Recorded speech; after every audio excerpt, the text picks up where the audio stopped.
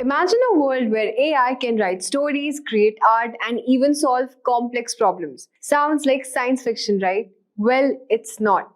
This is the power of generative AI, and it's happening right now. Whether you're a beginner or a tech enthusiast, this course will help you understand and master one of the most exciting advancements in artificial intelligence. Welcome to the Generative AI Full Course by Simplilearn. In this journey, we will break down AI in the simplest way, introduce you to the generative AI, and also explain why it's transforming industries worldwide. You learn how AI models work, how they generate text and images, and how businesses are using them to innovate. But that's just the beginning. We will also explore cutting-edge AI tools like ChatGPT, OpenAI Sora model, and advanced deep learning techniques. You'll dive into transformers, large language models, and also reinforcement learning, all with hands-on examples to help you apply what you learn. Plus, if you're looking to build a career in AI, we will guide you through the best AI job roles, salaries, and interview tips to help you get started.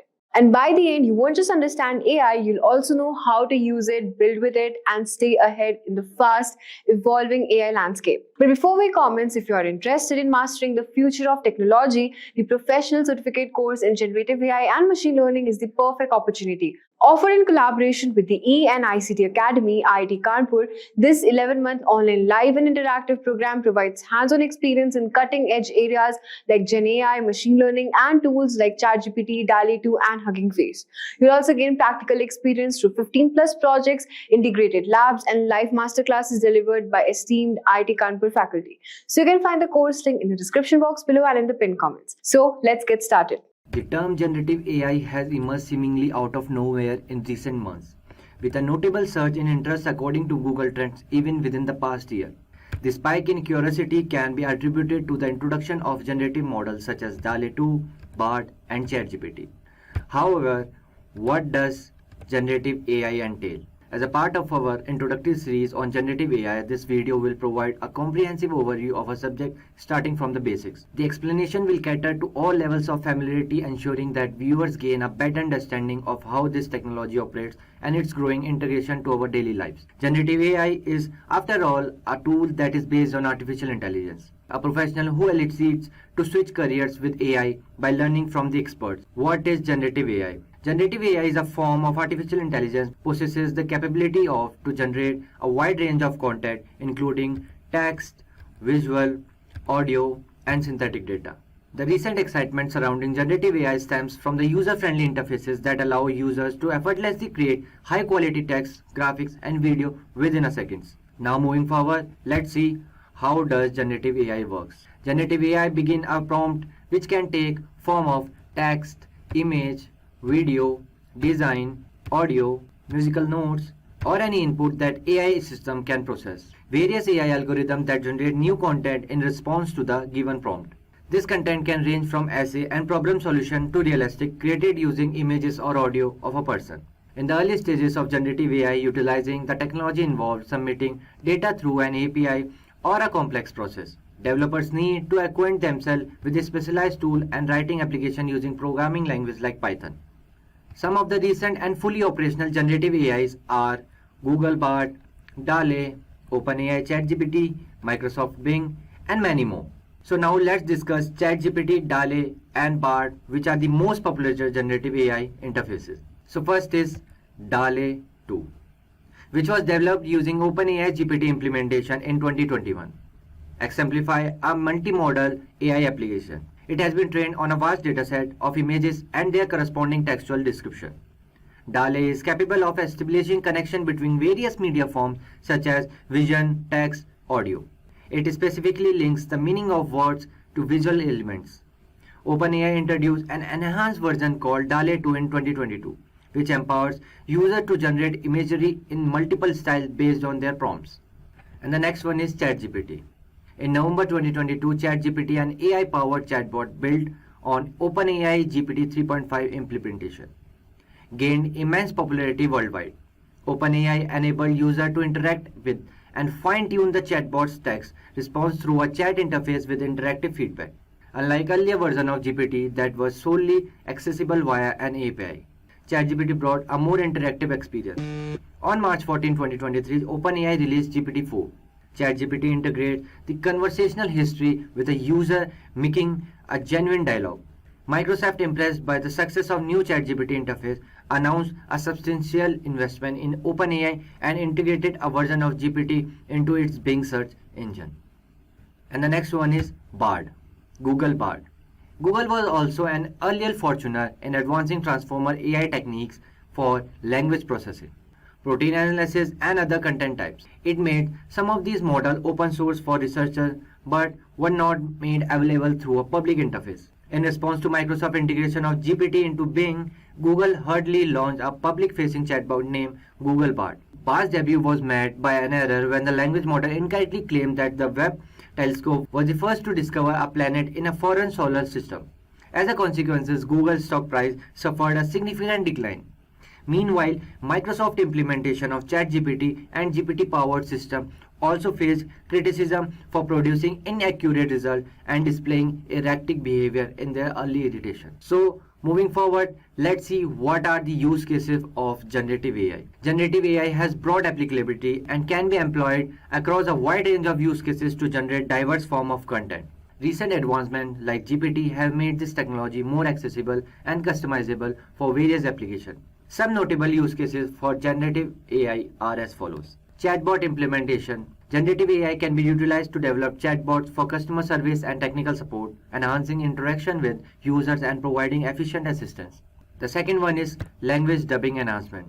In the realm of movies and educational content, generative AI can contribute to improving dubbing in different languages, ensuring accurate and high quality translation. And the third one is content writing. Generative AI can assist in writing email responses, dating profiles, resumes, and term papers, offering valuable support and generating customized content tailored to specific requirements. And the fourth one is art generation.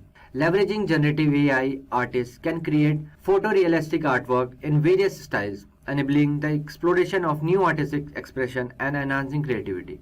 The fifth one is product demonstration videos. Generative AI can enhance product demonstration video, making them more engaging, visually appealing, and effective in showcasing product features and benefits. So generative AI versatility allows it to employ it in many other applications, making it a valuable tool for content creation and enhancing user experience across diverse domains. So after seeing use cases of generative AI, let's see what are the benefits of generative AI. So generative AI offers extensive application across various business domains, simplifying the interpretation and comprehension of existing content while also enabling the automated creation of a new content. Developers are actively exploring ways to leverage generative AI in order to enhance the optimize existing workflows and even to reshape workflows entirely to harness the potential of technology fully. Implementing generative AI can bring numerous benefits, including automated content creation. Generative AI can automate the manual process of writing content, saving time and effort by generating text or other form of content. The next one is efficient email response. Responding to emails can be made more efficient with generative AI, reducing the effort required and improving response time. And the third one is enhanced technical support. Generative AI can improve responses to specific technical queries, providing accurate and helpful information to users or customers. And the fourth one is realistic person generation. By leveraging generative AI, it becomes possible to create realistic representation of people, enabling applications like virtual characters or avatars. And the fifth one is coherent information summarization. Generative AI can summarize complex information into a coherent narrative, distilling key points and making it easier to understand and communicate complex concepts. The implementation of generative AI offers a range of potential benefits, streamlining process and enhancing content creation in various areas of business operation. So after seeing advantages of generative AI, let's move forward and see what are the limitations of generative AI. Early implementation of generative AI serve as vivid examples highlighting the numerous limitations associated with this technology. Several challenges arise from the specific approaches employed to implement various use cases. For instance, while a summary of a complex topic may be more reader-friendly than explanation incorporating multiple supporting sources, the ease of readability comes at the expense of transparent identifying the information sources. So the first one is When implementing or utilizing a generative AI application, it is important to consider the following limitation. I repeat, the first one is lack of source identification. Generative AI does not always provide clear identification of content source, making it difficult to trace and verify origin of the information. The second one is assessment of bias. Assessing the bias of original sources used generative AI can be challenging, as it may be difficult to determine the underlying perspective or agenda of the data utilized in the training process. The third one is difficulty in identifying inaccurate information. Generative AI can generate realistic content, making identifying inaccuracy or falsehoods within the generated output harder. And the fourth one is adaptability to a new circumstances. Understanding how to fine-tune generative AI for a new circumstances or specific context can be complex, requiring careful consideration and expertise to achieve desired result. And the fifth one is glossing over bias, prejudice, and hatred. Generative AI results may amplify or perpetuate biases, prejudices, or hateful content present in the training data, requiring vigilant scrutiny to prevent such issues. So, awareness of these limitations is crucial when implementing or utilizing generative AI, as it helps users and developers critically evaluate and mitigate potential risks and challenges associated with the technology. So, future of generative AI. Furthermore, advances in AI development platforms will contribute to the accelerated progress of research and development in the realm of generative AI. The development will encompass various domains such as text, images, videos, 3D content, drugs, supply chains, logistic and business processes. While the current standalone tools are impressive, the true transformative impact generative AI will realize while these capabilities are seemingly integrated into the existing tools with regular use. Imagine a world where creativity knows no bounds, where machines can conjure up art, music, and literature with the flick of a digital switch. This isn't the stuff of science fiction, it's the reality of generative AI, a cutting edge technology that's reshaping our digital landscape. Picture this.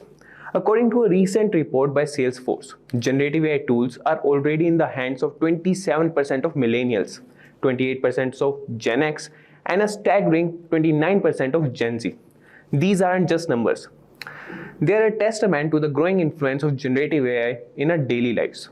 And as organizations race to harness its power, the demand for skilled generative AI experts is skyrocketing. But what exactly is generative AI? It's more than just lines of code. It's a gateway to infinite possibilities. With generative AI, machines can create anything from images to text to music, all by learning from existing datasets. It's the technology behind deepfakes, virtual influencers, and even the next big hit song. So why should you care about generative AI in 2024? Because it's not just the future, it's the present.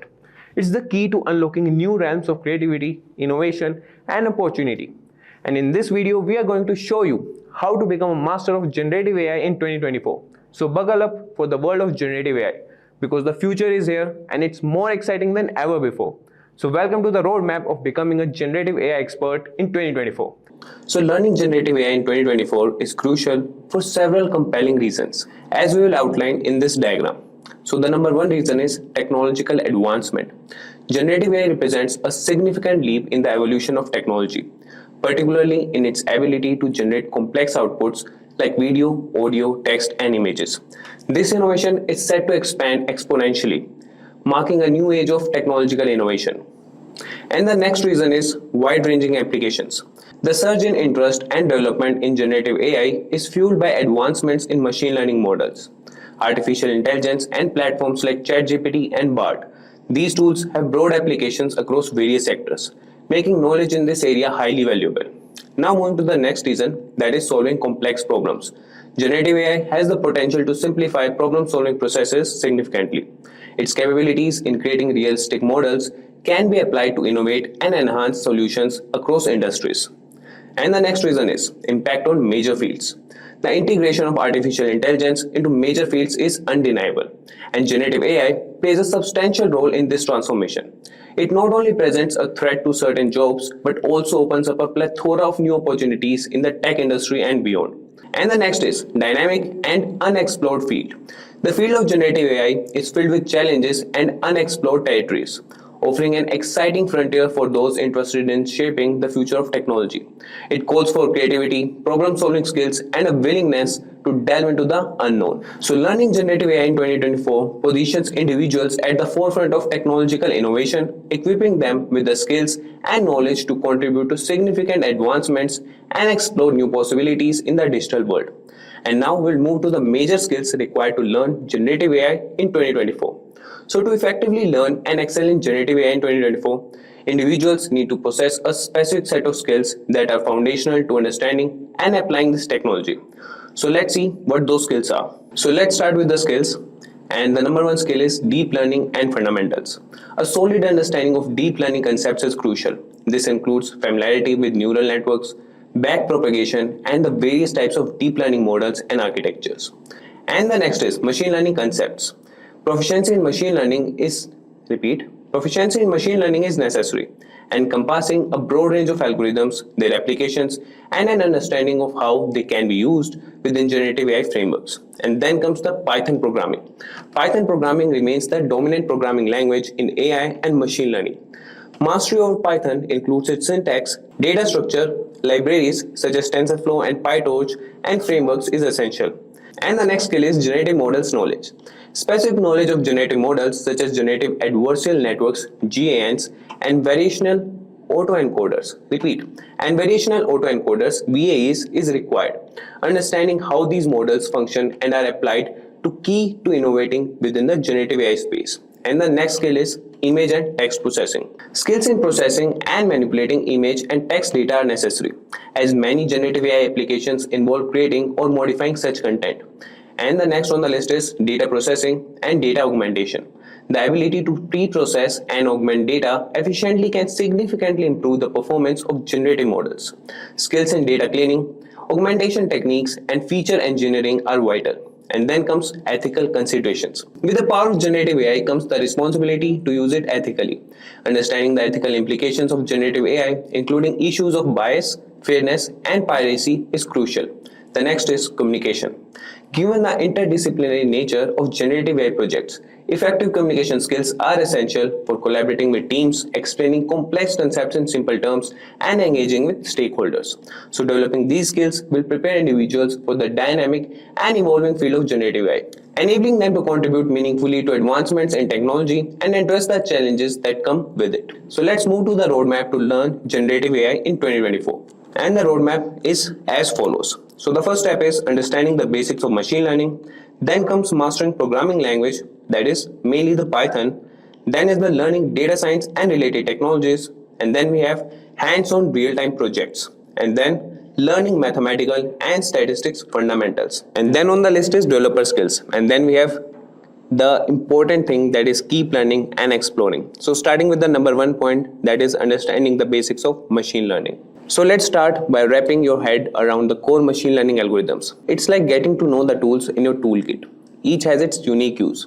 Make sure to understand the differences between supervised, unsupervised, and reinforcement learning. Think of them as different paths to solving a puzzle. Some are straightforward, while others need you to figure out the rules as you go. Get comfortable with handling data. After all, data is the fuel for your machine learning engine. Learn how to clean, split, and pre-process it to get your models running smoothly. Learn how to evaluate your models with metrics like accuracy and precision. It's like checking the health of your model to ensure it's fit for the real world. And the next step for your roadmap would be master Python programming. So focus on getting a strong grip on Python syntax and structure. Python is the language of choice in AI. So this is like learning the alphabet before writing stories. Dive into libraries essential for AI such as pandas for data manipulation and scikit-learn for machine learning. Think of these libraries as your shortcuts to build powerful models. Practice writing efficient code. It's not just about getting the right answer. It's about getting there faster and cleaner. Engage with the Python community. It's a treasure trove of knowledge and a great way to stay updated on the latest trends and packages. And then comes the next step, that is explore data science and related technologies. Sharpen your skills in data visualization. Visuals can reveal patterns and insights in data that numbers alone might not show. Master feature engineering to transform raw data into a format that machines can better understand and predict from. Get a handle on building machine learning pipelines. These are like assembly lines that take your raw data and eye on emerging technologies and frameworks in data science that complement generative AI. Staying updated will give you an edge in your projects. So now moving to the next step, that is engage in hands-on real-time projects. So choose projects that spark on your interest and challenge you. This is where you get to apply what you have learned and see your knowledge comes to life. Work with different generative AI models. Each project is a chance to deepen your understanding and refine your skills. Don't just build, evaluate, and iterate on your projects. Every iteration is a step closer to mastery. Document and present your work clearly. Sharing your journey not only helps others learn, but also solidifies your own understanding. Now moving to the next step for your roadmap is solidify your math and statistics fundamentals. Dive deep into linear algebra and calculus. These are the building blocks for understanding how AI models learn and make predictions. Understand probability and statistics. This is crucial for modeling uncertainty and making informed predictions. Learn about optimization techniques. These are the strategies your models use to improve over time, like a person learning from the mistakes to get better. Now moving to the next step, that is develop essential developer skills. Get comfortable with AI development tools. These tools can make your work faster, more efficient, and more collaborative. Focus on debugging and testing. A model that works flawlessly in theory might face unexpected challenges in the real world. Embrace ethical AI development. It's important to ensure your AI solutions are fair, accountable, and transparent. And then comes the keep learning. The field of AI is always evolving, and staying curious is the key. So this was for the development of essential developer skills. Now coming to the next step, that is commit to continuous learning and exploration. So participate in AI communities. These are great spaces for learning from others' experiences and sharing your own. Make reading research papers, blogs, and books a habit. They are windows to the latest advancements and theories in AI. Attend workshops and conferences. These events can inspire you and expose you to the new ideas and technologies. Seek mentorship or collaborate on projects. Learning from others can accelerate your growth and open new paths. So this was the roadmap for learning generative AI in 2024. The world is becoming increasingly competitive, requiring business owners or individuals to find new ways to stay ahead. Modern customers or individuals have higher expectations, demanding personalized experience, meaningful relationships, and faster responses. Artificial intelligence is a game changer here. AI helps promote goods and services or make your life easy with minimal effort and maximum result, allowing everyone to make faster, better informed decisions. However, with so many AI tools available, it can be challenging to identify the best ones for your needs and productivity boost.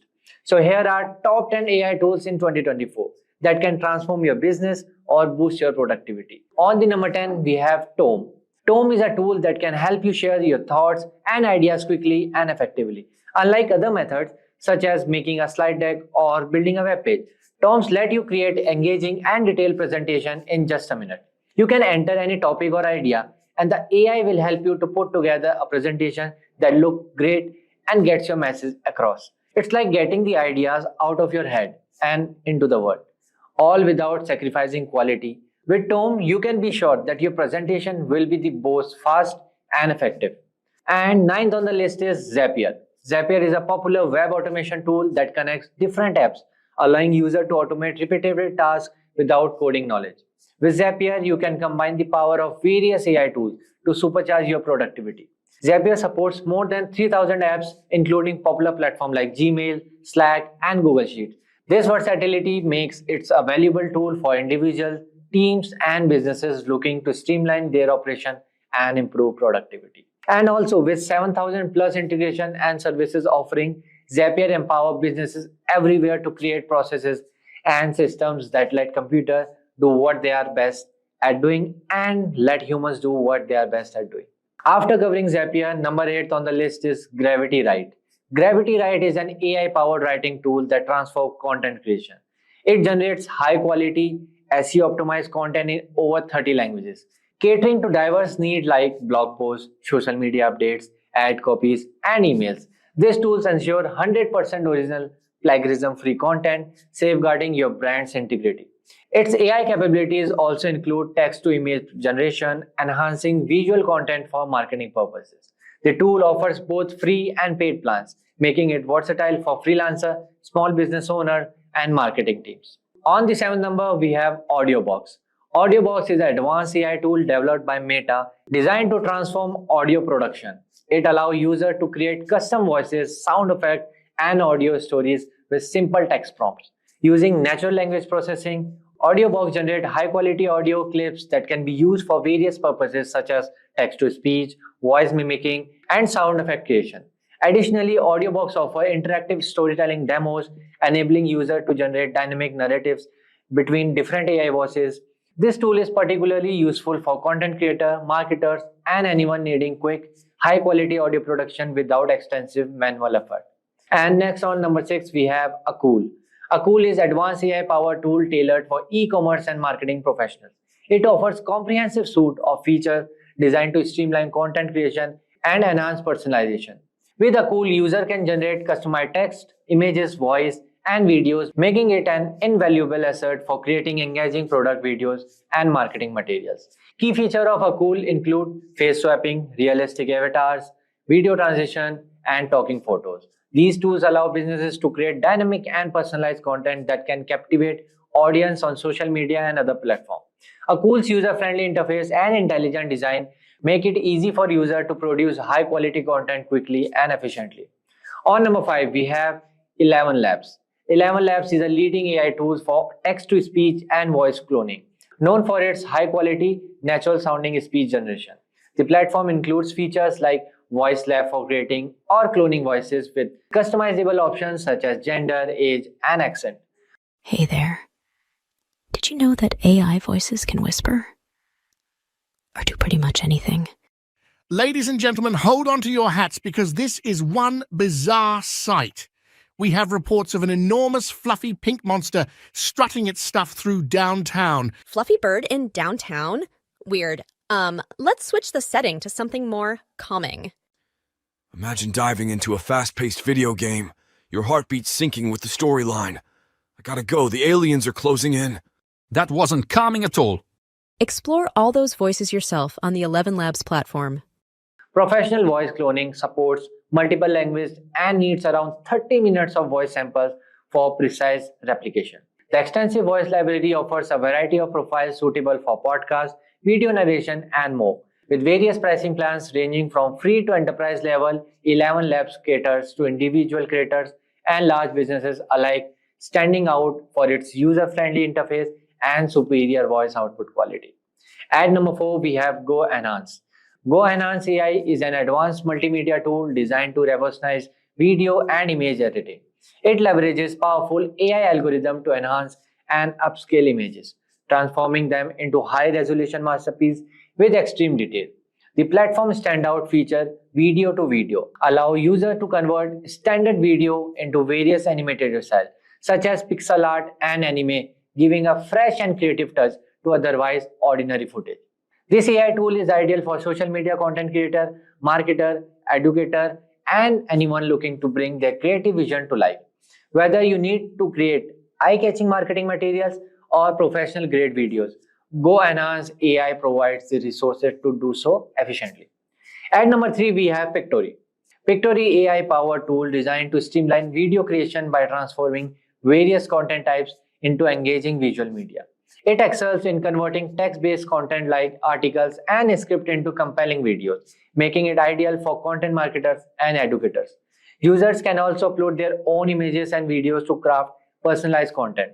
The platform featured AI-generated voiceovers, which add a professional touch without the need for expensive voice talent. Pictory AI offers a range of customizable templates, simplifying the video production process even for those with no design skills. Additionally, its unique text-based video editing capability allows users to repurpose existing content easily, creating highlights or short clips from the longer videos. At number 2, we have NVIDIA Broadcast. It's a powerful tool that can enhance your video conferencing experience. Whether you are using Zoom or Teams, it can address common challenges like background noise, poor lighting, or low-quality audio-video. With this software, you can improve audio quality by removing unwanted noise, such as keyboard clicks or fan sound. It also offers virtual background option and blurring effect without needing a green screen. So you can seamlessly integrate it with other applications like OBS, Zoom, Discord, or Microsoft Teams. Think of it as having a professional studio at home. Plus, it's a free for NVIDIA RTX graphic card user. Visit the website to learn more and start using it today. After covering all the tools, at number 1, we have Taplio. Taplio is an AI-powered tool designed to enhance your LinkedIn presence and personal branding. It leverages artificial intelligence to create engaging content, schedule posts, and provide insight into your LinkedIn performance. Taplio's main features include AI-powered content inspiration, a library of viral posts, and a robust post composer for scheduling and managing LinkedIn content efficiently. Taplio also offers easy-to-understand LinkedIn analytics to help users make informed decisions based on their performance data.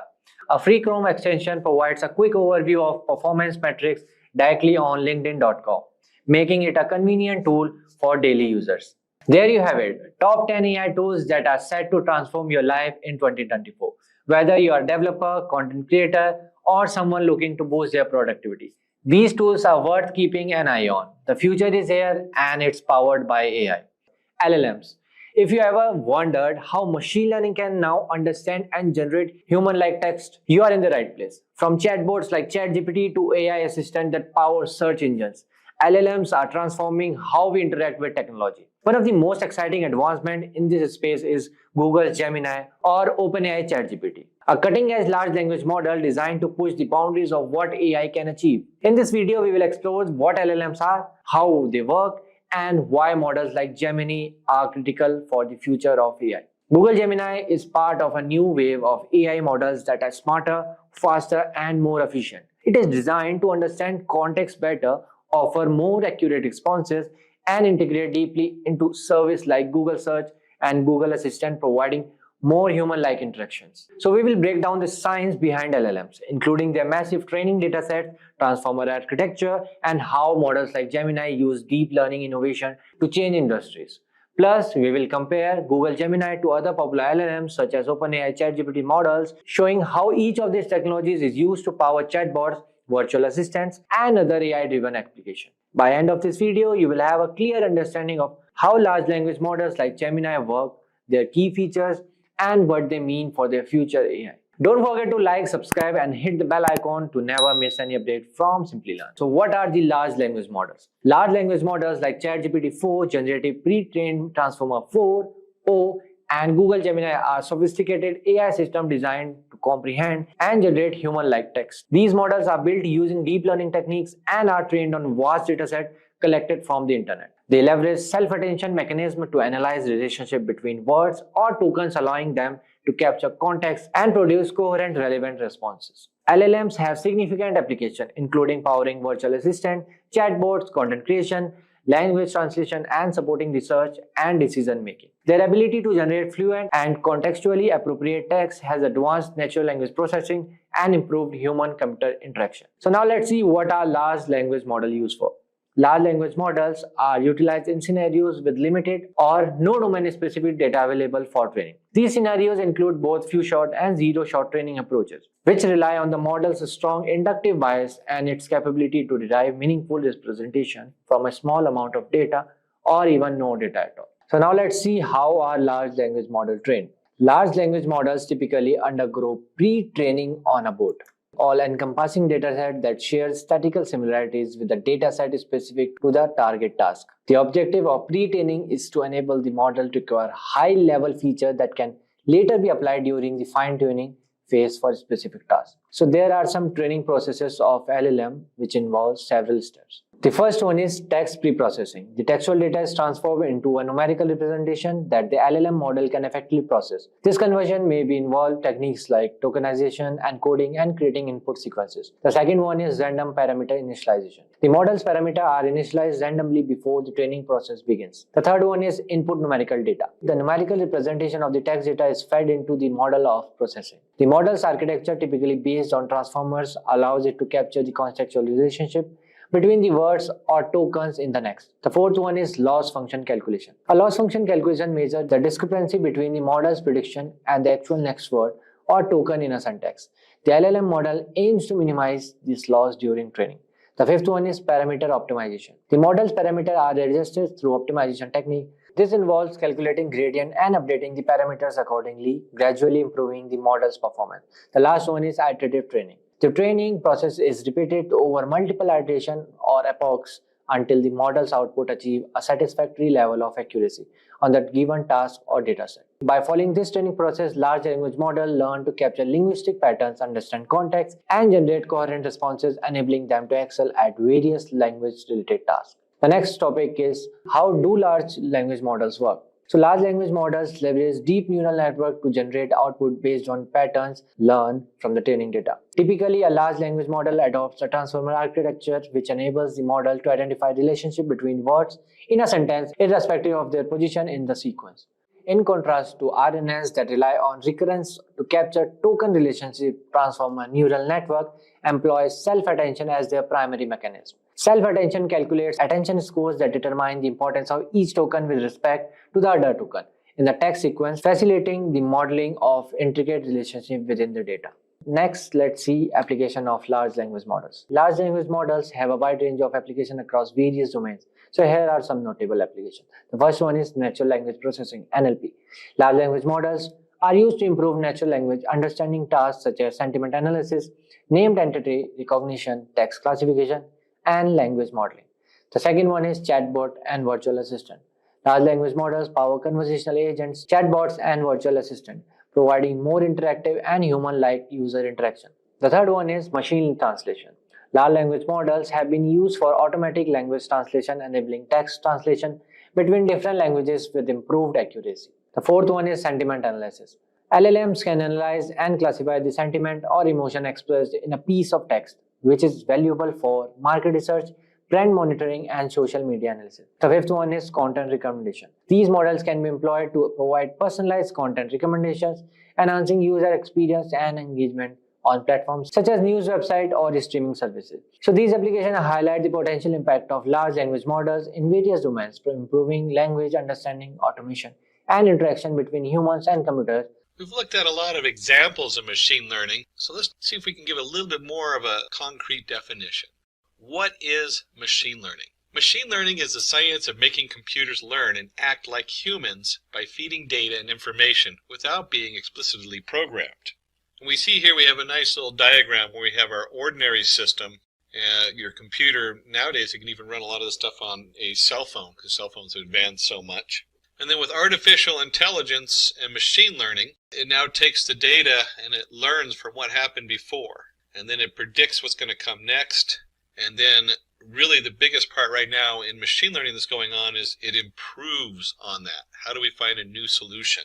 So we go from descriptive, where it's learning about stuff and understanding how it fits together, to predicting what it's going to do, to post-scripting, coming up with a new solution. And when we're working on machine learning, there's a number of different diagrams that people have posted for what steps to go through. A lot of it might be very domain specific. So if you're working on photo identification versus language versus medical or physics, some of these are switched around a little bit or new things are put in. They're very specific to the domain. This is kind of a very general diagram. First, you want to define your objective. Very important to know what it is you're wanting to predict. Then you're going to be collecting the data. So once you've defined an objective, you need to collect the data that matches. You spend a lot of time in data science collecting data, and the next step, preparing the data. You got to make sure that your data is clean going in. There's the old saying, bad data in, bad answer out, or bad data out. And then once you've gone through and we've cleaned all this stuff coming in, then you're going to select the algorithm. Which algorithm are you going to use? You're going to train that algorithm. In this case, I think we're going to be working with SVM, the support vector machine. Then you have to test the model. Does this model work? Is this a valid model for what we're doing?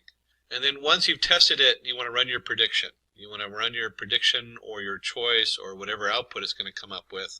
And then once everything is set and you've done lots of testing, then you want to go ahead and deploy the model.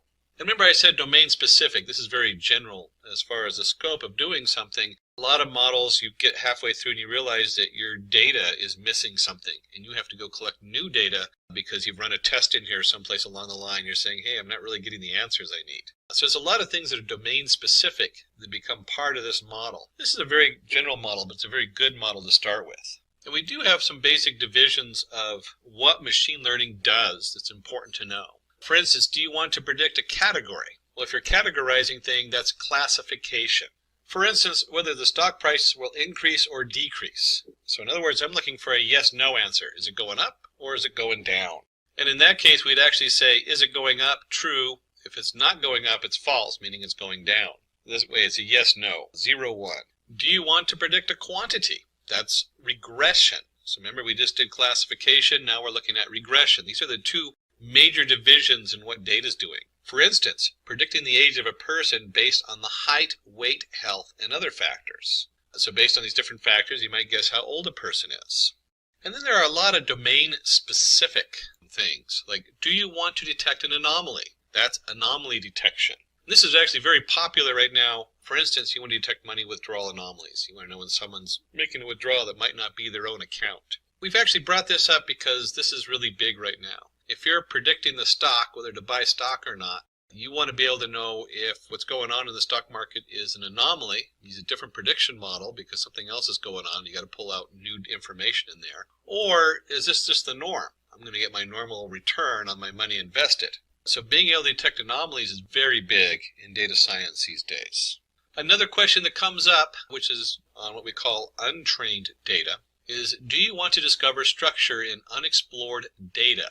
And that's called clustering. For instance, finding groups of customers with similar behavior given a large database of customer data containing their demographics and past buying records. And in this case, we might notice that anybody who's wearing a certain set of shoes goes shopping at certain stores, or whatever it is, they're going to make certain purchases. By having that information, it helps us to market or group people together so that we can now explore that group and find out what it is we want to market to them if you're in the marketing world.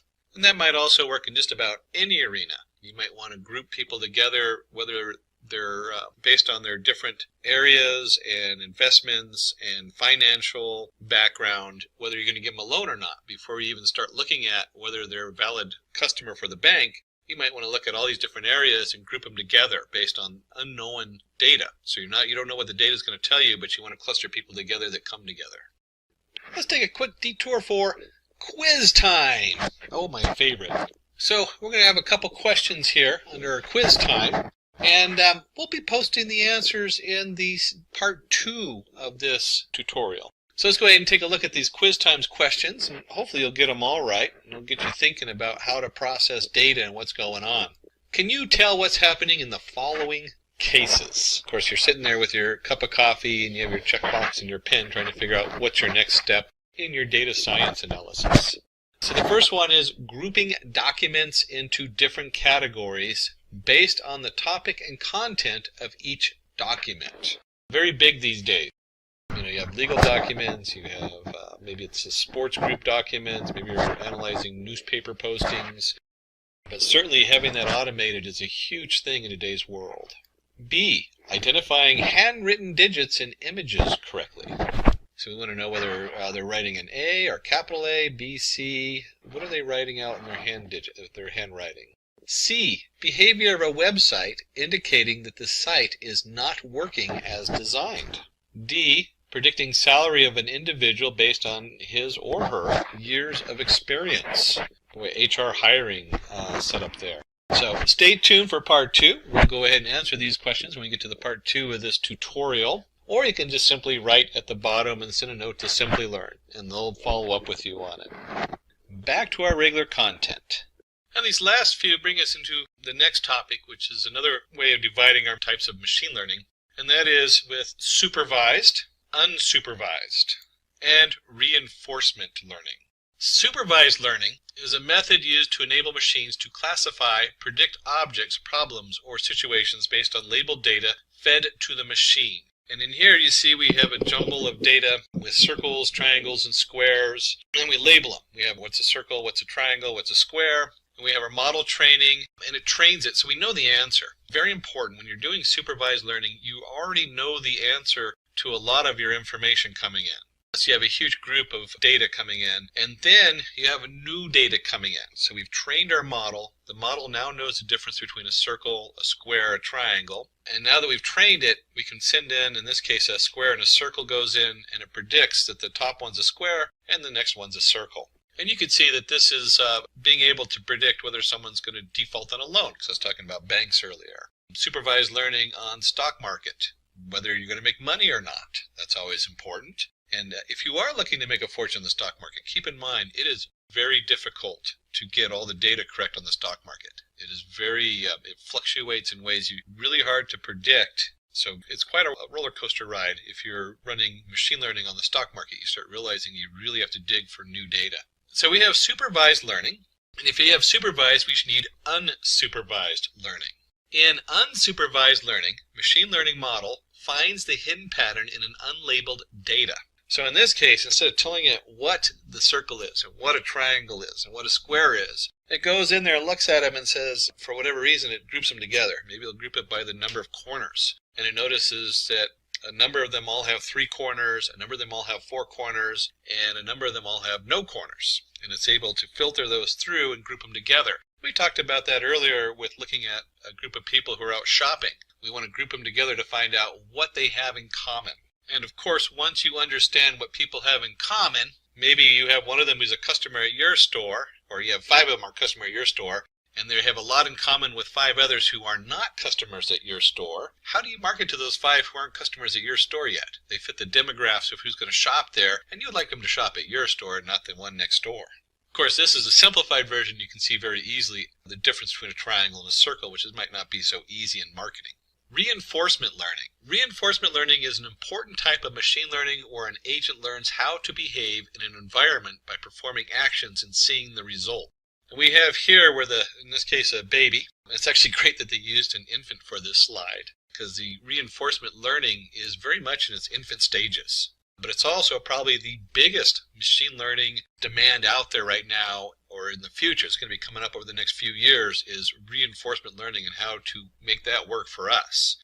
And you can see here where we have our action. In the action in this one, it goes into the fire. Hopefully the baby it was just a little candle, not a giant fire pit like it looks like here. When the baby comes out, and the new state is the baby is sad and crying because they got burned on the fire.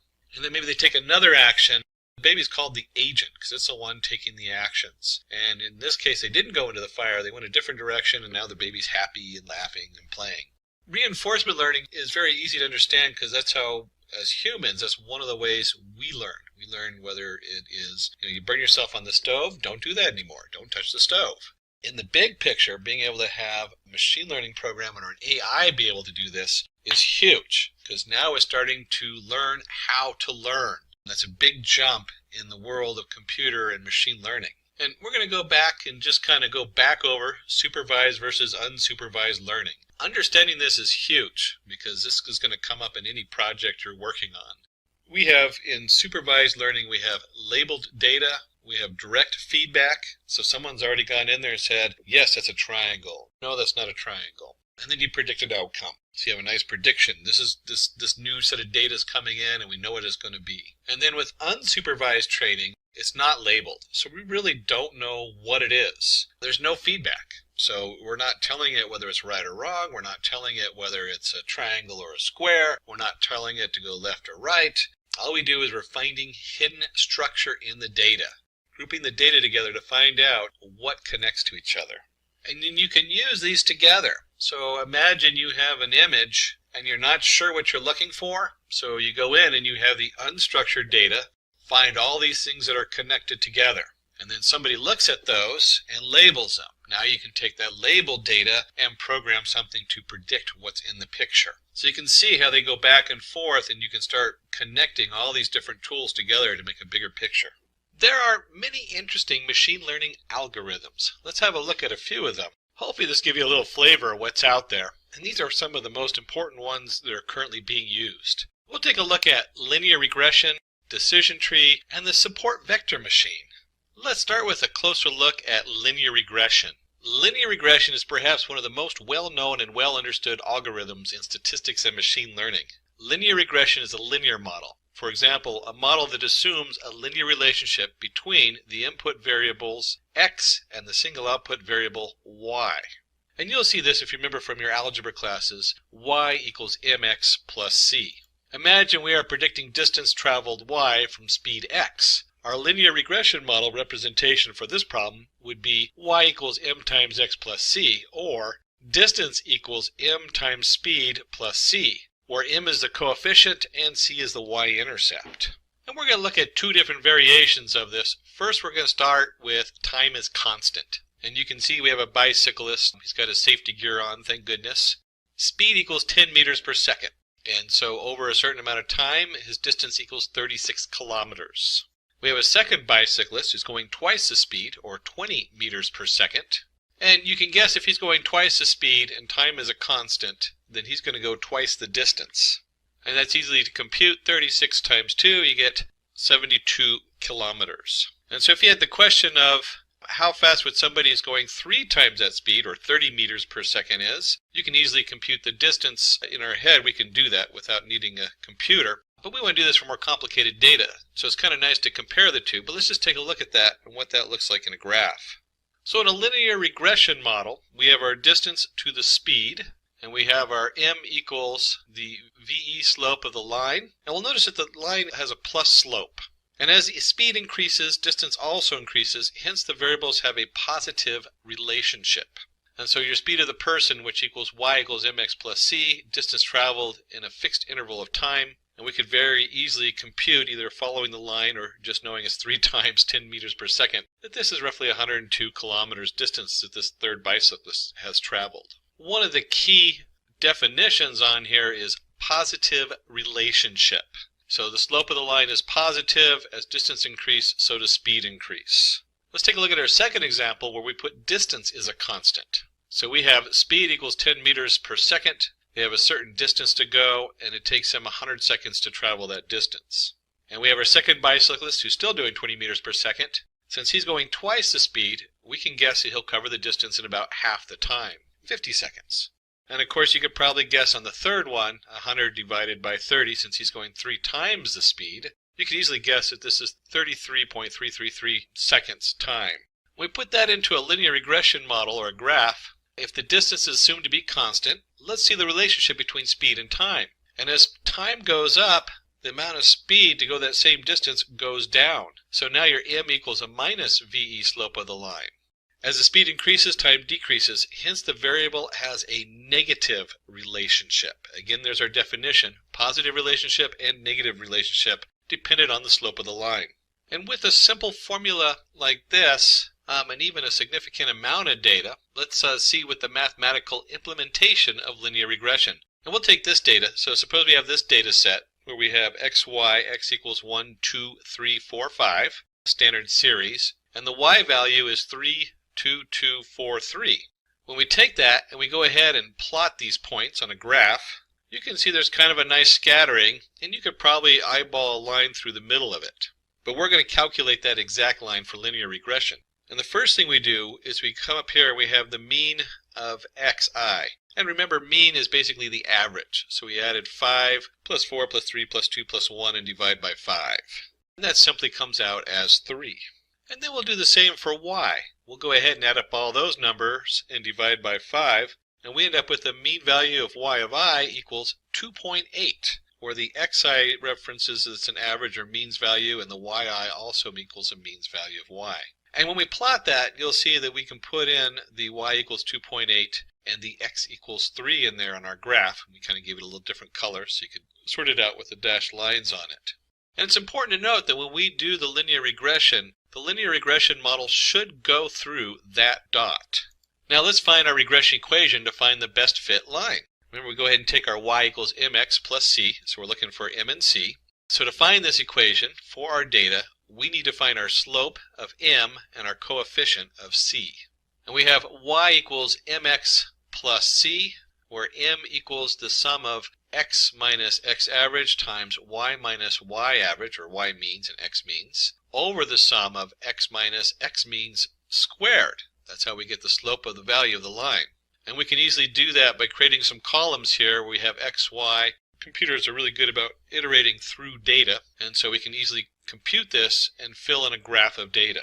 And in our graph, you can easily see that if we have our x value of 1, and if you remember the xi, or the means value, is 3, 1 minus 3 equals a negative 2, and 2 minus 3 equals a negative 1, so on and so forth. And we can easily fill in the column of x minus xi, y minus yi, and then from those we can compute x minus xi squared and x minus xi times y minus yi. And you can guess it that the next step is to go ahead and sum the different columns for the answers we need. So we get a total of 10 for our x minus xi squared, and a total of 2 for x minus xi times y minus yi. And we plug those in, we get 2/10, which equals 0.2. So now we know the slope of our line equals 0.2. So we can calculate the value of c.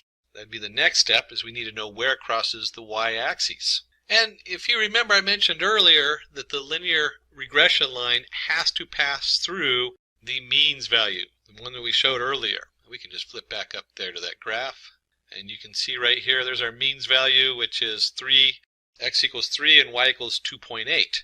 And since we know that value, we can simply plug that into our formula, y equals 0.2x plus c. So we plug that in, we get 2.8 equals 0.2 times 3 plus c, and you can just solve for c. So now we know that our coefficient equals 2.2.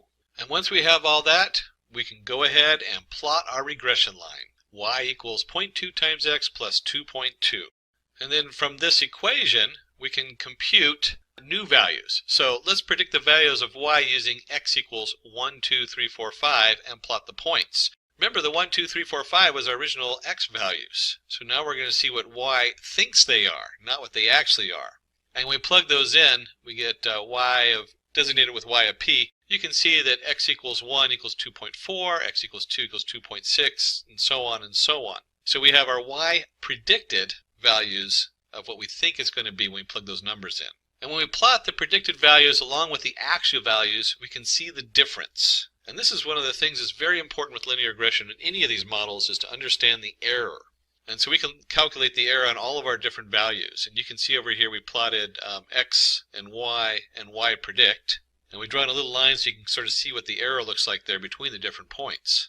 So our goal is to reduce this error. We want to minimize that error value on our linear regression model. Minimizing the distance. There are lots of ways to minimize the distance between the line and the data points, like sum of squared errors, sum of absolute errors, root mean square error, etc. We keep moving this line through the data points to make sure the best fit line has the least square distance between the data points and the regression line. So to recap with a very simple linear regression model, we first figure out the formula of our line through the middle, and then we slowly adjust the line to minimize the error. Keep in mind, this is a very simple formula. The math gets, even though the math is very much the same, it gets much more complex as we add in different dimensions. So this is only 2 dimensions, y equals mx plus c, but you can take that out to x, z, I, j, q, all the different features in there, and they can plot a linear regression model on all of those using the different formulas to minimize the error. Let's go ahead and take a look at decision trees, a very different way to solve problems than the linear regression model. Decision tree is a tree-shaped algorithm used to determine a course of action. Each branch of a tree represents a possible decision, occurrence, or reaction.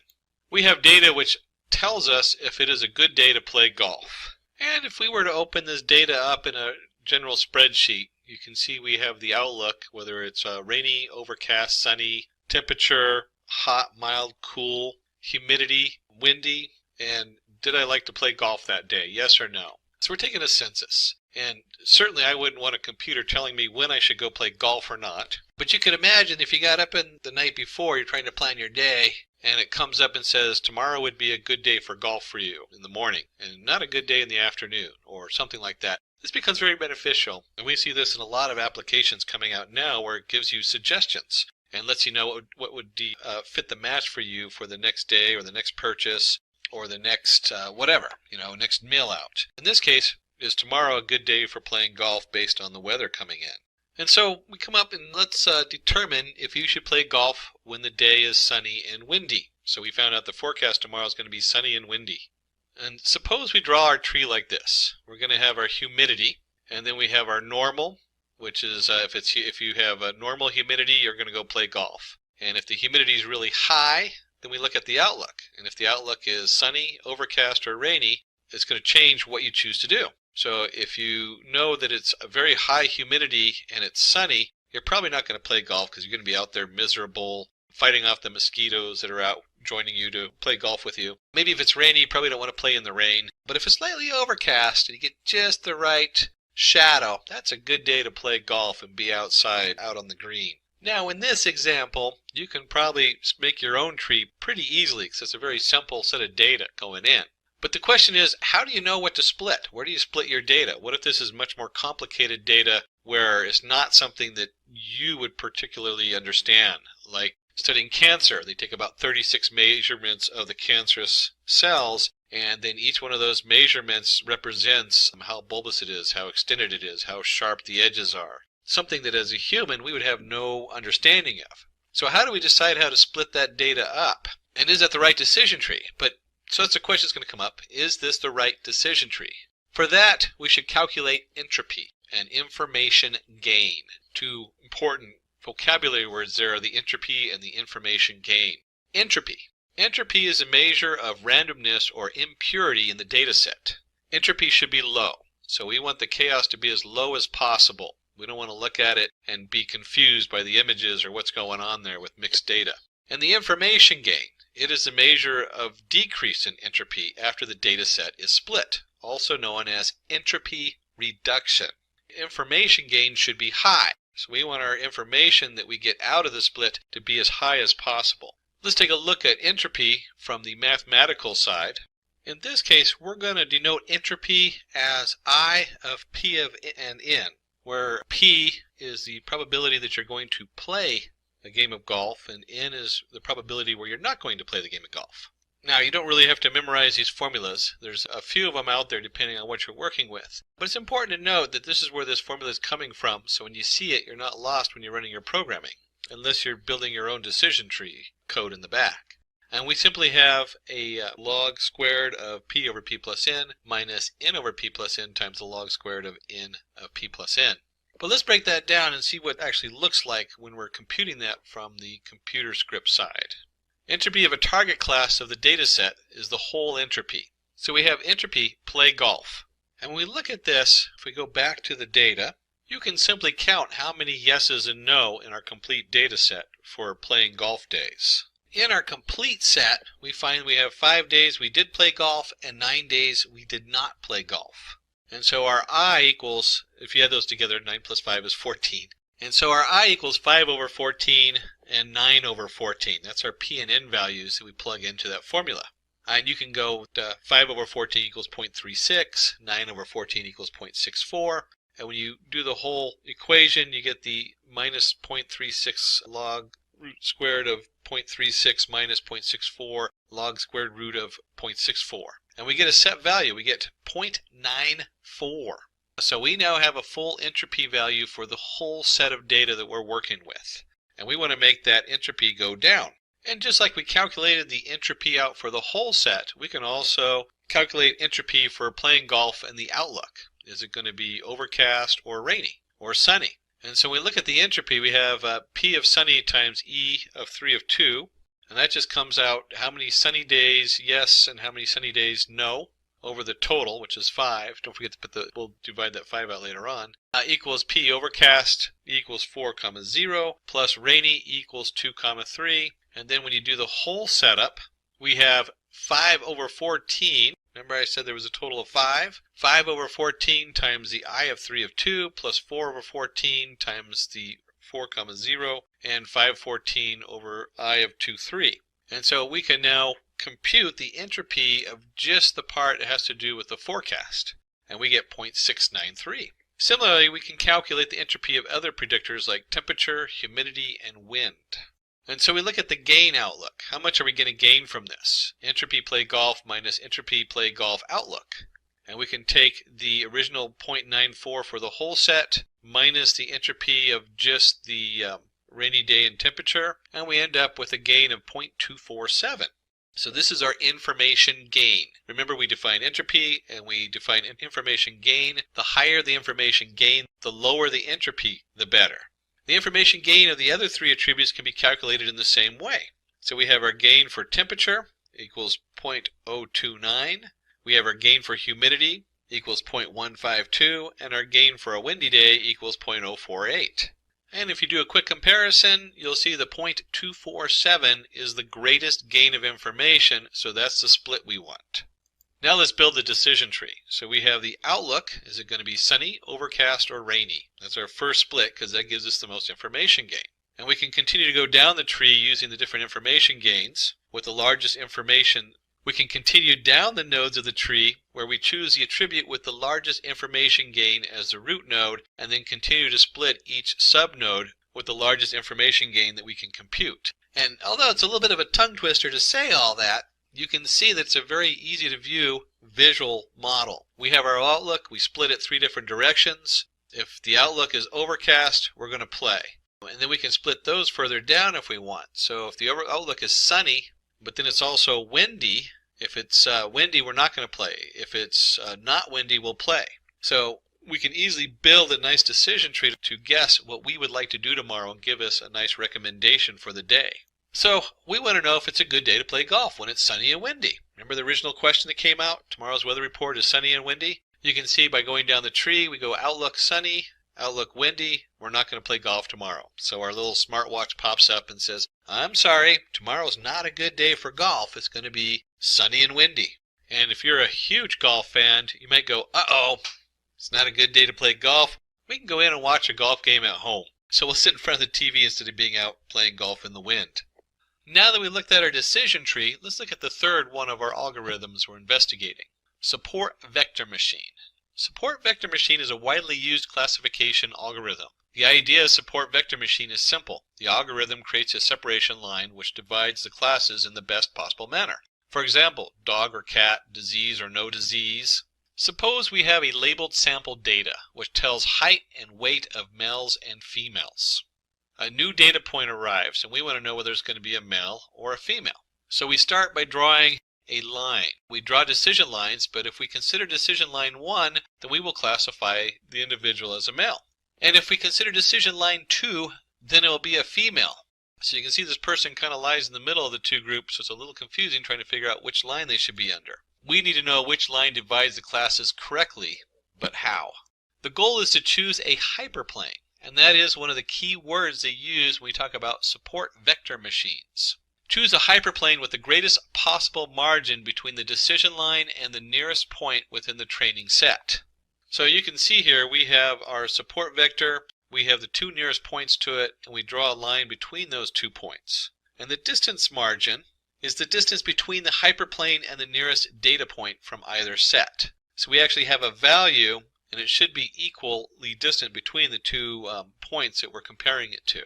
When we draw the hyperplanes, we observe that line 1 has a maximum distance. So we observe that line 1 has a maximum distance margin, so we'll classify the new data point correctly. And our result on this one is going to be that the new data point is male. One of the reasons we call it a hyperplane versus a line is that a lot of times we're not looking at just weight and height. We might be looking at 36 different features or dimensions. And so when we cut it with a hyperplane, it's more of a 3-dimensional cut in the data, or multi-dimensional. It cuts the data a certain way. And each plane continues to cut it down until we get the best fit or match. Let's understand this with the help of an example. Problem statement. I always start with a problem statement when you're going to put some code together. We're going to do some coding now. Classifying muffin and cupcake recipes using support vector machines. So the cupcake versus the muffin. Let's have a look at our data set. And we have the different recipes here. We have a muffin recipe that has so much flour. I'm not sure what measurement 55 is in, but it has 55, maybe it's ounces? But it has a certain amount of flour, a certain amount of milk, sugar, butter, egg, baking powder, vanilla, and salt. And so based on these measurements, we want to guess whether we're making a muffin or a cupcake. And you can see in this one, we don't have just 2 features. We don't just have height and weight as we did before between the male and female. In here, we have a number of features. In fact, in this, we're looking at 8 different features to guess whether it's a muffin or a cupcake. What's the difference between a muffin and a cupcake? Turns out muffins have more flour, while cupcakes have more butter and sugar. So basically the cupcake's a little bit more of a dessert, where the muffin's a little bit more of a fancy bread. But how do we do that in Python? How do we code that to go through recipes and figure out what the recipe is? And I really just want to say cupcakes versus muffins, like some big professional wrestling thing. Before we start in our cupcakes versus muffins, we are going to be working in Python. There's many versions of Python, many different editors. That is one of the strengths and weaknesses of Python, is it just has so much stuff attached to it, and it's one of the more popular data science programming packages you can use. In this case, we're going to go ahead and use Anaconda and Jupyter Notebook. The Anaconda Navigator has all kinds of fun tools. Once you're into the Anaconda Navigator, you can change environments. I actually have a number of environments on here. We'll be using Python 3.6 environment. So this is in Python version 3.6. Although it doesn't matter too much which version you use. I usually try to stay with the 3x because they're current, unless you have a project that's very specifically in version 2x. 2.7 I think is usually what most people use in the version 2. And then once we're in our Jupyter Notebook editor, I can go up and create a new file. And we'll just jump in here. In this case, we're doing SVM muffin versus cupcake. And then let's start with our packages for data analysis. And we almost always use there's a few very standard packages we use. We use import numpy. That's for number Python. And they usually denote it as NP. That's very common. And then we're going to import pandas as PD. And NumPy deals with number arrays. There's a lot of cool things you can do with the NumPy setup as far as multiplying all the values in an array, in a NumPy array, data array. Pandas, I can't remember if we're using it actually in this data set. I think we do as an import. It makes a nice data frame. And the difference between a data frame and a NumPy array is that a data frame is more like your Excel spreadsheet. You have columns, you have indexes, so you have different ways of referencing it, easily viewing it, and there's additional features you can run on a data frame. And Pandas kind of sits on NumPy, so you need them both in there. And then finally, we're working with the support vector machine. So from sklearn, we're going to use the sklearn model, import SVM, support vector machine. And then as a data scientist, you should always try to visualize your data. Some data obviously is too complicated or doesn't make any sense to the human. But if it's possible, it's good to take a second look at it so that you can actually see what you're doing. Now for that, we're going to use two packages. We're going to import matplotlibary.pyplot as PLT. Again, very common. And we're going to import Seaborn as SNS. And we'll go ahead and set the font scale in the SNS right in our import line. That's what this semicolon followed by a line of data. We're going to set the SNS. And these are great because the Seaborn sits on top of matplotlibary, just like Pandas sits on NumPy. So it adds a lot more features and uses and control. We're obviously not going to get into matplotlibary and Seaborn. That'd be its own tutorial. We're really just focusing on the SVM, the support vector machine from sklearn. And since we're in Jupyter Notebook, we have to add a special line in here for our matplotlibary. And that's your percentage sign or ampersand matplotlibary in line. Now, if you're doing this in just a straight code project, a lot of times I use like Notepad++, and I'll run it from there. You don't have to have that line in there because it'll just pop up as its own window on your computer, depending on how your computer's set up. Because we're running this in the Jupyter Notebook as a browser setup, this tells it to display all of our graphics right below on the page. So that's what that line is for. I remember the first time I ran this, I didn't know that, and I had to go look that up years ago. It was quite a headache. So matplotlibary inline is just because we're running this on the web setup. And we can go ahead and run this, make sure all our modules are in. They're all imported, which is great. If you don't have them import, you'll need to go ahead and pip, use the PIP or however you do it. There's a lot of other install packages out there, although pip is the most common. And you have to make sure these are all installed on your Python setup. The next step, of course, is we got to look at the data. You can't run a model for predicting data if you don't have actual data. So to do that, let me go ahead and open this up and take a look. And we have our cupcakes versus muffins. And it's a CSV file, or .csv, meaning that it's comma-separated variable. And it's going to open it up in a nice spreadsheet for me. And you can see up here we have the type. We have muffin, muffin, muffin, cupcake, cupcake, cupcake. And then it's broken up into flour, milk, sugar, butter, egg, baking powder, vanilla, and salt. So what we can do is we can go ahead and look at this data also in our Python. let us create a variable recipes equals, we're going to use our pandas module, dot read CSV. Remember, it's a comma separated variable. And the file name happened to be cupcakes versus muffins. Oops, I got double brackets there. Do it this way. There we go. Cupcakes versus muffins.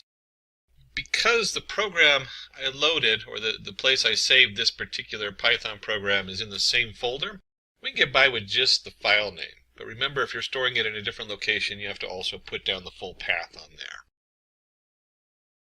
And then because we're in pandas, we're going to go ahead and you can actually, inline you can do this, but let me do the full print. You can just type in recipes.head in the Jupyter Notebook. But if you're running in code in a different script, you need to go ahead and type out the whole print recipes.head. And pandas knows that that's going to do the first 5 lines of data. And if we flip back on over to the spreadsheet where we opened up our CSV file, you can see where it starts on line 2. This one calls it 0, and then 2, 3, 4, 5, 6 is going to match. Go and close that out because we don't need that anymore. And it always starts at 0. And it automatically indexes it since we didn't tell it to use an index in here. So that's the index number for the left-hand side. And it automatically took the top row as labels. So pandas using it to read a CSV is just really slick and fast. One of the reasons we love our pandas. Not just because they're cute and cuddly teddy bears. And let's go ahead and plot our data. And I'm not going to plot all of it. I'm just going to plot the sugar and flour. Now obviously you can see where they get really complicated if we have tons of different features. And so you'll break them up and maybe look at just 2 of them at a time to see how they connect. And to plot them, we're going to go ahead and use Seaborn. So that's our SNS. And the command for that is sns.lmplot. And then the 2 different variables I'm going to plot is flour and sugar. Data equals recipes. The hue equals type. And this is a lot of fun because it knows that this is pandas coming in. So this is one of the powerful things about pandas mixed with Seaborn and doing graphing. And then we're going to use a palette set 1. There's a lot of different sets in there. You can go look them up for Seaborn. We'll do a fit regular equals false, so we're not really trying to fit anything. And it's a scatter, KWS. A lot of these settings you can look up in Seaborn. Half of these you could probably leave off when you run them. Somebody played with this and found out that these were the best settings for doing a Seaborn plot. And let's go ahead and run that. And because it does it inline, it just puts it right on the page. And you can see right here that just based on sugar and flour alone, there's a definite split. And we use these models because you can actually look at it and say, hey, if I drew a line right between the middle of the blue dots and the red dots, we'd be able to do an SVM and a hyperplane right there in the middle. Then the next step is to format or pre-process our data. And we're going to break that up into 2 parts. We need a type label, and remember, we're going to decide whether it's a muffin or a cupcake. Well, a computer doesn't know muffin or cupcake, it knows 0 and 1. So, what we're going to do is we're going to create a type label, and from this we'll create a numpy array, np, where, and this is where we can do some logic. We take our recipes from our panda, and wherever type equals muffin, it's going to be 0. And then if it doesn't equal muffin, which is cupcakes, it's going to be 1. So we create our type label. This is the answer. So when we're doing our training model, remember we have to have a training data. This is what we're going to train it with, is that it's 0 or 1. It's a muffin or it's not. And then we're going to create our recipe features. And if you remember correctly from right up here, the first column is type. So we really don't need the type column because that's our muffin or cupcake. And in pandas, we can easily sort that out. We take our value recipes dot columns. That's a pandas function built into pandas. Values, converting them to values. So it's just the column titles going across the top. And we don't want the first one. So what we do is, since it always starts at 0, we want 1 colon till the end. And then we want to go ahead and make this a list. And this converts it to a list of strings. And then we can go ahead and just take a look and see what we're looking at for the features. Make sure it looks right. Go ahead and run that. And I forgot the S on recipes, so we'll go ahead and add the S in there and then run that. And we can see we have flour, milk, sugar, butter, egg, baking powder, vanilla, and salt. And that matches what we have up here, where we printed out everything but the type. So we have our features and we have our label. Now, the recipe features is just the titles of the columns, and we actually need the ingredients. And at this point, we have a couple options. One, we could run it over all the ingredients. And when you're doing this, usually you do. But for our example, we want to limit it so you can easily see what's going on. Because if we did all the ingredients, we have, that's what, 7, 8 different hyperplanes that would be built into it. We only want to look at one so you can see what the SVM is doing. And so we'll take our recipes and we'll do just flour and sugar. Again, you can replace that with your recipe features and do all of them, but we're going to do just flour and sugar, and we're going to convert that to values. We don't need to make a list out of it because it's not string values. These are actual values on there. And we can go ahead and just print ingredients, and you can see what that looks like. And so we have just the amount of flour and sugar, just the 2 sets of plots. And just for fun, let's go ahead and take this over here and take our recipe features.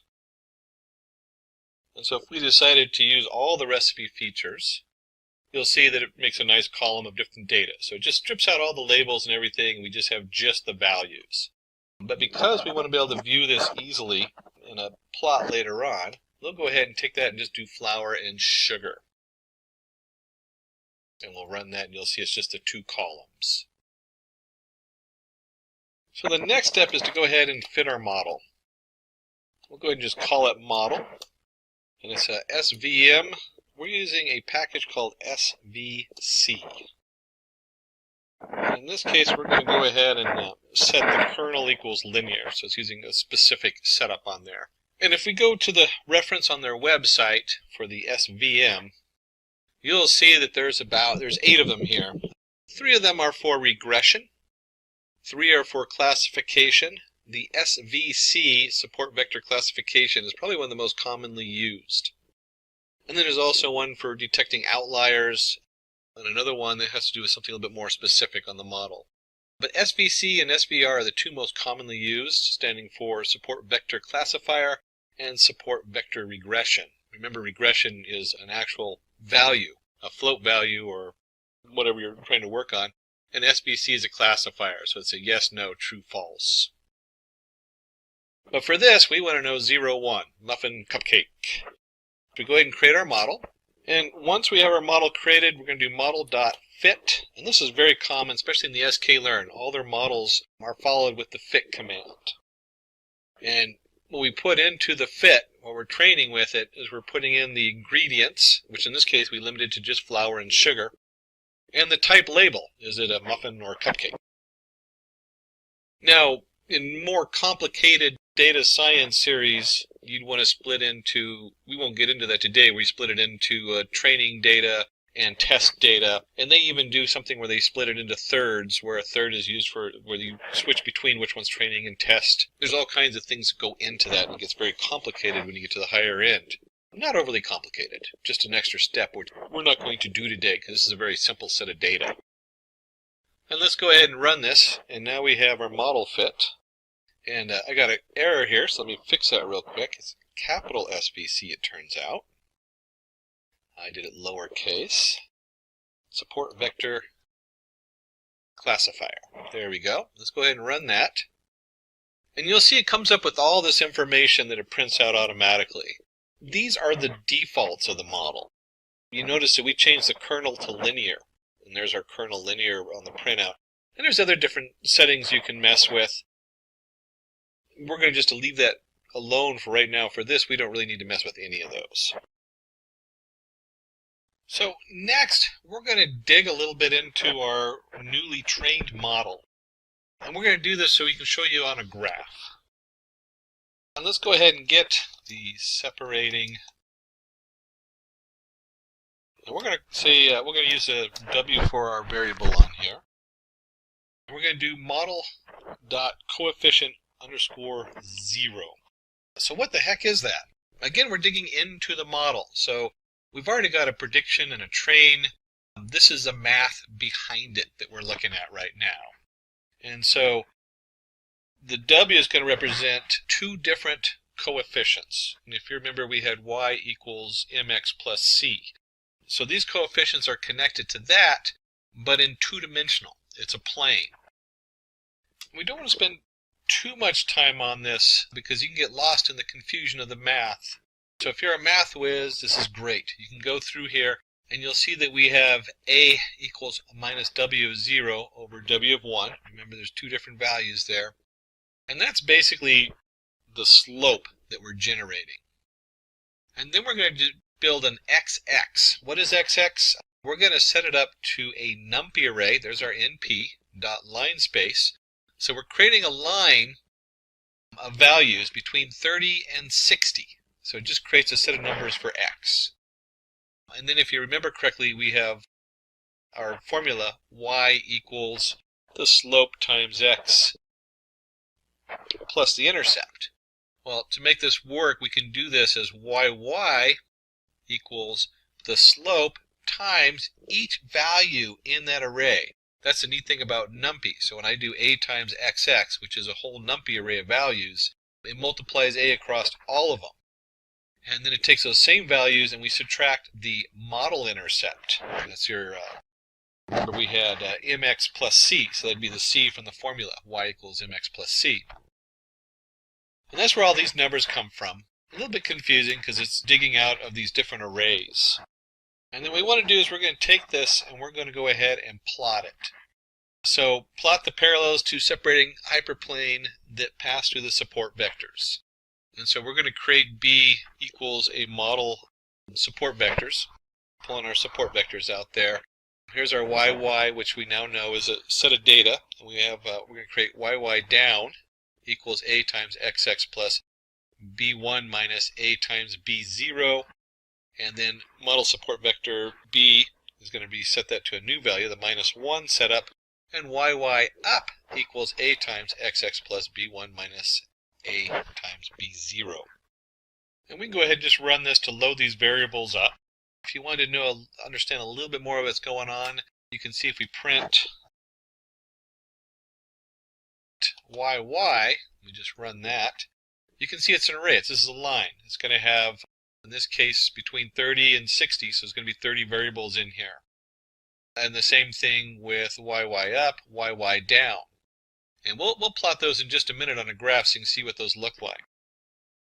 You just go ahead and delete that out of here and run that so it loads up the variables. Nice clean slate. I'm just going to copy this from before. Remember this, our SNS, our seaborn plot, LM plot, flour, sugar. And I'll just go ahead and run that real quick so you can see remember what that looks like. It's just a straight graph on there. And then one of the neat things is because seaborn sits on top of pyplot, we can do the pyplot for the line going through. And that is simply plt.plot. And that's our XX and YY, our two corresponding values, XY. And then somebody played with this to figure out that the line width equals 2 and the color black would look nice. So let's go ahead and run this whole thing with the pyplot on there. And you can see when we do this, it's just doing flour and sugar on here. Corresponding line between the sugar and the flour and the muffin versus cupcake. And then we generated the support vectors, the YY down and YY up. So let's take a look and see what that looks like. So we'll do our PL plot. And again, this is all against XX, our X value. But this time we have YY down. And let's do something a little fun with this. We can put in a K dash dash. That just tells it to make it a dotted line. And if we're going to do the down one, we also want to do the up one. So here's our YY up. And when we run that, it adds both sets of line. And so here's our support, and this is what you expect. You expect these two lines to go through the nearest data point. So the dashed lines go through the nearest muffin and the nearest cupcake when it's plotting it. And then your SVM goes right down the middle. So it gives it a nice split in our data. And you can see how easy it is to see, based just on sugar and flour, which one's a muffin or a cupcake.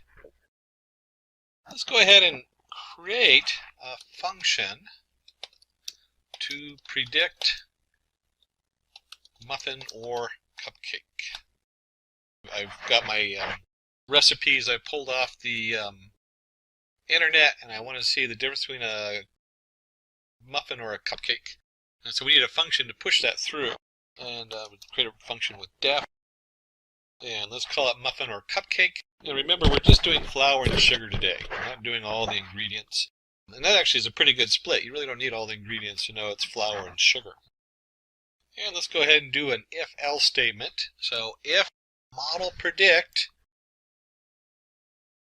is of flour and sugar equals 0. So we take our model and we run a predict. It's very common in sklearn where you have a dot predict. You put the data in, and it's going to return a value. In this case, if it equals 0, then print you're looking at a muffin recipe. Else, if it's not 0, that means it's 1, then you're looking at a cupcake recipe. That's pretty straightforward for a function, or def for definition. DEF is how you do that in Python. And of course, if you're going to create a function, you should run something in it. And so let's run a cupcake, and we're going to send it values 50 and 20, a muffin or a cupcake. I don't know what it is. And let's run this and just see what it gives us. And it says, oh, it's a muffin. You're looking at a muffin recipe. So it very easily predicts whether we're looking at a muffin or a cupcake recipe. Let's plot this. There we go. Plot this on the graph so we can see what that actually looks like. And I'm just going to copy it and paste it from below where we're plotting all the points in there. So this is nothing different than what we did before. If I run it, you'll see it has all the points and the lines on there. And what we want to do is we want to add another point. And we'll do plt plot. And if you remember correctly, we did, for our test, we did 50 and 20. And then somebody went in here and decided we'll do YO for yellow, or it's kind of an orangish yellow color is going to come out. Marker size 9. Those are settings you can play with. Somebody else played with them to come up with the right setup so it looks good. And you can see there it is graphed, clearly a muffin. In this case, in cupcakes versus muffins, the muffin has won. And if you'd like to do your own muffin cupcake contender series, you certainly can send a note down below, and the team at Simplilearn will send you over the data they use for the muffin and cupcake. And that's true of any of the data. We didn't actually run a plot on it earlier. We had men versus women. You can also request that information to run it on your data setup so you can test that out. So to go back over our setup, we went ahead for our support vector machine code. We did a predict 40 parts flour, 20 parts sugar. I think it was different than the one we did, whether it's a muffin or a cupcake. Hence, we have built a classifier using SVM, which is able to classify if a recipe is of a cupcake or a muffin, which wraps up our cupcake versus muffin. What's in it for you? We're going to cover clustering. What is clustering? K-means clustering, which is one of the most common used clustering tools out there, including a flowchart to understand K-means clustering and how it functions. And then we'll do an actual Python live demo on clustering of cars based on brands. Then we're going to cover logistic regression. What is logistic regression? Logistic regression curve and sigmoid function. And then we'll do another Python code demo to classify a tumor as malignant or benign based on features. And let's start with clustering. Suppose we have a pile of books of different genres. Now we divide them into different groups like fiction, horror, education, and as we can see from this young lady, she definitely is into heavy horror. You can just tell by those eyes and the maple Canadian leaf on her shirt. But we have fiction, horror, and education, and we want to go ahead and divide our books up. Well, organizing objects into groups based on similarity is clustering. And in this case, as we're looking at the books, we're talking about clustering things with known categories. But you can also use it to explore data. So you might not know the categories, you just know that you need to divide it up in some way to conquer the data and to organize it better. But in this case, we're going to be looking at clustering in specific categories. And let's just take a deeper look at that. We're going to use k-means clustering. K-means clustering is probably the most commonly used clustering tool in the machine learning library. K-means clustering is an example of unsupervised learning. If you remember from our previous thing, it is used when you have unlabeled data. So we don't know the answer yet. We have a bunch of data that we want to cluster to different groups. Define clusters in the data based on feature similarity. So we've introduced a couple terms here. We've already talked about unsupervised learning and unlabeled data. So we don't know the answer yet. We're just going to group stuff together and see if we can find an answer of how things connect. We've also introduced feature similarity, features being different features of the data. Now with books, we can easily see fiction and horror and history books, but a lot of times with data, some of that information isn't so easy to see right when we first look at it. And so k-means is one of those tools where we can start finding things that connect, that match with each other. Suppose we have these data points and want to assign them into a cluster. Now when I look at these data points, I would probably group them into two clusters just by looking at them. I'd say two of these group of data kind of come together. But in k-means, we pick k-clusters and assign random centroids to clusters, where the k-clusters represents two different clusters. We pick k-clusters and assign random centroids to the clusters, then we compute distance from objects to the centroids. Now we form new clusters based on minimum distances and calculate the centroids. So we figure out what the best distance is for the centroid, then we move the centroid and recalculate those distances. Repeat previous two steps iteratively till the cluster centroids stop changing their positions and become static. Repeat previous two steps iteratively till the cluster centroids stop changing and the positions become static. Once the clusters become static, then k-means clustering algorithm is said to be converged. And there's another term we see throughout machine learning is converged. That means whatever math we're using to figure out the answer has come to a solution, or it's converged on an answer. Shall we see the flow chart to understand? Make a little bit more sense by putting it into a nice easy step-by-step. So we start, we choose k, we'll look at the elbow method in just a moment. We assign random centroids to clusters, and sometimes you pick the centroids, because you might look at the data in a graph and say, oh, these are probably the central points. Then we compute the distance from the objects to the centroids.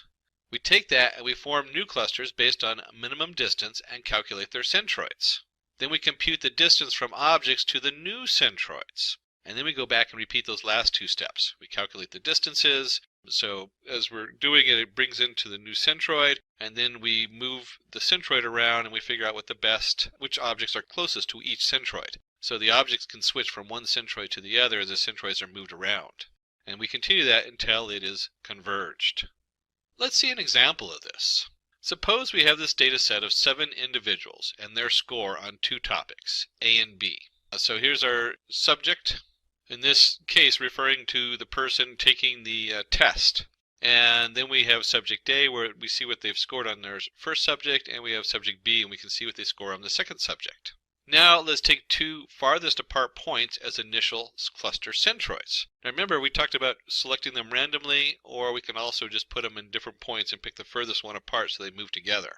Either one works okay, depending on what kind of data you're working on and what you know about it. So we took the two furthest points, 1 and 1, and 5 and 7, and now let's take the two farthest apart points as initial cluster centroids. Each point is then assigned to the closest cluster with respect to the distance from the centroids. So we take each one of these points in there, we measure that distance, and you can see that if we measured each of those distances, and you use the Pythagorean theorem for a triangle in this case, because you know the x and the y, and you can figure out the diagonal line from that. Or you can just take a ruler and put it on your monitor. That'd be kind of silly, but it would work if you're just eyeballing it. You can see how they naturally come together in certain areas. Now we again calculate the centroids of each cluster. So cluster 1 and then cluster 2, and we look at each individual dot. There's 1, 2, 3, we're in one cluster. The centroid then moves over. It becomes 1.8, 2.3. So remember, it was at 1 and 1. Well, the very center of the data we're looking at would put it at the roughly 2, 2, but 1.8 and 2.3. And the second one, if we wanted to make the overall mean vector, the average vector of all the different distances to that centroid, we come up with 4, 1 and 5, 4. So we've now moved the centroids. We compare each individual's distance to its own cluster, mean, and to that of the opposite cluster, and we find, we can build a nice chart on here, that as we move that centroid around, we now have a new different kind of clustering of groups, and using Euclidean distance between the points and the mean, we get the same formula. You see new formulas coming up. So we have our individual dots, distance to the mean centroid of the cluster, and distance to the mean centroid of the cluster. Only individual 3 is nearer to the mean of the opposite cluster, cluster 2, than its own cluster 1. And you can see here in the diagram where we've kind of circled that 1 in the middle. So when we've moved the centroids of the clusters over, one of the points shifted to the other cluster because it's closer to that group of individuals. Thus, individual 3 is relocated to cluster 2, resulting in a new partition. And we regenerate all those numbers of how close they are to the different clusters. For the new clusters, we will find the actual cluster centroids. So now we move the centroids over, and you can see that we've now formed two very distinct clusters on here. On comparing the distance of each individual's distance to its own cluster mean and to that of the opposite cluster, we find that the data points are stable. Hence, we have our final clusters. Now, if you remember, I brought up a concept earlier, on the k-means algorithm. Choosing the right value of k will help in less number of iterations. And to find the appropriate number of clusters in a data set, we use the elbow method. And within sum of squares, WSS, is defined as the sum of the squared distance between each member of the cluster and its centroid. And so you see what we've done here is we have the number of clusters. And as you do the same k-means algorithm over the different clusters, and you calculate what that centroid looks like, and you find the optimal, you can actually find the optimal number of clusters using the elbow. The graph is called as the elbow method. And in this, we guessed at 2 just by looking at the data. But as you can see, the slope, you actually just look for right there where the elbow is in the slope, and you have a clear answer that we want 2 different, to start with k-means equals 2. A lot of times people end up computing k-means equals 2, 3, 4, 5 until they find the value which fits on the elbow joint. Sometimes you can just look at the data, and if you're really good with that specific domain, remember domain, I mentioned that last time, you'll know that where to pick those numbers or where to start guessing at what that k value is.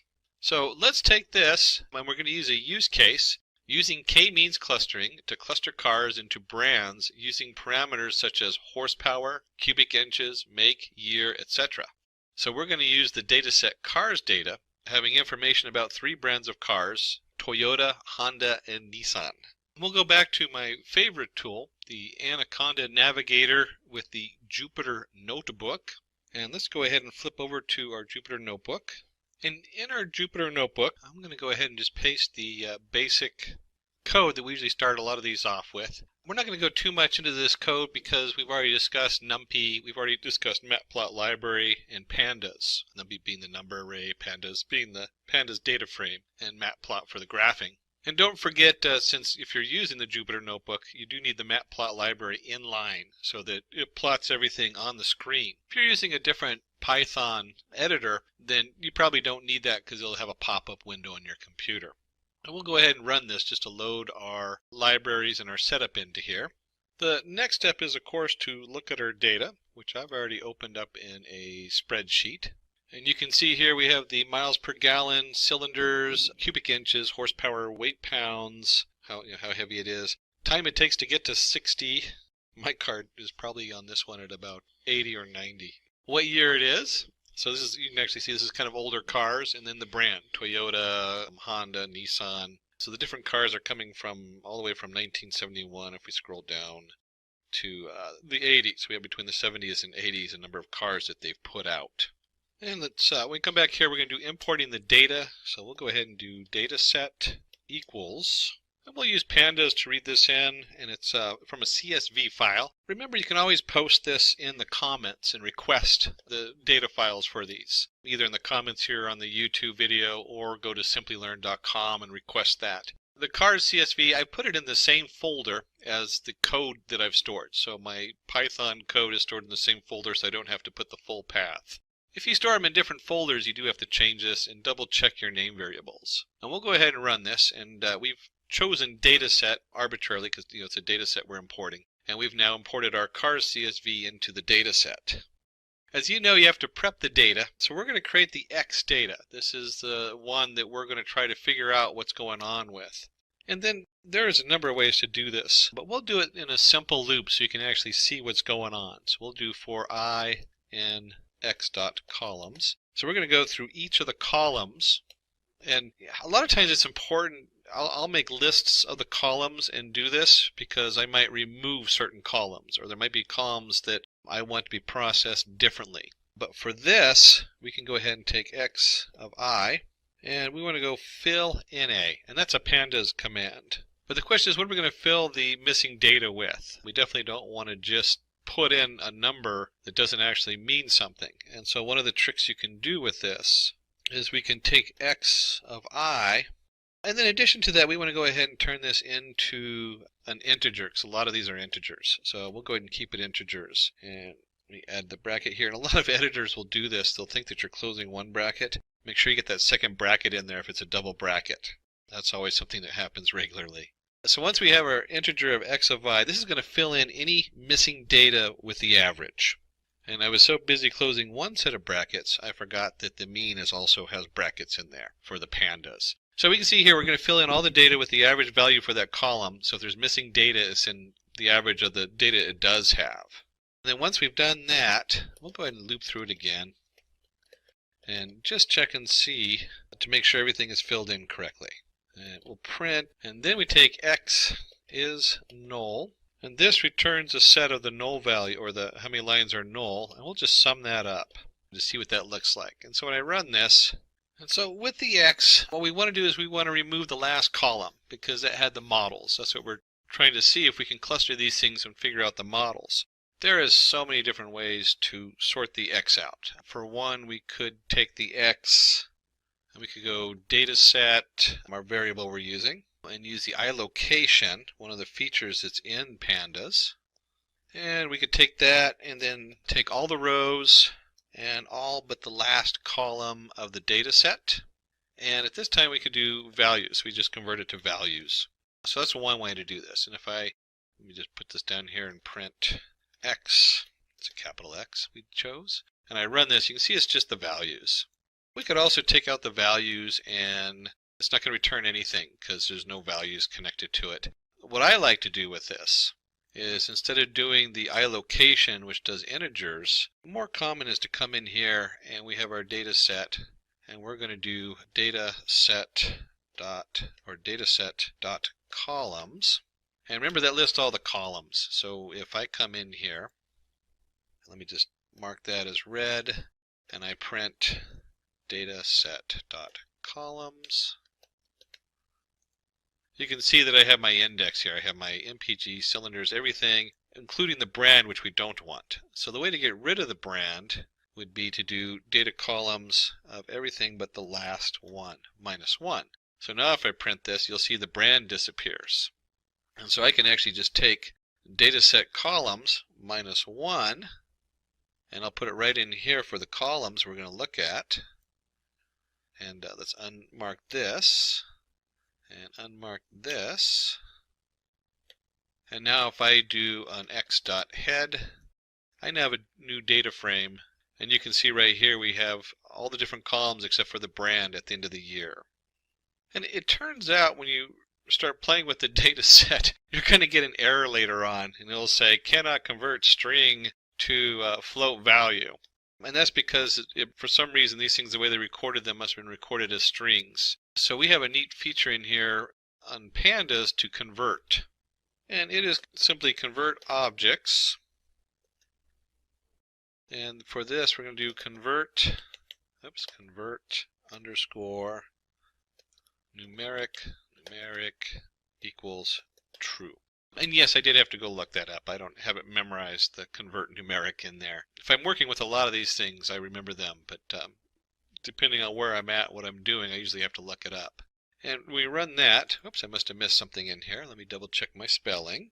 And when I double check my spelling, you'll see I missed the first underscore in the convert objects. And when I run this, it now has everything converted into a numeric value, because that's what we're going to be working with, is numeric values down here. And the next part is that we need to go through the data and eliminate null values. Most people, when they're doing small amounts, working with small data pools, discover afterwards that they have a null value and they have to go back and do this. So, be aware, whenever we're formatting this data, things are going to pop up, and sometimes you go backwards to fix it. And that's fine. That's just part of exploring the data and understanding what you have. And I should have done this earlier, but let me go ahead and increase the size of my window one notch. There we go. Easier to see. So we'll do for I in working with x dot columns. We'll page through all the columns. And we want to take x of I, and we're going to change that, and we're going to alter it. And so with this, we want to go ahead and fill in x of I. Pandas has the fill in a, and that just fills in any non-existent missing data. And we'll put my brackets up, and there's a lot of different ways to fill this data. If you have a really large data set, some people just void out that data and then look at it later in a separate exploration of data. One of the tricks we can do is we can take our column and we can find the means. And the means is in our quotation marks. So when we take the columns, we're going to fill in the non-existing one with the means. The problem is that returns a decimal float. So some of these aren't decimals. Certainly, we need to be a little careful of doing this, but for this example, we're just going to fill it in with the integer version of this. It keeps it on par with the other data that isn't a decimal point. And then what we also want to do is we want to double check. A lot of times you do this first part first to double check, then you do the fill, and then you do it again just to make sure you did it right. So we're going to go through and test for missing data. And one of the ways you can do that is simply go in here and take our x of I column. So it's going to go through the x of I column. It says is null. So it's going to return any place there's a null value. It actually goes through all the rows of each column is null, and then we want to go ahead and sum that. So we take that and we add the sum value, and these are all pandas. So is null is a panda command, and so is sum. And if we go through that and we go ahead and run it, and we go ahead and take and run that, you'll see that all the columns have 0 null values. So we've now tested and double checked, and our data is nice and clean. We have no null values. Everything is now a number value. We turned it into numeric. And we've removed the last column in our data. And at this point, we're actually going to start using the elbow method to find the optimal number of clusters. So we're now actually getting into the sklearn part, the k-means clustering on here. I guess we'll go ahead and zoom it up one more notch so you can see what I'm typing in here. And then from sklearn, we're going to our sklearn cluster. We're going to import k-means. I always forget to capitalize the K and the M when I do this. So it's capital K, capital M, k-means. And we'll go ahead and create a array, WCSS equals, we'll make it an empty array. If you remember from the elbow method from our slide, within the sum of squares, WSS is defined as the sum of square distance between each member of the cluster and its centroid. So we're looking at that change in differences as far as a square distance. And we're going to run this over a number of k-mean values. In fact, let's go for I in range, we'll do 11 of them. Range 0 of 11. And the first thing we're going to do is we're going to create the actual, we'll do it all lowercase. And so we're going to create this object from the k-means that we just imported.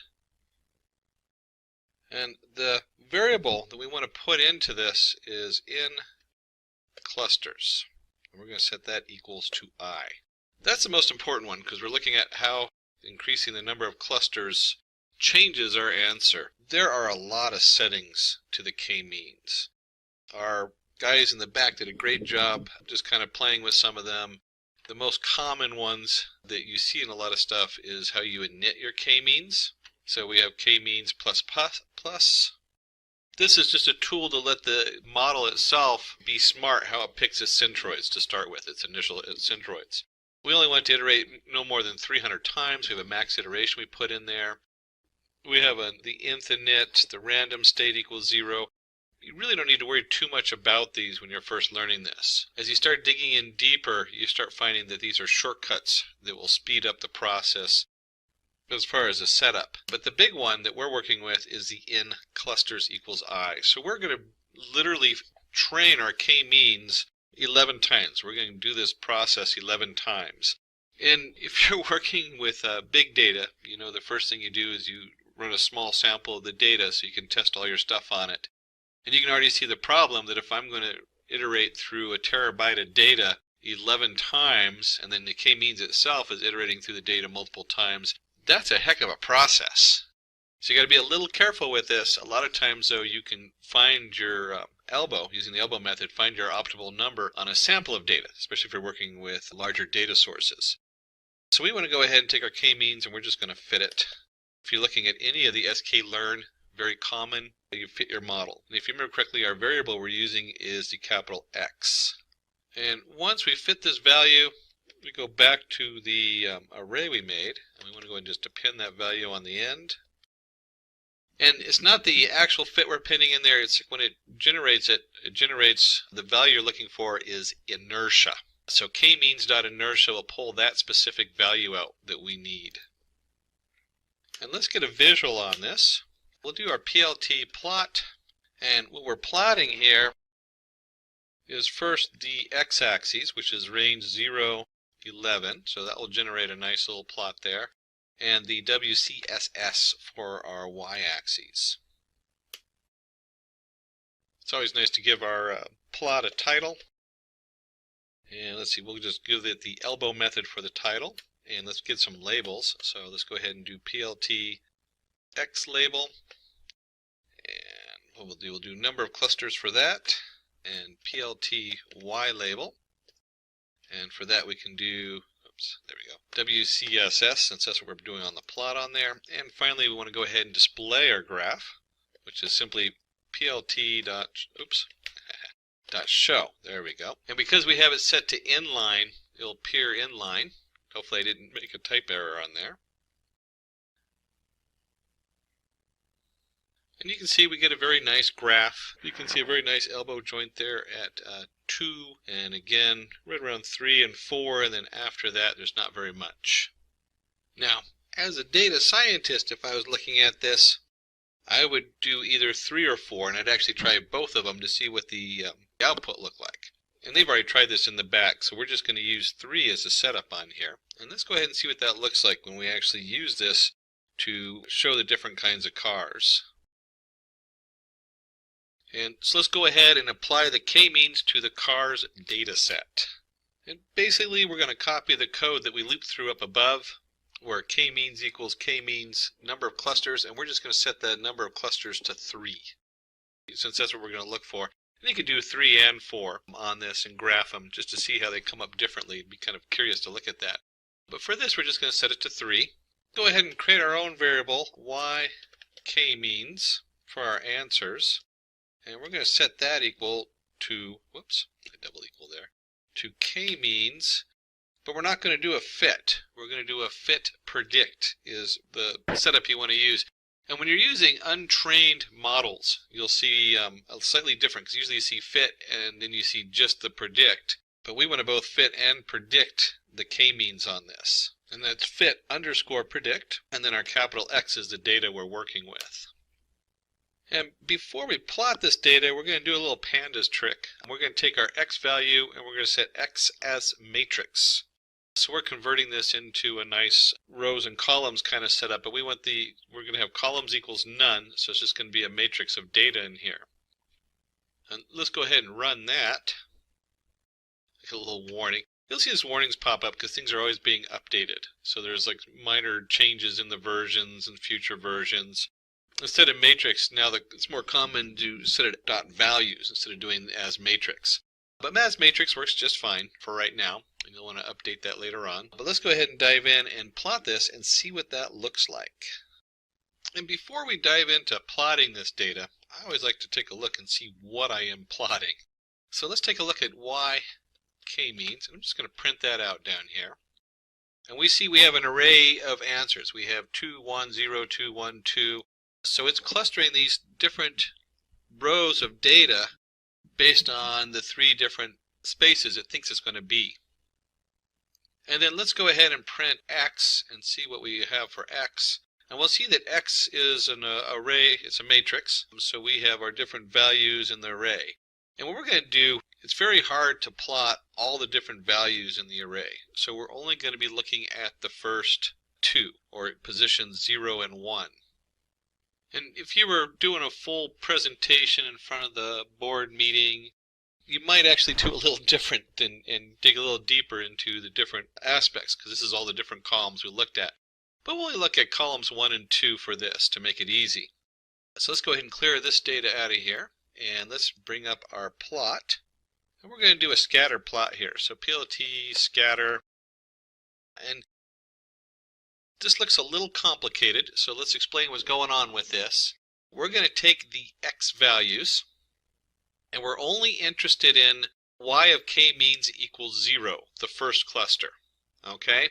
And then we're going to take value 0 for the x-axis, and then we're going to do the same thing here. We're only interested in k-means equals 0, but we're going to take this second column. So we're only looking at the first 2 columns in our answer, or in the data. And then the guys in the back played with this a little bit to make it pretty. And they discovered that it looks good if it has a size equals 100. That's the size of the dots. We're going to use red for this one. And when they were looking at the data and what came out, it was definitely the Toyota on this. We're just going to go ahead and label it Toyota. Again, that's something you really have to explore in here as far as playing with those numbers and see what looks good. We'll go ahead and hit enter in there. And I'm just going to paste in the next 2 lines, which is the next 2 cars. And this is our Nissan and Honda.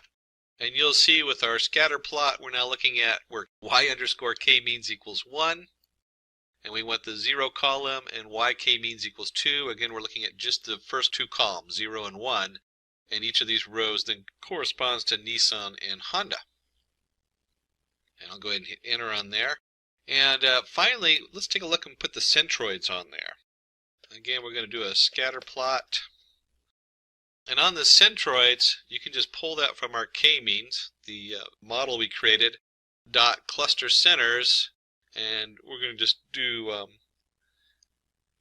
all of them in the first number and all of them in the second number, which is 0, 1, because you always start with 0 and 1. And then they were playing with the size and everything to make it look good. We'll do a size of 300. We're going to make the color yellow, and we'll label them. It's always good to have some good labels, centroids. And then we do want to do a title, PLT title, and pop up there. PLT title, because you always want to make your graphs look pretty, and we'll call it clusters of car make. And one of the features of the plot library is you can add a legend. It'll automatically bring in it since we've already labeled the different aspects of the legend with Toyota, Nissan, and Honda. And finally, we want to go ahead and show, so we can actually see it. And remember, it's inline, so if you're using a different editor that's not the Jupyter Notebook, you'll get a pop-up of this. And you should have a nice set of clusters here. So we can look at this, and we have clusters of Honda in green, Toyota in red, Nissan in purple. And you can see where they put the centroids to separate them. Now, when we're looking at this, we can also plot a lot of other different data on here as far, because we only looked at the first 2 columns. This is just column 1 and 2, or 0, 1 as you label them in computer scripting. But you can see here we have nice clusters of car make, and we were able to pull out the data, and you can see how just these 2 columns form very distinct clusters of data. So if you were exploring new data, you might take a look and say, well, what makes these different? almost going in reverse. You start looking at the data and pulling apart the columns to find out why is the first group set up the way it is. Maybe you're doing loans and you want to go, well, why is this group not defaulting on their loans? And why is the last group defaulting on their loans? And why is the middle group 50% defaulting on their bank loans? And you start finding ways to manipulate the data and pull out the answers you want. So now that you've seen how to use k-mean for clustering, let's move on to the next topic. Now let's look into logistic regression. The logistic regression algorithm is the simplest classification algorithm used for binary or multi-classification problems. And we can see we have our little girl from Canada who's into horror books is back. That's actually really scary when you think about that with those big eyes. In the previous tutorial, we learned about linear regression, dependent and independent variables. So, to brush up, y equals mx plus c. Very basic algebraic function of y and x. The dependent variable is the target class variable we are going to predict. The independent variables, x1 all the way up to xn, are the features or attributes we're going to use to predict the target class. We know what a linear regression looks like, but using the graph we cannot divide the outcome into categories. It's really hard to categorize 1.5, 3.6, 9.8. For example, a linear regression graph can tell us that with increase in number of hours studied, the marks of a student will increase, but it will not tell us whether the student will pass or not. In such cases where we need the output as categorical value, we will use logistic regression. And for that, we're going to use the sigmoid function. So you can see here we have our marks, 0 to 100, number of hours studied. That's going to be what they're comparing it to in this example. And we usually form a line that says y equals mx plus c. And when we use the sigmoid function, we have p equals 1 over 1 plus e to the minus y. It generates a sigmoid curve. And so you can see right here when you take the ln, which is the natural logarithm, I always thought it should be NL, not LN. That's just the inverse of e, your e to the minus y. And so when we do this, we get ln of p over 1 minus p equals m times x plus c. That's the sigmoid curve function we're looking for. And we can zoom in on the function, and you'll see that the function, as it derives, goes to 1 or to 0, depending on what your x value is. And the probability, if it's greater than 0.5, the value is automatically rounded off to 1, indicating that the student will pass. So if they're doing a certain amount of studying, they will probably pass. Then you have a threshold value at the 0.5. It automatically puts that right in the middle usually. And your probability, if it's less than 0.5, the value rounded off to 0, indicating the student will fail. So if they're not studying very hard, they're probably going to fail. This, of course, is ignoring the outliers of that one student who's just a natural genius and doesn't need any studying to memorize everything. That's not me, unfortunately. I have to study hard to learn new stuff. Problem statement. To classify whether a tumor is malignant or benign. And this is actually one of my favorite data sets to play with because it has so many features, and when you look at them, you really are hard to understand. You can't just look at them and know the answer. So it gives you a chance to kind of dive into what data looks like when you aren't able to understand the specific domain of the data. But I also want you to remind you that in the domain of medicine, if I told you that my probability was really good and classified things at, say, 90% or 95%, and I'm classifying whether you're going to have a malignant or a benign tumor, I'm guessing that you're going to go get it tested anyways. So you got to remember the domain we're working with. So why would you want to do that if you know you're just going to go get a biopsy because, you know, it's that serious? This is like an all or nothing. Just referencing the domain, it's important. It might help the doctor know where to look just by understanding what kind of tumor it is. So it might help them or aid them in something they missed from before. So let's go ahead and dive into the code, and I'll come back to the domain part of it in just a minute. So use case, and we're going to do our normal imports here, where we're importing NumPy, Pandas, Seaborn, the Matplot library, and we're going to do Matplot library inline since I'm going to switch over to Anaconda. So let's go ahead and flip over there and get this started. So I've opened up a new window in my Anaconda Jupyter Notebook.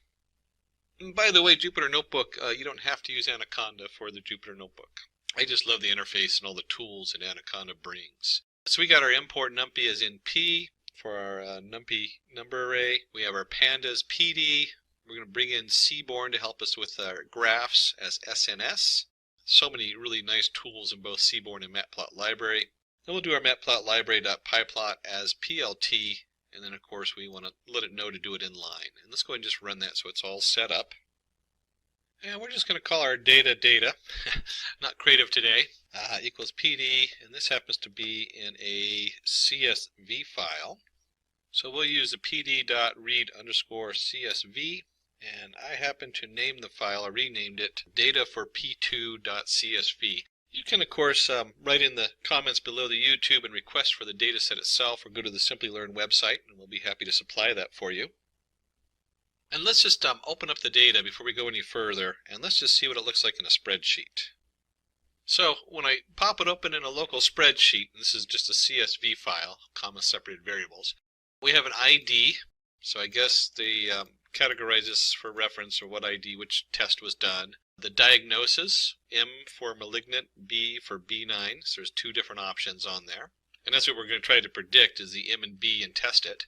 And then we have like the radius mean or average, the texture average, perimeter mean, area mean, smoothness. I don't know about you, but unless you're a doctor in the field, most of the stuff, I mean, you can guess what concave means just by the term concave, but I really wouldn't know what that means in the measurements they're taking. So they have all kinds of stuff like how smooth it is, the symmetry, and these are all float values. We can just page through them real quick, and you'll see there's, I believe, 36 if I remember correctly in this one.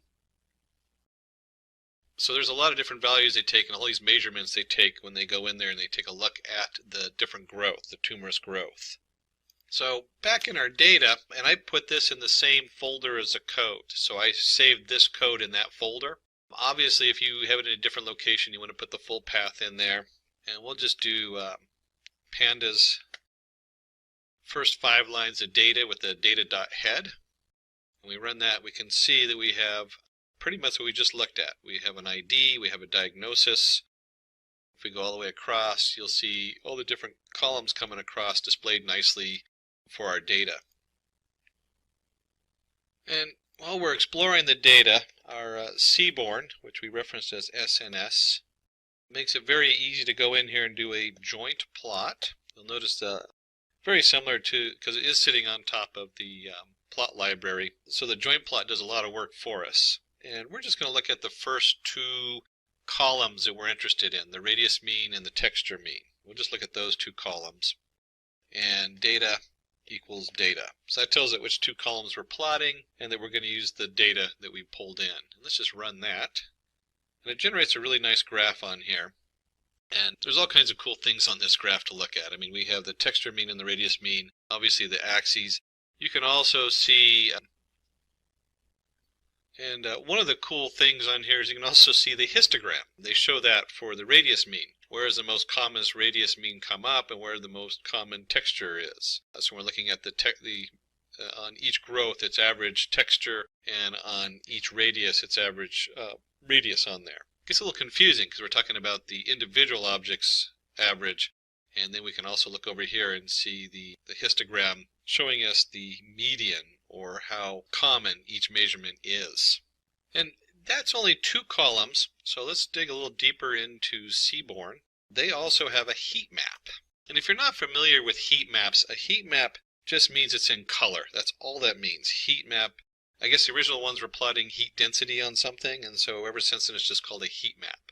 And we're going to take our data and get our corresponding numbers to put that into the heat map. And that's simply data.corr.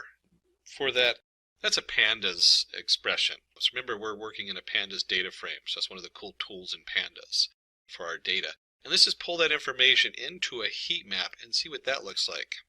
And you'll see that we're now looking at all the different features. We have our ID, we have our texture, we have our area, our compactness, concave points.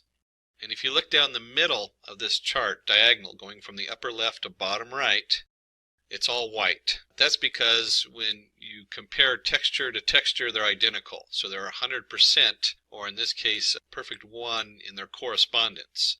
And you'll see that when you look at, say, area, or right below it, it has almost a black on there when you compare it to texture. So these have almost no corresponding data. They don't really form a linear graph or something that you can look at and say how connected they are. They're very scattered data. This is really just a really nice graph to get a quick look at your data. It doesn't so much change what you do, but it changes verifying. So when you get an answer or something like that, or you start looking at some of these individual pieces, you might go, hey, that doesn't match. According to showing our heat map, this should not correlate with each other. And if it is, you're going to have to start asking, well, why? What's going on? What else is coming in there? But it does show some really cool information on here. I mean, we can see from the ID, there's no real one feature that just says, if you go across the top line, that lights up. There's no one feature that says, hey, if the area is a certain size, then it's going to be benign or malignant. It says there's some that sort of add up. And that's a big hint in the data that we're trying to ID this, whether it's malignant or benign. That's a big hint to us as data scientists to go, okay, we can't solve this with any one feature. It's going to be something that includes all the features or many of the different features to come up with a solution for it. And while we're exploring the data, let's explore one more area, and let's look at data.isNull. We want to check for null values in our data. If you remember from earlier in this tutorial, we did it a little differently where we added stuff up and summed them up. You can actually, with pandas, do it really quickly, data.isNull and sum it, and it's going to go across all the columns. So when I run this, you're going to see all the columns come up with no null data. So we've just to rehash these last few steps, we've done a lot of exploration. We have looked at the first two columns and seen how they plot with the seaborne, with a joint plot, which shows both the histogram and the data plotted on the XY coordinates. And obviously, you can do that more in detail with different columns and see how they plot together. And then we took and did the seaborne heat map, the SNS heat map of the data. And you can see right here where it did a nice job showing us some bright spots where stuff correlates with each other and forms a very nice combination or points of scattering points. And you can also see areas that don't. And then finally we went ahead and checked the data. Is the data null value? Do we have any missing data in there? Very important step because it'll crash later on. If you forget to do this step, it will remind you when you get that nice error code that says null values. Okay, so not a big deal if you miss it, but it's no fun having to go back when you're in a huge process and you've missed this step and now you're 10 steps later and you got to go remember where you were pulling the data in. So we need to go ahead and pull out our X and our Y. So we just put that down here and we'll set the X equal to, and there's a lot of different options here. Certainly we could do X equals all the columns except for the first two, because if you remember the first two is the ID and the diagnosis. So that certainly would be an option. But what we're going to do is we're actually going to focus on the worst radius, the worst texture, parameter, area, smoothness, compactness, and so on. One of the reasons to start dividing your data up when you're looking at this information is sometimes the data will be the same data coming in. So if I have two measurements coming into my model, it might overweigh them. It might overpower the other measurements because it's basically taking that information in twice.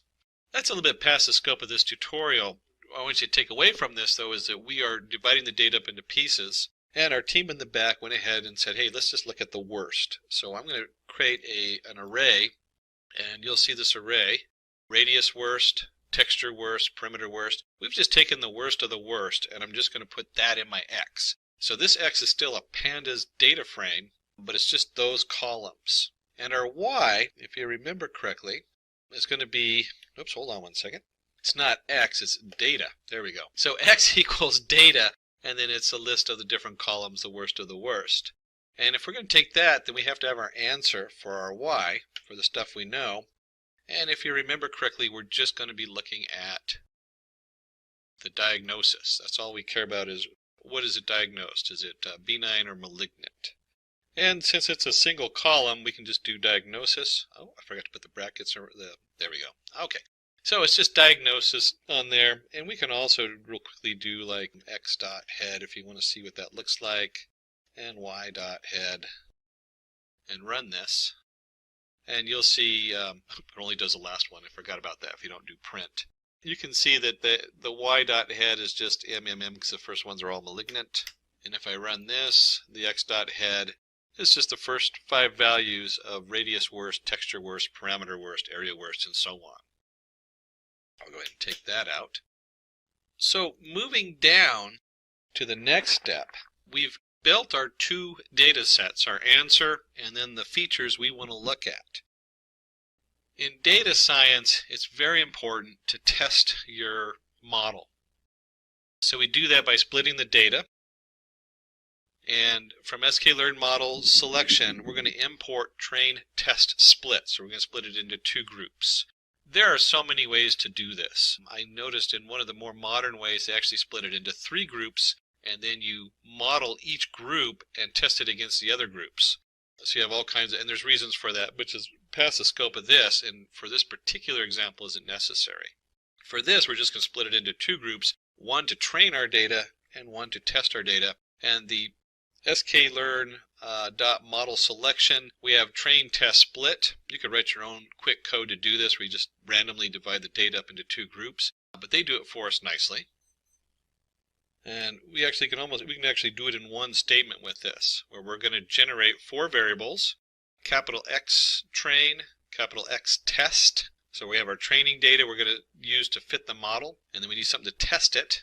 And then we have our Y train, so we're going to train the answer, and then we have our test. So this is the stuff we want to see how good it did on our model. And we'll go ahead and take our train test split that we just imported, and we're going to do X and our Y, our 2 different data that's going in for our split. And then the guys in the back came up and wanted us to go ahead and use a test size equals 0.3. That's test underscore size. Random state. It's always nice to kind of switch your random state around, but not that important. What this means is that the test size is we're going to take 30% of the data and we're going to put that into our test variables, our Y test and our X test. And we're going to do 70% into the X train and the Y train. So we're going to use 70% of the data to train our model and 30% to test it.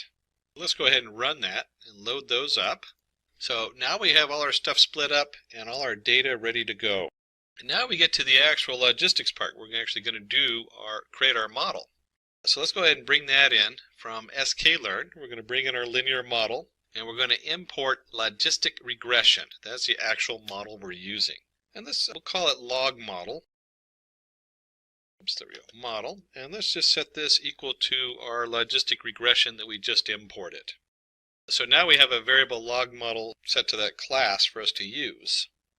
And with most of the models in the sklearn, we just need to go ahead and do a fit on there. And we use our X train that we separated out with our Y train. And let's go ahead and run this. So once we've run this, we'll have a model that fits this data, that 70% of our training data.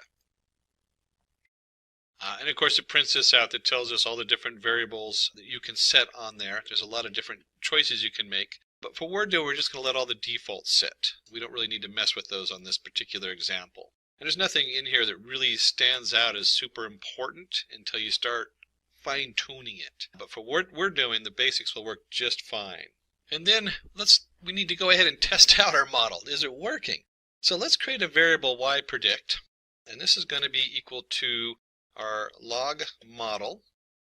And we want to do a predict. Again, very standard format for the sklearn library is taking your model and doing a predict on it. And we're going to test yPredict against the Y test. So we want to know what the model thinks it's going to be. That's what our yPredict is. And with that, we want the capital X test. So we have our train set and our test set, and now we're going to do our yPredict. And let's go ahead and run that.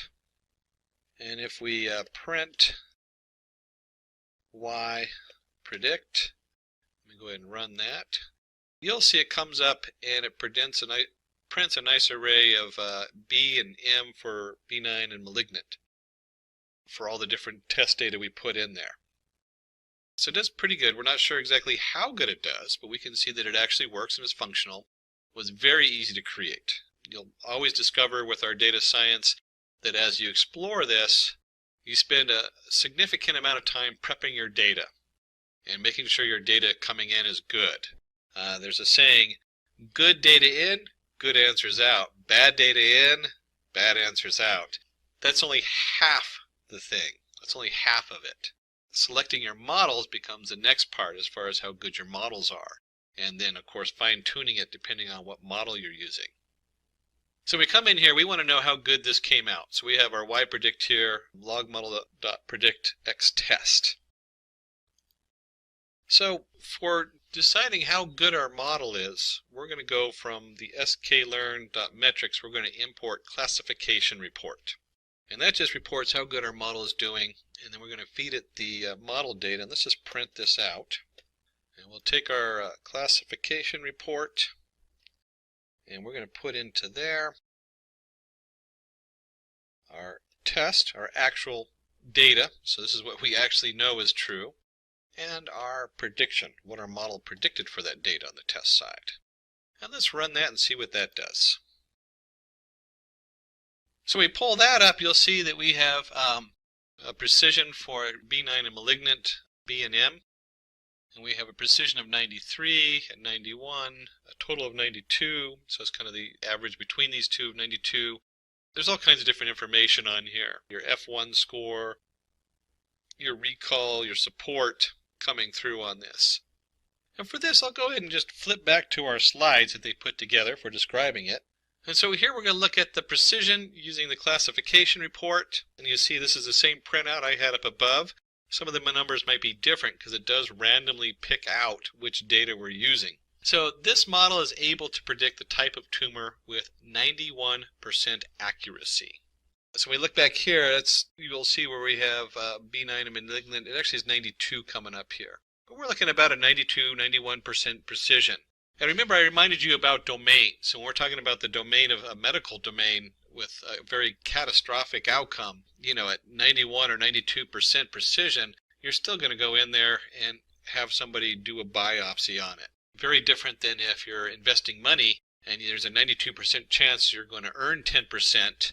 And 8% chance you're going to lose 8%, you're probably going to bet the money. Because at that odds, it's pretty good that you'll make some money. And in the long run, you do that enough, you definitely will make money.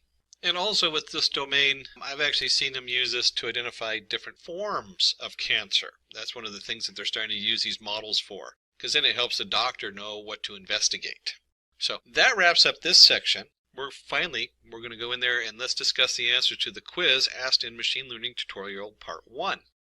Can you tell what's happening in the following cases? Grouping documents into different categories based on the topic and content of each document. This is an example of clustering where k-means clustering can be used to group the documents by topics using bag of words approach. So if you've gotten in there that you're looking for clustering, and hopefully you had at least one or two examples like k-means that are used for clustering different things, then give yourself a 2 thumbs up. B. Identifying handwritten digits in images correctly. This is an example of classification. The traditional approach to solving this would be to extract digit-dependent features like curvature of different digits, etc., and then use a classifier like SVM to distinguish between images. Again, if you got the fact that it's a classification example, give yourself a thumb up, and if you're able to go, hey, let's use SVM or another model for this, give yourself those 2 thumbs up on it. C. Behavior of a website indicating that the site is not working as designed. This is an example of anomaly detection. In this case, the algorithm learns what is normal and what is not normal, usually by observing the logs of the website.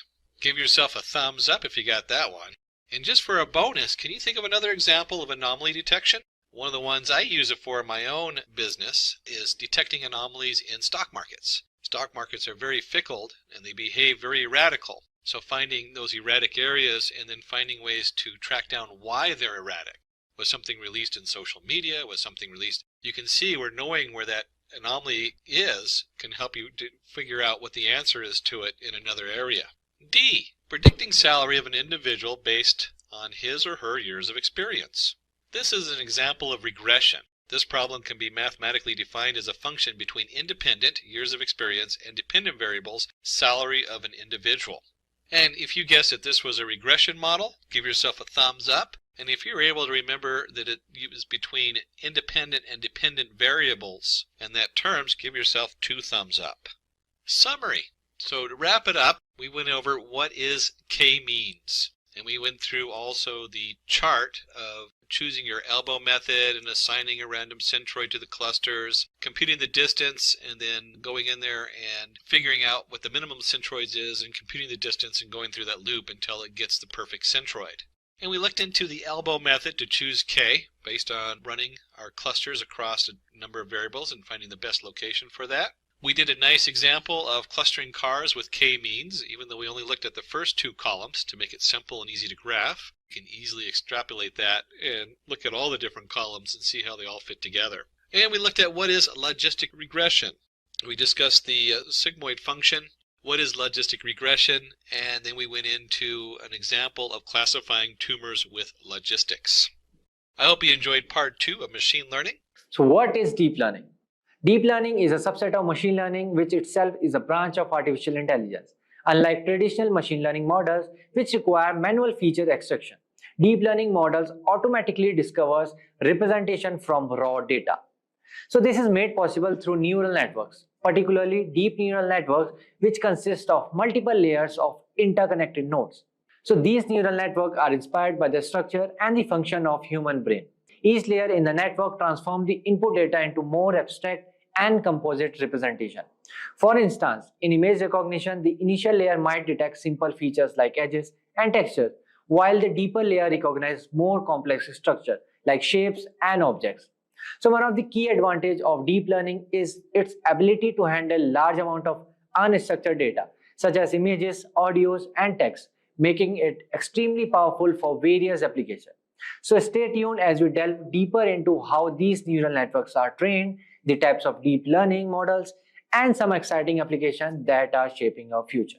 Types of deep learning. Deep learning AI can be applied supervised, unsupervised, and reinforcement machine learning using various methods for each. The first one, supervised machine learning.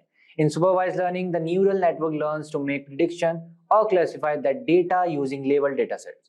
Both input features and target variables are provided, and the network learns by minimizing the error between its prediction and the actual targets. A process called backpropagation. CNN and RNN are the common deep learning algorithms used for tasks like image classification, sentiment analysis, and language translation. The second one, unsupervised machine learning. In unsupervised machine learning, the neural network discovers patterns or clusters in unlabeled datasets without target variables. It identifies hidden pattern or relationship within the data. Algorithms like autoencoders and generative models are used for tasks such as clustering, dimensionality reduction, and anomaly detection. The third one, reinforcement machine learning. In this, an agent learns to make decisions in an environment to maximize a reward signal. The agent takes action, observes the records, and learns policies to maximize cumulative rewards over time. Deep reinforcement learning algorithms like deep Q networks and deep deterministic polygradient are used for tasks such as robotics and gameplay. Moving forward, let's see what are the artificial neural networks. Artificial neural networks, ANNs, inspired by the structure and the function of human neurons, consist of interconnected layers of artificial neurals or units. The input layer receives data from the external resources and it passes to one or more hidden layers. Each neuron in these layers computes a weighted sum of inputs and transfers the result to the next layer. During training, the weight of these connections are adjusted to optimize the network's performance. A fully connected artificial neural network includes an input layer or more hidden layers and an output layer. Each neuron in a hidden layer receives input from the previous layer and sends its output to the next layer. So this process continues until the final output layer produces a network response. So moving forward, let's see types of neural networks. So deep learning models can automatically learn features from data, making them ideal to tasks like image recognition, speech recognition, and natural language processing. So the most common architecture in deep learning are the first one, feed-forward neural network, FNNs. So these are the simplest type of neural network where information flows linearly from the input to the output. They are widely used for tasks such as image classification, speech recognition, and natural language processing, NLP. The second one, convolutional neural network, designed specifically for image and video recognition. CNNs automatically learn features from images, making them ideal for image classification, object detection, and image segmentation. The third one, recurrent neural networks, RNNs, are specialized for processing sequential data time series and natural language. They maintain an internal state to capture information from previous input, making them suitable for tasks such as speech recognition, NLP, and language translation. So now let's move forward and see some deep learning application. The first one is autonomous vehicle.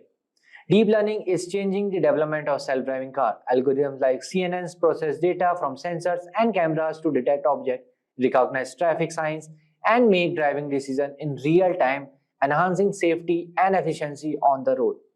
The second one is healthcare diagnostic. Deep learning models are being used to analyze medical images such as X-rays, MRIs, and CT scans with high accuracy. They help in early detection and diagnosis of diseases like cancer, improving treatment outcomes and saving lives. The third one is NLP.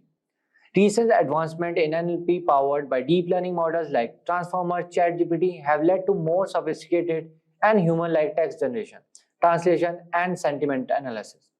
So applications include virtual assistant, chatbots, and automated customer service. The fourth one, deepfake technology. So deep learning techniques are used to create highly realistic synthetic media known as deepfakes.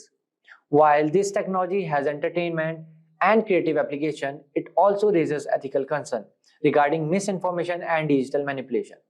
The fifth one, predictive maintenance. In industries like manufacturing and aviation, deep learning models predict equipment failures before they occur by analyzing sensor data. Their proactive approach reduces downtime, lowers maintenance costs, and improves operational efficiency. So now let's move forward and see some advantages and disadvantages of deep learning. So first one is high computational requirements. So deep learning requires significant data and computational resources for training.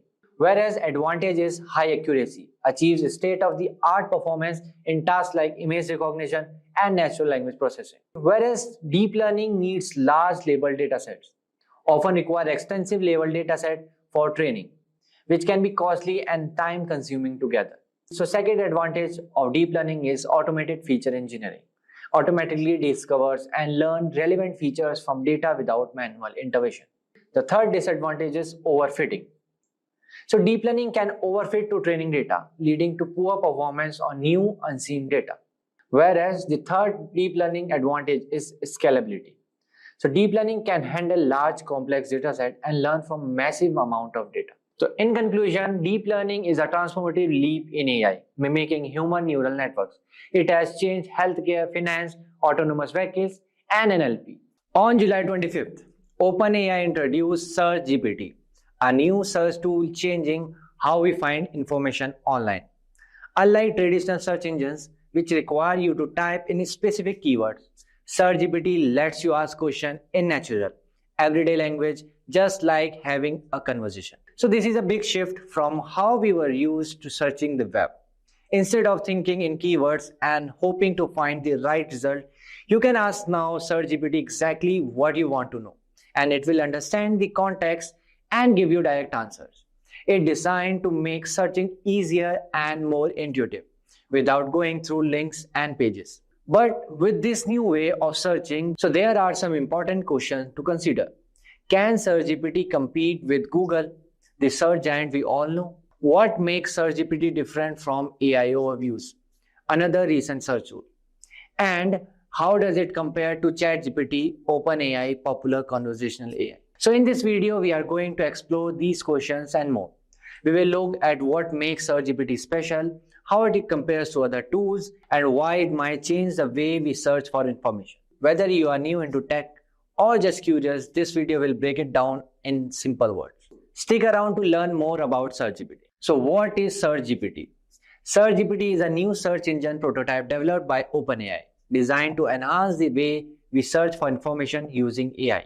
Unlike a typical chatbot like ChatGPT, Search GPT isn't just about having a conversation. It's focused on improving the search experience with some key features. The first one is direct answer. Instead of simply showing you a list of links, Search GPT delivers direct answer to your question. For example, if you ask, what is the best wireless noise cancellation headphone in 2024? Search GPT will summarize the top choices, highlighting their pros and cons based on expert reviews and user opinions. So this approach is different from the traditional search engines that typically provide a list of links leading to various articles or videos. The second one is relevant sources. Search GPT responses come with clear citations and links to the original sources, ensuring transparency and accuracy. So this way you can easily verify the information and delve deeper into the topic if you want. The third one, conversational search. Search GPT allows you to have a back and forth dialogue with the search engine. You can ask follow-up questions or refine your original query based on the responses you receive, making your search experience more interactive and personalized. Now let's jump into the next topic, which is Search GPT versus Google. So Search GPT is being talked about a major competitor to Google in the future. So let's break down how they differ in their approach to search. The first one is conversational versus keyword-based search. Search GPT uses a conversational interface, allowing users to ask questions in natural language and refine their queries through follow-up questions. So this creates a more interactive search experience. On the other hand, Google relies on keyword-based search, where users enter specific terms to find relevant web pages. The second thing is direct answer versus list of links. So one of the Search GPT's standout features is its ability to provide direct answers to the question. It summarizes information from the various sources and clearly cites them, so you don't have to click through multiple links. Google typically presents a list of links, leaving users to sift through the results to find the information they need. The third one, AI-powered understanding versus keyword matching. Search GPT uses AI to understand the intent behind your question, offering more relevant results even if your query isn't perfectly worded. Google's primary method is keyword matching, which can sometimes lead to less accurate results, especially for complex queries. The fourth one, dynamic context versus isolated searches. So Search GPT maintains content across multiple interactions, allowing for more personalized responses, whereas Google treats each search as a separate query without remembering previous interaction. And the last one, real-time information versus indexed web pages. Search GPT's aim to provide the latest information using real-time data from the web, whereas Google vast index is comprehensive but may include outdated or less relevant information. So now let's jump into the next topic, which is Search GPT versus AI overviews. So Search GPT and AI overviews both use AI, but they approach search and information delivery differently. It's also worth noting that both tools are still being developed, so their features and capabilities may evolve and even overlap as they grow. So here are the differences. The first one is source attribution. Search GPT provides clear and direct citation linked to the original sources, making it easy for users to verify the information. Whereas AI overviews include links, the citation may not always be clear or directly associated with specific claims. The second one is transparency control. Search GPT promises greater transparency by offering publishers control over how their content is used, including the option to opt out of AI training. AI overviews offer less transparency regarding the selection of content and the summarization process used. The next one is scope and depth. Search GPT strives to deliver detailed and comprehensive answers, pulling from a broad range of sources, including potential multimedia content. And in AI overviews offers a concise summary of key points, often with links for further exploration, but with a more limited scope. Now let's jump into the next part. Search GPT versus ChatGPT. Search GPT and ChatGPT, both developed by OpenAI, share some core features but serve different purposes. So here are some differences. The first one is primary purpose. Search GPT designed for search, providing direct answer and sources from the web, whereas ChatGPT focused on conversational AI, generating text responses. The second one is information sources. Search GPT relies on real-time information from the web, whereas ChatGPT knowledge based on this training data, which might not be current. The third one is response format. Search GPT prioritizes concise answers with citation and source links. So whereas ChatGPT is more flexible, generating longer text, summarizes creative content, code, and etc. The next feature is use cases. Search GPT ideal for fact-finding, research, and tasks requiring up-to-date information, whereas ChatGPT is suitable for creative writing, brainstorming, drafting emails, and other open-ended tasks. So now question arises, when will Search GPT be released? Search GPT is currently in a limited prototype phase, meaning it's not yet widely available. OpenAI is testing with a select group to gather feedback and improve the tool. So if you are interested in trying Search GPT, so you can join the waitlist on its webpage, but you will need a ChatGPT account. A full public release by the end of 2024 is unlikely, as OpenAI hasn't set a timeline. It's more probable that Search GPT features will gradually added to the ChatGPT in 2024 or in 2025, with a potential standalone release later based on testing and the feedback. So with this, we have come to end of this video. If you have any question or doubt, please feel free to ask in the comment section below. Our team of experts will help you as soon as possible. Did you know that within just a few lines of code, you can transform an AI model into something far more powerful? Something that responds to questions, connects to live data, pull insights from databases, and even interacts with other apps in real time. That's what LangChain allows you to do. And it's quickly becoming the go-to framework for AI developers. Think about this, you're about to create something amazing, an AI that can think, learn, and grow in ways we once only dreamed of. And here's the best part. You don't need to be an AI expert to make that happen. LangChain is like a toolkit that connects the most advanced large language models like OpenAI's GPT to real-time data, allowing you to build AI applications that are smart, flexible, and highly interactive. LangChain is more than just a way to make AI development easier. It's a framework that allows different language models to work together seamlessly.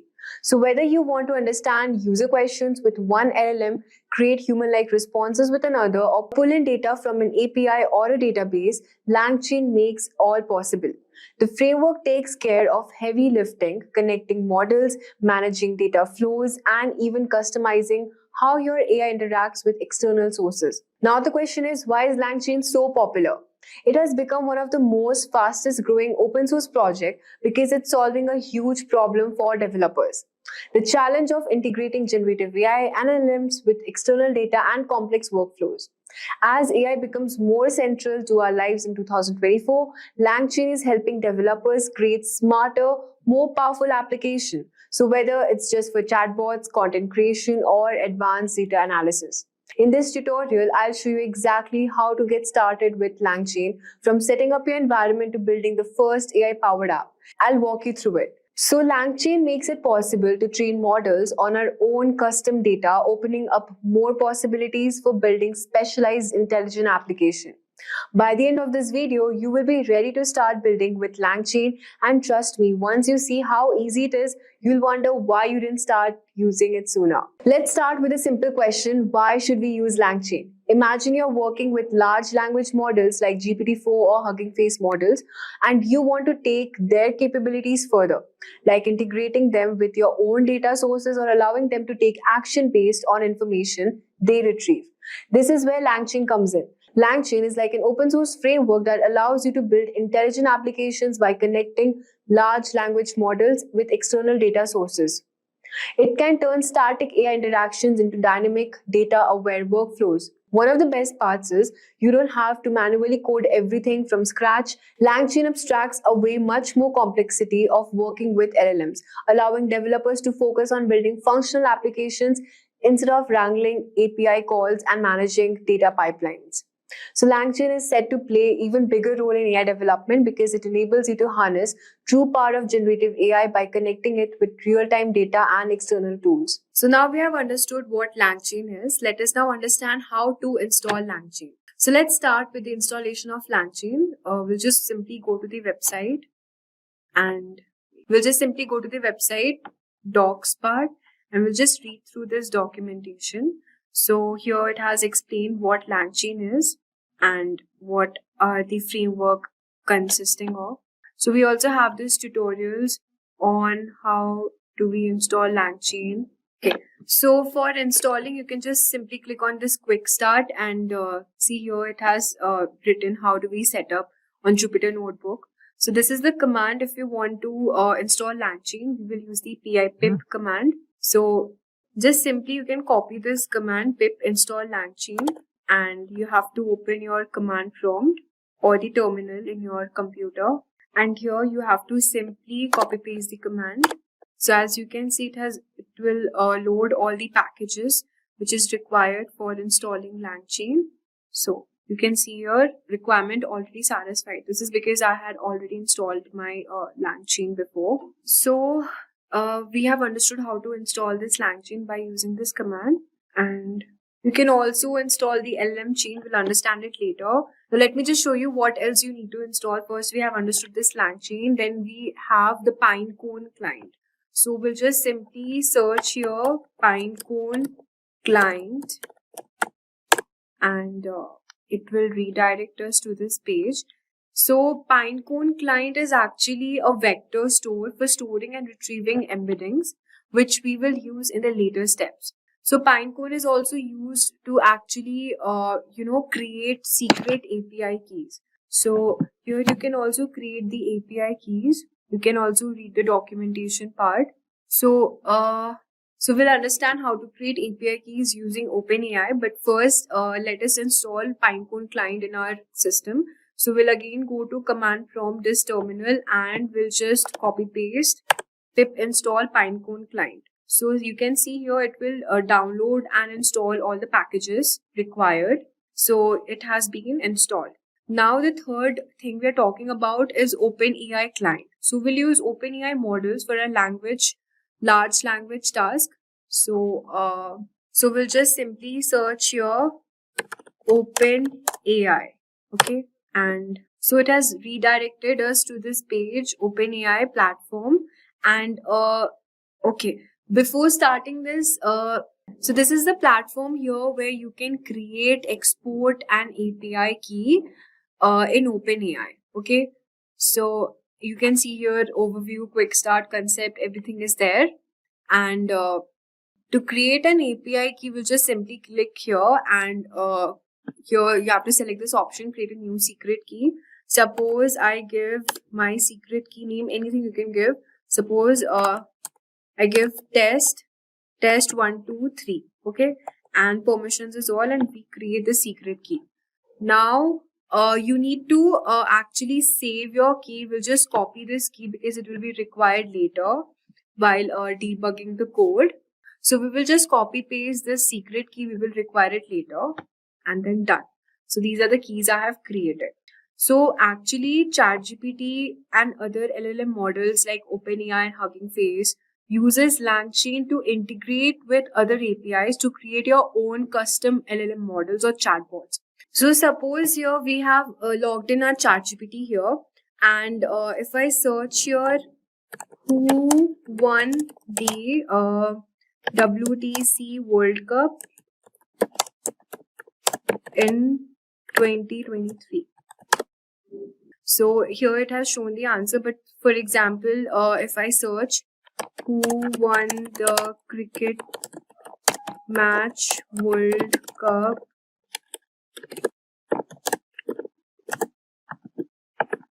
So here, as you can see, the ChatGPT has given answer as my last knowledge update, the 24 Men's World Cup has not taken place yet.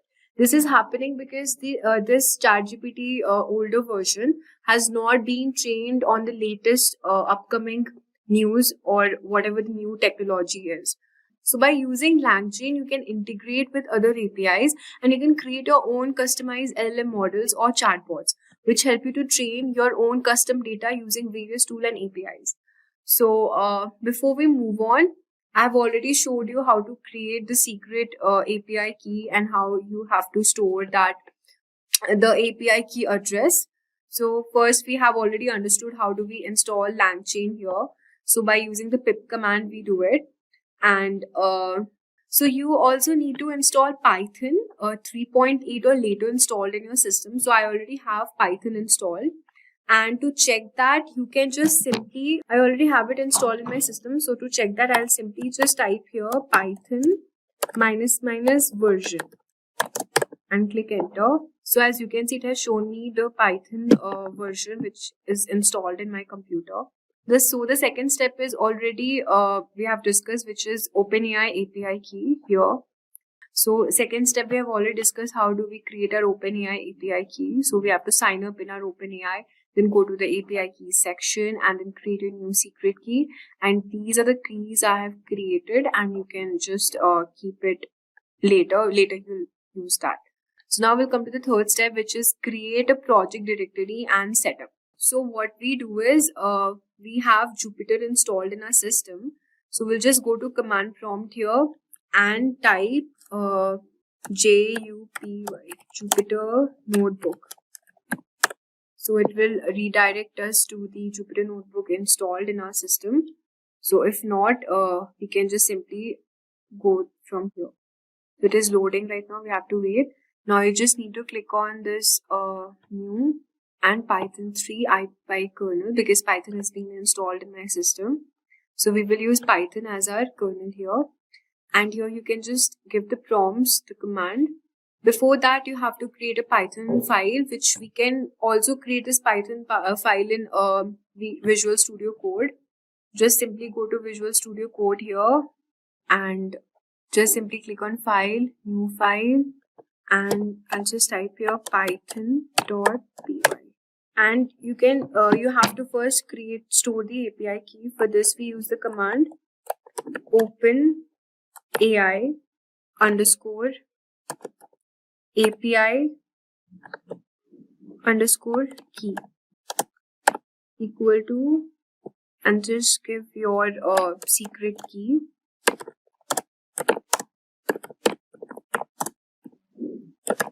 Okay, you can just simply copy paste here your secret key and just store this. So this ensures that your API key is stored securely and it can be used whenever needed. Now the step 4 is to initialize the project and install the required libraries. So you need to add some additional libraries like Streamlit to make a user interface. So let's add that too in our project folder. You can either create a text file named requirements.txt and then install all these. We have already installed the OpenAI LangChain. We just need to install Streamlit. So here you can just give the command pip install Streamlit. So as you can see, this I have already installed Streamlit before. Same wise, you can also install OpenAI if it is not installed in your system using the command terminal, the Windows PowerShell. So we have understood this, what all packages and what all we need to install. Now the next step is to build your first LangChain app. To create a simple app which uses a input query, and the app will generate a response using OpenAI's GPT model. So you have to create a Python file named main.py here. So as you can see, I've already imported this main.py, and this is my code here. Import Streamlit as st from LangChain and the constants I have created, and then I have initialized the OpenAI with our API key. So you have to just type this prompt here. I'm using VS Code here. You can also do it in your Jupyter Notebook. And then to create the Streamlit app, you have to give a title, LangChain demo with OpenAI. So this is the title I have provided. And then the text input for prompt. The prompt is st.text input and enter a prompt. You can just type enter a prompt or whatever you wish to. And then display the response. So if prompt response is LLM.predict prompt, so you can use the predict method for LLM. So here what the app will, so after creating and debugging this in the terminal, so your app will initialize OpenAI using your API key, and the user inputs a prompt through the Streamlit interface. LangChain processes the input and sends it to the OpenAI's GPT model, and the AI generates a response which is then displayed in the app. So now you can use all these prompts to run on your app. So to do this, you can just, to see your app in action, you can just go to the terminal and run the following command, which is Streamlit run main.py. So you can just simply go to the terminal here and just simply type the command, which is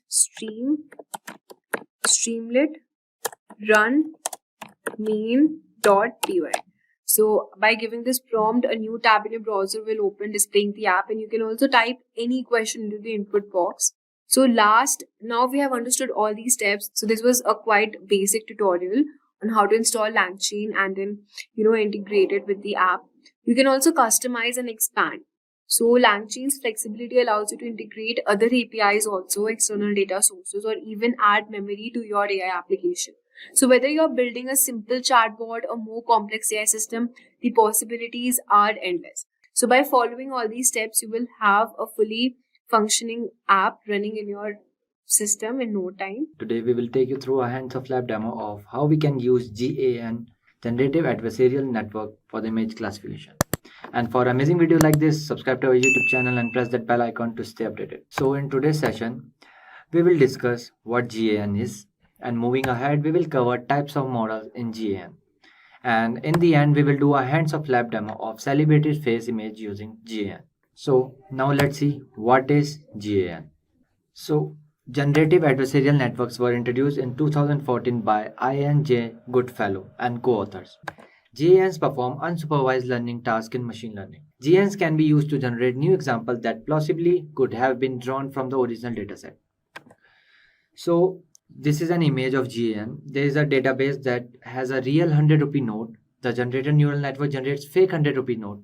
So the discriminator network will help to identify the real and the fake note, or the real and the fake images, you can say.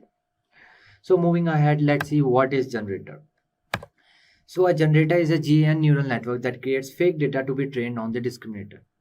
It learns to generate plausible data.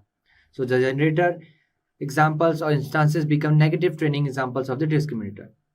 So as you can see here, the random input generate a new fake image. The main aim of the generator is to make the discriminator classify its output as real.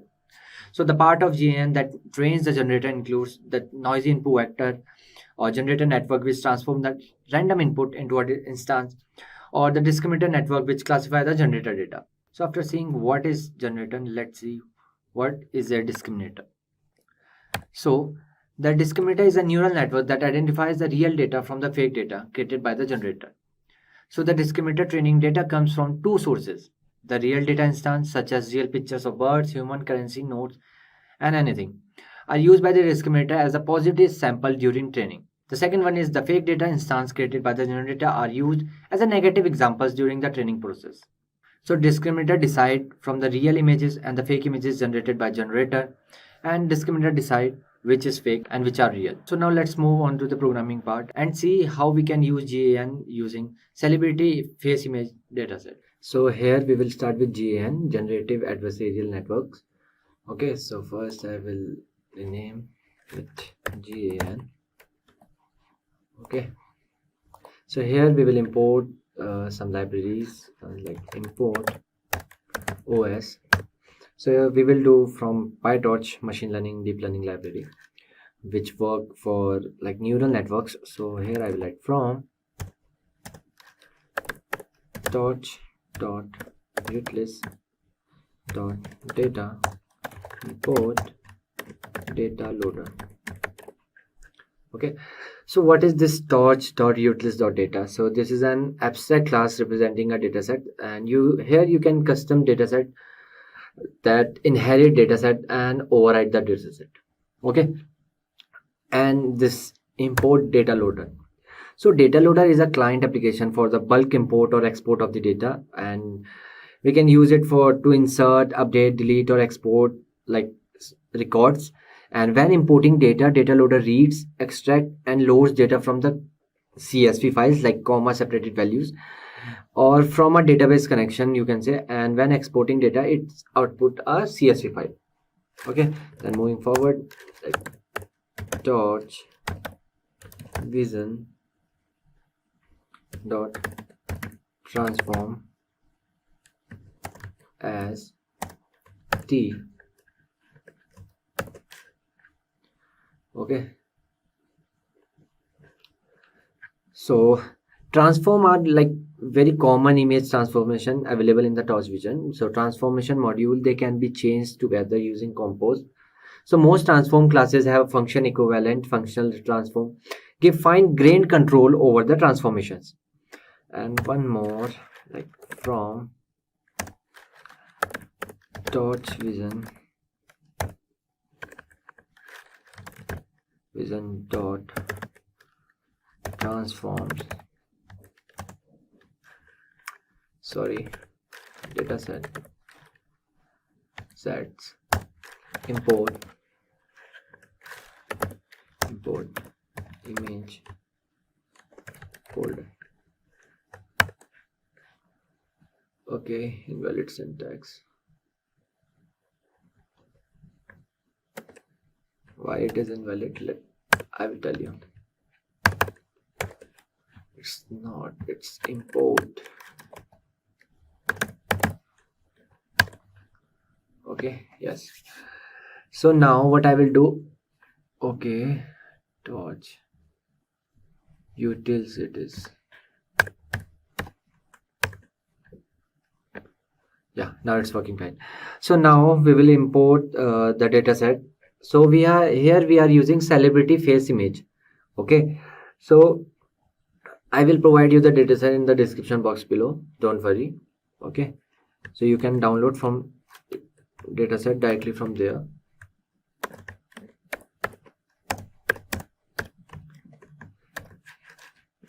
So this is my path to dataset.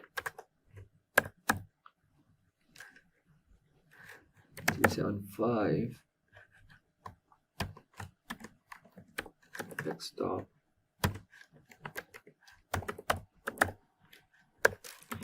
face image dataset. Okay, now let's run it. Okay, now let's run it.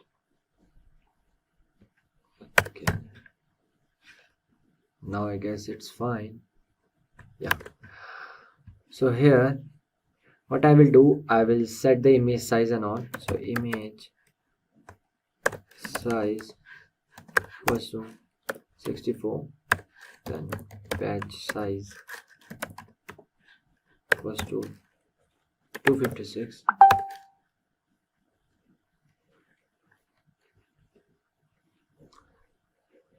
then batch size equals to 256, then stats equals to 0.5 comma 0.5 and again 0.5, okay, comma 0.5 comma 0.5 comma 0.5. Okay, so here we have set the image size and the batch size and the stat values. So now what we will do, we will train the dataset. So here I will write train ds equals to image folder of data directory comma transform equals to t dot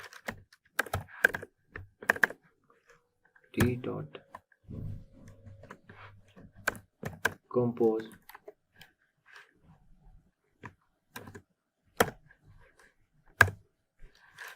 here I will write t dot resize, then image size, okay, then again t dot center crop,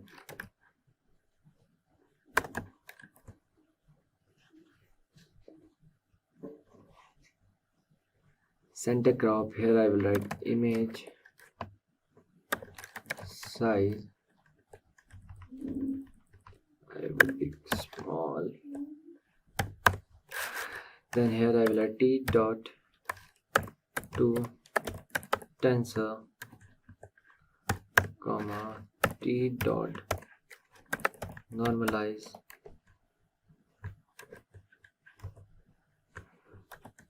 stats, okay, let me do like this. Here I can write train dl equals to data loader, then train ds batch size, then shuffle equals to true comma num workers equals to 2 number of workers, then here I will write pin memory, okay, so true.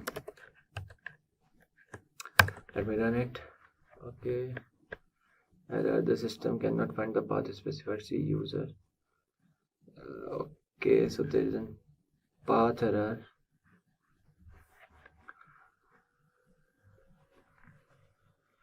Okay, so let me copy my path.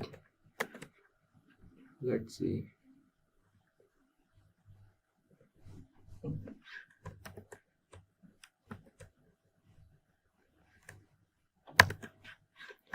Now let me run. Yeah, so it's working fine.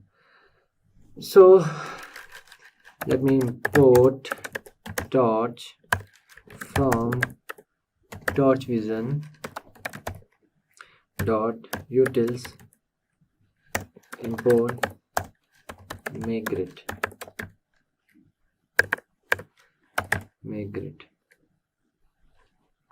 Okay, then import matplotlib dot pyplot as plt, then matplotlib inline. So this torchvision.utils import make grid is used to make a grid.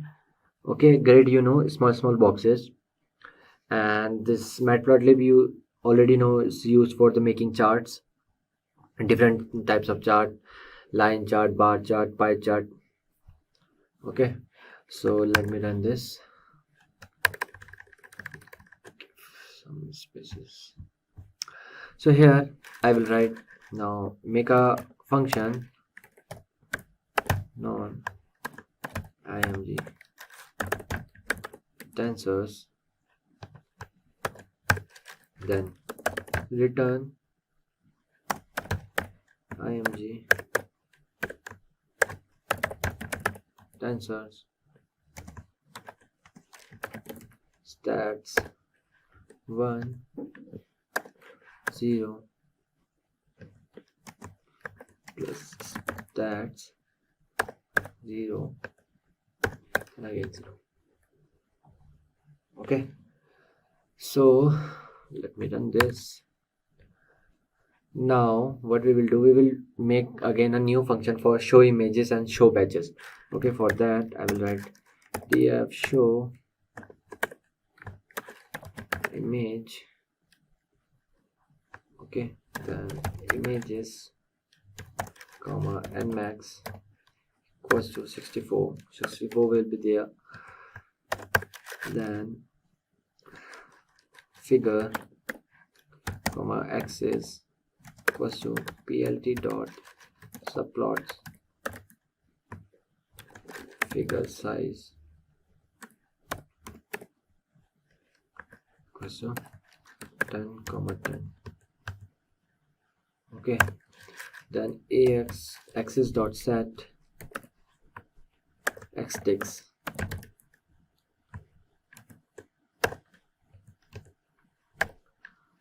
ax dot set vertex.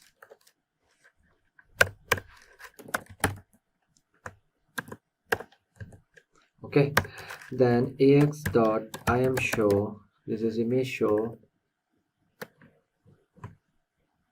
then make grid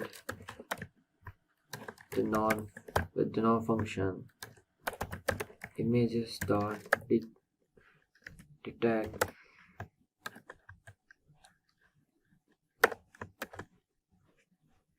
nmax comma nrow. Number of rows will be 8, then dot permute 1 comma 2 comma 0.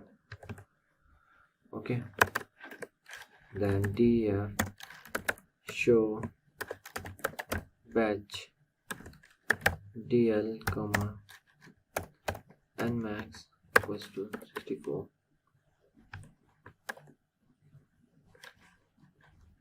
Then for images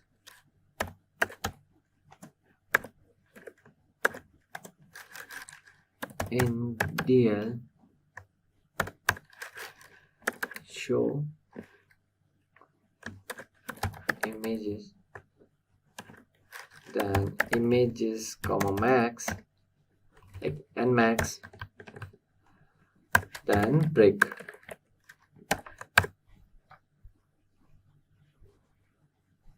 Okay, so now let's see some batches. So I will write show batch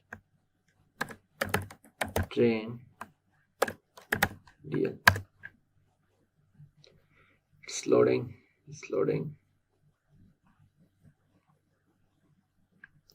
Okay, some error. Okay, image. Okay.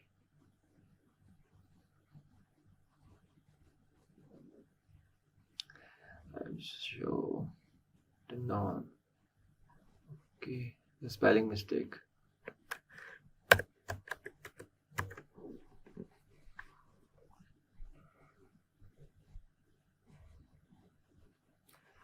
So as you can see here, this maybe Robert Downey Jr. This is Robert Downey Jr. This is also Robert Downey Jr. and different celebrities here. So we have to do GN in this. We will generate the fake images and will generate the new images. Then discriminator will set the images which are real or fake. Okay, so now let's use GPU. Like, let's see GPU is available or not.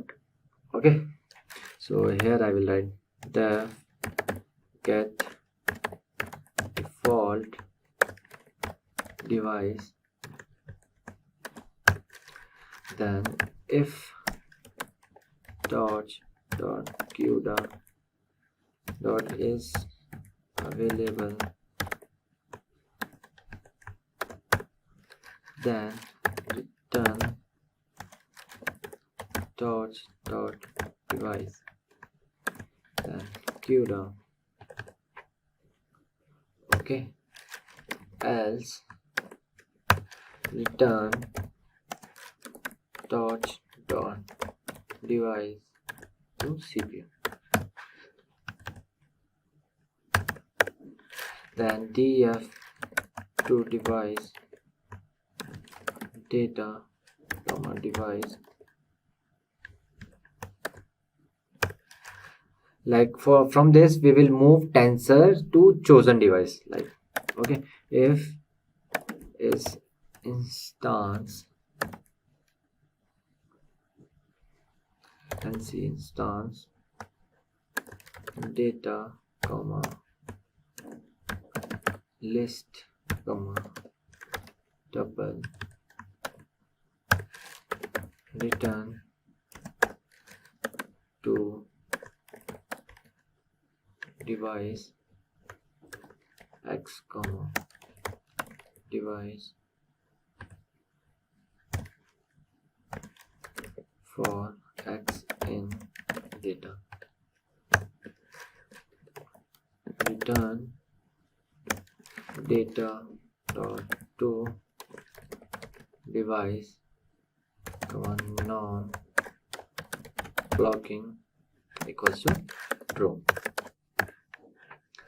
Okay, T will be capital here. Then I will write class device data loader. So here what we will do, we will wrap a data loader to move data to a device. So for the df init function to self comma dl comma device, then here I will write self dot dl equals to dl, then self dot device equals to device. Okay, so here I will write def for the iteration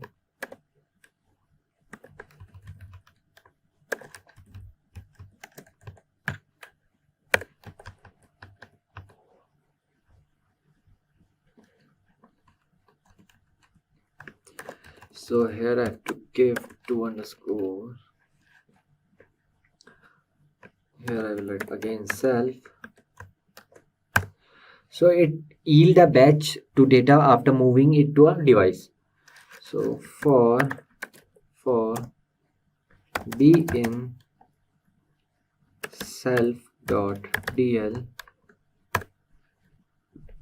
then yield to device, then b comma self dot device. Okay, and the last one is df for the length will write self, then it will return the number of batches. So return length of self dot dl. Okay, invalid syntax. Okay, not dot.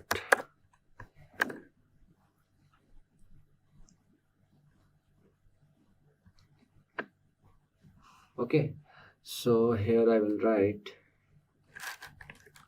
device, here I will write device equals to get fault device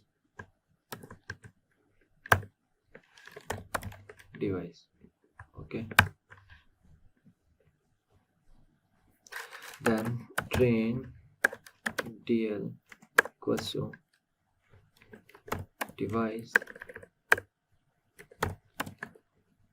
data loader and train dl comma device. Okay, so as we already know what is GAN and what is discriminator and generator, so let's take again GAN overview. So a generative adversarial network, GAN, has two parts.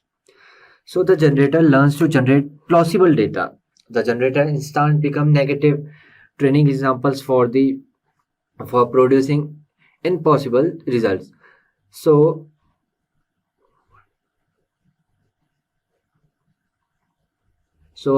you have data. So what discriminator will do? Discriminator will decide from the generated data and the real data which are fake and which are real. Okay, this will generator will do. Discriminator, sorry. Okay, so discriminator like takes an image as an input and tries to classify it as real or generated. In this sense, it's like any other neural network. So I will use here CNN, which outputs is a single neural network for every image. So okay, so I hope you know again like what discriminator is, what generator is, and what is like real data. It is this. Okay, and we will generate the data. Okay, fake data. And what discriminator will do? Discriminator will check whether the data is fake or real. Okay, so here I will write import torch dot nn as nn. Here I will write discriminator equals to nn dot sequential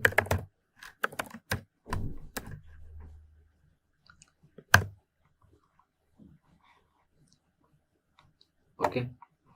So these are some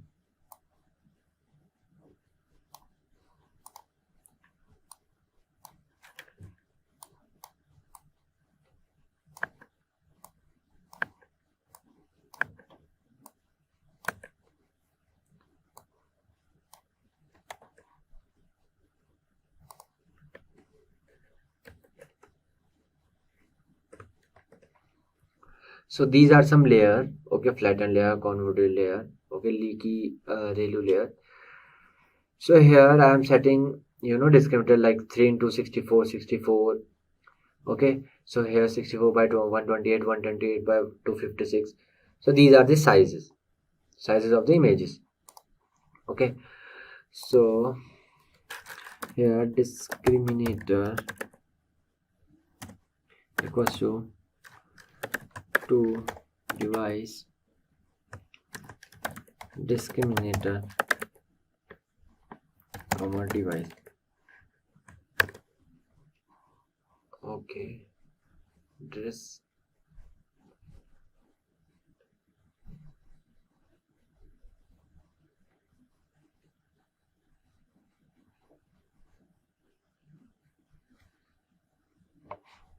okay, what's wrong? The spelling is wrong maybe. Okay, so it's saying discriminator is not defined. Okay, let me debug. Okay, nothing else, the spelling was wrong, so sorry for that. So let me do for the better visuals. Okay, so I hope you know the generator, what generator network is. So here what I will do, I will set the size, latent size equals to 128. Okay, so here we have set the discriminator. Now what we will do, we will set the generator. Okay, the sizes like 3 into 64 64 or 32 128 and so on for all the layers.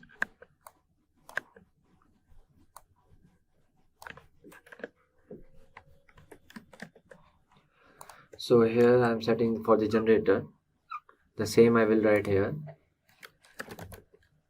generator equals to device generator comma device. Again the generator is okay, I'm copying this one only.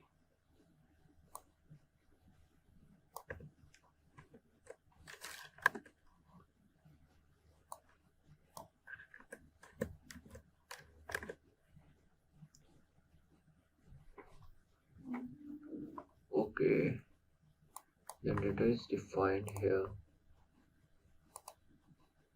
Okay, that's working fine. So here, so now what I will do, I will do the discriminator training. Okay, so for that I have to write def train discriminator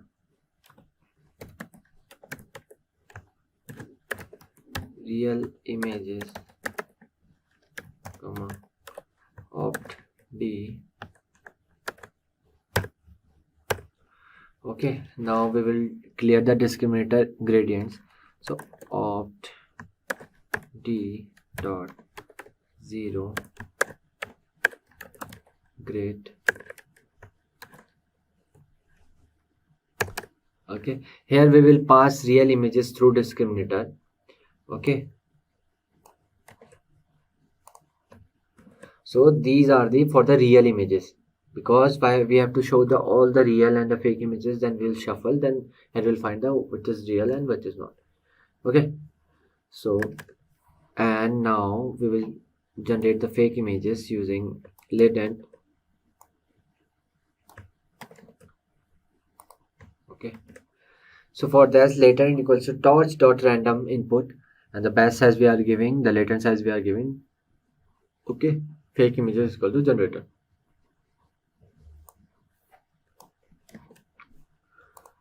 So now what we will do, we will pass the fake images through discriminator as we did for the real images. Okay, so now we will update discriminator weights. For that I have to write loss equals to real loss then plus fake loss. Okay, then loss dot backward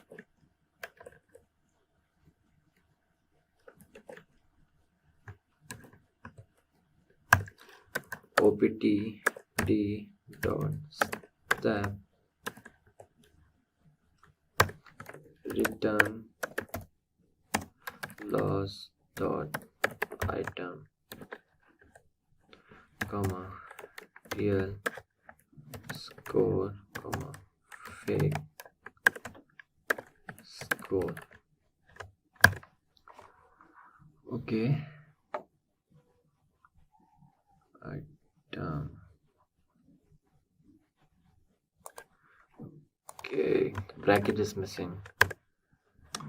Okay, lost backward in 36.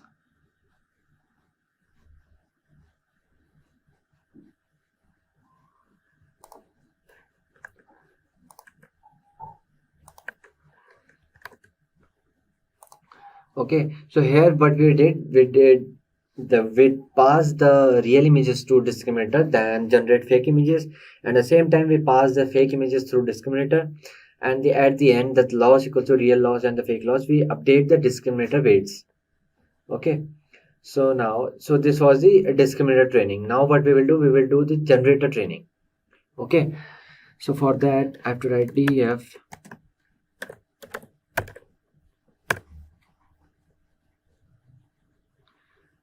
for that I have to write def train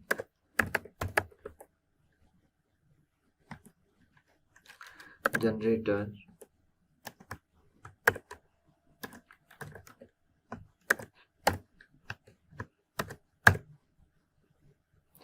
then opt g dot 0 grad. So what we are doing here, we are clearing the generator gradients. Before that we did for the same the discriminator one. Okay, so now we will generate the fake images. Okay, what generator do? Generator only generate the fake images. Okay, so from this prediction what we are doing, we are just trying to fool the discriminator. Okay,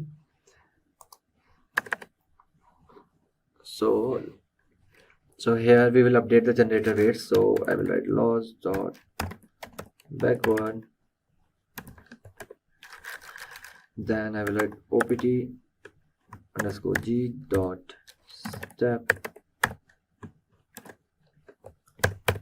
then I will write return loss dot item. Okay, let's run it.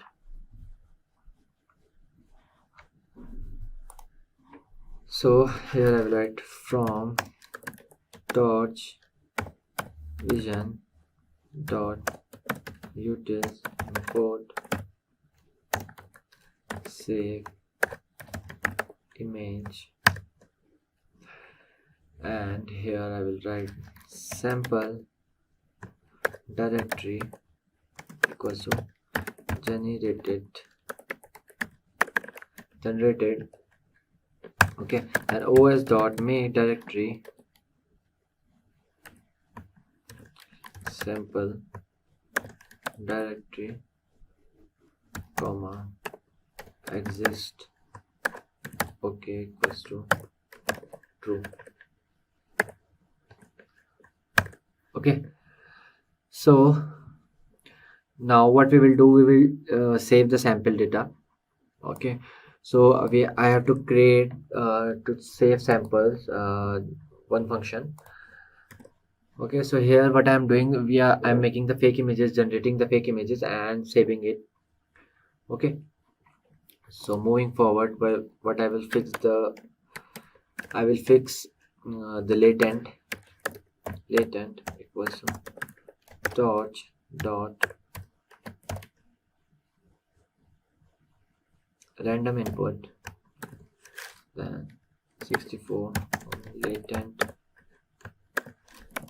size comma 1 comma 1 comma then device equals to device, then again save samples to 0 comma fixed latent.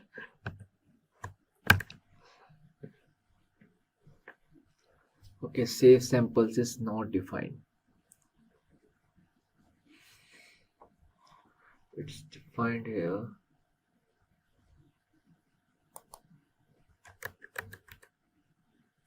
Yeah, so see, this is the generated images, this is the fake image. Okay, now what I will do, I will do the full training loop. For that I have to write from tqdm dot notebook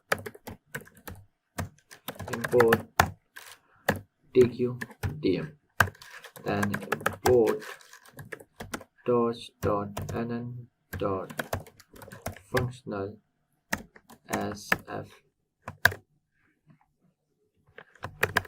Let me give the spaces. So now what we will do, we will train this we will do the full training loop till the 400 epochs, so it will take a very long time. So first I will write the definition. Okay, I will define one the function. Okay, and then I will get back to you. So yes, so what I did, so this I have set the losses and the scores. Okay, and these are the optimizers, some optimizers, opt you can say optimizer we am creating.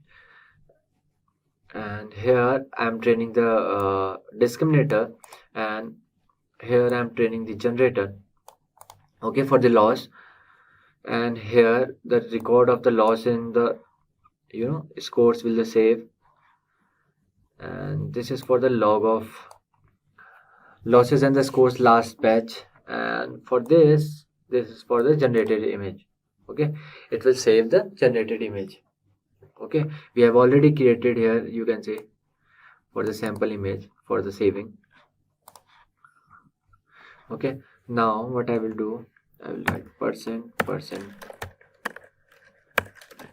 time, then lr equals to 0.005, then epochs equals to 400 epochs, means it will take a huge time.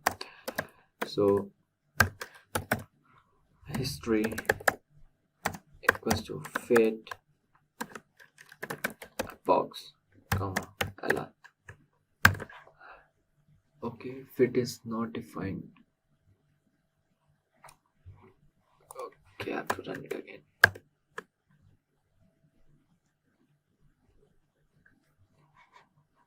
Okay, why it's coming like this?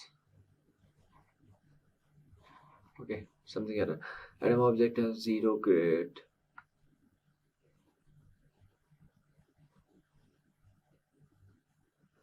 Okay, I have to check.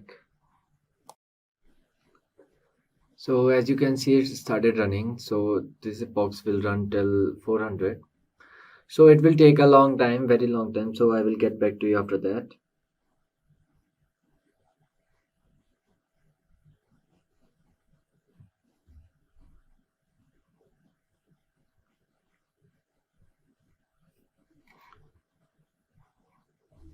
So as you can see, this is of 1 by 400. So it will run till 339. Okay, so it will take a very long time. So it will define the loss of generated, the loss of discriminator, and the real score and the fake score, and at the same time it's saving the generated images. Okay, so it will take a long time, and then I will get back to you. So as you can see here, the GANs are done till like 400. Okay, till all the 400. Okay, so now let's do some losses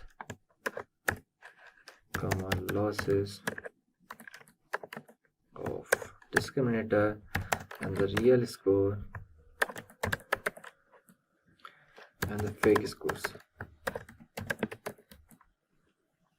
equals to history.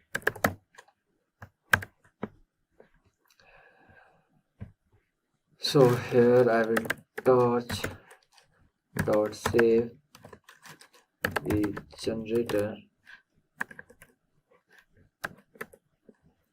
dot state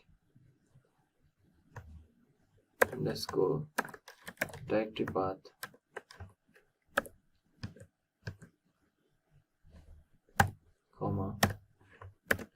g.pth path. Okay.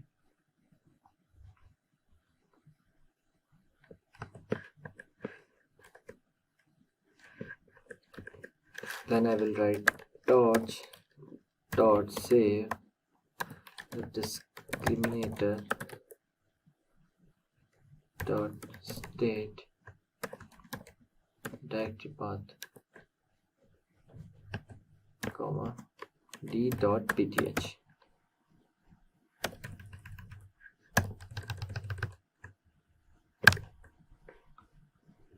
Okay.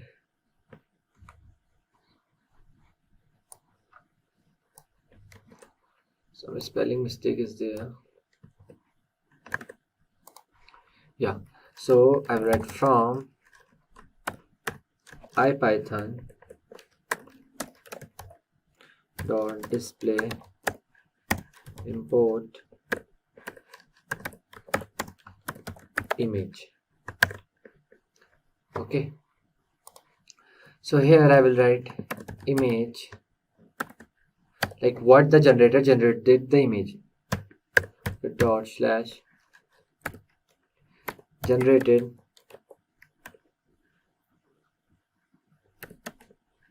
slash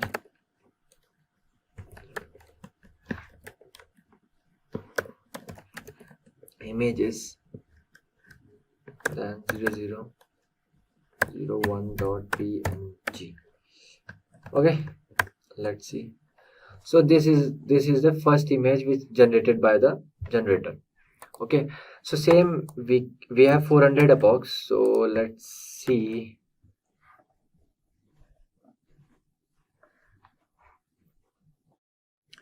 So here I will check the 100 image. So as you can see, 100 image is more bit clear. So what if I will check for the like 300 image one? It's more bit clear. Okay, now let's check the 400 image.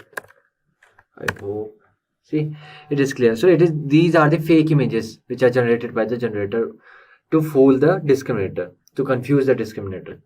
Okay, so now we will plot a graph.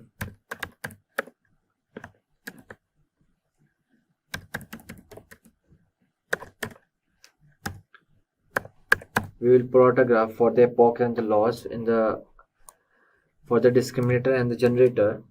So for that, right. So as you can see, this is a discriminator, okay, blue one, and there is a generator. So loss for the generator is the more, and the loss for discriminator is less, which is very good. And now let's see the real and fake images. Okay, so these are the real images, score, and these are the fake images. Welcome to this video tutorial by Simplilearn. In this video, we will learn about an important popular deep learning neural network called Generative Adversarial Networks. Yann LeCun, one of the pioneers in the field of machine learning and deep learning, described it as the most interesting idea in the last 10 years in machine learning. In this video, you will learn about what are generative adversarial networks and look in brief at generator and discriminator. Then we'll understand how GANs work and the different types of GANs. Finally, we'll look at some of the applications of GANs. So let's begin. So what are generative adversarial networks? Generative adversarial networks, or GANs, introduced in 2014 by Ian J. Goodfellow and co-authors, became very popular in the field of machine learning. GAN is an unsupervised learning task in machine learning. It consists of two models that automatically discover and learn the patterns in input data. The two models, called generator and discriminator, compete with each other to analyze, capture and copy the variations within a dataset. GANs can be used to generate new examples that possibly could have been drawn from the original dataset. In the image below, you can see that there is a database that has real 100 rupee notes. The generator, which is basically a neural network, generates fake 100 rupees notes. The discriminator network will identify if the notes are real or fake. Let us now understand in brief about what is a generator. A generator in GANs is a neural network that creates fake data to be trained on the discriminator. It learns to generate plausible data.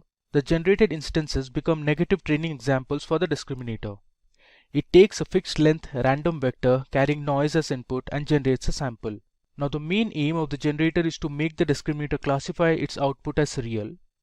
The portion of the GAN that trains the generator includes a noisy input vector, the generator network, which transforms the random input into a data instance, a discriminator network which classifies the generated data, and a generator loss, which penalizes the generator for failing to halt the discriminator. The backpropagation method is used to adjust each weight in the right direction by calculating the weight's impact on the output. The backpropagation method is used to obtain gradients, and these gradients can help change the generator weights. Now, let us understand in brief what a discriminator is. A discriminator is a neural network model that identifies real data from the fake data generated by the generator. The discriminator's training data comes from two sources. The real data instances such as real pictures of birds, humans, currency notes, etc.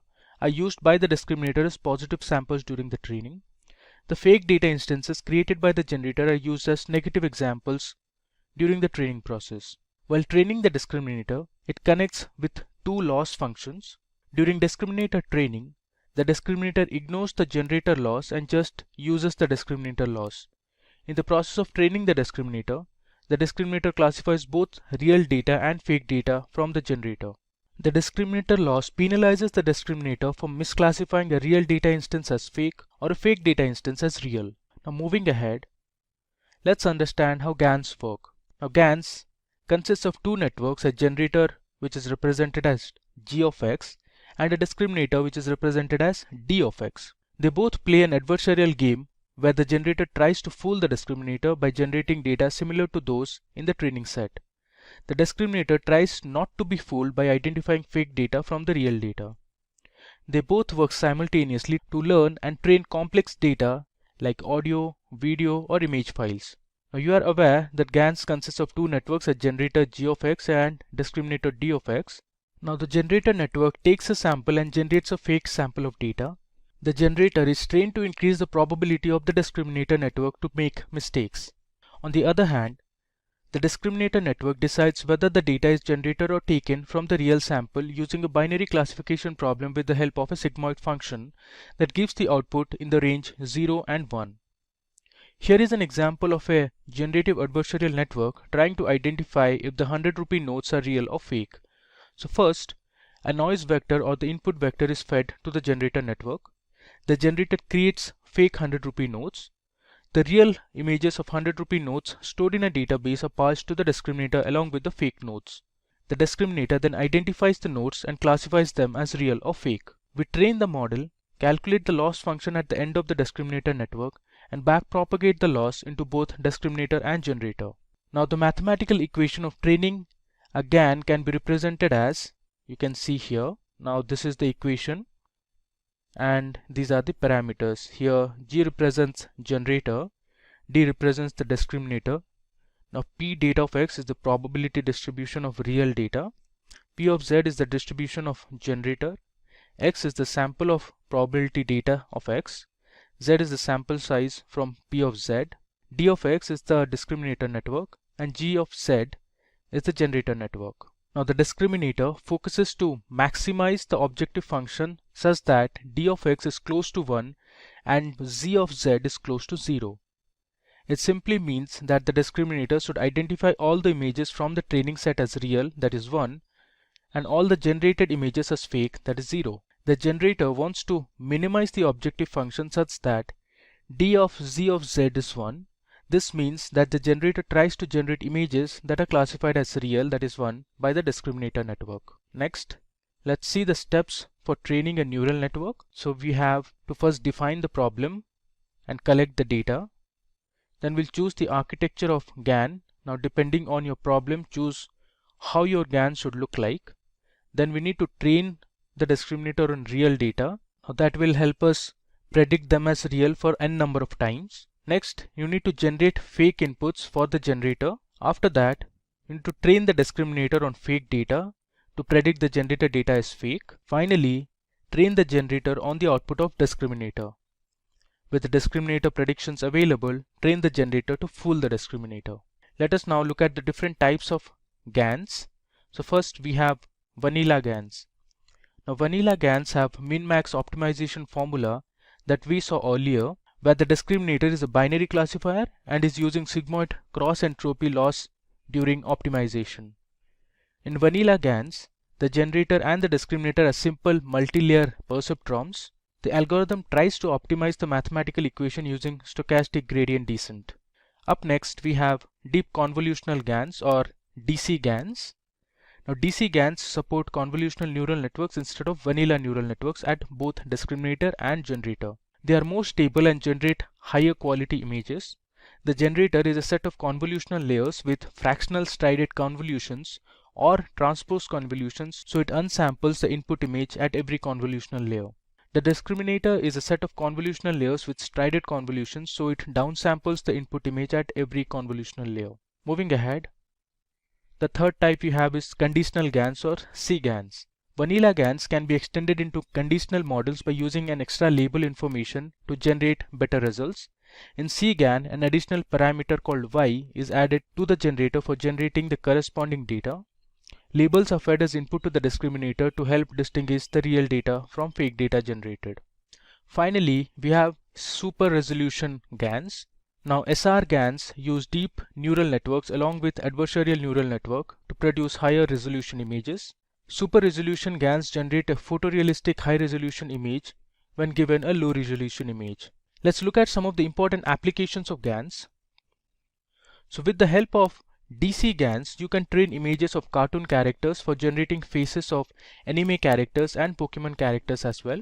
Next, GANs can be used on the images of humans to generate realistic faces. The faces that you see on your screens have been generated using GANs and do not exist in reality. Third application we have is GANs can be used to build realistic images from textual descriptions of objects like birds, humans, and other animals. We input a sentence and generate multiple images fitting the description. Here is an example of a text-to-image translation using GANs for a bird with a black head, yellow body, and a short beak. The final application we have is creating 3D objects. So GANs can generate 3D models using 2D pictures of objects from multiple perspectives. GANs are very popular in the gaming industry. GANs can help automate the task of creating 3D characters and backgrounds to give them a realistic feel. Welcome to our video about transformers in AI. And no, we don't mean the robot toys from the movies. We are diving into something even cooler in the world of computers and AI. Have you ever wondered how your phone knows what word you might type next, or how Google Translate works so well? That's where transformers come in. They are like super smart computer brains that can understand and create human-like text. Here's a fun example. I asked a transformer to tell me a joke and it said, "Why did the computer go to the art school?" Because it wanted to improve its draw speed. Okay, that's a bit cheesy, but it shows how these computer programs can come up with new ideas on their own. Transformers are changing how we use technology every day. They help us with things like translating languages, summarizing long articles, writing emails and stories, and even playing games like chess.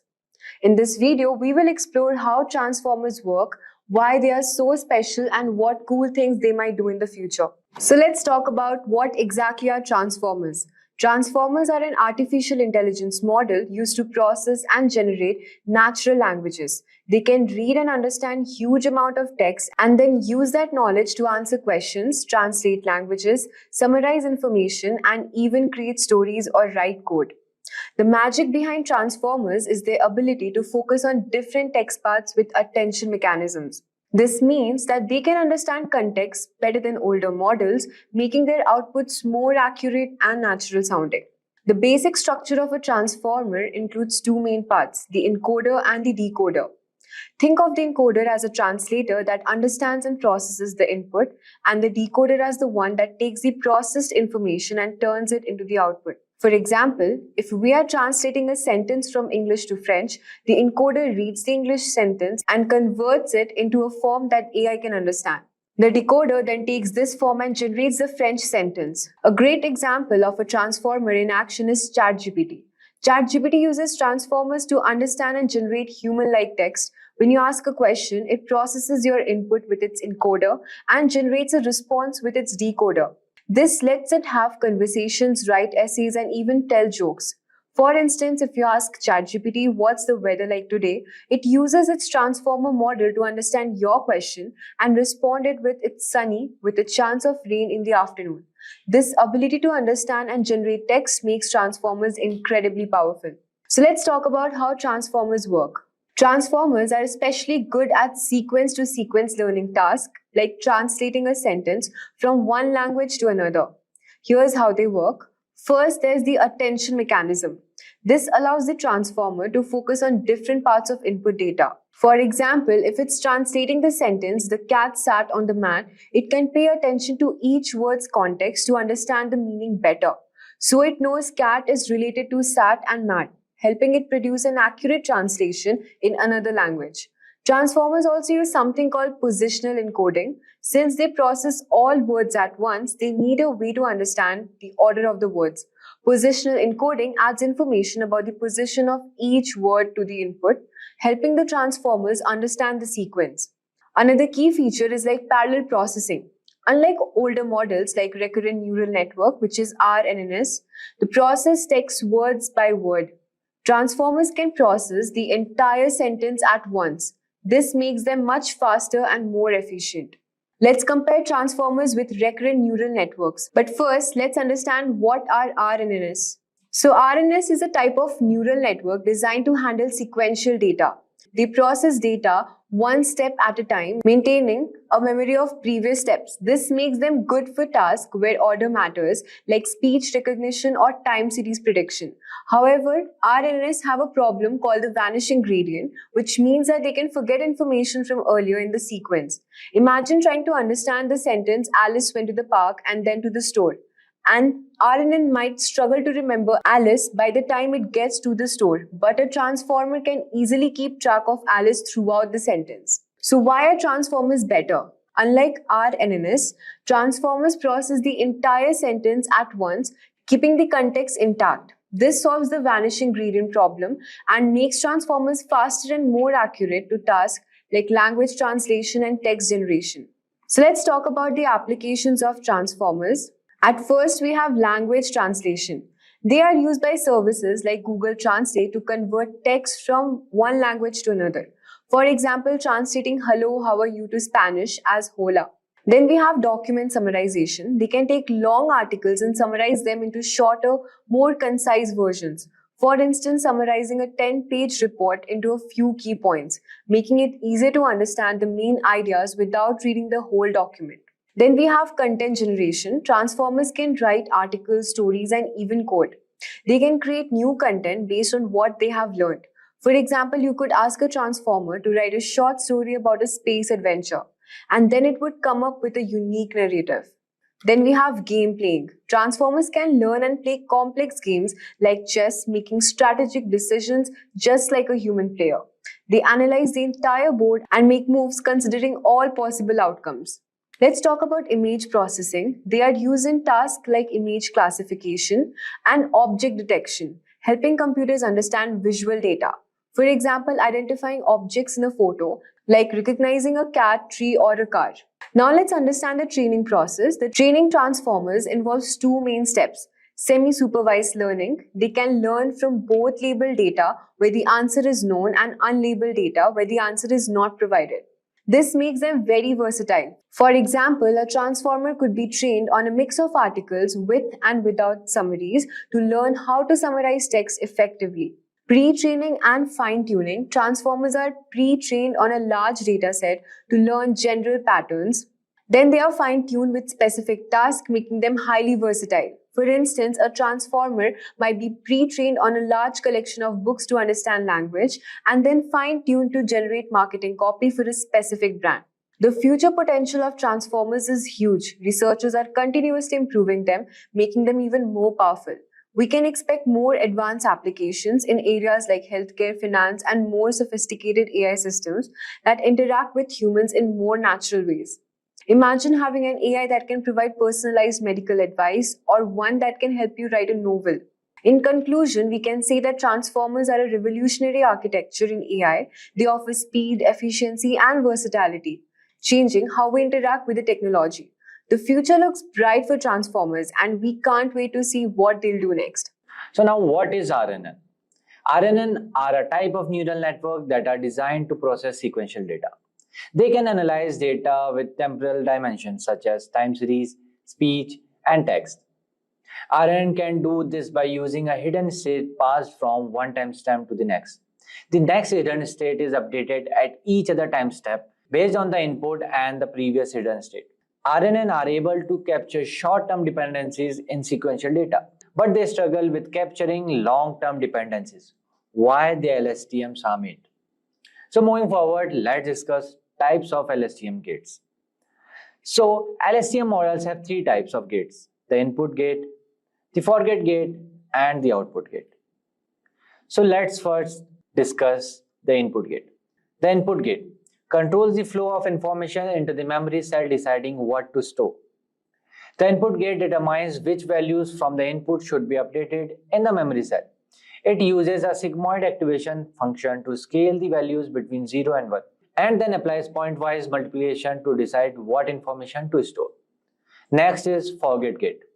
Controls the flow of information out of the memory cell, deciding what to discard.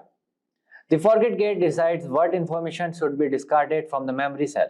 It also uses a sigmoid activation function to scale the values between 0 and 1, followed by pointwise multiplication to determine what information to forget.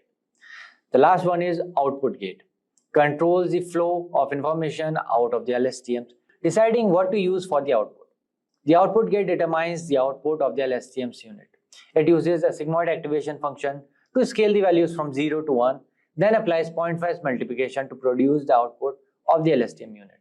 So these gates implemented using sigmoid function are trained using backpropagation. They open and close based on the input and the previous hidden state, allowing the LSTM to selectively retain or discard information, effectively capturing long-term dependencies. So now let's discuss application of LSTM. LSTM models are highly effective and used in various applications, including video analysis, analyzing video frames to identify action, object, and scenes. The second is language simulation, tasks like language modeling, machine translation, and text summarization. The third one is time series prediction, so predicting future values in a time series. The fourth is voice recognition, tasks such as speech to text transcription and command recognition. The last one is sentiment analysis, classifying text sentiment as positive, negative, or neutral.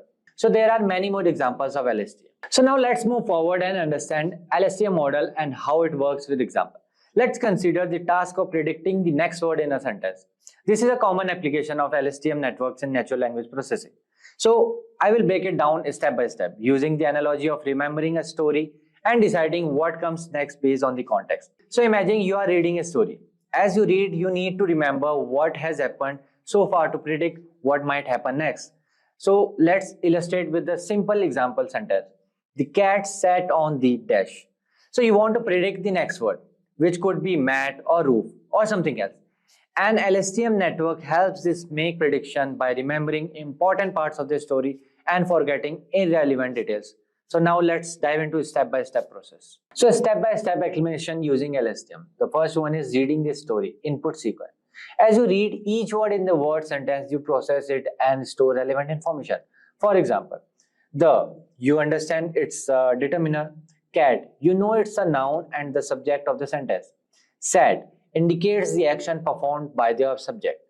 On, preposition indicating the relationship between the cat and the next noun.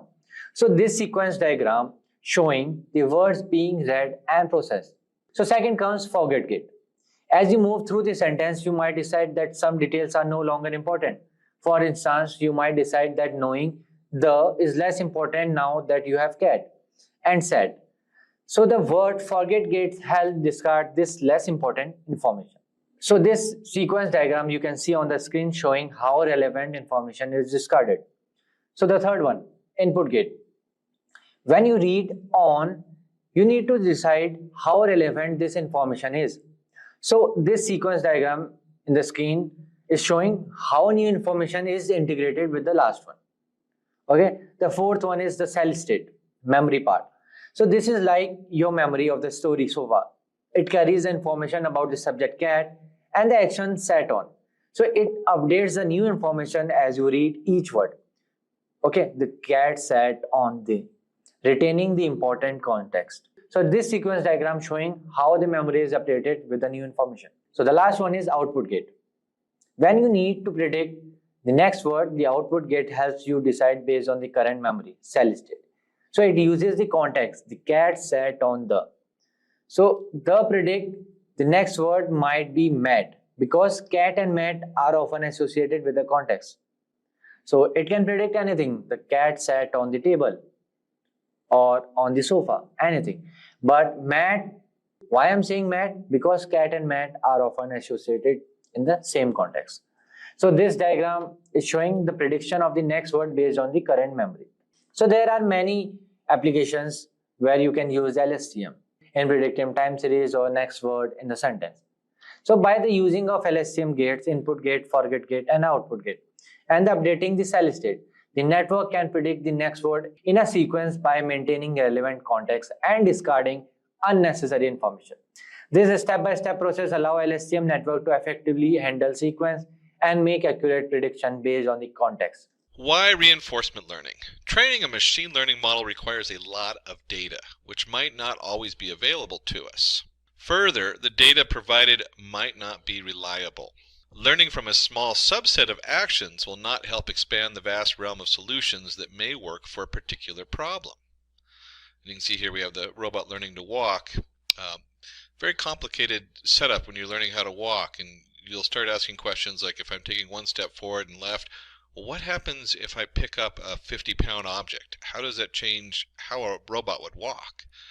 These things are very difficult to program because there's no actual information on it until it's actually tried out.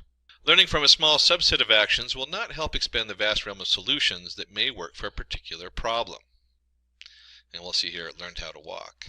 This is going to slow the growth that technology is capable of. Machines need to learn to perform actions by themselves and not just learn off humans. And you see the objective climb a mountain. A real interesting point here is that as human beings we can go into a very unknown environment and we can adjust for it and kind of explore and play with it. Most of the models, the non-reinforcement models in computer machine learning, aren't able to do that very well. There's a couple of them that can be used or integrated. To see how it goes is what we're talking about with reinforcement learning. So what is reinforcement learning? Reinforcement learning is a sub-branch of machine learning that trains a model to return an optimum solution for a problem by taking a sequence of decisions by itself. Consider a robot learning to go from one place to another. The robot is given a scenario and must arrive at a solution by itself. The robot can take different paths to reach the destination. It will know the best path by the time taken on each path. It might even come up with a unique solution all by itself. And that's really important as we're looking for unique solutions. We want the best solution, but you can't find it unless you try it. So when we're looking at our different systems, our different model, we have supervised versus unsupervised versus reinforcement learning. And with the supervised learning, that is probably the most controlled environment. We have a lot of different supervised learning models, whether it's linear regression, neural networks, there's all kinds of things in between, decision trees. The data provided is labeled data with output values specified. And this is important because when we talk about supervised learning, you already know the answer for all this information. You already know the picture has a motorcycle in it, so you're supervised learning. You already know that the outcome for tomorrow, for going back a week, you're looking at stock, you can already have like the graph of what the next day looks like, so you have an answer for it. And you have labeled data which is used, you have an external supervision, and solves problems by mapping labeled input to known output. So very controlled. Unsupervised learning, and unsupervised learning is really interesting because it's now taking part in many other models. They start with you can actually insert an unsupervised learning model in almost either supervised or reinforcement learning as part of the system, which is really cool. Data provided is unlabeled data. The outputs are not specified. Machine makes its own predictions. Used to solve association with clustering problems. Unlabeled data is used. No supervision. Solves problems by understanding patterns and discovering output. So you can look at this and you can think some of these things go with each other. They belong together.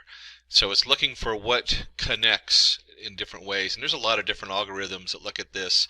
When you start getting into those, there's some really cool images that come up of what unsupervised learning is. How it can pick out, say, the area of a donut. One model will see the area of the donut, and the other one will divide it into 3 sections based on its location versus what's next to it. So there's a lot of stuff that goes in with unsupervised learning. And then we're looking at reinforcement learning.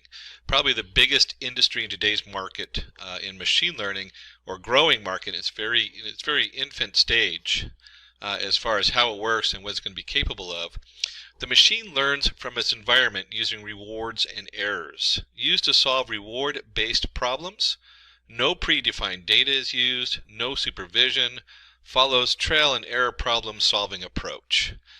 So again, we have a random. At first you start with a random, I try this, it works, and this is my reward. Doesn't work very well maybe, or maybe doesn't even get you where you're trying to get it to do, and you get your reward back, and then it looks at that and says, well, let's try something else, and it starts to play with these different things, finding the best route.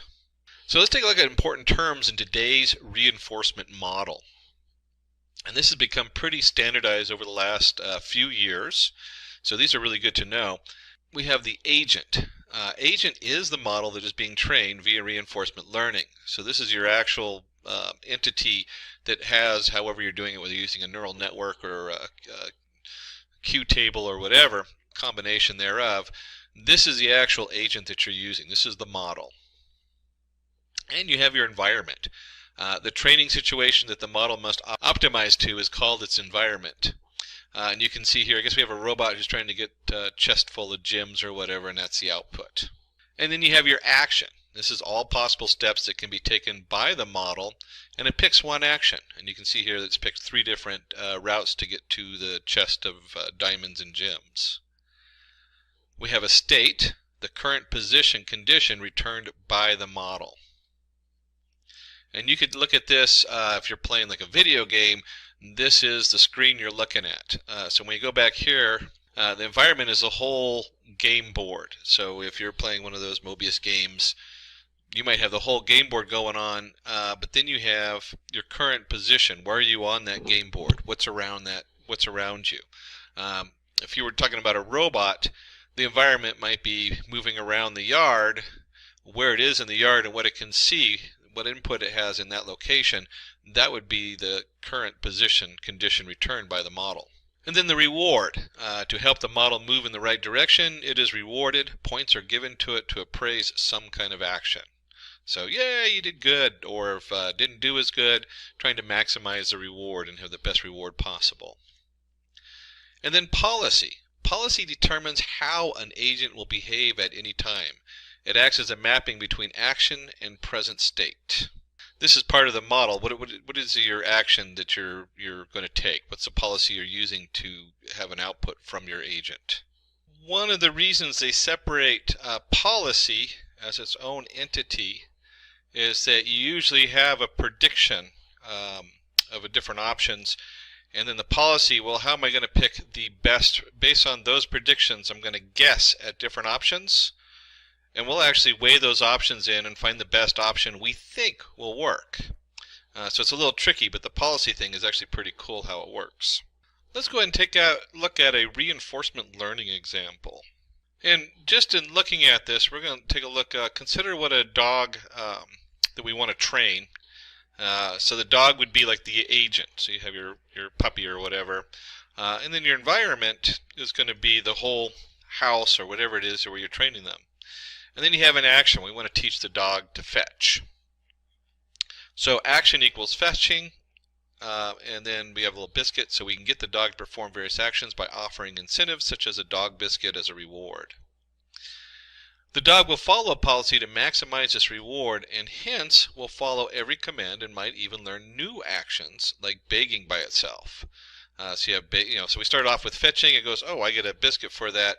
It tries something else, and you get a handshake or begging or something like that. And it goes, oh, this is also reward based. And so it kind of explores things to find out what will bring it as biscuit. And that's very much like how a reinforced model goes. Is it looks for different rewards. How do I find? Can I try different things and find a reward that works? The dog also will want to run around and play and explore its environment. This quality of model is called exploration. So there's a little randomness going on in exploration. And it explores new parts of the house. Climbing on the sofa doesn't get a reward. In fact, it usually gets kicked off the sofa. So let's talk a little bit about Markov's decision process. Markov's decision process is a reinforcement learning policy used to map a current state to an action where the agent continuously interacts with the environment to produce new solutions and receive rewards. And you'll see here's all of our different vocabulary we just went over. We have a reward, our state, our agent, our environment, and our action.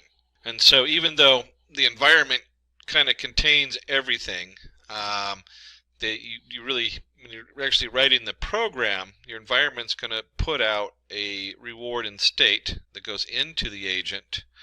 The agent then looks at this state, or it looks at the reward usually first, and it says, okay, I got rewarded for whatever I just did, or I didn't get rewarded. And then it looks at the state, and then it comes back, and if you remember from policy, the policy comes in, and then we have a reward. The policy is that part that's connected at the bottom.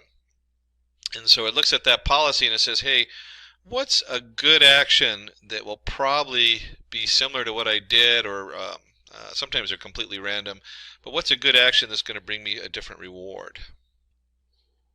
So taking the time to just understand these different pieces as they go is pretty important in most of the models today. And so a lot of them actually have templates based on this that you can pull in and start using. Pretty straightforward as far as once you start seeing how it works, you can see your environment says, hey, this is the agent did this. If you're a character in a game, this happened, and it shoots out a reward in a state. The agent looks at the reward, looks at the new state, and then takes a little guess and says, I'm going to try this action. And then that action goes back into the environment. It affects the environment. The environment then changes depending on what the action was, and then it has a new state and a new reward that goes back to the agent. So in the diagram shown, we need to find the shortest path between node A and D. Each path has a reward associated with it, and the path with a maximum reward is what we want to choose. The nodes A, B, C, D denote the nodes to travel from node A to B is an action. Reward is the cost of each path, and policy is each path taken. And you can see here A can go to B, or A can go to C right off the bat, or it can go right to D. And if you explored all three of these, you would find that A going to D was a 0 reward, A going to C and D would generate a different reward, or you could go A, C, B, D. There's a lot of options here. And so when we start looking at this diagram, you start to realize that even though today's reinforced learning models do really good at finding an answer, they end up trying almost all the different directions you see. And so they take up a lot of work or a lot of processing time for reinforcement learning. They're right now in their infant stage, and they're really good at solving simple problems. And we'll take a look at one of those in just a minute in a tic-tac-toe game. But you can see here, once it's gone through these and it's explored, it's going to find the A, C, D is the best reward. It gets a full 30 points for it. So let's go ahead and take a look at a reinforcement learning demo. In this demo, we're going to use reinforcement learning to make a tic-tac-toe game. You will be playing this game against the machine learning model. And we'll go ahead, and we're doing it in Python. So let's go ahead and go through, not always, I actually have a lot of Python tools. Let's go through Anaconda, which will open up a Jupyter notebook. It seems like a lot of steps, but it's worth it to keep all my stuff separate, and it also has a nice display when you're in the Jupyter notebook for doing Python. So here's our Anaconda Navigator. I open up the notebook, which is going to take me to a web page. And I've gone in here and created a new Python folder. In this case, I've already done it and enabled it to change the name to Tic-Tac-Toe. And then for this example, we're going to go ahead and import a couple things. We're going to import numpy as np. We'll go ahead and import pickle. Numpy, of course, is our number array, and then pickle is just a nice way sometimes for storing different information, different states that we're going to go through on here. And so we're going to create a class called state. We're going to start with that. And there's a lot of lines of code to this class that we're going to put in here. Don't let that scare you too much. There's not as much here. It looks like there's going to be a lot here, but there really is just a lot of setup going on in our class state. And so we have up here, we're going to initialize it. We have our board. It's a tic-tac-toe board, so we're only dealing with 9 spots on the board. We have player 1, player 2 is end. We're going to create a board hash. We'll look at that in just a minute. We're just going to store some information in there. Symbol of player equals 1. So there's a few things going on as far as the initialization. Then something simple, we're just going to get the hash of the board. We're going to get the information from the board on there, which is columns and rows. We want to know when a winner occurs. So if you get 3 in a row, that's what this whole section here is for. Let me go ahead and scroll up a little bit. And you can get a copy of this code if you send a note over to Simplilearn. We'll send you over this particular file, and you can play with it yourself and see how it's put together. I don't want to spend a huge amount of time on this because this is just some real general Python coding.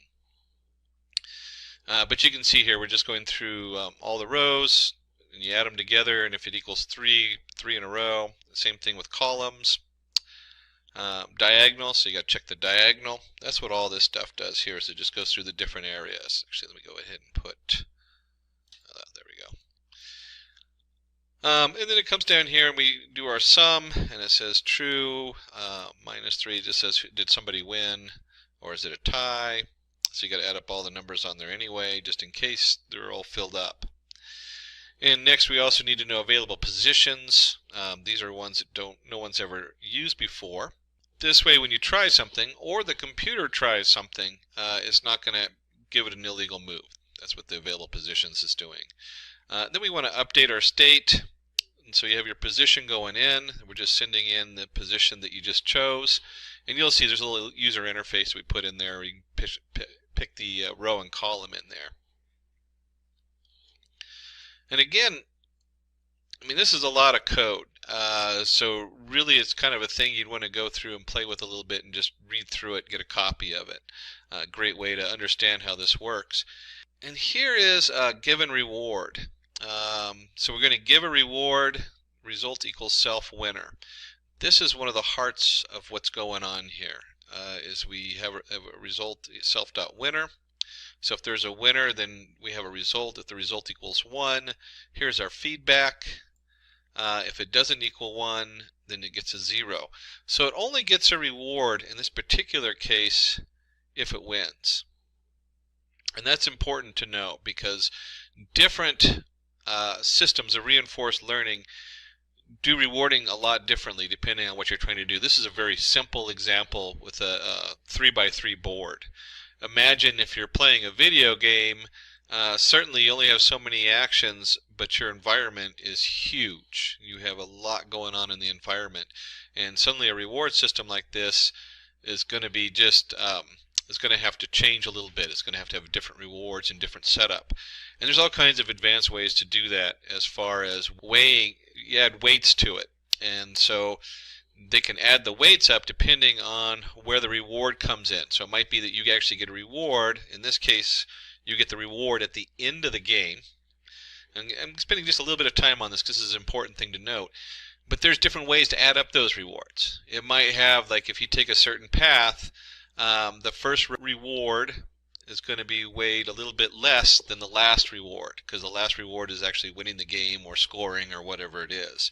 So this reward system gets really complicated in some of the more advanced setups. In this case, though, you can see right here that they give a 0.1 and a 0.5 reward just for picking the right value and something that's actually valid instead of picking an invalid value. So rewards, again, that's like key. It's huge. How do you feed the rewards back in? Then we have a board reset. That's pretty straightforward. It just goes back and resets the board to the beginning because it's going to try out all these different things while it's learning. It's going to do it by trial and error, so you have to keep resetting it. And then, of course, there's the play. We want to go ahead and play rounds equals 100. Depends on what you want to do on here. You can set this different. You can obviously set that to higher level. But this is just going to go through, and you'll see in here that we have player 1 and player 2. This is the computer playing itself. One of the more powerful ways to learn to play a game, or even learn something that isn't a game, is to have two of these models that are basically trying to beat each other. And so they keep explore new things. This one works for this one, so this one tries new things. It beats this. We've seen this in chess. I think was a big one where they had the two players in chess with reinforcement learning. It was one of the ways they trained one of the top computer chess playing algorithms. So this is just what this is. It's going to choose an action, it's going to try something, and the more it tries stuff, the more we're going to record the hash. We actually have a board hash where you self get the hash set up on here where it stores all the information. And then once you get to a win, one of them wins, it gets the reward. Then we go back and reset and try again. And then kind of the fun part we actually get down here is we're going to play with a human. So we'll get a chance to come in here and see what that looks like when you put your own information in. And then it just comes in here and does the same thing it did above. It gives it a reward for its things, or sees if it wins or ties, looks at available positions, all that kind of fun stuff. And then finally we want to show the board. So it's going to print the board out each time. Really, as an integration, is not that exciting. What's exciting in here is, one, looking at this reward system. Whoops, play one more up. The reward system is really the heart of this. How do you reward the different setup? And the other one is when it's playing, it's got to take an action. And so what it chooses for an action is also the heart of reinforcement learning. How do we choose that action? And those are really key to right now where reinforcement learning is in today's technology, is figuring this out. How do we reward it, and how do we guess the next best action? So we have our environment, and you can see the environment is or the state, which is kind of like what's going on. We're going to return the state depending on what happens. And we want to go ahead and create our agent, in this case our player. So each one is, let me go and grab that. And so we look at a class player, this is where a lot of the magic is really going on, is how is this player figuring out how to maneuver around the board, and then the board of course returns a state that it can look at and a reward. So we want to take a look at this. We have name, self-state. This is class player. And when we say class player, we're not talking about a human player. We're talking about just the computer players. And this is kind of interesting. So remember I told you depending on what you're doing, there's going to be a decay gamma, explore rate. These are what I'm talking about, is how do we train it? As you try different moves, it gets to the end. The first move is important, but it's not as important as the last one. And so you could say that the last one has the heaviest weight, and then as you get there, the first one, let's see, the first move gives you a 5 reward, the second gives you a 2 reward, and the third one gives you a 10 reward, because that's the final ending. You got it. The 10's going to count more than the first step. And here's our, we're going to get the board information coming in, and then choose an action. This was the second part that I was talking about that was so important. So once you have your training going on, we have to do a little randomness, and you can see right here is our NP random uniform. So it's picking out a random number. Take a random action. This is going to just pick which row and which column it is. And so choosing the action, this one you can see we're just doing random states.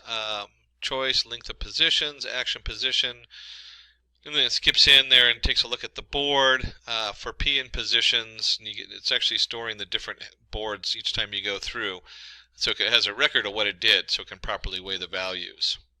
And this simply just appends a hash state. What's the last state? Append it to the to our states on here. Here's our feedback reward. So the reward comes in, and it's going to take a look at this and say, is it none? What is the reward? And here is that formula. Remember I was telling you about up here that was important because it has decay gamma times the reward. This is where, as it goes through each step, and this is really important. This is kind of the heart of this, of what I was talking about earlier. You have step 1, and this might have a reward of 2. You have step 2. I probably should have done ABC. This has a step 3, step 4, and so on until you get to step N. And this might have a reward of 10. So reward of 10, we're going to add that, but we're not adding, let's say this one right here, let's say this reward here right before 10 was, let's say it's also 10. That just makes the math easy. So we had 10 and 10. We had 10, this is 10 and 10n, whatever it is, but it's 0.9. So instead of putting a full 10 here, we only do 9. That's 0.9 times 10. And so this formula, as far as the decay times the reward minus the cell state value, it basically adds in, it says here's 1, or here's 2, I'm sorry, I should have done this ABC, it would have been easier. So the first move goes in here and it puts 2 in here. Then we have our self setup on here. You can see how this gets pretty complicated in the math, but this is really the key, is how do we train our states? And we want the final state, the win, to get the most points. If you win, you get most points. And the first step gets the least amount of points. So you're really training this almost in reverse. You're training it from the last place where you have, like it says, okay, this is now where I need to sum up my rewards, and I want to sum them up going in reverse, and I want to find the answer in reverse. Kind of an interesting play on the mind when you're trying to figure this stuff out. And of course we want to go ahead and reset the board down here and save the policy, load policy. These are the different things that are going in between the agent and the state to figure out what's going on. Let's go ahead and load that up. And then finally we want to go ahead and create a human player. And the human player is going to be a little different in that you choose an action, row and column. Here's your action. If action in positions, meaning positions that are available, you return the action. If not, it just keeps asking you until you get an action that actually works. And then we're going to go ahead and append to the hash state, which we don't need to worry about because it returns the action up here. And feed forward. Again, this is because it's a human. At the end of the game, backpropagate and update state values. This part isn't being done because it's not programming the model. The model is getting its own rewards. So we've gone ahead and loaded this in here. So here's all our pieces, and the first thing we want to do is set up P1 player 1, P2 player 2, and then we're going to send our players to our state. So now it has P1, P2, and it's going to play, 50,000 rounds. Now we can probably do a lot less than this, and it's not going to get the full results. In fact, you know what? Let's go ahead and just do 5, just to play with it, because I want to show you something here. Oops, somewhere in there I forgot to load something. There we go. I must have forgot to run this. Run. Oops, forgot a reference there for the board, rows and columns, 3 by 3. There's actually in the state, it references that. We can just tack it on the end. It was supposed to be at the beginning. So now I've only set this up with, let's see, where are we going here? I've only set this up to train 5 times. And the reason I did that is we're going to come in and actually play it, and then I'm going to change that, and we can see how it differs on there. There we go, and it didn't even make it through a run, and we're going to go ahead and save the policy.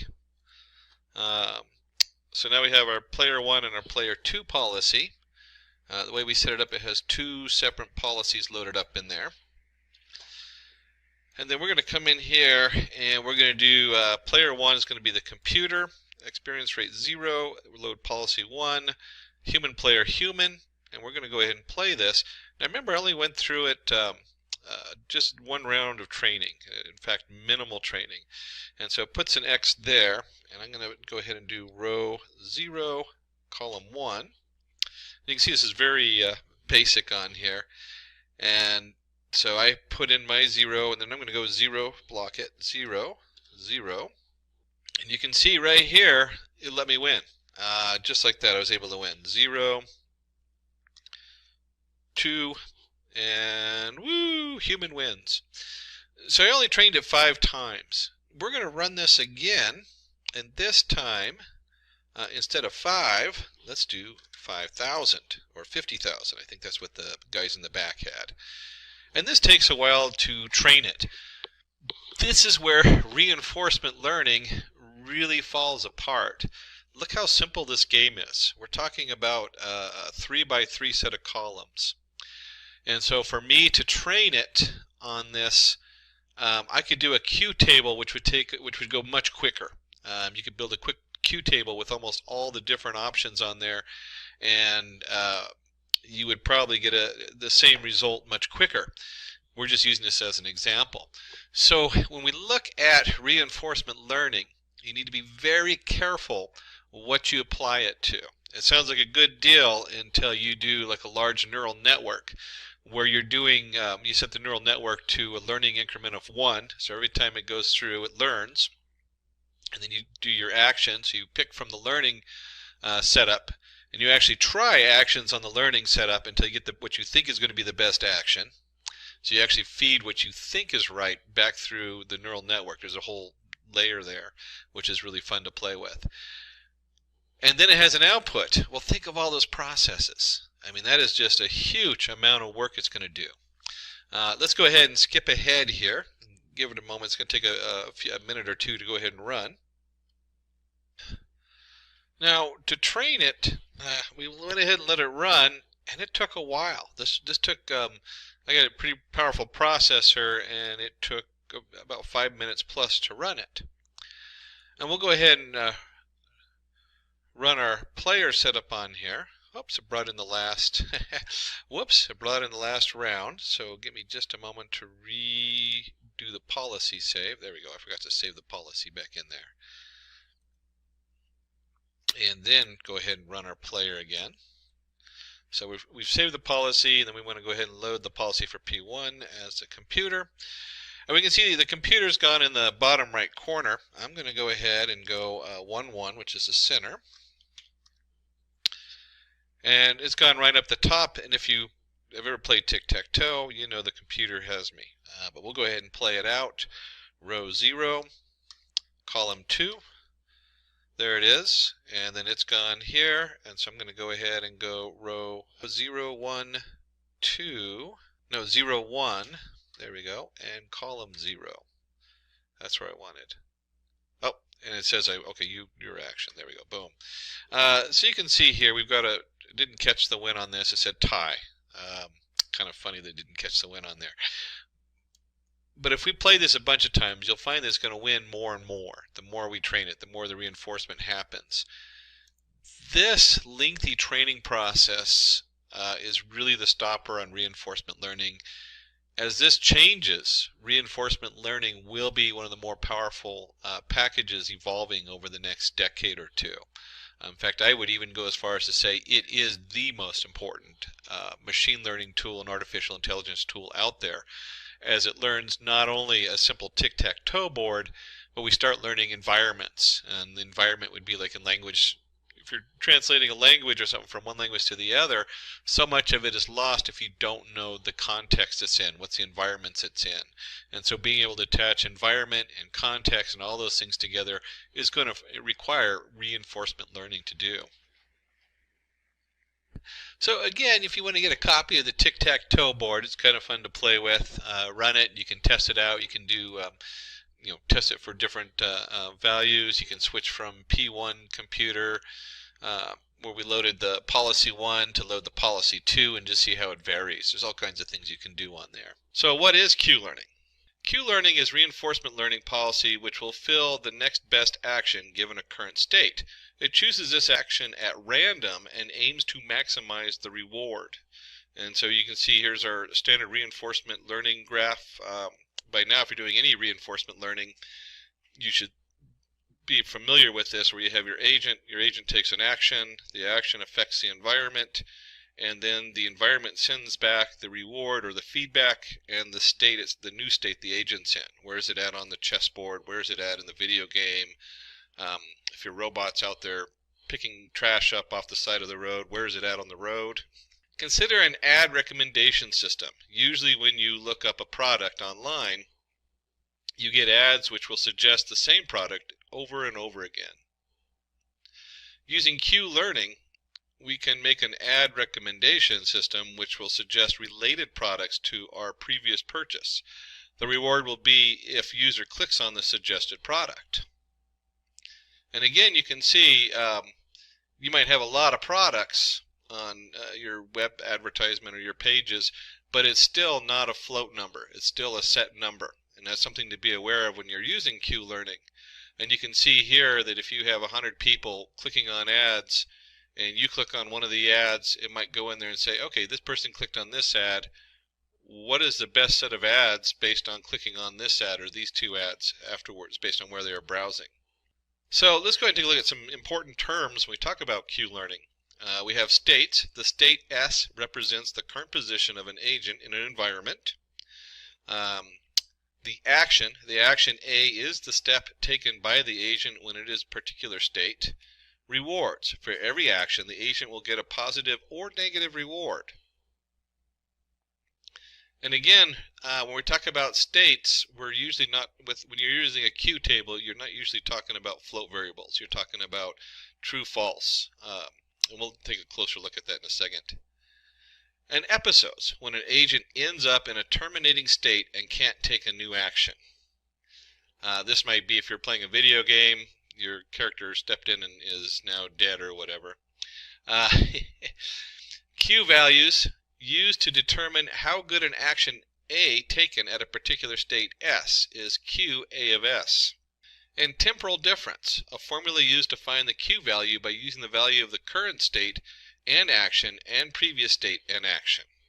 And there's Bellman's equation, which basically is the equation that kind of covers what we just looked at in all those different terms.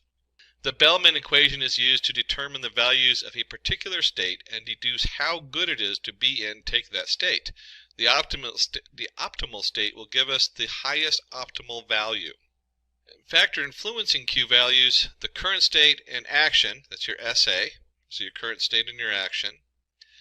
Then you have your previous state and action, which is your S, I guess prime, I'm not sure how they reference that, S prime, A prime. So this is what happened before. Then you have a reward for action, so you have your R reward, and you have your maximum expected future reward. And you can see there's also a learning rate put in there and a discount rate. So when we're looking at these, just like any other model, we don't want to have an absolute final value on here. We don't want it to, if you do absolute values instead of taking smaller steps, you don't really have that approach to the solution. You just have a jump, and then pretty soon if you jump one solution out, that's what's going to be the new solution, whichever one jumps up really high first, kind of ruining the whole idea of doing a random selection. I'll go into the random selection in just a second. Steps in Q learning. Step 1. Create an initial Q table with all values initialized to 0. Again, we're looking at 0, 1. So are you, here's our action. We start, we're in idle, we took a wrong action, we took a correct action in int, and then we have our actions, fetching, sitting, and running. And of course, we're just using the dog example. And choose an action and perform it. Update values in the table. And of course, when we're choosing an action, we're going to kind of do something random and just randomly pick one. So you start out and you sit, and you have then depending on that action you took, you can now update the value for sitting after you start, from start to sitting. Get the value of the reward and calculate the value Q value using the Bellman equation. And so now we attach a reward to sitting. And when we attach all those rewards, we continue the same until the table is filled with or an episode ends. And I mentioned I was going to come back to the random side of this. And there's a few different formulas I use for the random setup to pick it. I usually let whatever Q model I'm using do their standard one, because someone's usually gone in and done the math for the optimal spread. But you can look at this. If I have running has a reward of 10, sitting has a reward of 7, fetching has a reward of 5, just kind of without doing like a means, using the bell curve for the means value, and like I said, there's some math you can put in there to pick so that you're more like, so that running has even a higher chance. But even if you were just going to do an average on this, you could do an average, a random number by adding them all together. So you get 10 plus 7 plus 5 is 22. You could do 0 to 22, or 0 to 21, but 1 to 22. 1 to 5 would be fetching, and so forth, the last 10. So you can just look at this as what percentage are you going to go for that particular option. And then that gets your random setup in there, and then as you slowly increment these up, you see that if you're idle, where's one? Here we go. Sitting at the end, if you're at the end of wherever you're at, sitting gets a reward of 1. Where's a good one on here? Oh, wrong action. Running for a wrong action gets almost no reward. So that becomes very, very less likely to happen, but it still might happen. It still might have a percentage of coming up. And that's where the random programming and Q-learning comes in. The below table gives us an idea of how many times an action has been taken and how positively correct action or negatively wrong action it is going to affect the next state. So let's go ahead and dive in and pull up a little piece of code and see what this looks like in Python. In this demo, we'll use Q-learning to find the shortest path between two given points. If getting your learning started is half the battle, what if you could do that for free? Visit SkillUp by Simplilearn. Click on the link in the description to know more. If you've seen my videos before, I like to do it in the Anaconda Jupyter Notebook setup, just because it's really easy to see and it's a nice demo. And so here's my Anaconda. This one I'm actually using a Python 3.6 environment that I set up in here. And we'll go ahead and launch the Jupyter Notebook on this. And once we're in our Jupyter Notebook, which has the kernel loaded with Python 3, we'll go ahead and create a new Python 3 folder in here. And we'll call this Q Learning. And to start this demo, let's go ahead and import our NumPy array. We'll just run that so it's imported. And like a lot of these model programs, when you're building them, you spend a lot of time putting it all together, and then you end up with this really short answer at the end. And we'll take a look at that as we come into it. So we go ahead and start with our location to state. So we have L1, L2. These are our 9 locations, 1 to 9. And then, of course, the state is going to be 0, 1, 2, 3, 4. It's just a mapping of our location to a integer on there. And then we have our actions. Our actions are simply moving from one location to another. So I can go to location 0, I can go to location 1, 2, 3, 4, 5, 6, 7, 8. So these are my actions I can choose. These are the locations of our state. And if you remember earlier, I mentioned that the limitation is that you don't want to put in a continually growing table, because you can actually create a dynamic queue table where you continually add in new values as they arise, because If you have float values, it just becomes infinite, and then your memory in your computer's gone, or it's not going to work. At the same time, you might think, well, that kind of really limits the Q learning setup. But there are ways to use it in conjunction with other systems. And so you might look at, well, I've been doing some work in stock. And one of the questions that comes out is to buy or sell the stock. And the state coming in might be, you might take it and create what we call buckets, where anything that you predict is going to return more than a certain amount of money. The error for that stock that you've had in the past, you put those in buckets, and suddenly as you start creating these buckets, you realize you do have a limited amount of information coming in. You no longer have a float number. You now have bucket 1, 2, 3, and 4, and then you can take those buckets, put them through a Q learning table, and come up with the best action. Which stock should I buy? It's like gambling. Stock is pretty much gambling if you're doing day trading. You're not doing long-term investments. And so you can start looking at it like that. A lot of the current feeds say that the best algorithms used for day traders, where you're doing it on your own, is really to ask the question, do I want to trade the stock? Yes or no? And now you have it in a Q learning table, and now you can take it to that next level, and you can see where that can be a really powerful tool at the end of doing a basic linear regression model or something. What is the best investment? And you start getting the best reward on there. So if we're going to have rewards, these rewards we just create.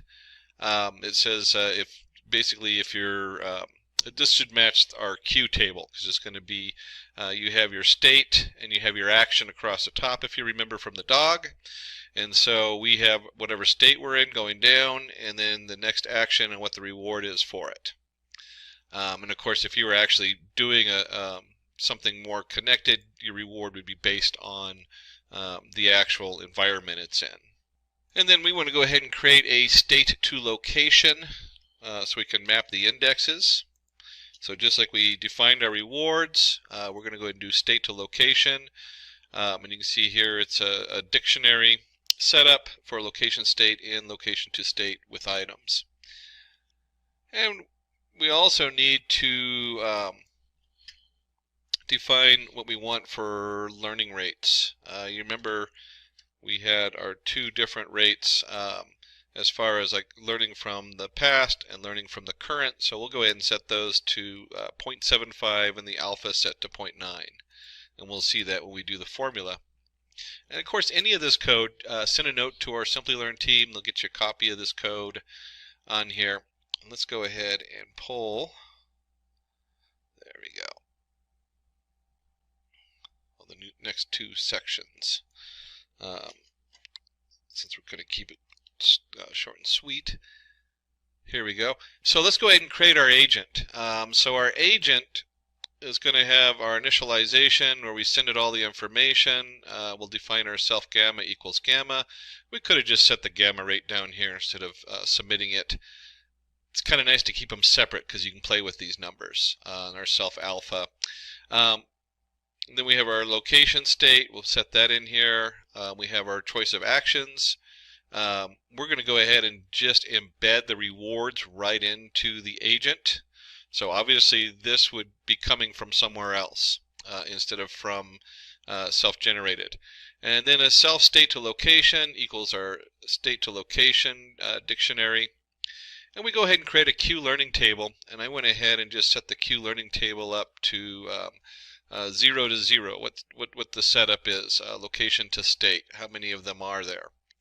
And this just creates an array of 0 to 0 setup on there. And then the big part is the training. We have our rewards new equals a copy of self.rewards. Ending state equals the self location state in location. So this is whatever we end up at. Rewards new equals ending state plus ending state equals 999. Just kind of goes to a dead end. And we start going through iterations.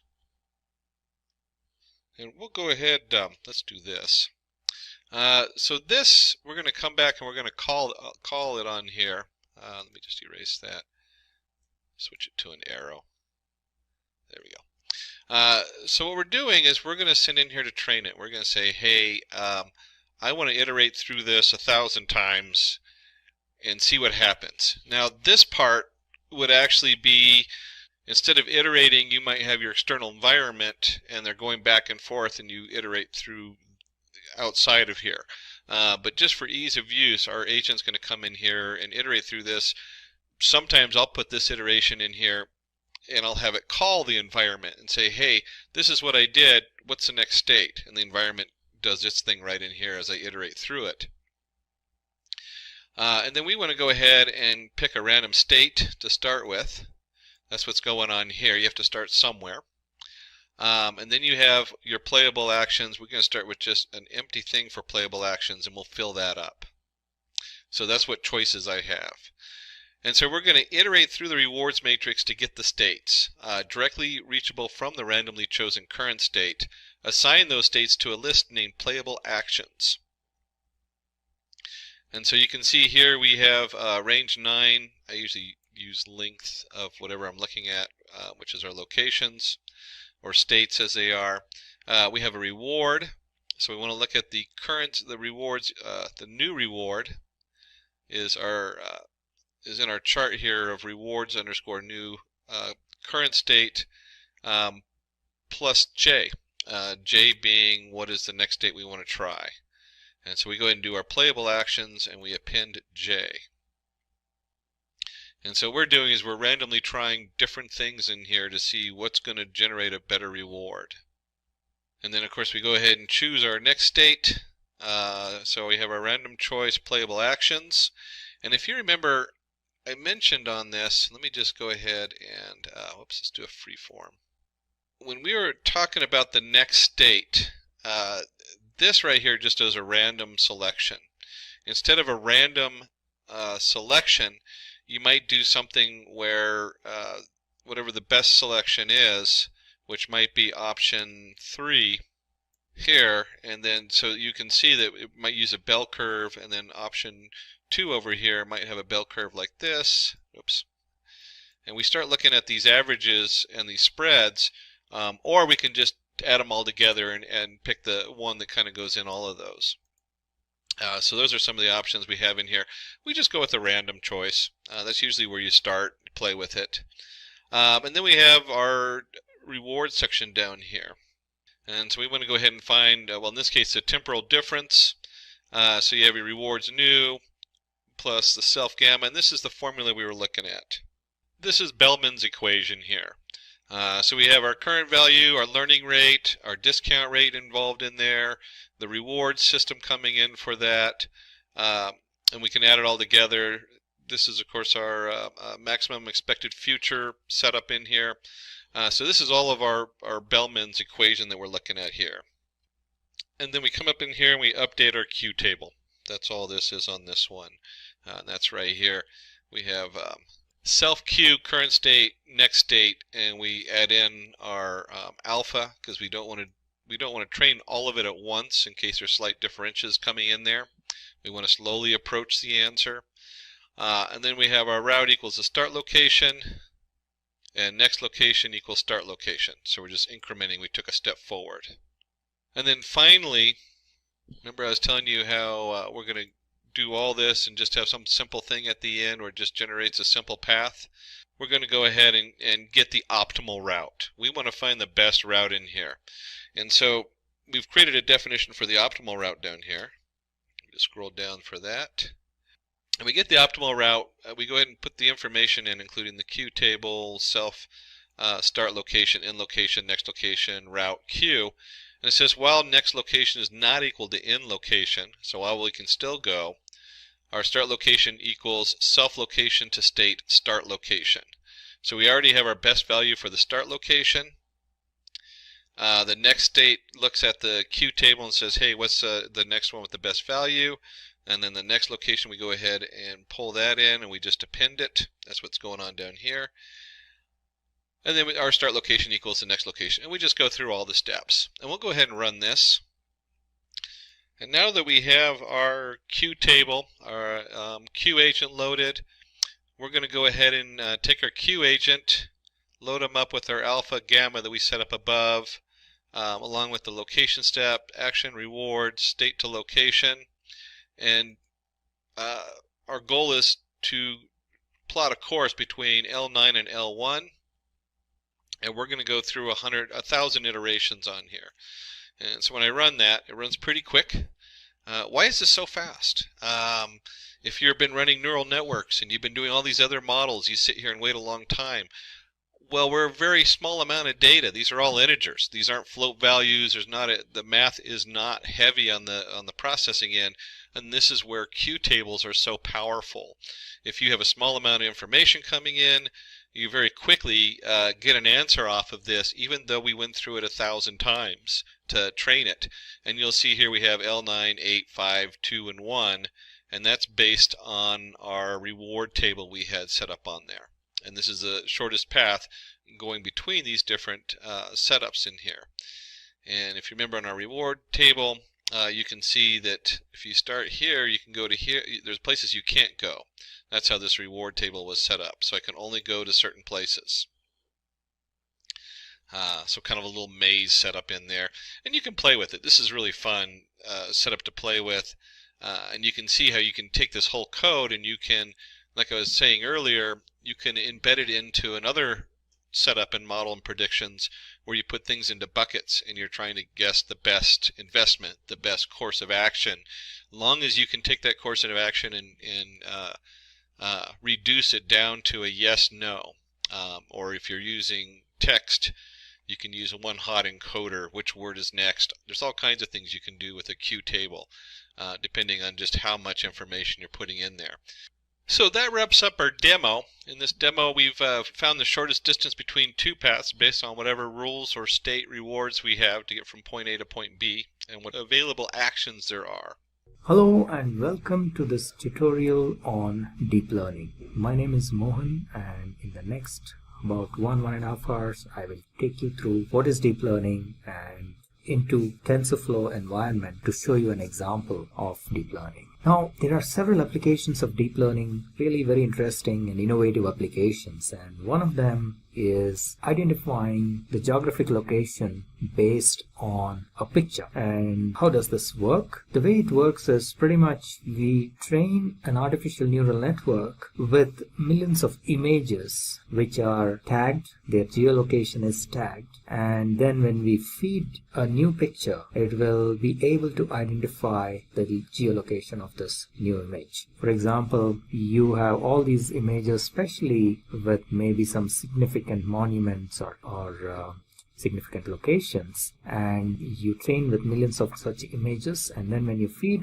another image, it need not be exactly one of those that you have trained. It can be completely different. That is the whole idea of training. It will be able to recognize, for example, that this is a picture from Paris because it is able to recognize the Eiffel Tower. So the way it works internally, if we have to look a little bit under the hood, is these images are nothing but this is digital information in the form of pixels. So each image could be a certain size. It can be 256 by 256 pixel kind of a resolution, and then each pixel is either having a certain grade of color, and all that is fed into the neural network, and it then gets trained in, and it's able to, based on these pixel information, it is able to get trained and able to recognize the features and extract the features, and thereby it is able to identify these images and the location of these images. And then when you feed a new image, it kind of, based on the training, it will be able to figure out where this image is from. So that's the way, a little bit under the hood, how it works. So what are we going to do in this tutorial? We will see what is deep learning and what do we need for deep learning. And one of the main components of deep learning is neural networks. So we will see what is neural network, what is a perceptron, and how to implement logic gates like AND, OR, NOR, and so on using perceptrons. The different types of neural networks, and then applications of deep learning, and we will also see how neural networks works. So how do we do the training of neural networks?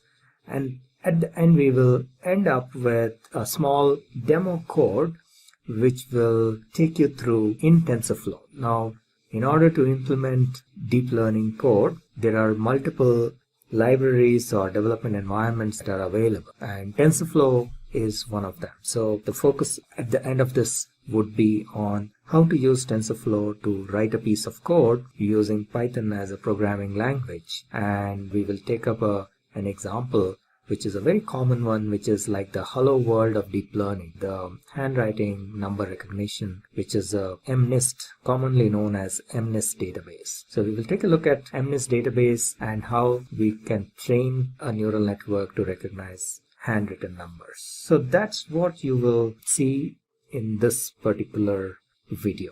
So let's get started. What is deep learning? Deep learning is like a subset of what is known as a high-level concept called artificial intelligence. You must be already familiar, must have heard about this term artificial intelligence. So artificial intelligence is like the high-level concept, if you will. And in order to implement artificial intelligence applications, we use what is known as machine learning. And within machine learning, a subset of machine learning is deep learning. Machine learning is a little bit more generic concept, and deep learning is one type of machine learning, if you will. And we will see a little later in maybe the following slides a little bit more in detail how deep learning is different from traditional machine learning. But to start with, we can mention here that deep learning uses one of the differentiators between deep learning and traditional machine learning is that deep learning uses neural networks. And we will talk about what are neural networks and how we can implement neural networks and so on and so forth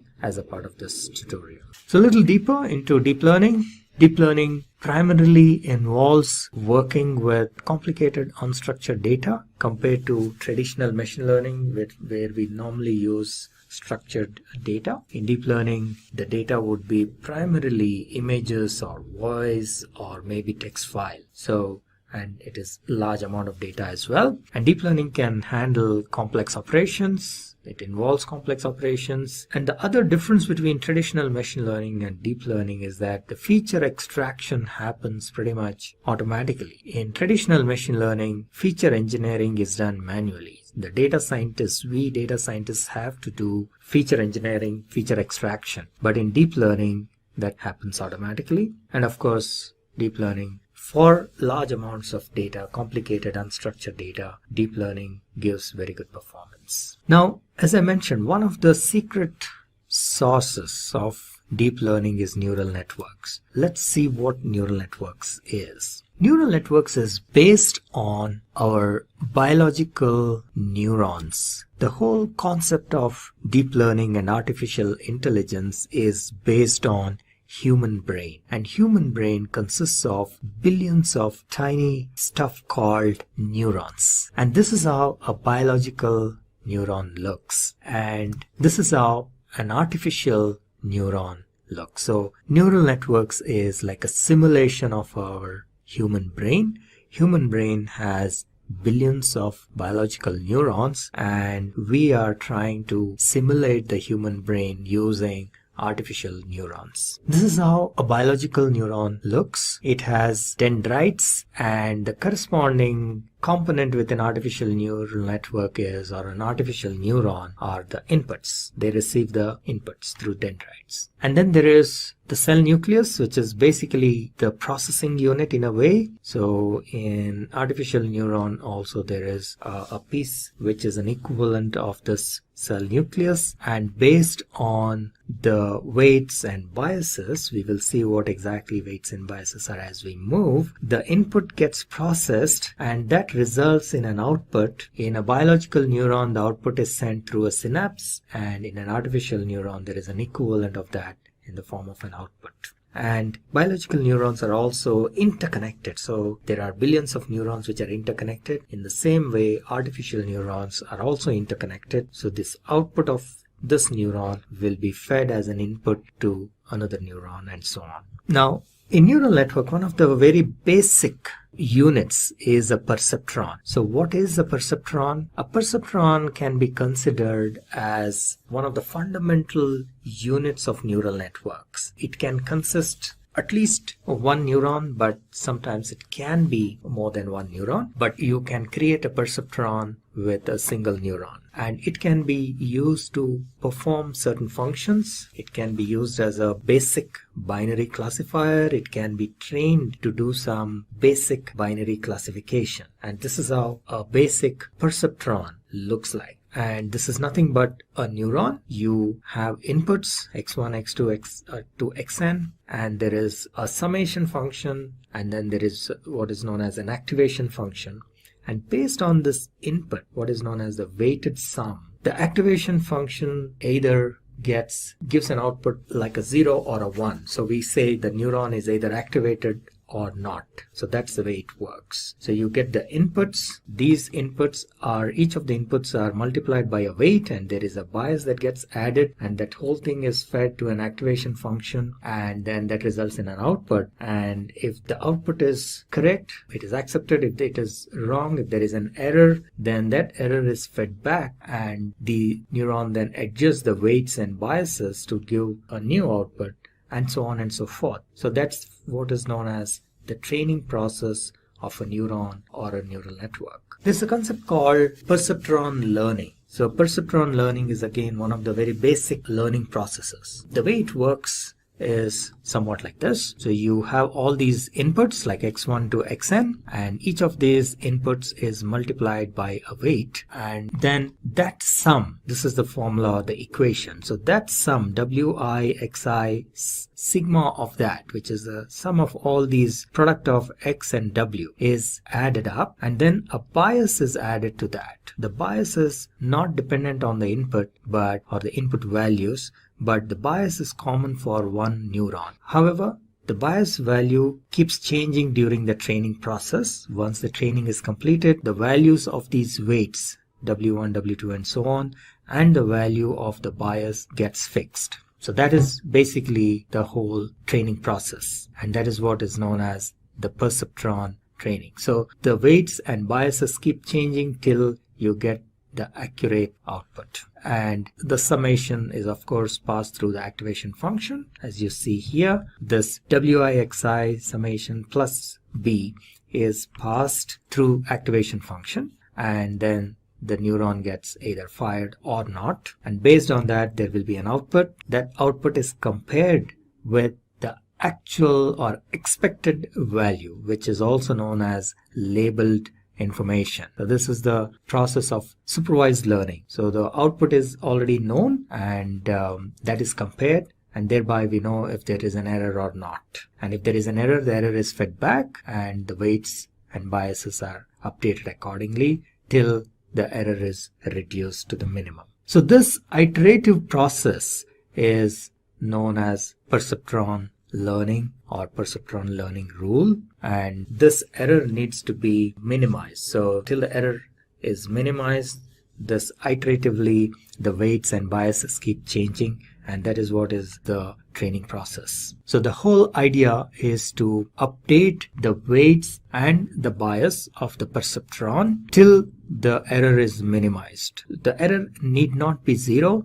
The error may not ever reach 0, but the idea is to keep changing these weights and bias so that the error is minimum, the minimum possible that it can have. So this whole process is an iterative process, and this is the iteration continues till either the error is 0, which is unlikely situation, or it is the minimum possible within these given conditions. Now in 1943, two scientists, Warren McCulloch and Walter Pitts, came up with an experiment where they were able to implement the logical functions like AND, OR, and NOR using neurons. And that was a significant breakthrough in a sense. So they were able to come up with the most common logical gates. They were able to implement some of the most common logical gates, which could take two inputs like A and B and then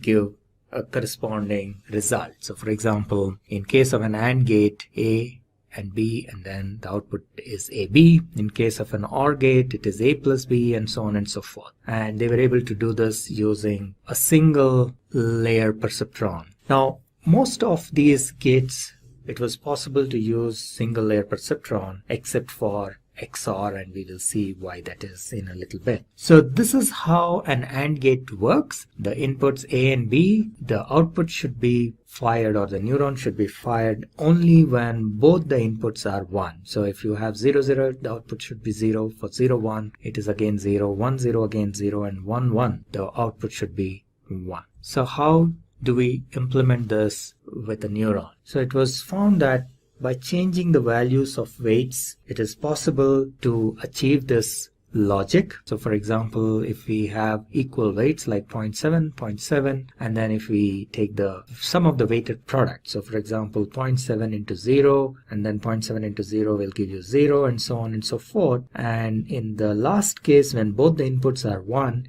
you get a value which is greater than 1, which is the threshold. So only in this case the neuron gets activated, and the output is, there is an output. In all the other cases, there is no output because the threshold value is 1. So this is implementation of an AND gate using a single perceptron or a single neuron. Similarly, an OR gate. In order to implement an OR gate, in case of an OR gate, the output will be 1 if either of these inputs is 1. So for example, 0, 1 will result in 1, or rather, in all the cases it is 1 except for 0, 0. So how do we implement this using a perceptron? Once again, if you have a perceptron with weights, for example 1.2, now if you see here, if in the first case when both are 0, the output is 0. In the second case, when it is 0 and 1, 1.2 into 0 is 0, and then 1.2 into 1 is 1. And in the second case, similarly, the output is 1.2. In the last case, when both the inputs are 1, the output is 2.4. So during the training process, these weights will keep changing,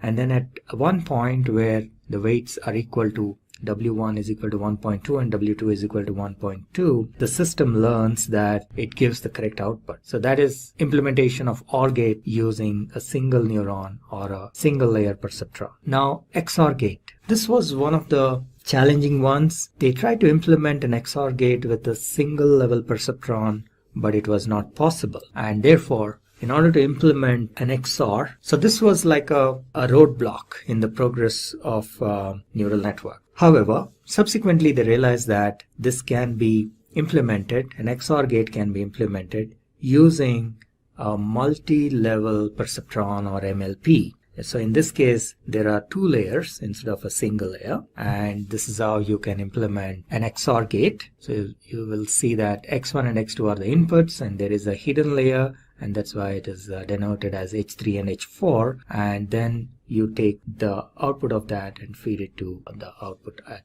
O5 and provide a threshold here. So we will see here that this is the numerical calculation. So the weights are, in this case for X1 it is 20 and minus 20, and once again 20 and minus 20. So these inputs are fed into H3 and H4. So you will see here for H3 the input is 0, 1, 1, 1, and for H4 it is 1, 0, 1, 1. And if you now look at the output, final output, where the threshold is taken as 1, if we use a sigmoid with the threshold 1, you will see that in these 2 cases it is 0, and in the last 2 cases it is 1. So this is the implementation of XOR. In case of XOR, only when one of the inputs is 1, you will get an output. So that is what we are seeing here. If we have either both the inputs are 1 or both the inputs are 0, then the output should be 0. So that is what is an exclusive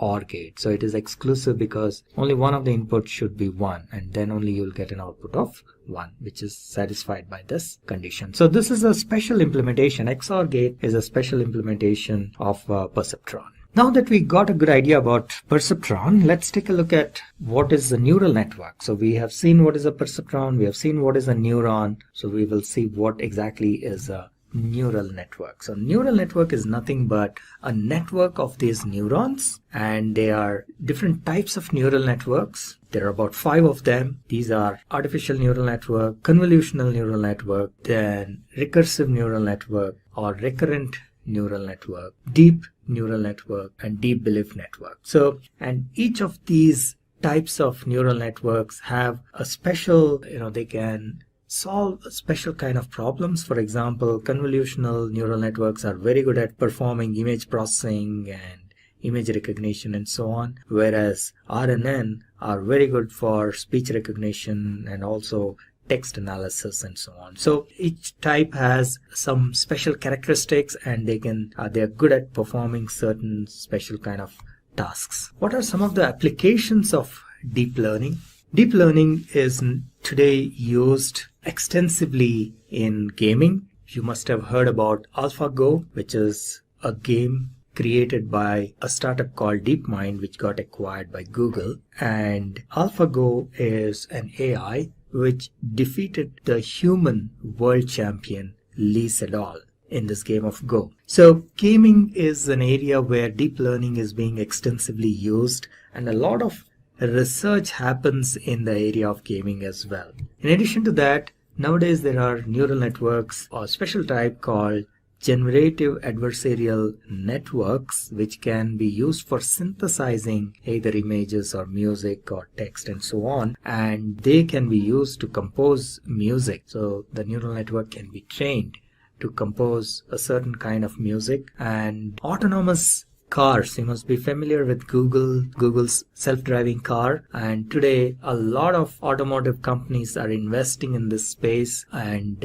deep learning is a core component of this autonomous cars. The cars are trained to recognize, for example, the road, the lane markings on the road, signals, any objects that are in front, any obstruction, and so on and so forth. So all this involves deep learning. So that's another major application. And robots, we have seen several robots, including Sophia. You may be familiar with Sophia, who was given a citizenship by Saudi Arabia. And there are several such robots which are very human-like, and the underlying technology in many of these robots is deep learning. Medical diagnostics and healthcare is another major area where deep learning is being used. And within healthcare diagnostics, again, there are multiple areas where deep learning and image recognition, image processing can be used. For example, for cancer detection, as you may be aware, if cancer is detected early on, it can be cured. And one of the challenges is in the availability of specialists who can diagnose cancer using these diagnostic images and various scans and so on and so forth. So the idea is to train neural network to perform some of these activities so that the load on the cancer specialist doctors or oncologists comes down. And there is a lot of research happening here, and there are already quite a few applications that are claimed to be performing better than human beings in this space. It can be lung cancer, it can be breast cancer, and so on and so forth. So healthcare is a major area where deep learning is being applied. Let's take a look at the inner working of a neural network. So how does an artificial neural network, let's say, can we train a neural network to identify the shapes like squares and circles and triangles when these images are fed? So this is how it works. Any image is nothing but it is a digital information of the pixels. So in this particular case, let's say this is an image of 28 by 28 pixel, and this is an image of a square. There is a certain way in which the pixels are lit up, and so these pixels have a certain value, maybe from 0 to 256, and 0 indicates that it is black or it is dark, and 256 indicates it is white or lit up. So that is like an indication or a measure of how the pixels are lit up. And so this is an image is, let's say, consisting of information of 784 pixels. So all the information, what is inside this image, can be kind of compressed into these 784 pixels. The way each of these pixels is lit up provides information about what exactly is the image. So we can train neural networks to use that information and identify the images. So let's take a look how this works. So each neuron the value. If it is close to 1, that means it is white, whereas if it is close to 0, that means it is black. Now, this is an animation of how this whole thing works. So these pixels, one of the ways of doing it is we can flatten this image and take this complete 784 pixels and feed that as input to our neural network. The neural network can consist of probably several layers. There can be a few hidden layers, and then there is an input layer and an output layer. Now the input layer takes these 784 pixels as input, the values of each of these pixels, and then you get an output which can be of 3 types or 3 classes. One can be a square, a circle, or a triangle. Now during the training process, there will be initially, obviously you feed this image and it will probably say it's a circle or it will say it's a triangle. So as a part of the training process, we then send that error back, and the weights and the biases of these neurons are adjusted till it correctly identifies that this is a square. That is the whole training mechanism that happens out here. Now let's take a look at a circle. Same way. So you feed these 784 pixels. There is a certain pattern in which the pixels are lit up, and the neural network is trained to identify that pattern. And during the training process, once again, it would probably initially identify it incorrectly, saying this is a square or a triangle, and then that error is fed back and the weights and biases are adjusted finally till it finally gets the image correct. So that is the training process. So now we will take a look at same way a triangle.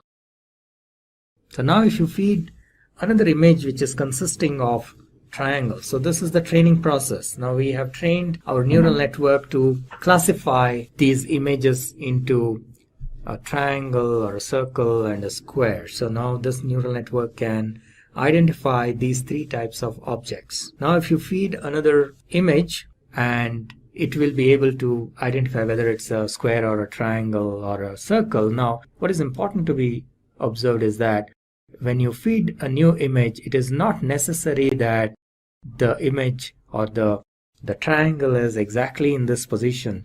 Now the neural network actually identifies the patterns. So even if the triangle is, let's say, positioned here, not exactly in the middle but maybe at the corner or in the side, it would still identify that it is a triangle. And that is the whole idea behind pattern recognition. So how does this training process work? This is a quick view of how the training process works. So we have seen that a neuron consists of inputs. It receives inputs, and then there is a weighted sum, which is nothing but this xi, wi summation of that plus the bias. And this is then fed to the activation function, and that in turn gives us a output. Now during the training process, initially obviously when you feed these images, when you send maybe a square, it will identify it as a triangle, and when you maybe feed a triangle, it will identify as a square, and so on.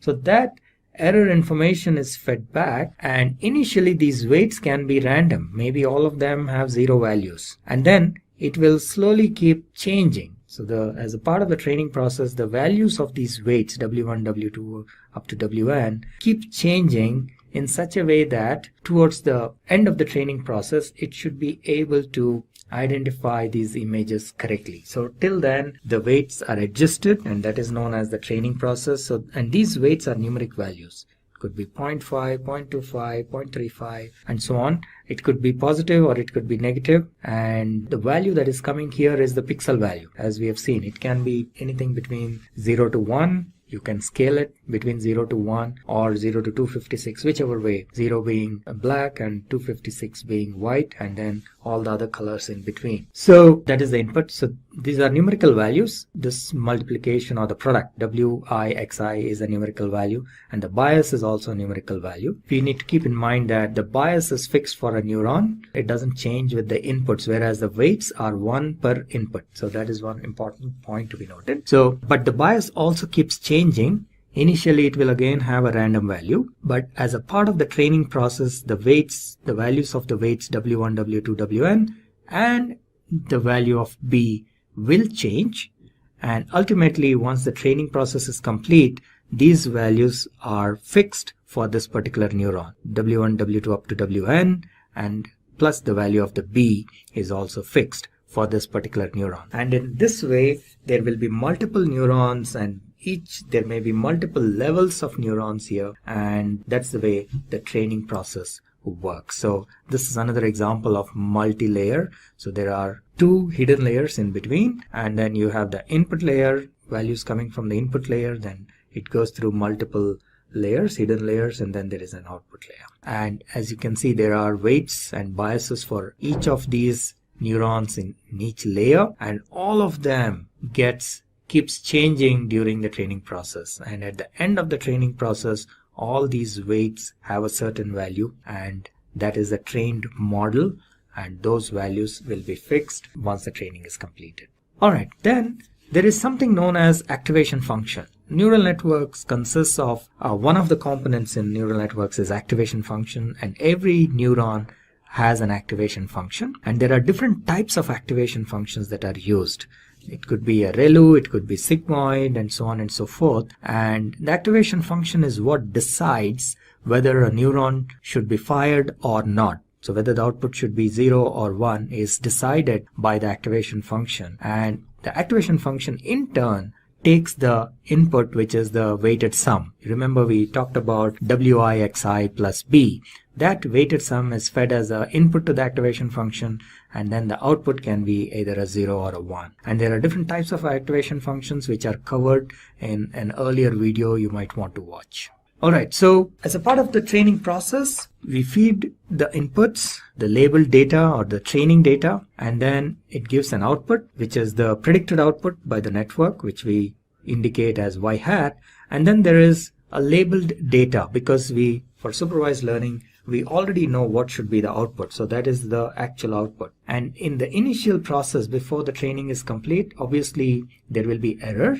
So that is measured by what is known as a cost function. So the difference between the predicted output and the actual output is the error. And the cost function can be defined in different ways. There are different types of cost functions. So in this case, it is like the average of the squares of the error.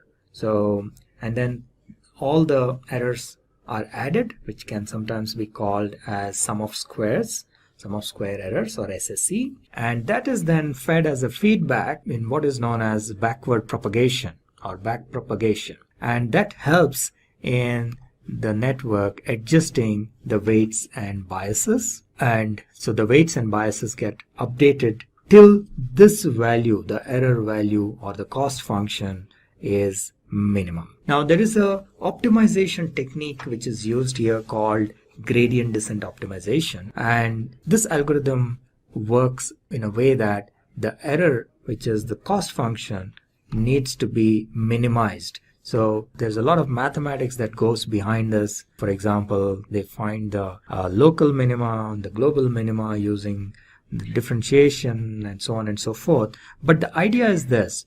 So as a training process, as the part of training, the whole idea is to bring down the error, which is like, let's say this is the function, the cost function. At certain levels it is very high, the cost value of the cost function, the output of the cost function is very high. So the weights have to be adjusted in such a way, and also the bias of course, that the cost function is minimized. So there is this optimization technique called gradient descent that is used, and this is known as the learning rate. Now gradient descent, you need to specify what should be the learning rate, and the learning rate should be optimal, because if you have a very high learning rate, then the optimization will not converge, because at some point it will cross over to the side. On the other hand, if you have very low learning rate, then it might take forever to convert. So you need to come up with the optimum value of the learning rate, and once that is done, using the gradient descent optimization, the error function is reduced, and that's like the end of the training process. Alright, so this is another view of gradient descent. So this is how it looks. This is your cost function, the output of the cost function, and that has to be minimized using gradient descent algorithm. And these are like the parameters, and weight could be one of them. So initially we start with certain random values, so cost will be high, and then the weights keep changing, and in such a way that the cost function needs to come down, and at some point it may reach the minimum value and then it may increase. So that is where the gradient descent algorithm decides that, okay, it has reached a minimum value and it will kind of try to stay here. This is known as the global minima. Now sometimes these curves may not be, just for explanation purpose, this has been drawn in a nice way, but sometimes these curves can be pretty erratic. There can be some local minima here, and then there is a peak, and so on. So the whole idea of gradient descent optimization is to identify the global minima and to find the weights and the bias at that particular point. So that's what is gradient descent. And then this is another example. So you can have these multiple local minima. So as you can see, at this point when it is coming down, it may appear like this is a minimum value, but then it is not. This is actually the global minimum value, and the gradient descent algorithm will make an effort to reach this level and not get stuck at this point. So the algorithm is already there and it knows how to identify this global minimum, and that's what it does during the training process. Now, in order to implement deep learning, there are multiple platforms and languages that are available, but the most common platform nowadays is TensorFlow. And so that's the reason we have this tutorial. We have created this tutorial for TensorFlow. So we will take you through a quick demo of how to write a TensorFlow code using Python. And TensorFlow is an open source platform created by Google. So let's just take a look at the details of TensorFlow. And so this is a library, a Python library. So you can use Python or any other languages. It's also supported in other languages like Java and R and so on. But Python is the most common language that is used. So it is a library for developing deep learning applications, especially using neural networks. And it consists of primarily two parts, if you will. So one is the tensors, and then the other is the graphs or the flow. That's the way the name, that's the reason for this kind of a name called TensorFlow. So what are tensors? Tensors are like multi-dimensional arrays, if you will. That's one way of looking at it. So usually you have a one-dimensional array. So first of all, you can have what is known as a scalar, which means a number. And then you have a one-dimensional array, something like this, which means this is like a set of numbers. So that is a one-dimensional array. Then you can have a two-dimensional array, which is like a matrix. And beyond that, sometimes it gets difficult. So this is a three-dimensional array, but TensorFlow can handle many more dimensions. So it can have multi-dimensional arrays. That is the strength of TensorFlow, and which makes computation, deep learning computation, much faster. And that's the reason why TensorFlow is used for developing deep learning applications. So TensorFlow is a deep learning tool, and this is the way it works. So the data basically flows in the form of tensors, and the way the programming works as well is that you first create a graph of how to execute it, and then you actually execute that particular graph in the form of what is known as a session. We will see this in the TensorFlow code as we move forward. So all the data is managed or manipulated in tensors, and then the processing happens using these graphs. There are certain terms called, like for example, ranks of a tensor. The rank of a tensor is like a dimensionality in a way. So for example, if it is scalar, so there is just a number, just one number, the rank is supposed to be 0. And then it can be a one-dimensional vector, in which case the rank is supposed to be 1. And then you can have a two-dimensional vector, typically like a matrix. Then in that case, we say the rank is 2. And then if it is a three-dimensional array, then rank is 3, and so on. So it can have more than 3 as well. So it is possible that you can store multi-dimensional arrays in the form of tensors. So what are some of the properties of TensorFlow? I think today it is one of the most popular platform. TensorFlow is the most popular deep learning platform or library. It is open source. It's developed by Google, developed and maintained by Google, but it is open source. One of the most important things about TensorFlow is that it can run on CPUs as well as GPUs.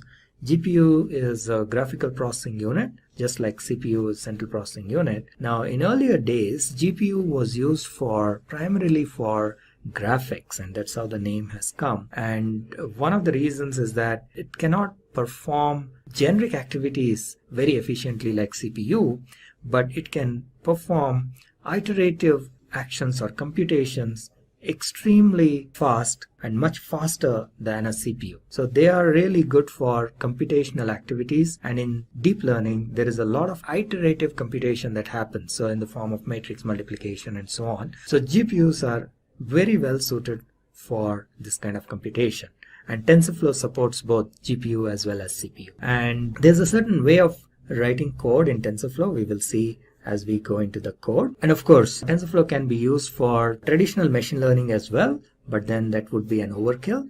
But just for understanding, it may be a good idea to start writing code for a normal machine learning use case so that you get a hang of how TensorFlow code works, and then you can move into neural networks. So that is just a suggestion, but if you're already familiar with how TensorFlow works, then probably you can go straight into the neural networks part. So in this tutorial, we will take the use case of recognizing handwritten digits. This is like a hello world of deep learning, and this is a nice little MNIST database is a nice little database that has images of handwritten digits nicely formatted, because very often in deep learning and neural networks, we end up spending a lot of time in preparing the data for training. And with MNIST database, we can avoid that. You already have the data in the right format, which can be directly used for training. And MNIST also offers a bunch of built-in utility functions that we can straight away use and call those functions without worrying about writing our own functions. And that's one of the reasons why MNIST database is very popular for training purposes. Initially, when people want to learn about deep learning and TensorFlow, this is the database that is used. And it has a collection of 70,000 handwritten digits, and a large part of them are for training. Then you have test, just like in any machine learning process, and then you have validation, and all of them are labeled. So you have the images and their label, and these images, they look somewhat like this. So they are handwritten images collected from a lot of individuals. People have, these are samples written by human beings. They have handwritten these numbers going from 0 to 9. So people have written these numbers, and then the images of those have been taken and formatted in such a way that it is very easy to handle. So that is MNIST database. And the way we are going to implement this in our TensorFlow is we will feed this data, especially the training data, along with the label information. And the data is basically, these images are stored in the form of the pixel information, as we have seen in one of the previous slides. All the images are nothing but, these are pixels.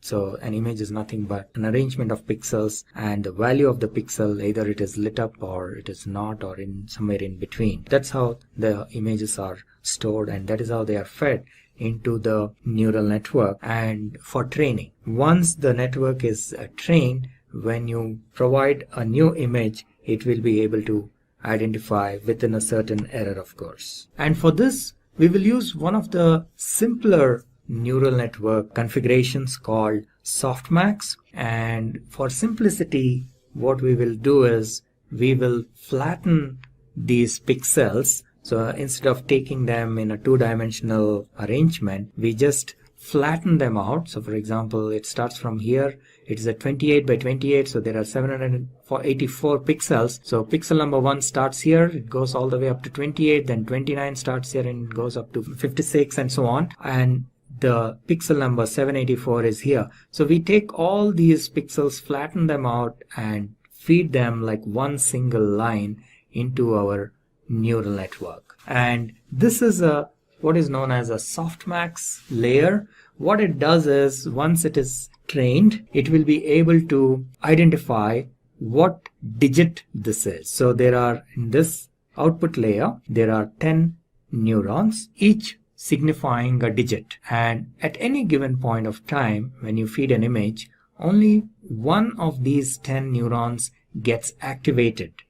So for example, if this is trained properly, and if you feed a number 9 like this, then this particular neuron gets activated. So you get an output from this neuron. Let me just use a pen or a laser to show you here. Okay, so you're feeding a number 9.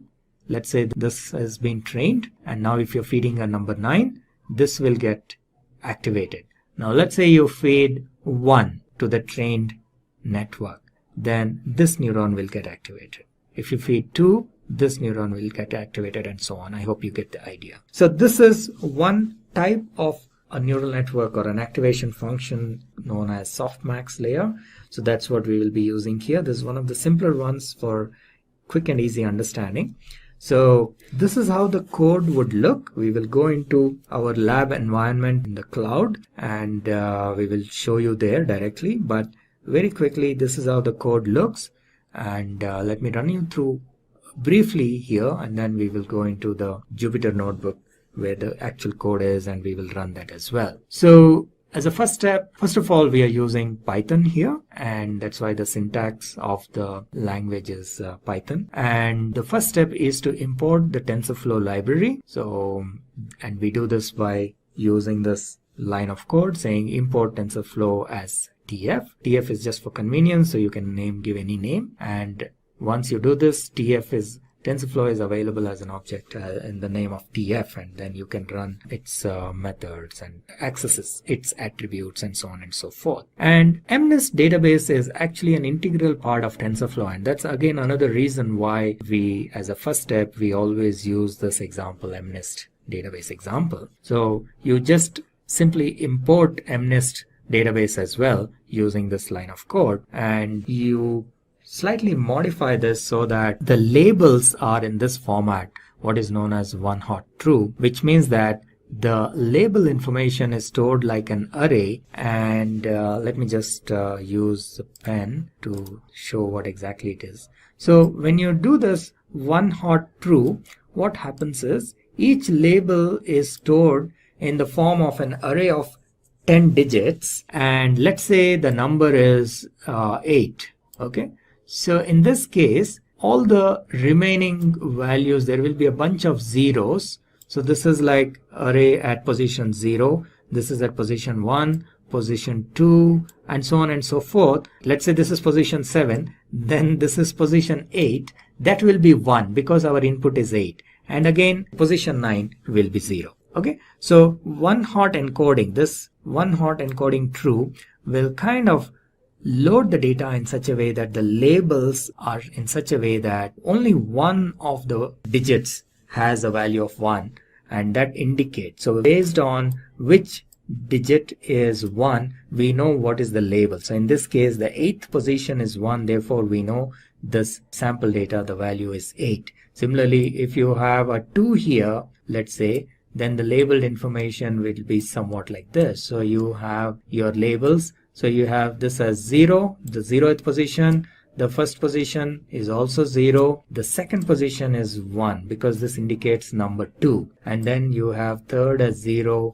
and so on. Okay, so that is the significance of this one hot true. All right, and then we can check how the data is looking by displaying the data. And as I mentioned earlier, this is pretty much in the form of digital form, like numbers. So all these are like pixel values, so you will not really see an image in this format, but there is a way to visualize that image. I will show you in a bit. And this tells you how many images are there in each set. So the training, there are 55,000 images in training, and in the test set there are 10,000, and then validation there are 5,000. So altogether there are 70,000 images. All right, so let's move on, and we can view the actual image by using the matplotlib library, and this is how you can view. This is the code for viewing the images, and you can view them in color or you can view them in grayscale.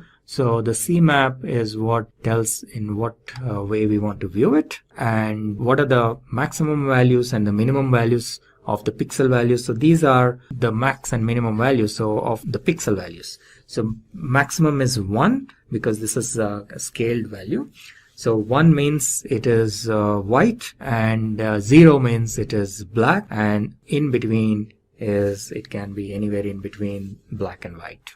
And the way to train the model, there is a certain way in which you write your TensorFlow code, and the first step is to create some placeholders, and then you create a model. In this case, we will use the softmax model, one of the simplest ones, and placeholders are primarily to get the data from outside into the neural network. So this is a very common mechanism that is used. And then of course you will have variables, which are remember these are your weights and biases. So in our case, there are 10 neurons, and each neuron actually has 784 because each neuron takes all the inputs. If we go back to our slide here, actually every neuron takes all the 784 inputs. Right? This is the first neuron. It receives all the 784. This is the second neuron. This also receives all the 708. So each of these inputs needs to be multiplied with a weight, and that's what we are talking about here. So this is a matrix of 784 values for each of the neurons, and so it is like a 10 by 784 matrix because there are 10 neurons.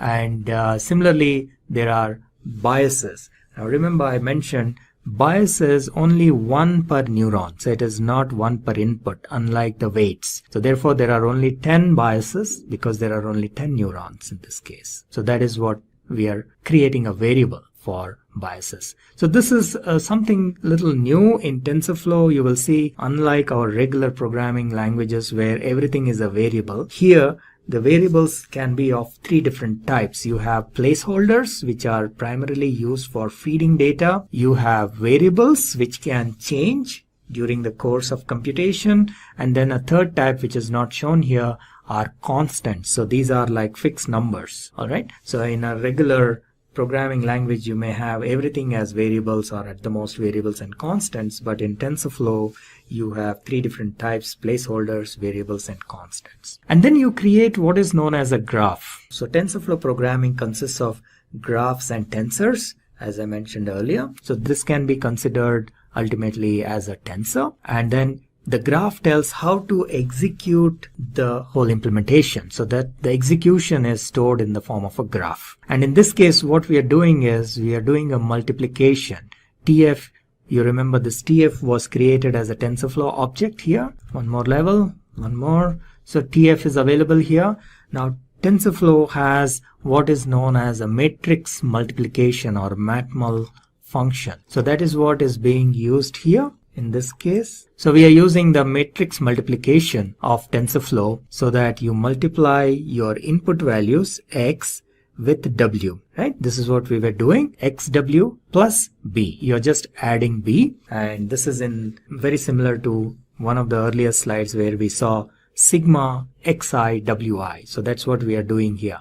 Matrix multiplication is multiplying all the input values with the corresponding weights and then adding the bias. So that is the graph we created. And then we need to define what is our loss function and what is our optimizer. So in this case, we again use the TensorFlow's APIs. So tf.nn softmax cross entropy with logits is the API that we will use, and reduce mean is what is like the mechanism whereby which says that you reduce the error. And optimizer for doing reduction of the error, what optimizer are we using? So we are using gradient descent optimizer.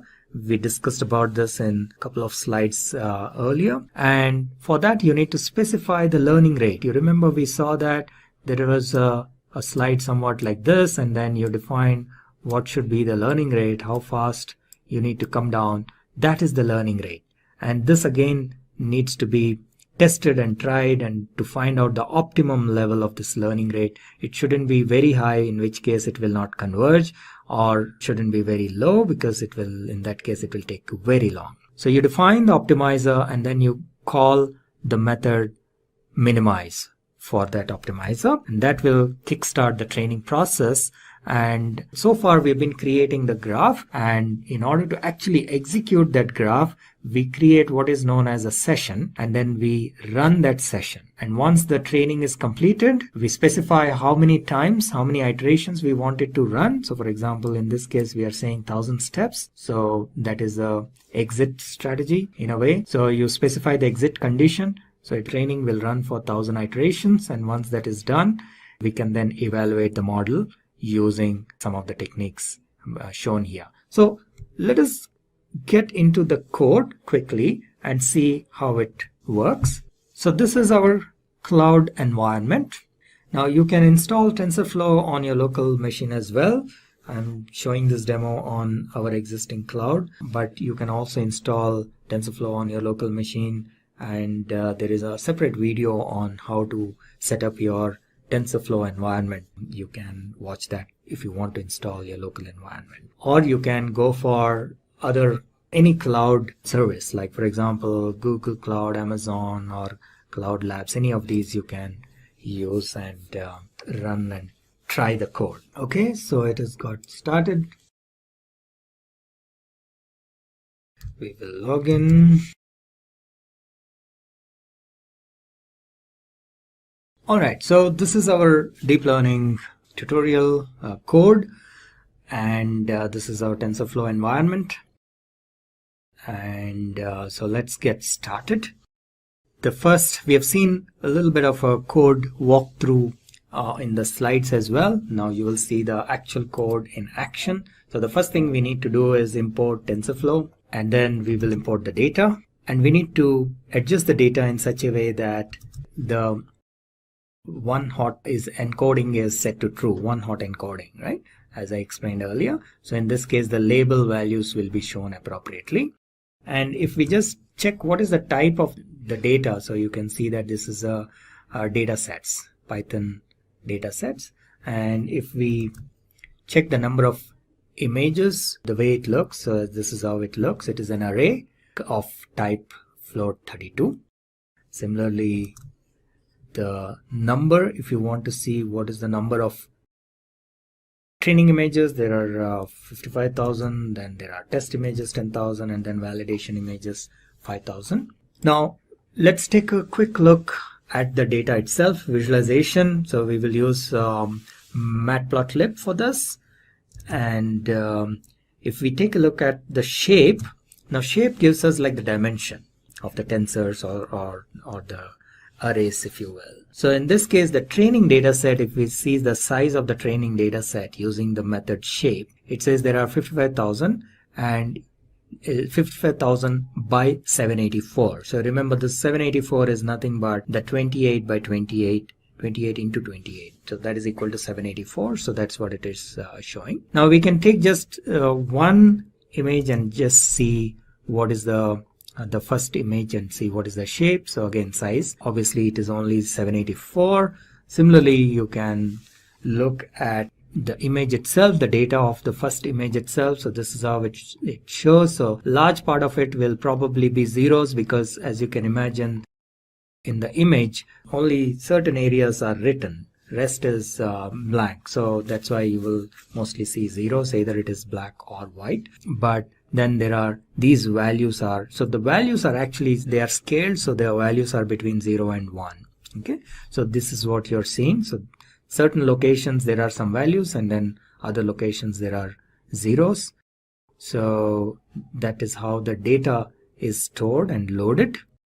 If we want to actually see what is the value of the handwritten image, if you want to view it, this is how you view it. So you create, like, do this reshape, and matplotlib has this feature to show you these images. So we will actually use the function called imshow, and then if you pass this parameters appropriately, you will be able to see the different images. Now I can change the values in this position, so which image we are looking at, right? So we can say, if I want to see what is there in maybe 5000, right? So 5000 has 3.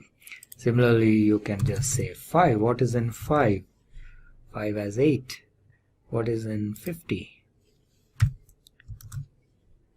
Again 8. So basically, by the way, if you're wondering how I'm executing this code, Shift Enter, in case you're not familiar with Jupyter Notebooks, Shift Enter is how you execute each cell, individual cell. And if you want to execute the entire program, you can go here and say run all. So that is how this code gets executed. And here again we can check what is the maximum value and what is the minimum value of these pixel values. As I mentioned, it is scaled, so therefore it is between, the values lie between 1 and 0. Now this is where we create our model. The first thing is to create the required placeholders and variables, and that's what we are doing here, as we have seen in the slides. So we create one placeholder and we create 2 variables, which is for the weights and biases. These 2 variables are actually matrices, so each variable has 784 by 10 actual values. Okay, so one for this 10 is for each neuron. There are 10 neurons, and 784 is for the pixel values inputs that are given, which is 28 into 28. And the biases, as I mentioned, one for each neuron, so there will be 10 biases. They are stored in a variable by the name B.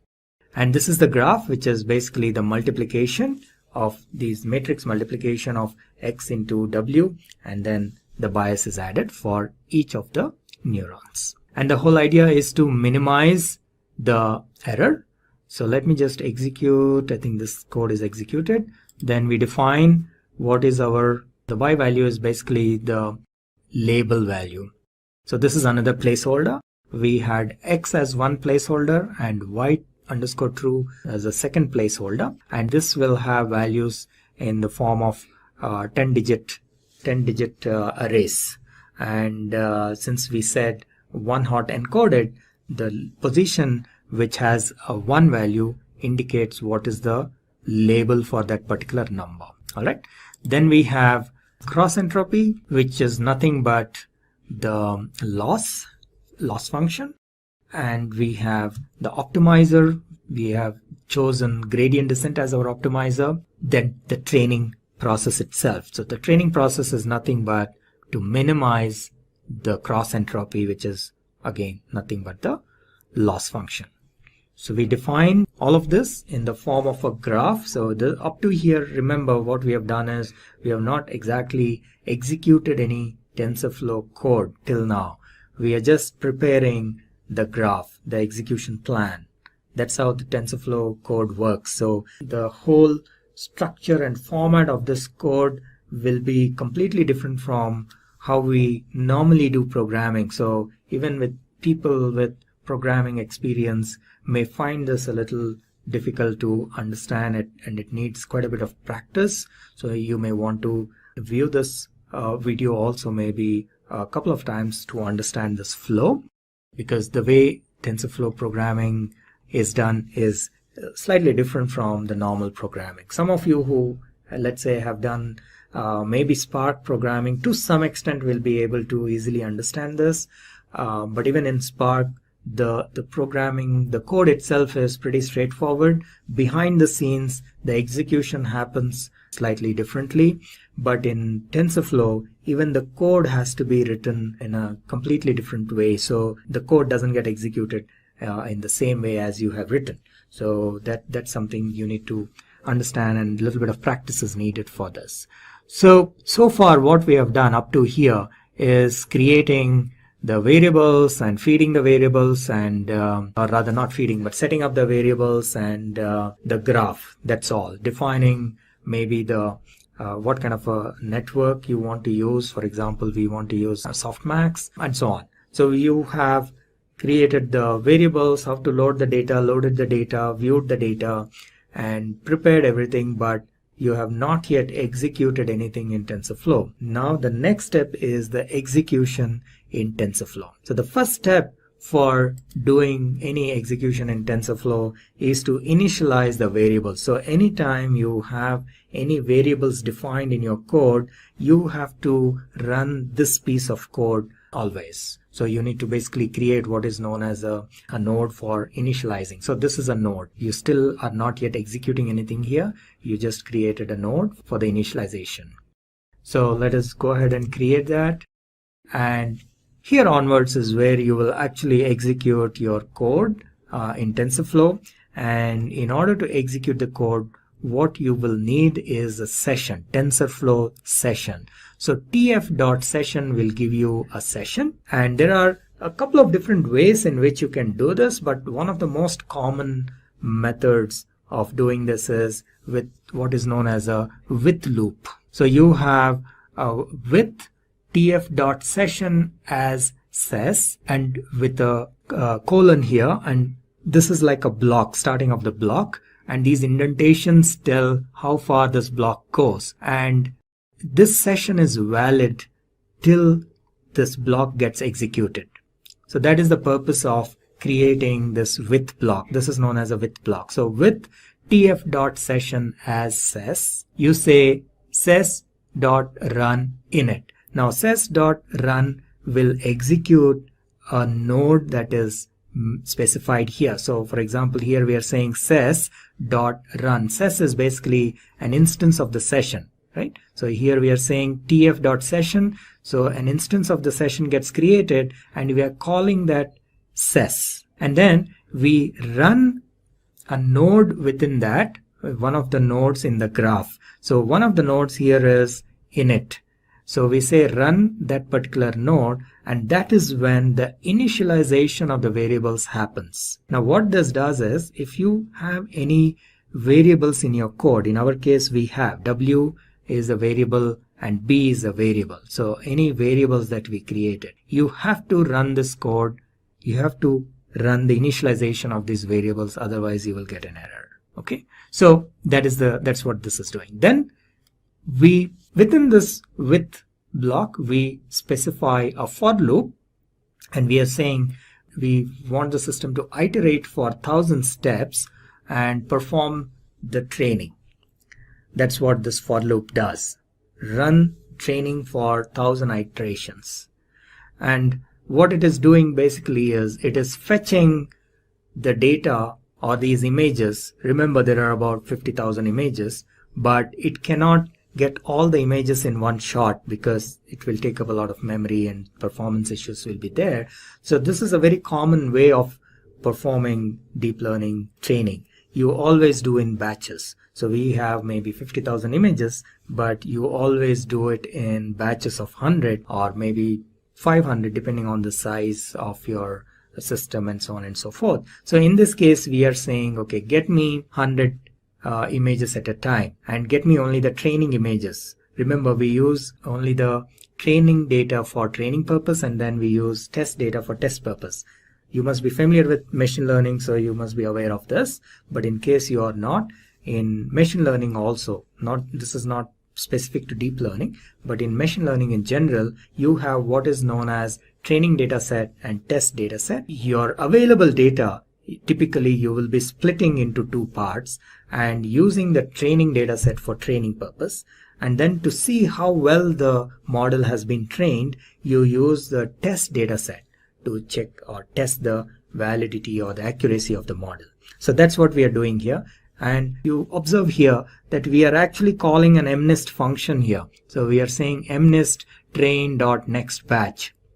Right? So this is the advantage of using MNIST database, because they have provided some very nice helper functions which are readily available. Otherwise, this activity itself, we would have had to write a piece of code to fetch this data in batches. That itself is a lengthy exercise. So we can avoid all that if we are using MNIST database, and that's why we use this for the initial learning phase. Okay, so when we say fetch, what it will do is it will fetch the images into X and the labels into Y, and then you use this batch of 100 images and you run the training. So ses.run, basically what we are doing here is we are running the training mechanism, which is nothing but it passes this through the neural network, passes the images through the neural network, finds out what is the output, and if the output, obviously initially it will be wrong, so all that feedback is given back to the neural network, and thereby all the W's and B's get updated till it reaches 1000 iterations. In this case, the exit criteria is 1000, but you can also specify probably accuracy rate or something like that for the as an exit criteria. So here it just says that, okay, this particular image was wrongly predicted, so you need to update your weights and biases. That's the feedback given to each neuron, and that is run for 1000 iterations. And typically by the end of this 1000 iterations, the model would have learned to recognize these handwritten images. Obviously it will not be 100% accurate. Okay, so once that is done, so this happens for 1000 iterations. Once that is done, you then test the accuracy of these models by using the test data set. Right? So this is what we are trying to do here. The code may appear a little complicated because if you're seeing this for the first time, you need to understand the various methods of TensorFlow and so on. But it is basically comparing the output with what is actually there. That's all it is doing. So you have your test data, and you're trying to find out what is the actual value and what is the predicted value, and seeing whether they are equal or not, tf.equal, right? And how many of them are correct, and so on and so forth.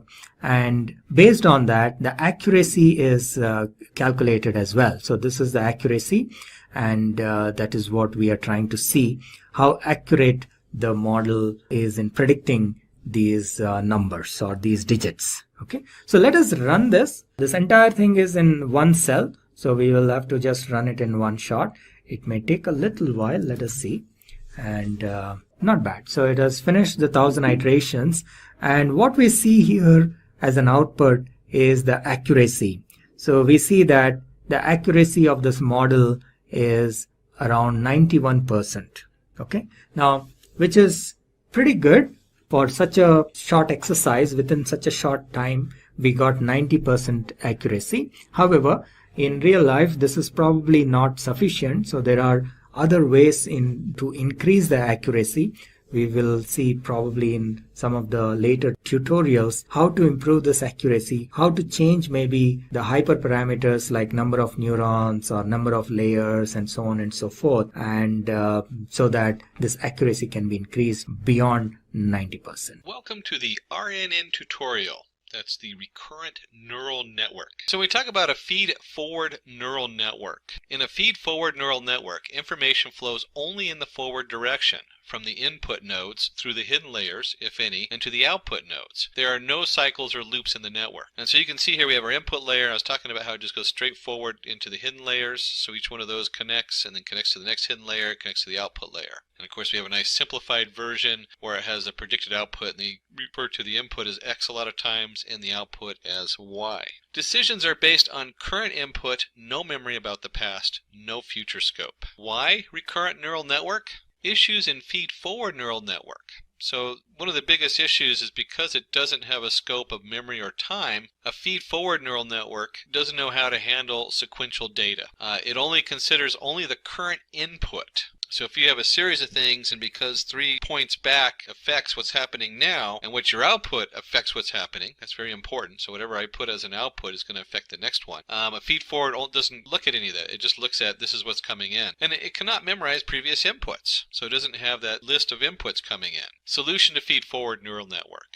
You'll see here where it says recurrent neural network, and we have our X on the bottom going to H, going to Y. That's your feed forward. But right in the middle it has a value C, so there's a whole other process. So it's memorizing what's going on in the hidden layers, and the hidden layers, as they produce data, feed into the next one. So your hidden layer might have an output that goes off to Y, but that output goes back into the next prediction coming in. What this does is this allows it to handle sequential data. It considers the current input and also the previously received inputs. And if we're going to look at general drawings and solutions, We should also look at applications of the RNN. Image captioning. RNN is used to caption an image by analyzing the activities present in it. A dog catching a ball in midair. That's very tough. I mean, we have a lot of stuff that analyzes images of a dog and the image of a ball, but it's able to add one more feature in there that's actually catching the ball in midair. Time series prediction. Any time series problem like predicting the prices of stocks in a particular month can be solved using RNN. And we'll dive into that in our use case and actually take a look at some stock. One of the things you should know about analyzing stock today is that it is very difficult. And if you're analyzing the whole stock, the stock market at the New York Stock Exchange in the US produces somewhere in the neighborhood, if you count all the individual trades and fluctuations by the second, it's like 3 terabytes a day of data. So we're only going to look at one stock. Just analyzing one stock is really tricky. In here, we'll give you a little jump on that, so that's exciting, but don't expect to get rich off of it immediately. Another application of the RNN is natural language processing. Text mining and sentiment analysis can be carried out using RNN for natural language processing. And you can see right here the term natural language processing, when you stream those 3 words together, is very different than if I said processing language naturally. So the time series is very important when we're analyzing sentiments. It can change the whole value of a sentence just by switching the words around. Or if you're just counting the words, you might get one sentiment where if you actually look at the order they're in, you get a completely different sentiment. When it rains, look for rainbows. When it's dark, look for stars. Both of these are positive sentiments, and they're based upon the order of which the sentence is going in. Machine translation. Given an input in one language, RNN can be used to translate the input into a different languages as output. I myself am very linguistically challenged. But if you study languages and you're good with languages, you know right away that if you're speaking English, you would say big cat. And if you're speaking Spanish, you would say cat big. So that translation is really important to get the right order, to get, there's all kinds of parts of speech that are important to know by the order of the words. Here this person is speaking in English and getting translated. And you can see here a person is speaking in English in this little diagram. I guess that's denoted by the flags. I have a flag. I own it. No.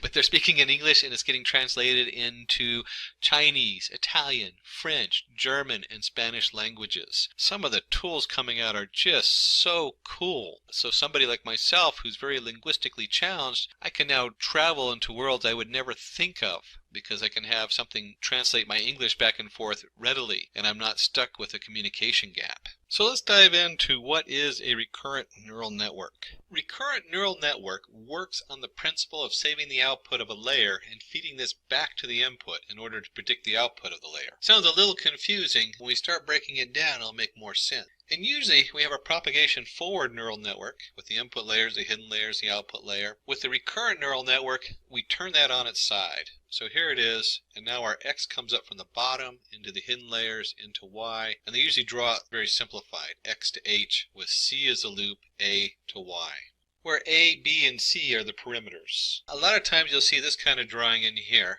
digging closer and closer into the H and how it works. Going from left to right, you'll see that the C goes in and then the X goes in. So the X is going upward bound and C is going to the right.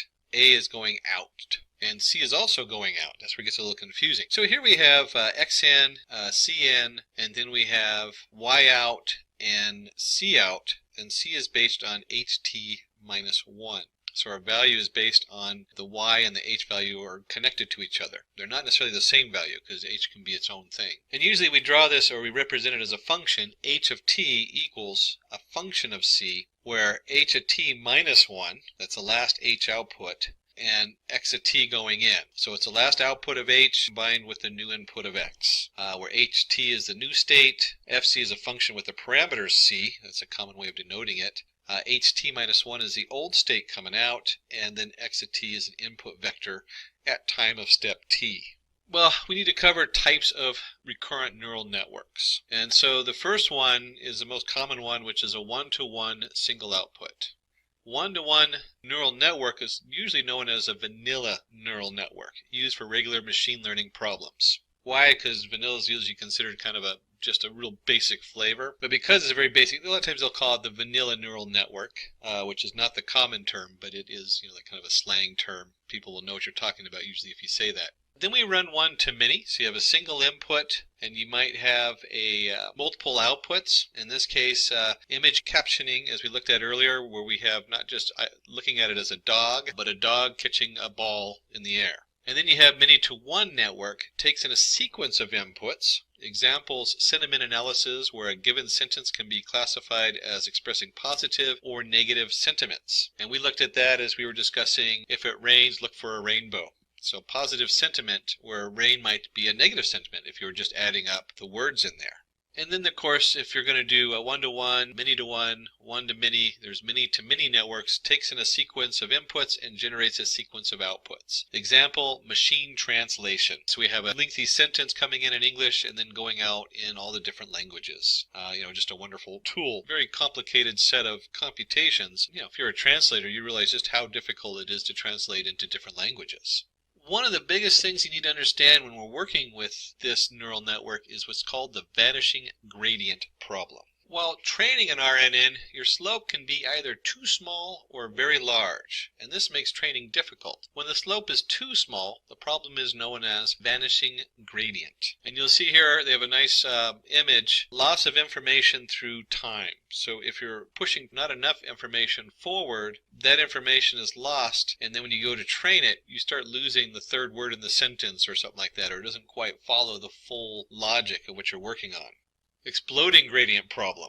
Oh, this is one that runs into everybody. When you're working with this particular neural network, when the slope tends to grow exponentially instead of decaying, this problem is called exploding gradient. Issues in gradient problem: long training time, poor performance, bad accuracy. And I'll add one more in there. Your computer, if you're on a lower end computer testing out a model, will lock up and give you the memory error. Explaining gradient problem. Consider the following two examples to understand what should be the next word in the sequence. The person who took my bike and blank. A thief. The students who got into engineering with blank from Asia.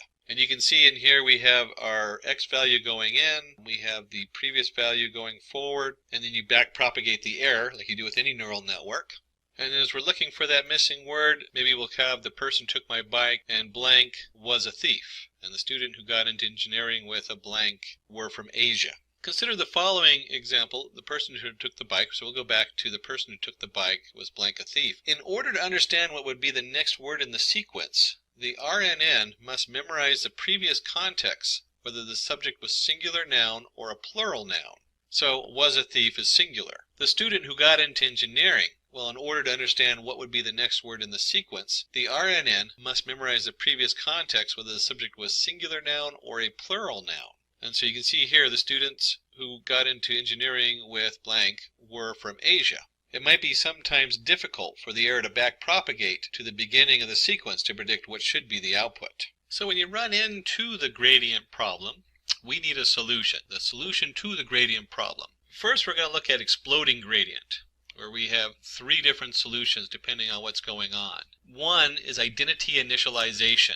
So the first thing we want to do is see if we can find a way to minimize the identities coming in instead of having it identify everything, just the important information we're looking at. Next is to truncate the back propagation. So instead of having whatever information it's sending to the next series, we can truncate what it's sending. We can lower that particular set of layers, make those smaller. And finally is the gradient clipping. So when we're training it, we can clip what that gradient looks like and narrow the training model that we're using. When you have a vanishing gradient, the option problem, we can take a look at weight initialization, very similar to the identity, but we're going to add more weights in there so it can identify different aspects of what's coming in better. Choosing the right activation function.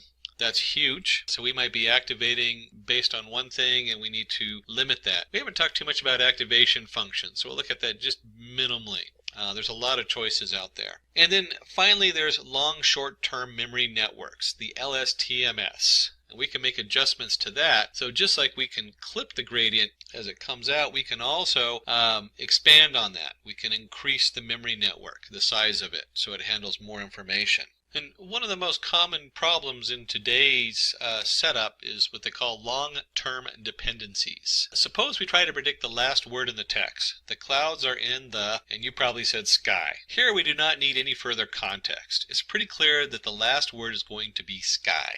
Suppose we try to predict the last word in the text. I have been staying in Spain for the last 10 years. I can speak fluent. Maybe you said Portuguese or French. No, you probably said Spanish. The word we predict will depend on the previous few words in context. Here we need the context of Spain to predict the last word in the text. It's possible that the gap between the relevant information and the point where it is needed to become very large. LSTMs help us solve this problem. So the LSTMs are a special kind of recurrent neural network capable of learning long-term dependencies. Remembering information for long periods of time is their default behavior. All recurrent neural networks have the form of a chain of repeating modules of neural network connections. In standard RNNs, this repeating module will have a very simple structure such as a single tangent H layer. LSTMs also have a chain-like structure, but the repeating module has a different structure. Instead of having a single neural network layer, there are 4 interacting layers communicating in a very special way. LSTMs are a special kind of recurrent neural network, capable of learning long-term dependencies. Remembering information for long periods of time is their default behavior. LSTMs also have a chain-like structure, but the repeating module has a different structure. Instead of having a single neural network layer, there are 4 interacting layers communicating in a very special way. As you can see, the deeper we dig into this, the more complicated the graphs get. In here, I want you to note that you have x at t minus 1 coming in, you have x at t coming in, and you have x at t plus 1. And you have h at t minus 1, and h at t coming in, and h at t plus 1 going out. And of course, on the other side is the output A. In the middle, we have our tangent H, but it occurs in 2 different places. So not only when we're computing the x at t plus 1 are we getting the tangent H from x at t, but we're also getting that value coming in from the x at t minus 1. So the short of it is that as you look at these layers, not only does the propagate through the first layer, goes into the second layer, back into itself, but it's also going into the third layer. So now we're kind of stacking those up. And this can get very complicated as you grow that in size. It also grows in memory too, and in the amount of resources it takes. But it's a very powerful tool to help us address the problem of complicated, long sequential information coming in, like we were just looking at in the sentence. And when we're looking at our long, short-term memory network, there's 3 steps of processing in the LSTMs that we look at. The first one is we want to forget irrelevant parts of the previous state. A lot of times, like, is, as, in, a, unless we're trying to look at whether it's a plural noun or not, they don't really play a huge part in the language, so we want to get rid of them. Then selectively update cell state values. So we only want to update the cell state values that reflect what we're working on. And finally, we want to only output certain parts of the cell state. So whatever's coming out, we want to limit what's going out too. And let's dig a little deeper into this. Let's just see what this really looks like.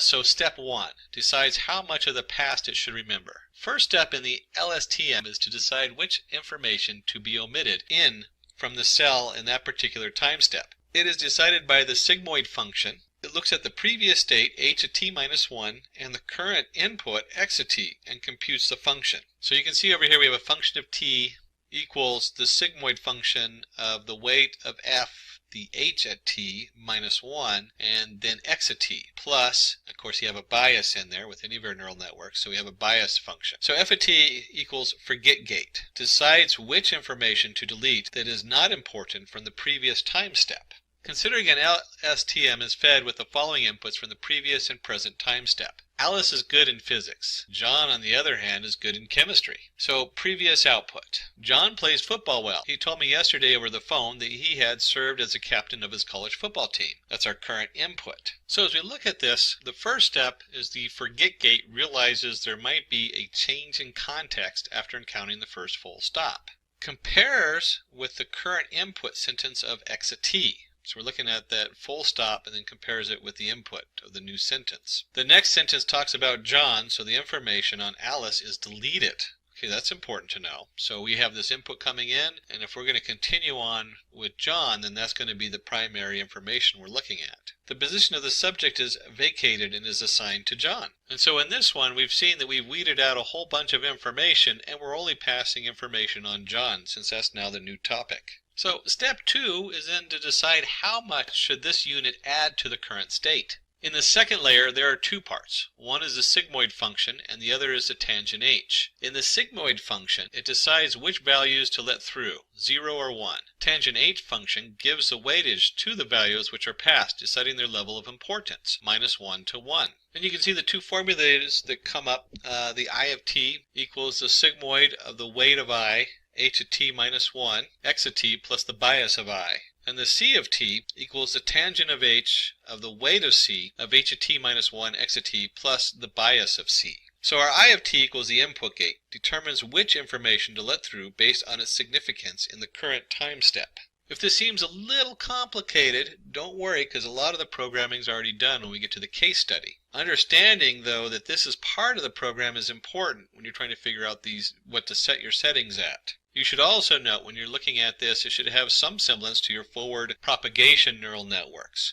where we have a value assigned to a weight plus a bias. Very important steps in any of the neural network layers, whether we're propagating into the information from one to the next, or we're just doing a straightforward neural network propagation. Let's take a quick look at this, what it looks like from the human standpoint, as I step out of my suit again. Consider the current input at x of t. John plays football well. He told me yesterday over the phone that he had served as a captain of his college football team. That's our input. Input gate analyzes the important information. John plays football and he was a captain of his college team is important. He told me over the phone yesterday is less important, hence it is forgotten. This process of adding some new information can be done via the input gate. Now this example is as a human form, and we'll look at training this stuff in just a minute. But as a human being, if I wanted to get this information from a conversation, maybe it's a Google Voice listening in on you or something like that, how do we weed out the information that he was talking to me on the phone yesterday? Well, I don't want to memorize that he talked to me on the phone yesterday, or maybe that is important. But in this case, it's not. I want to know that he was the captain of the football team. I want to know that he served. I want to know that John plays football and he was the captain of the college football team. Those are the two things that I want to take away as a human being. Again, we measure a lot of this from the human viewpoint, and that's also how we try to train them so we can understand these neural networks. Finally, we get to step 3, decides what part of the current cell state makes it to the output. The third step is to decide what will be our output. First, we run a sigmoid layer, which decides what parts of the cell state make it to the output. Then we put the cell state through the tangent h to push the values to be between -1 and 1, and multiply it by the output of the sigmoid gate. So when we talk about the output of t, we set that equal to the sigmoid of the weight of 0 of the h of t minus 1, back one step in time, by the x of t, plus of course the bias. The h of t equals the out of t times the tangent h of c of t. So our O of t equals the output gate, allows the passed in information to impact the output in the current time step. Let's consider the example to predicting the next word in the sentence. John played tremendously well against the opponent and won for his team. For his contributions, Brave blank was awarded player of the match. There could be a lot of choices for the empty space. Current input, Brave, is an adjective. Adjectives describe a noun. John could be the best output after Brave. Thumbs up for John, awarded player of the match. And if you were to pull just the nouns out of the sentence, team doesn't look right because that's not really the subject we're talking about. Contributions, brave contributions, or brave team, brave player, brave match. So you look at this and you can start to train this neural network. So it starts looking at it and goes, oh no, John is what we're talking about. So brave is an adjective. John's going to be the best output. And we give John a big thumbs up. And then of course we jump into my favorite part, a case study. Use case implementation of LSTM. Let's predict the prices of stocks using the LSTM network based on the stock price data between 2012 and 2016. We're going to try to predict the stock prices of 2017. And this will be a narrow set of data. We're not going to do the whole stock market. It turns out that the New York Stock Exchange generates roughly 3 terabytes of data per day. That's all the different trades up and down of all the different stocks going on. And each individual one second to second or nanosecond to nanosecond. But we're going to limit that to just some very basic fundamental information. So don't think you're going to get rich off this today. But at least you can give a step forward in how to start processing something like stock prices, a very valid use for machine learning in today's markets. use case implementation of LSTM. Let's dive in. We're going to import our libraries. We're going to import the training set and get the scaling going. Now, if you watch any of our other tutorials, a lot of these pieces just start to look very familiar because it's a very similar setup. But let's take a look at that. And just a reminder, we're going to be using Anaconda, the Jupyter Notebook. So here I have my Anaconda Navigator. When we go under environments, I've actually set up a Keras Python 3.6. I'm in Python 3.6. And nice thing about Anaconda, especially the newer version, I remember a year ago messing with Anaconda in different versions of Python in different environments. Anaconda now has a nice interface. And I have this installed both on a Ubuntu Linux machine and on Windows, so it works fine on there. You can go in here and open a terminal window, and then in here, once you're in the terminal window, this is where you're going to start installing using pip to install your different modules and everything. Now, we've already pre-installed them, so we don't need to do that in here.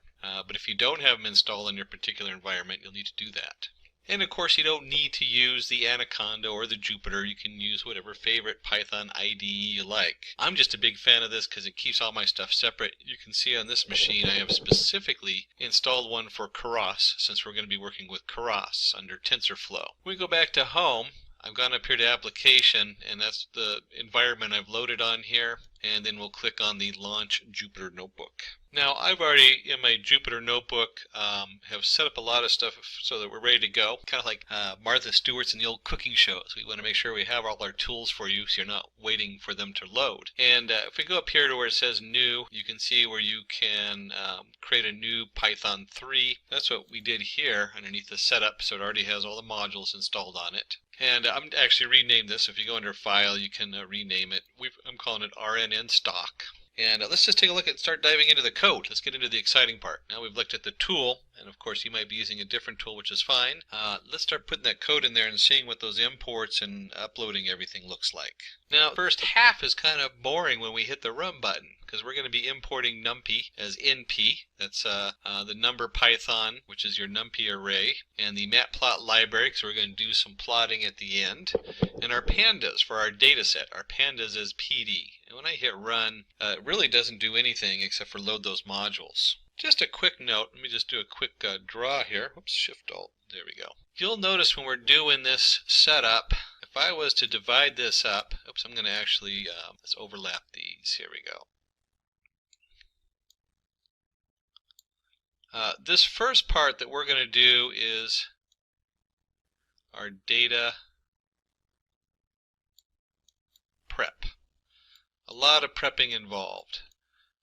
In fact, depending on what your system is, since we're using Keras, I put an overlap here, but you'll find that almost maybe even half of the code we do is all about the data prep. And the reason I overlap this with Keras, let me just put that down because that's what we're working in, is because Keras has like their own preset stuff, so it's already pre-built in, which is really nice. So there's a couple steps a lot of times that are in the Keras setup. We'll take a look at that to see what comes up in our code as we go through and look at stock. And then the last part is to evaluate. And if you're working with shareholders or classroom, whatever it is you're working with, the evaluate is the next biggest piece. So the actual code here, Keras is a little bit more, but when you're working with some of the other packages, you might have like 3 lines. That might be it. All your stuff is in your pre-processing and your data. Since Keras is cutting edge and you load the individual layers, you'll see that there's a few more lines here and Keras is a little bit more robust. And then you spend a lot of times, like I said, with the evaluate, you want to have something you present to everybody else and say, hey, this is what I did, this is what it looks like. So let's go through those steps. This is like a kind of just general overview. And let's just take a look and see what the next set of code looks like. And in here we have a dataset train, and it's going to be read using the PD, our pandas, .readcsv, and it's the Google stock price train.csv. And so under this we have training set equals dataset train.ilocation, and we've kind of sorted out part of that. So what's going on here? Let's just take a look at let's look at the actual file and see what's going on there. Now if we look at this, ignore all the extra files on this, I already have a train and a test set where it's sorted out. This is important to notice because a lot of times we do that as part of the pre-processing of the data. We take 20% of the data out so we can test it, and then we train the rest of it. That's what we use to create our neural network. That way we can find out how good it is. But let's go ahead and just take a look and see what that looks like as far as the file itself. And I went ahead and just opened this up in a basic WordPad and text editor just so we can take a look at it. Certainly you can open up an Excel or any other kind of spreadsheet. And we note that this is a comma separated variables. We have a date, open, high, low, close, volume. This is the standard stuff that we import into our stock, or the most basic set of information you can look at in stock. It's all free to download. In this case, we downloaded it from Google. That's why we call it the Google stock price. And it specifically is Google. This is the Google stock values from, as you can see here, we started off at 1/3/2012. So when we look at this first setup up here, we have a data set train equals PD_CSV. And if you noticed on the original frame, let me just go back there, they had it set to home Ubuntu downloads Google stock price train. I went ahead and changed that because we're in the same file where I'm running the code. So I've saved this particular Python code, and I don't need to go through any special paths or have the full path on there. And then of course we want to take out certain values in here. And you're going to notice that we're using our data set, and we're now in pandas. So pandas, basically it looks like a spreadsheet. And in this case, we're going to do iLocation, which is going to get specific locations. The first value is going to show us that we're pulling all the rows in the data. And the second one is we're only going to look at columns 1 and 2. And if you remember here from our data, as we switch back on over, columns, we always start with 0, which is the date. And we're going to be looking at open and high, which would be 1 and 2. We'll just label that right there so you can see. Now, when you go back and do this, you certainly can extrapolate and do this on all the columns. But for the example, let's just limit a little bit here so that we can focus on just some key aspects of stock. And then we'll go up here and run the code. And again, I said the first half is very boring. Whenever you hit the run button, it doesn't do anything because we're still just loading the data and setting it up. Now that we've loaded our data, we want to go ahead and scale it. We want to do what they call feature scaling. And in here, we're going to pull it up from the sklearn or the skKit preprocessing import min-max scaler. And when you look at this, you got to remember that biases in our data, we want to get rid of that. So if you have something that's like a really high value, let's just draw a quick graph. And I have something here like maybe the stock has a value, one stock has a value of 100, and another stock has a value of 5. You start to get a bias between different stocks. And so when we do this, we go ahead and say, okay, 100 is going to be the max, and 5 is going to be the min, and then everything else goes, and then we change this, so we just squish it down. I like the word squish. So it's between 1 and 0. So 100 equals 1, or 1 equals 100, and 0 equals 5. And you can just multiply. It's usually just a simple multiplication we're using. Multiplication. So it's going to be minus 5 and then 100 divided, or 95 divided by 1. So, or whatever value is divided by 95.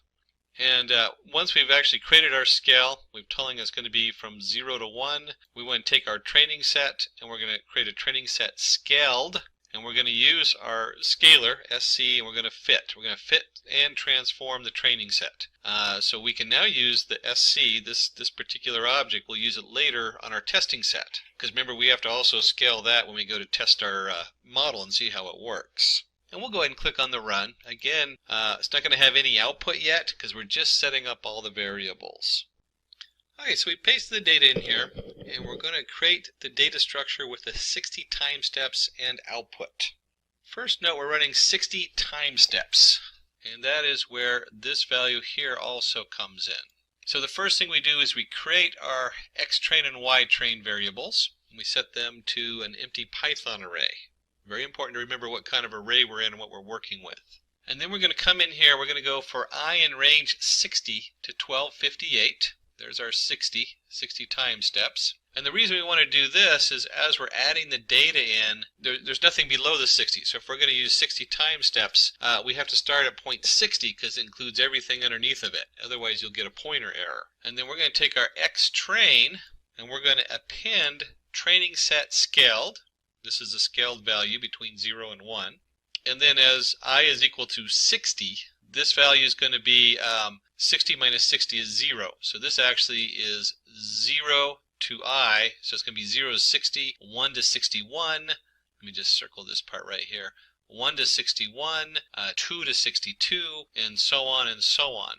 And if you remember, I said 0 to 60. That's incorrect because it does not count. Remember, it starts at 0, so this is a count of 60, so it's actually 59. Important to remember that as we're looking at this. And then the second part of this that we're looking at, so if you remember correctly, here we go from 0 to 59 of I, and then we have a comma, a 0 right here. And so finally, we're just going to look at the open value. Now, I know we did put it in there for 1 to 2. If you remember correctly, it doesn't count the second one, so it's just the open value we're looking at, just open. And then finally, we have ytrain.append training set I to 0. And if you remember correctly, I comma 0. If you remember correctly, this is 0 to 59, so there's 60 values in it. So when we do I down here, this is number 60. So we're going to do this is we're creating an array, and we have 0 to 59. And over here we have number 60, which is going into the Y train. It's being appended on there. And then this just goes all the way up. So this is down here is 0 to 59, and we'll call it 60, since that's the value over here. And it goes all the way up to 1258. That's where this value here comes in. That's the length of the data we're loading. So we've loaded two arrays. We've loaded one array that has, which is filled with arrays from 0 to 59, and we loaded one array which is just the value. And what we're looking at, you want to think about this as a time sequence. Here's my open. What's the next one in the series? So we're looking at the Google stock, and each time it opens, we want to know what the next one, 0 through 59, what's 60? 1 through 60, what's 61? 2 through 62, what's 62? And so on going up. And then once we've loaded those in our for loop, we go ahead and take xtrain and ytrain equals np.array xtrain.nparray ytrain. We're just converting this back into a numpy array. That way we can use all the cool tools that we get with numpy array, including reshaping. So if we take a look and see what's going on here, we're going to take our xtrain, we're going to reshape it. Wow, what the heck does reshape mean? That means we have an array, if you remember correctly, so many numbers by 60. That's how wide it is. And so when you do xtrain.shape, that gets one of the shapes. And you get xtrain.shape of 1 gets the other shape. And we're just making sure the data is formatted correctly. And so you use this to pull the fact that it's 60 by, in this case, where's that value? 60 by 1199, 1258 minus 60, 1199, and we're making sure that that is shaped correctly. So the data is grouped into 1199 by 60 different arrays. And then the 1 on the end just means at the end, because when you're dealing with shapes and NumPy, they look at this as layers. And so the end layer needs to be one value.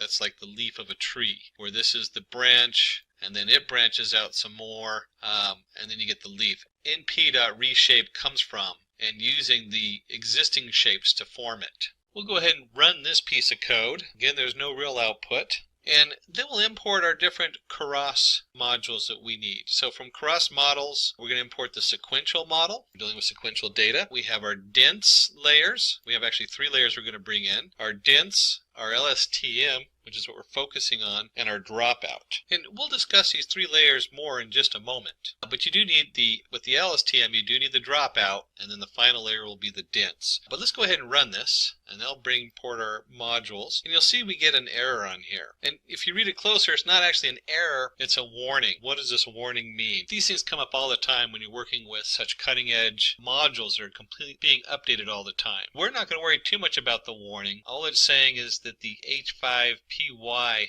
module, which is part of Keras, is going to be updated at some point. And if you're running new stuff on Keras and you start updating your Keras system, you better make sure that your H5Py is updated too, otherwise you're going to have an error later on. And you can actually just run an update on the H5Py now if you wanted to. Not a big deal, we're not going to worry about that today. And I said we were going to jump in and start looking at what those layers mean. I meant that. And we're going to start off with initializing the RNN, and then we'll start adding those layers in. And you'll see that we have the LSTM and then the dropout. LSTM, then dropout. LSTM, then dropout. What the heck is that doing?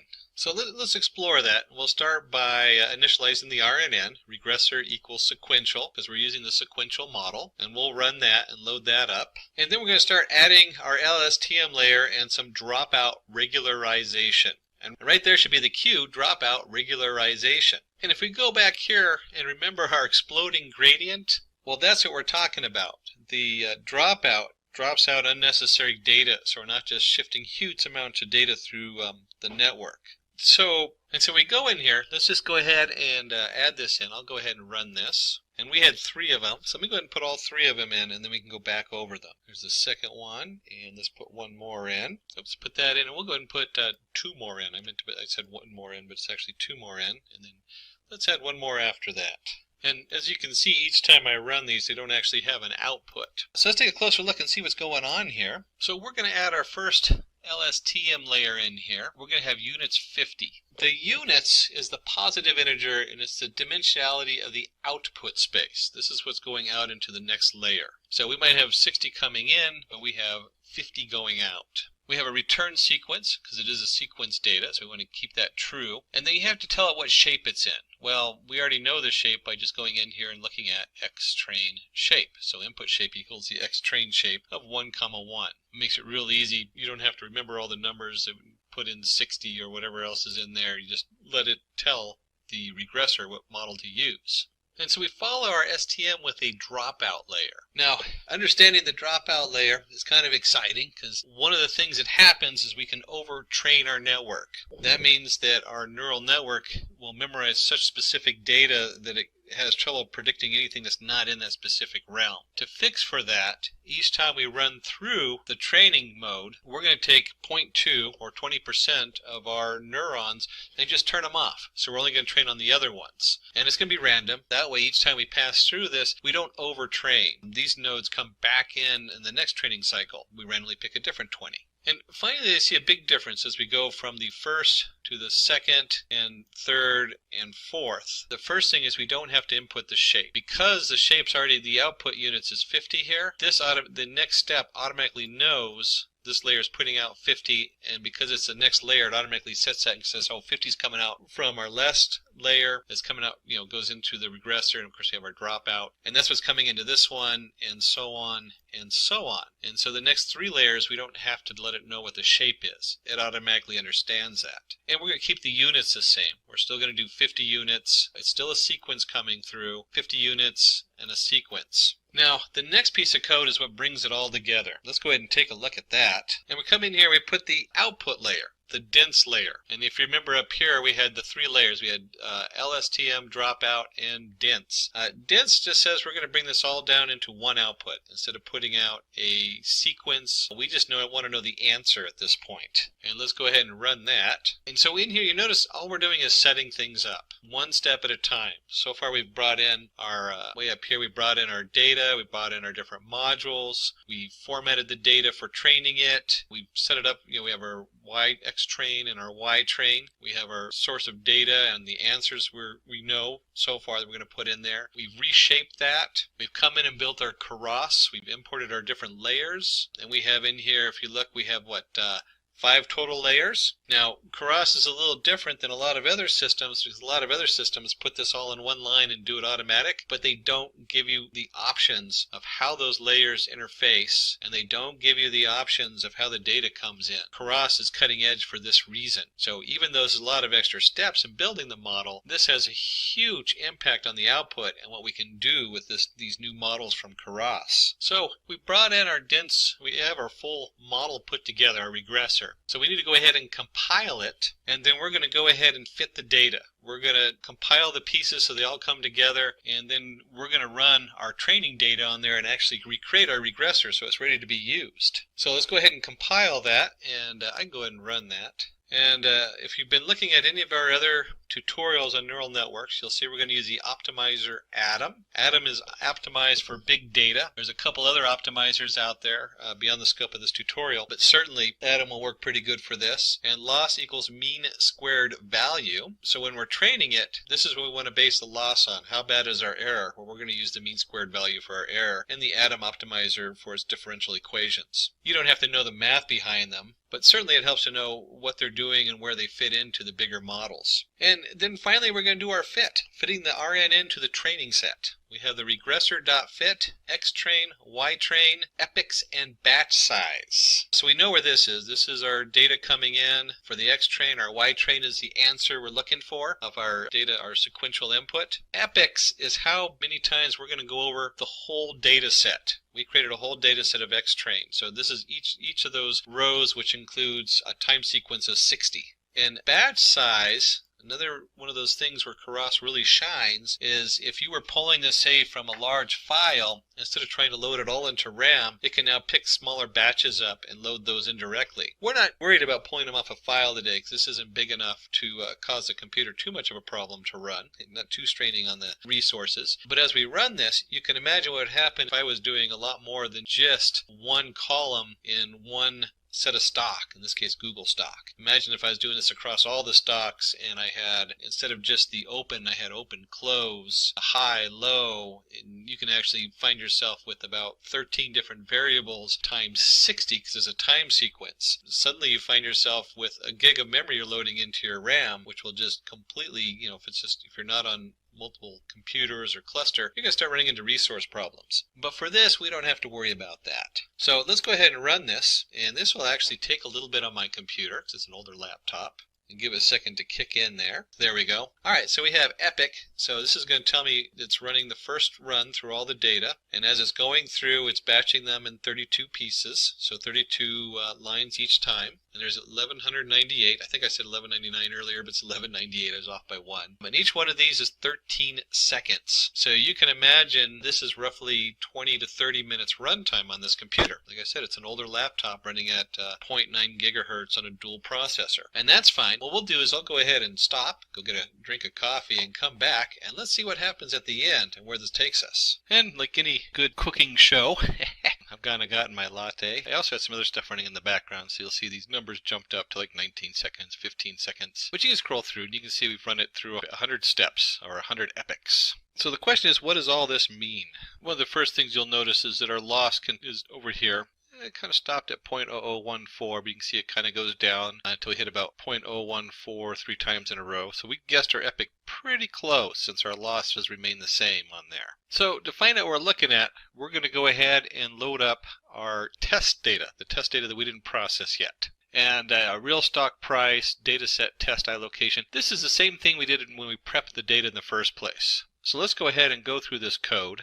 And we can see we've labeled it Part 3, Making the Predictions and Visualizing the Results. So the first thing we need to do is go ahead and read the data in from our test CSV. You see I've changed the path on it for my computer. And then we'll call it the real stock price. And again, we're doing just the one column here and the values from iLocation. So it's all the rows and just the values from that one location. That's the open. Stock open. And let's go ahead and run that. So that's loaded in there. And then let's go ahead and we have our inputs. We're going to create inputs here. And this should all look familiar because this is the same thing we did before. We're going to take our data set total. We're going to do a little pandas concat from the data set train. Now remember, the end of the data set train is part of the data going in. And let's just visualize that just a little bit. Here's our train data. Let me just put TR for train. And it went up to this value here. But each one of these values generated a bunch of columns. So it was 60 across, and this value here equals this one, and this value here equals this one, and this value here equals this one. And so we need these top 60 to go into our new data. So to find out what we're looking at, we're going to go ahead and load up our test data, the test data that we didn't process yet. And real stock price, data set, test allocation. This is the same thing we did when we prepped the data in the first place. So let's go ahead and go through this code. And we can see we've labeled it Part 3, Making the Predictions and Visualizing the Results. So the first thing we need to do is go ahead and read the data in from our test CSV. And you see I've changed the path on it for my computer. And then we'll call it the real stock price. And again, we're doing just the one column here and the values from iLocation. So it's all the rows and just the values from that one location. That's the open, stock open. And let's go ahead and run that. So that's loaded in there. And then let's go ahead and we have our inputs. We're going to create inputs here. And this should all look familiar because this is the same thing we did before. We're going to take our data set total. We're going to do a little pandas concat from the data set train. Now remember, the end of the data set train is part of the data going in. And let's just visualize that just a little bit. Here's our train data. Let me just put TR for train. And it went up to this value here. But each one of these values generated a bunch of columns. So it was 60 across, and this value here equals this one, and this value here equals this one, and this value here equals this one. And so we need these top 60 to go into our new data, because that's part of the next data, or it's actually the top 59. So that's what this first setup is over here, is where we're going in, we're doing the real stock price, and we're going to just take the data set test, and we're going to load that in, and then the real stock price is our data test location. So we're just looking at that first column, the open price. And then our data set total, we're going to take pandas and we're going to concat, and we're going to take our data set train for the open and our data set test open. And this is one way you can reference these columns. We've referenced them a couple different ways. We've referenced them up here with the 1, 2, but we know it's labeled as a panda set as open. So pandas is great that way. Lots of versatility there. And we'll go ahead and go back up here and run this. There we go. And you'll notice this is the same as what we did before. We have our open data set. We appended our concatenated our two data sets together. We have our inputs equals data set total length, data set total minus length of data set minus test minus 60 values. So we're going to run this over all of them. And you'll see why this works. Because normally when you're running your test set versus your training set, you run them completely separate. But when we graph this, you'll see that we'll be looking at the part that we didn't train it with to see how well it graphs. And we have our inputs equals inputs dot reshapes, or reshaping like we did before. We're transforming our inputs.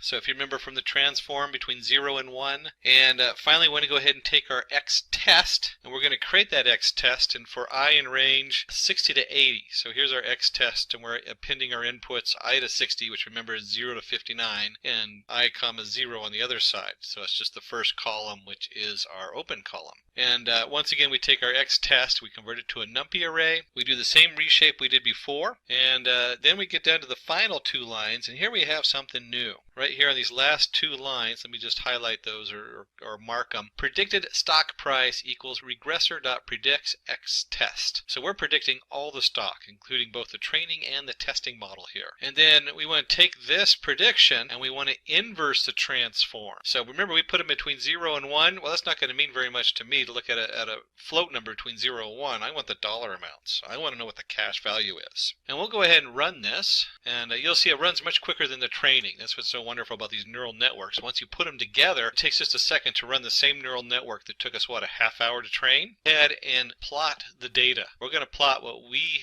think it's going to be, and we're going to plot it against the real data, what the Google stock actually did. So let's go ahead and take a look at that in code. And let's pull this code up. So we have our PLT. That's our, if you remember from the very beginning, let me just go back up to the top. We have our matplotlibary.pyplot as PLT. That's where that comes in. And we come down here, we're going to plot, and let me get my drawing thing out again. We're going to go ahead, and PLT is basically kind of like an object. It's one of the things that always threw me when I'm doing graphs in Python, because I always think you have to create an object, and then it loads that class in there. Well, in this case, PLT is like a canvas you're putting stuff on. So if you've done HTML5, you'll have the canvas object. This is the canvas. So we're going to plot the real stock price. That's what it actually is. And we're going to give that color red, so it's going to be in bright red, and we're going to label it real Google stock price. And then we're going to do our predicted stock, And we're going to do it in blue, and it's going to be labeled predicted. And we'll give it a title, because it's always nice to give a title to your graph, especially if you're going to present this to somebody, to your shareholders in the office. And the X label is going to be time, because it's a time series. And we didn't actually put the actual date and times on here, but that's fine. We just know they're incremented by time. And then, of course, the Y label is the actual stock price. plt.legend tells us to build the legend on here so that the color red and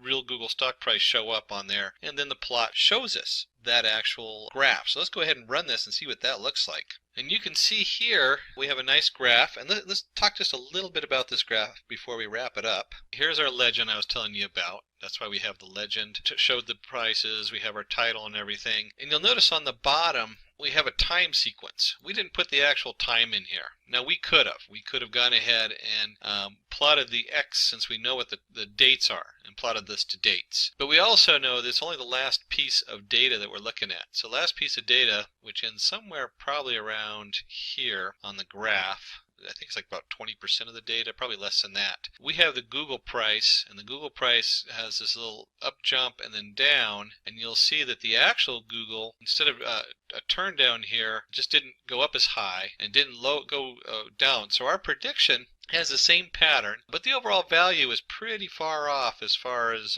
stock. But then again, we're only looking at one column. We're only looking at the open price. We're not looking at how many volumes were traded. And like I was pointing out earlier, when we talk about stock, just right off the bat, there's 6 columns. There's open, high, low, close, volume. Then there's volume shares. Then there's the adjusted open, adjusted high, adjusted low, adjusted close. They have a special formula to predict exactly what it would really be worth based on the value of the stock. And then from there, there's all kinds of other stuff you can put in here. So we're only looking at one small aspect, the opening price of the stock. And as you can see here, we did a pretty good job. This curve follows the curve pretty well. It has like little jumps on it, bends. They don't quite match up. So this bend here does not quite match up with that bend there, but it's pretty darn close. We have the basic shape of it, and the prediction isn't too far off. And you can imagine that as we add more data in and look at different aspects in the specific domain of stock, we should be able to get a better representation each time we drill in deeper. Of course, this took a half hour for my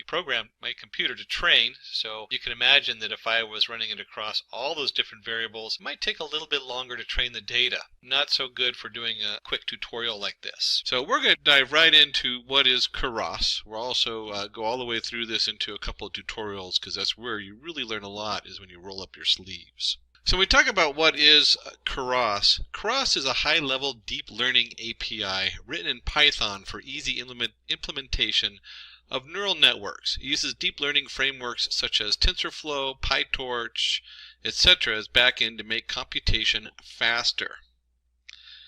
And this is really nice because as a programmer, there is so much stuff out there and it's evolving so fast, it can get confusing. And having some kind of high-level order in there, we can actually view it and easily program these different neural networks is really powerful. It's really powerful to have something out really quick and also be able to start testing your models and seeing where you're going.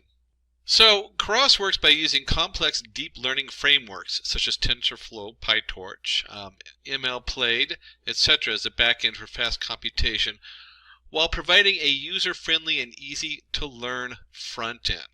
And you can see here we have the Keras API specifications, and under that you'd have like TF Keras for TensorFlow, Thano Keras, and so on.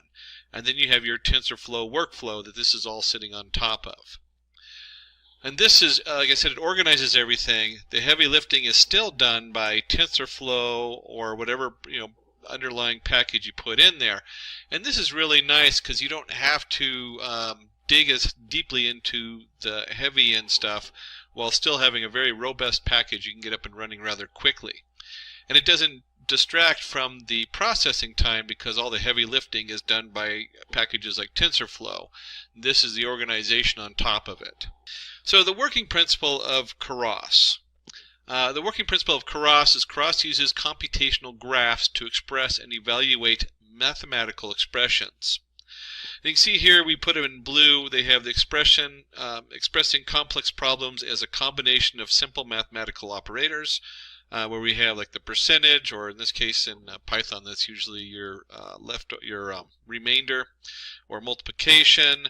You might have the operator of x to the power of 0.3. And it is useful for calculating derivatives by using back propagation. So if we're doing with neural networks, when we send the error back up to figure out how to change it, this makes it really easy to do that without really not banging your head and having to hand write everything. It's easier to implement distributed computation, and for solving complex problems, specify input and outputs and make sure all nodes are connected. And so this is really nice as you come in through, is that as your layers are going in there, you can get some very complicated different setups nowadays, which we'll look at in just a second. And this just makes it really easy to start spinning this stuff up and trying out the different models. So when we look at cross models, cross model, we have a sequential model. Sequential model is a linear stack of layers where the previous layer leads into the next layer. And this, if you've done anything else, even like the sklearn with their neural networks and propagation and any of these setups, this should look familiar. You should have your input layer, it goes into your layer 1, layer 2, and then to the output layer. And it's useful for simple classifier or decoder models. And you can see down here we have the model equals a cross sequential, and this is the actual code. You can see how easy it is. We have a layer that's dense, your layer 1. As an activation, they're using the ReLU in this particular example. And then you have your name layer 1, layer dense ReLU, name layer 2, and so forth. And they just feed right into each other. So it's really easy just to stack them, as you can see here, and it automatically takes care of everything else for you. And then there's a functional model. And this is really where things are at. This is new. Make sure you update your Keras, or you'll find yourself running this, doing the functional model. You'll run into an error code because this is a fairly new release. And it uses multi-input and multi-output model. The complex model which forks into 2 or more branches. And you can see here we have our image inputs equals your Keras input shape equals 32 by 32 by 3. You have your dense layers, dense 64 activation ReLU. And this should look similar to what you already saw before, but if you look at the graph on the right, it's going to be a lot easier to see what's going on. You have 2 different inputs. And one way you could think of this is maybe one of those is a small image and one of those is a full-sized image.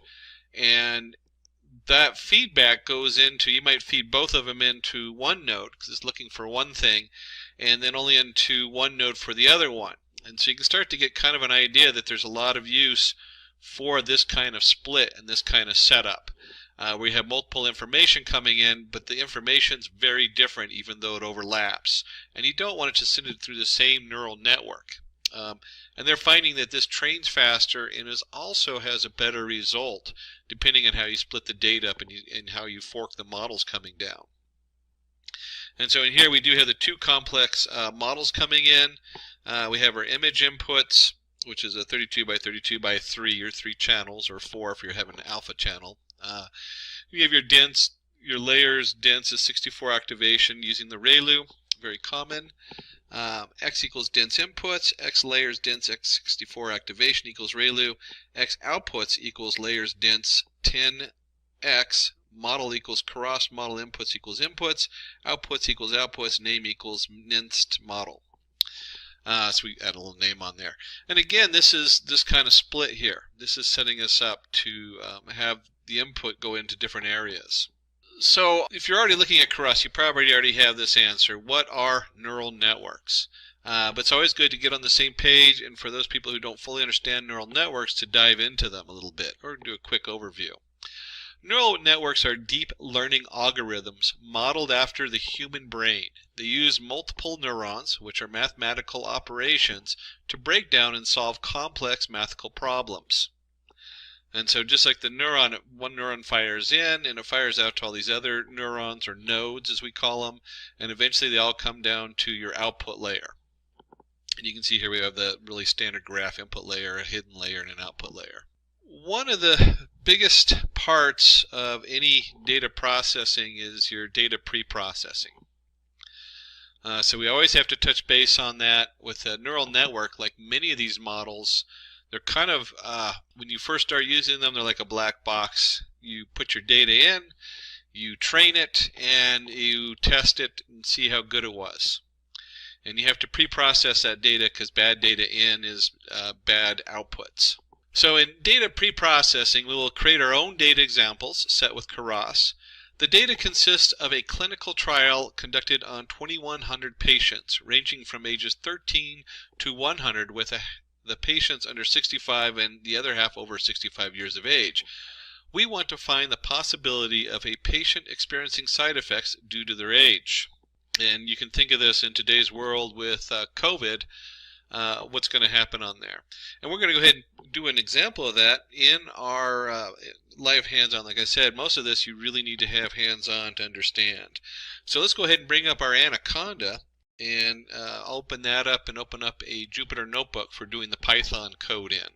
Now, if you're not familiar with those, you can use pretty much any of your setups. I just like those for doing demos and showing people, especially shareholders. It really helps because it's a nice visual. So let me go ahead and flip over to our Anaconda. And the Anaconda has a lot of cool tools. They just added Data Lore and IBM Watson Studio Cloud into the Anaconda framework. But we'll be in the Jupyter Lab or Jupyter Notebook. I'm going to do Jupyter Notebook for this because I use the lab for like large projects with multiple pieces because it has multiple tabs, where the notebook will work fine for what we're doing. And this opens up in our browser window because that's how Jupyter Notebook is set to run. And we'll go under New, create a new Python 3, and it creates an untitled Python. We'll go ahead and give this a title, and we'll just call this Keras tutorial. And let's change that to capital. There we go. We'll go ahead and just rename that. And the first thing we want to go ahead and do is get some pre-processing tools involved. And so we need to go ahead and import some stuff for that, like our NumPy, do some random number generation. I mentioned sklearn or your scikit. If you're installing sklearn, the sklearn stuff, it's scikit you want to look up.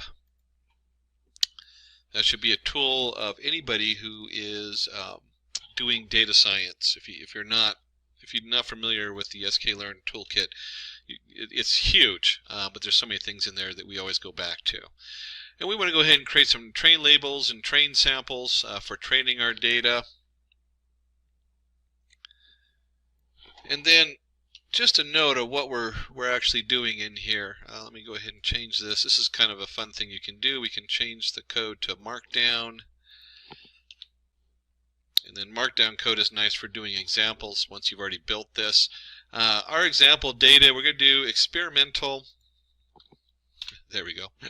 Experimental drug was tested on 2,100 individuals between 13 to 100 years of age. Half the participants are under 65, and 95% of participants are under 65. Experienced no side effects, while 95% of participants over 65 experience side effects. So that's kind of where we're starting at. And this is just a real quick example, because we're going to do another one with a little bit more complicated information. And so we want to go ahead and generate our setup. So we want to do for I and range, and we want to go ahead and create, if you look here, we have random integers, train the labels, append. So we're just creating some random data. And let me go ahead and just run that. And so once we've created our random data, and you can certainly ask for a copy of the code from Simplilearn. They'll send you a copy of this, or you can zoom in on the video and see how we went ahead and did our train samples, append. And we're just using this. I do this kind of stuff all the time. I was running a thing on that had to do with errors following a bell-shaped curve on a standard distribution error. And so what do? I generate the data on a standard distribution error to see what it looks like and how my code processes it, since that was the baseline I was looking for. In this, we're just doing generating random data for our setup on here. And we could actually go in, print some of the data up. Let's just do this, print. We'll do train samples, and we'll just do the first 5 pieces of data in there to see what that looks like. And you can see the first 5 pieces of data in our trained samples is 49, 85, 41, 68, 19. Just random numbers generated in there. That's all that is. And we generated significantly more than that.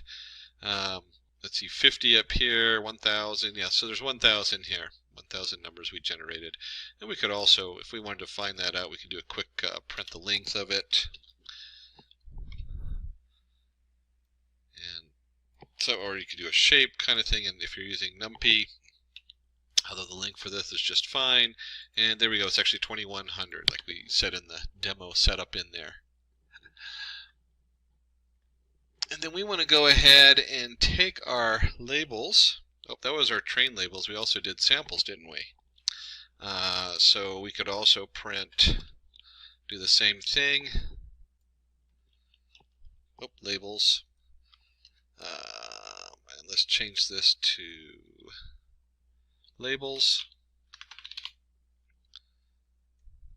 And labels.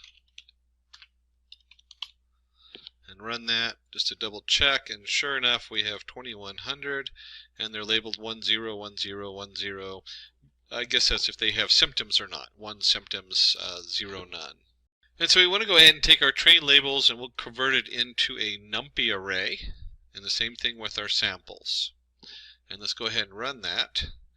And we also shuffle. This is just a neat feature you can do in NumPy right here. Put my drawing thing on, which I didn't have on earlier. I can take the data and I can shuffle it. So we have our, so it just randomizes it. That's all that's doing. We've already randomized it, so it's kind of an overkill. It's not really necessary. But if you're doing a larger package where the data is coming in, and a lot of times it's organized somehow, and you want to randomize it just to make sure that you know, the input doesn't follow a certain pattern that might create a bias in your model. And we go ahead and create a scalar. The scalar range, minimum max scalar, feature range 0 to 1. And then we go ahead and scale the scaled trained samples. So we're going to go ahead and fit and transform the data so it's nice and scaled. And that is the age. So you can see up here we have 49, 85, 41. We're just moving that so it's going to be between 0 and 1. And so this is true with any of your neural networks.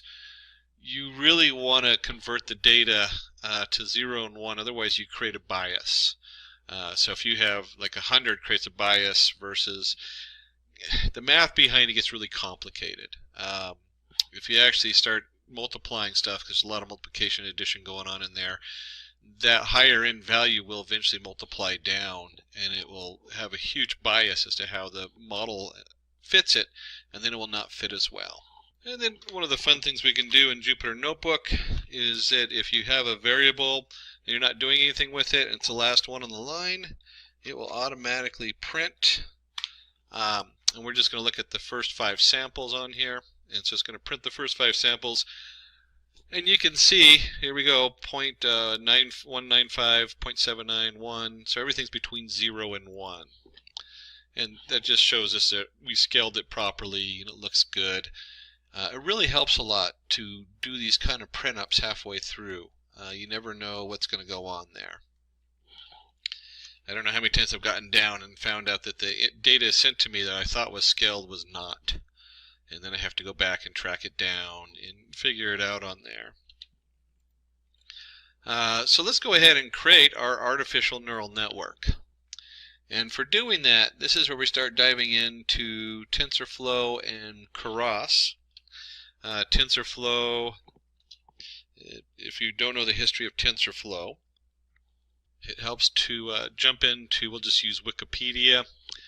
Be careful, don't quote Wikipedia on these things because you get in trouble. But it's a good place to start. Back in 2011, Google Brain built Disbelief as a proprietary machine learning setup. TensorFlow became the open source for it. So TensorFlow was a Google product, and then it became open sourced, and now it's just become probably one of the de factos when it comes for neural networks as far as where we're at. So when you see the TensorFlow setup, it's got like a huge following. There are some other setups like the Scikit under the sklearn has their own little neural network, but the TensorFlow is the most robust one out there right now. And Keras sitting on top of it makes it a very powerful tool, so we can leverage both the Keras easiness in which we can build a sequential setup on top of TensorFlow. And so in here we're going to go ahead and do our input of TensorFlow, and then we have the rest of this is all Keras here from number 2 down. We're going to import from TensorFlow the Keras connection, and then you have your TensorFlow Keras models, import sequential. It's a specific kind of model. We'll look at that in just a second. If you remember from the files, that means it goes from one layer to the next layer to the next layer. There's no funky splits or anything like that. And then we have from TensorFlow Keras layers, we're going to import our activation and our dense layer. And we have our optimizer Atom. This is a big thing to be aware of, how you optimize your data. When you first do it, Atom's as good as any. Atom is usually, there's a number of optimizer out there. There's a couple of main ones, but Atom is usually assigned to bigger data. It works fine. Usually the lower data does it just fine, but Atom is probably the mostly used. But there are some more out there, and depending on what you're doing with your layers, your different layers might have different activations on them. And then finally down here you'll see our setup where we want to go ahead and use the metrics. And we're going to use the TensorFlow Keras metrics for categorical cross entropy. So we can see how everything performs when we're done. That's all that is. A lot of times you'll see us go back and forth between TensorFlow, and then Scikit has a lot of really good metrics also for measuring these things. Again, it's the end of the at the end of the story, how good does your model do? And we'll go ahead and load all that. And then comes the fun part. I actually like to spend hours messing with these things. And 4 lines of code. You're like, you're going to spend hours on 4 lines of code? No, we don't spend hours on 4 lines of code. That's not what we're talking about when I say spend hours on 4 lines of code. What we have here, and I'm going to explain that in just a second, we have a model. And it's a sequential model. If you remember correctly, we mentioned the sequential up here where it goes from one layer to the next. And our first layer is going to be your input. It's going to be what they call dense, which is usually it's just dense, and then you have your input and your activation. How many units are coming in? We have 16. What's the shape? What's the activation? And this is where it gets interesting, because we have in here ReLU on 2 of these and softmax activation on 1 of these. There are so many different options for what these mean and how they function. How does the ReLU, how does the softmax function? And they do a lot of different things. We're not going to go into the activations in here. That is what really you spend hours doing, is looking at these different activations. And just some of it is just almost like you're playing with it. Like an artist, you start getting a feel for like a inverse tangent activation, or the tan-H activation. Takes up a huge processing amount. So you don't see it a lot. Yet it comes up with a better solution, especially when you're doing when you're analyzing Word documents and you're tokenizing the words. And so you'll see this shift from one to the other because you're both trying to build a better model. And if you're working on a huge data set, you'll crash the system. It'll just take too long to process. And then you see things like softmax. Softmax generates an interesting setup where a lot of these, when you talk about ReLU, oops, let me do this. ReLU, there we go. ReLU has a setup where if it's less than 0, it's 0, and then it goes up. And then you might have what they call lazy setup, where it has a slight negative to it so that the errors can translate better. Same thing with softmax. It has a slight laziness to it so that errors translate better. All these little details make a huge difference on your model. So one of the really cool things about data science that I like is you build your what they call you build to fail. And it's an interesting design setup. Oops, I forgot the end of my code here. The concept of build to fail is you want the model as a whole to work, so you can test your model out. So that you can do, you can get to the end and you can do your, let's see, where was it? Overshot down here. You can test out the quality of your setup on there. And see, where did I do my TensorFlow? Oh, here we go. It was right above me. There we go. We start doing your cross entropy and stuff like that. Is you need a full functional set of code so that when you run it, you can then test your model out and say, hey, it's either this model works better than this model, and this is why. And then you can start swapping in these models. And so when I say I spend a huge amount of time on pre-processing data, it's probably 80% of your programming time. Well, between those two, it's like 80-20. You'll spend a lot of time on the models. Once you get the model down, once you get the whole code and the flow down set, depending on your data, your models get more and more robust as you start experimenting with different inputs, different data streams, and all kinds of things.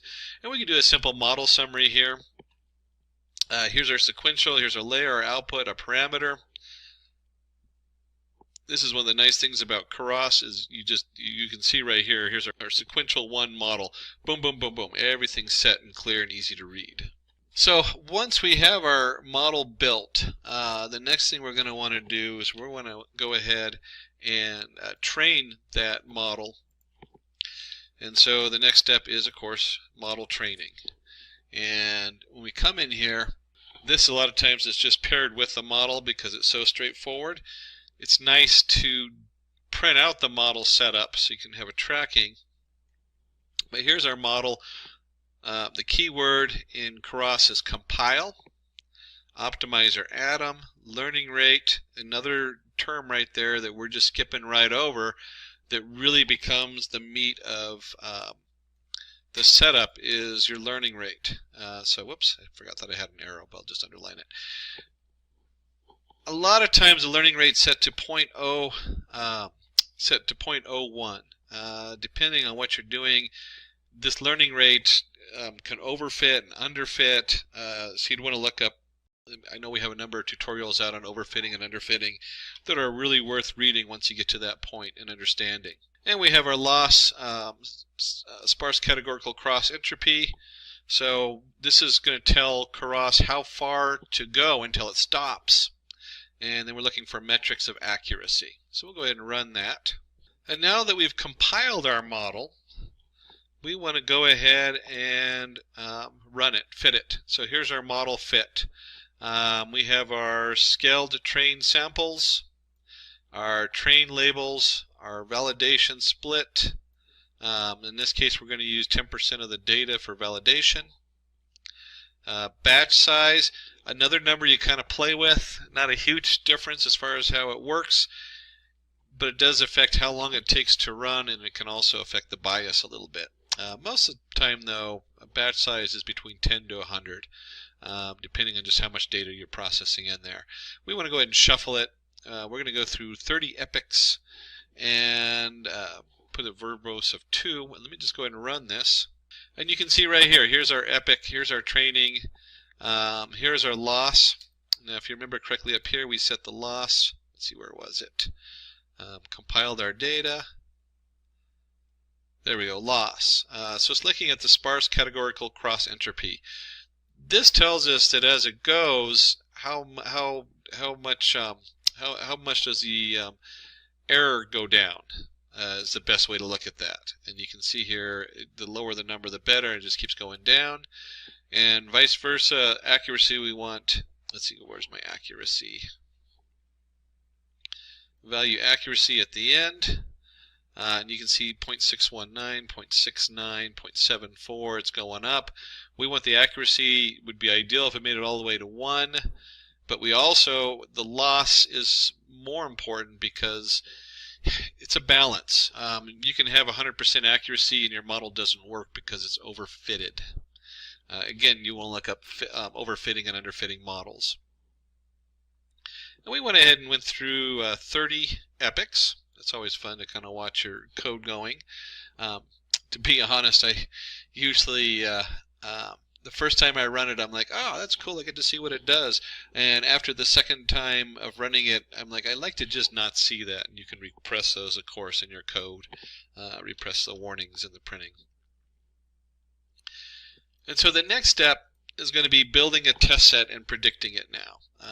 So here we go. We want to go ahead and build our test set. And we have, just like we did our training set, a lot of times you just split your initial setup. But we'll go ahead and do a separate set on here. And this is just what we did above. There's no difference as far as the randomness that we're using to build this set on here. The only difference is that we already did our scalar up here. Well, that doesn't matter because the data is going to be across the same thing. But this should just be transform down here instead of fit transform. Because you don't want to refit your data on your testing data. There we go. And now we're just transforming it because you never want to transform the test data. Easy mistake to make, especially on an example like this where we're not doing, we're randomizing the data anyway, so it doesn't matter too much because we're not expecting something weird. And then we want to go ahead and do our predictions. The whole reason we built the model is we take our model, we predict, and we're going to do, here's our X-scale data, batch size 10, verbose, and now we have our predictions in here, and we could go ahead and do a, we'll print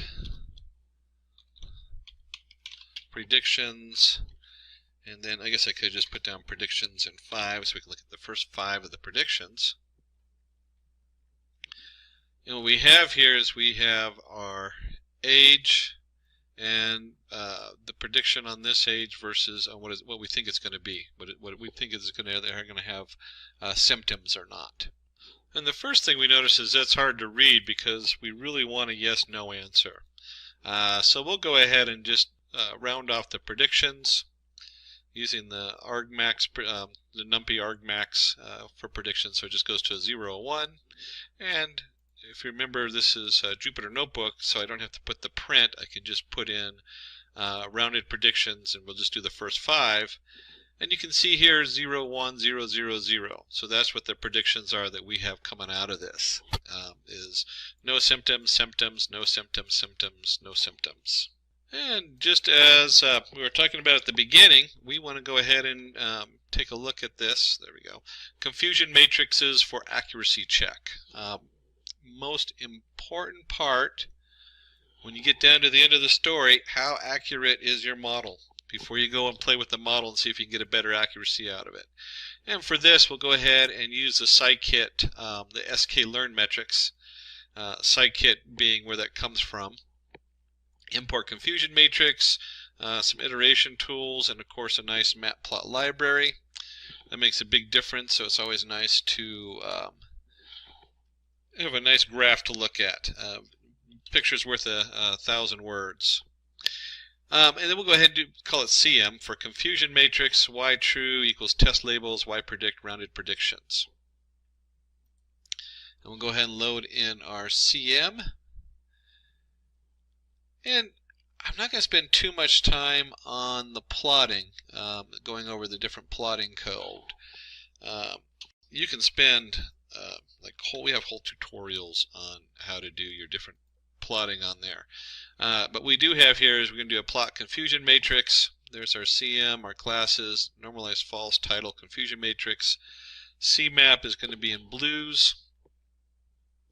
And you can see here we have to the nearest CMAP, titles, all the different pieces, whether you put tick marks or not, the marks, the classes, the color bar. So a lot of different information on here as far as how we're doing the printing of the confusion matrix. You can also just dump the confusion matrix into a Seaborn and real quick get an output. It's worth knowing how to do all this when you're doing a presentation to the shareholders. You don't want to do this on the fly. You want to take the time to make it look really nice, like our guys in the back did. And let's go ahead and do this. Forgot to put together our CM plot labels. We'll go ahead and run that. And then we'll go ahead and call the definition for our mapping. And you can see here, plot confusion matrix. That's the little script we just wrote. And we're going to dump our data into it. So our confusion matrix, our classes, title confusion matrix. And let's just go ahead and run that. And you can see here we have our basic setup. No side effects, 195. Had side effects, 200. No side effects that had side effects. So we predicted the 10 of them who actually had side effects, and that's pretty good. I mean, I don't know about you, but you know, that's 5% error on this, and this is because there's 200 here. That's where I get 5% is divide these both by 2, and you get 5 out of 100. You can do the same kind of math up here. Not as quick on the fly because it's 15 and 195, not an easily rounded number. But you can see here where they have 15 people who predicted to have with the no side effects but had side effects kind of setup on there. And these confusion matrix are so important at the end of the day. This is really where you show whatever you're working on comes up, and you can actually show them, hey, this is how good we are or not, how messed up it is. So this was I spent a lot of time on some of the parts, but you can see here is really simple. We did the random generation of data, but when we actually built the model coming up here, here's our model summary, and we just have the layers on here that we built with our model on this, and then we went ahead and trained it and ran the prediction. Now we can get a lot more complicated. Let me flip back on over here because we're going to do another demo. So that was our basic introduction to it. We talked about the oops, here we go. Okay, so implementing a neural network with Keras. After creating our samples and labels, we need to create our Keras neural network model. We will be working with a sequential model which has 3 layers. And this is what we did. We had our input layer, our hidden layers, and our output layers. And you can see the input layer coming in was the age factor. We had our hidden layer, and then we had the output. Are you going to have symptoms or not? So we're going to go ahead and go with something a little bit more complicated. Training our model is a 2-step process. We first compile our model, and then we train it in our training data set. So we have compiling. Compiling converts the code into a form of understandable by machine. We used the atom in the last example, a gradient descent algorithm, to optimize the model, and then we trained our model, which means it let it learn on training data. And I actually had a little backwards there, but this is what we just did. Is if you remember from our code we just had, oops, let me go back here. Here's our model that we created, summarized. We come down here and we compile it. So it tells it, hey, we're ready to build this model and use it.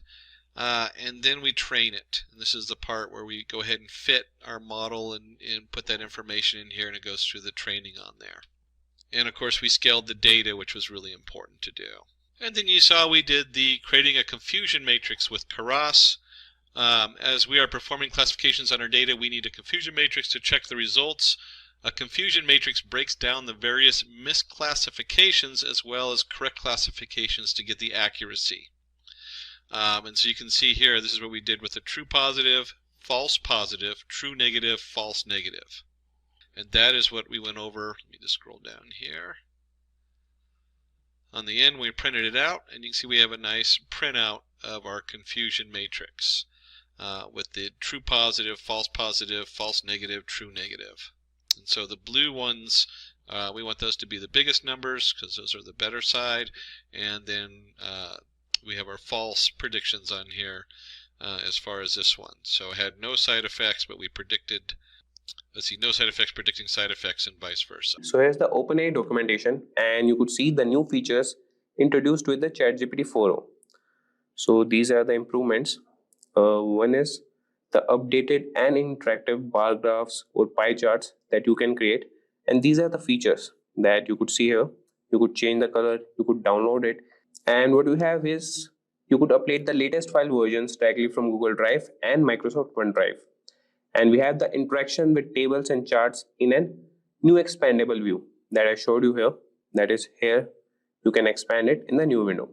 And you can customize and download charts for presentations and documents. Moreover, you can create the presentation also, that we'll see in further. And here we have how data analysis works in ChatGPT.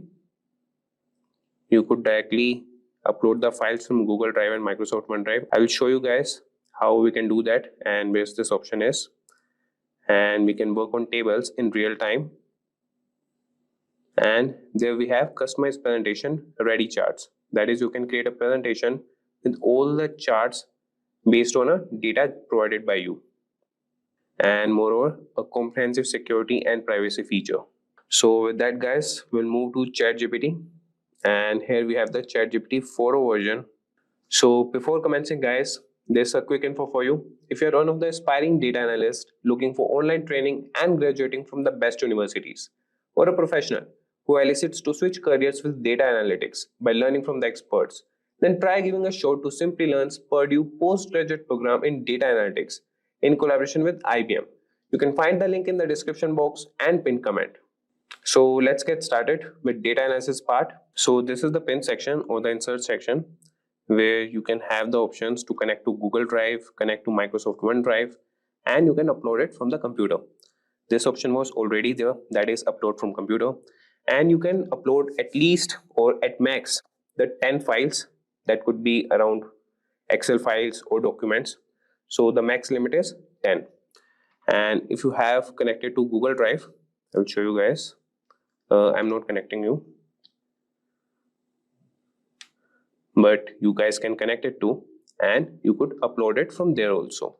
And there's another cool update, that is ability to quote directly in your chat. So while chatting with ChatGPT, I'll show you guys how we can do that. And you could find some new changes, that is in the layout. So this is the profile section. It used to be at the left bottom, but now it's moved to the top right and making it more accessible than ever.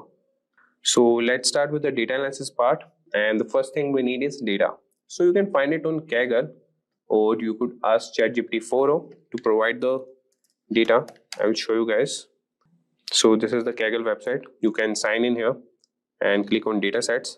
You can find all the datasets here. That would be around computer science, education, classification, computer vision.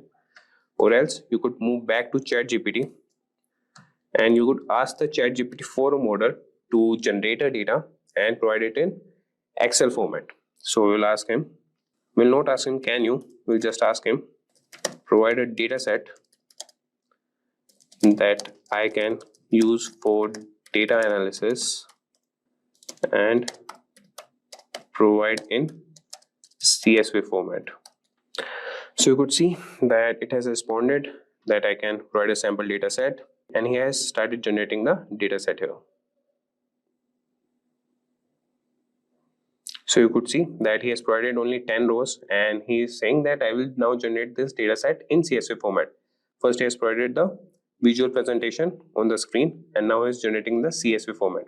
So if you want more data, like if you want 100 rows or 1000 rows, you could specify in the prompt and ChatGPT will generate that for you. So we already have the data. I will import that data. You could import it from here, or else you can import it from your Google Drive. So we have a sales data here. We will open it. So we have the sales data here. So the first step we need to do is data cleaning. So this is the crucial step to ensure that the accuracy of our analysis is at its best. So we can do that by handling missing values. That is, missing values can distort our analysis. And here ChatGPT 4 can suggest methods to impute these values, such as using the mean, median, or a sophisticated approach based on data patterns. And after handling the missing values, we will remove duplicates and outlier detection. So we'll ask ChatGPT, clean the data if needed. So we can just write a simple prompt that would be clean the data if needed. And this is also a new feature. You can see the visual presentation of the data here, that we have 100 rows here and the columns provided, that is sales ID, date, product, category, quantity, and price per unit and total sales. So this is also a new feature that, okay, We just headed back. We'll move back to our ChatGPT chat here.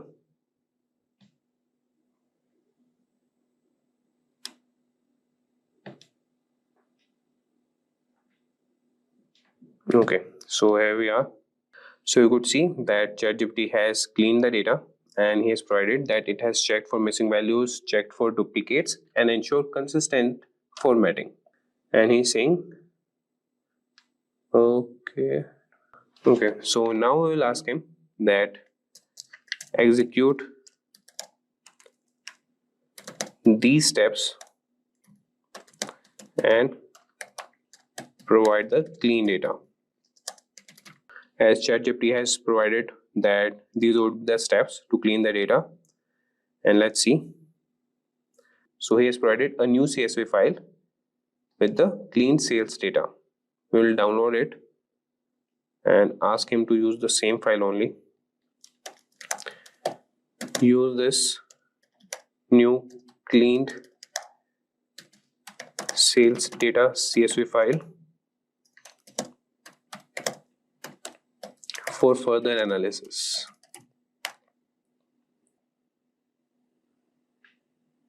So you could see that he is providing what analysis we can do further. But once our data is clean, the next step is visualization. So visualizations help us understand the data better by providing a graphical representation. So the first thing we will do is we will create a prompt for generating the histograms, and we'll do that for the age distribution part.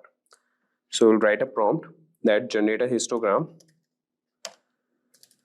to visualize the distribution of customer ages. To visualize the distribution of customer ages. And what I was telling you guys is this code button. If you just select the text and you would find this reply section, just click on that and you could see that it has selected the text or what you want to get or the prompts started with ChatGPT. So we'll make it cross and you could see that it has provided the histogram here, and these are the new features here. And we could see that he is providing a notification that interactive charts of this type are not yet supported. That is, histogram don't have the color change option. I will show you the color change option in the bar chart section. So these features are also new. You can download the chart from here only, and this is the expand chart. If we click on that, you could see that you could expand the chart here and continue your chat with ChatGPT here. So this is the interactive section. So you could see that he has provided the histogram that is showing the distribution of customer ages, and the age range are from 18 to 70 years with the distribution visualized in 15 bins, that he has created 15 bins here. And now moving to another visualization that we'll do by sales by region. So before that, I will open the CSV file that is provided by the ChatGPT. So you guys can also see what data he has provided. So this is the clean sales data, and you could see that we have columns sales ID, date, product, category, quantity, price per item, total sales, region, and salesperson. So now moving back to ChatGPT. So now we will create a bar chart showing total sales by region. So we'll enter this prompt that create a bar chart showing total sales by region. So what we are doing here is we are creating bar charts or histogram charts, but we can do that for only 2 columns. If we want to create these data visualization charts, we need 2 columns to do so. So you could see that he has provided the response and created the bar chart here. And this is the interactive section. You could see that here's an option to switch to static chart. If we click on that, we can't, we are not getting any information if we scroll on that. And if I enable this option, you could see that I can visually see how many numbers this bar is indicating. And after that, we have the change color section. You can change the color of the data set provided. So we can change it to any color that is provided here, or you could just write the color code here. And similarly, we have other two options, that is download and another is the expand chart section. And if you need what code it has done to figure out this bar graph, so this is the code. You could use any ID to do so. If you don't want the presentations or the visualizations of the bar charts here, you could use your ID and use the Python language, and he will provide the code for you. Just take your data set and read it through pandas and generate the bar charts. So moving to next section, that is category wise sales section. So here we will generate a pie chart showing the proportion of sales for each product category. So for that we'll write a prompt, generate a pie chart showing the proportion of sales for each product category.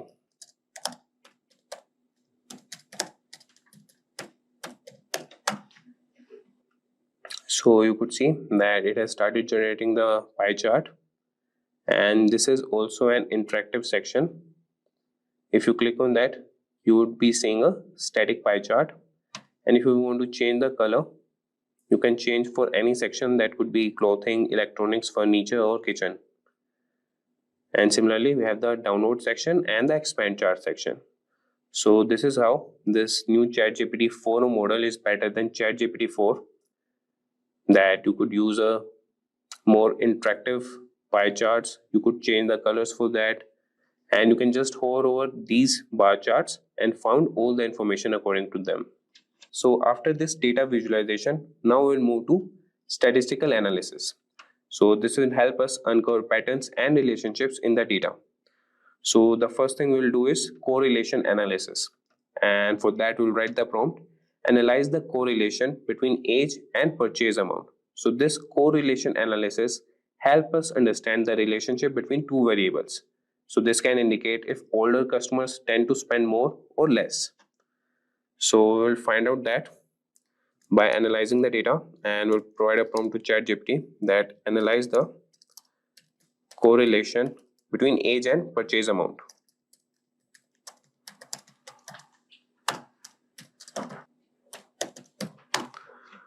So let's see what it provides. So here's the response by ChatGPT. You could see a scatter plot that shows the relationship between customer age and total sales. That is with a calculated correlation coefficient of approximately 0.16. So this indicates a weak positive correlation between age and purchase amount, suggesting that as customer age increases, there's a slight tendency for total sales to increase as well. So you could just see the scatter plot here, that if the age increases, so it is not correlated to sales, as you could see an empty graph here. So till 40 to 50 years of age or the 70 years of age, you could find what amount they have spent here. That is the total sales accumulated by these ages. So now moving to sales trend. So here we will perform a time series analysis of purchase amount or the given dates. So what does this do is, time series analysis allows us to examine how sales amount changes over time, helping us identify trends and seasonal patterns. So for that we'll write a prompt, perform a time series analysis of purchase amount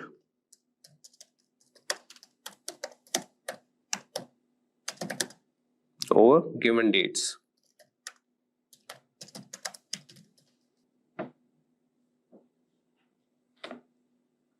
So you could see that ChatGPT has provided us the response, and here's the time series plot showing total sales over the given dates, and each point on the plot represents the total sales for a particular day. So through this you can find out, and the businesses find out, which is the seasonal part of the year and where to stock up their stocks for these kind of dates. And after that, you could also do customer segmentation. So what does this do is, so we can use clustering here to segment customers based on age, income, and purchase amount. So clustering groups customers into segments based on similarities. This is useful for targeted marketing and personalized services. And after that, we have the advanced usage for data analysis. Here we can draw a predictive modeling table and do the market basket analysis and perform a customer lifetime value analysis. So we will see one of those, and what we'll do is we'll perform a market basket analysis and perform an association rule mining to find frequently bought together products. So the theory behind this is the association rule mining helps identify patterns of products that are often purchased together, aiding in inventory management and cross-selling strategies. So for that, we'll write a prompt that so perform an association rule mining to find frequently bought together products. So for that, we'll write a prompt here. Perform an association rule mining to find frequently bought products together. So let's see for this prompt, what does ChatGPT 4 respond to us? So you could see that he is providing a code here, but we don't need a code here. We need the analysis. Don't provide code. Do the market basket analysis and provide visualizations.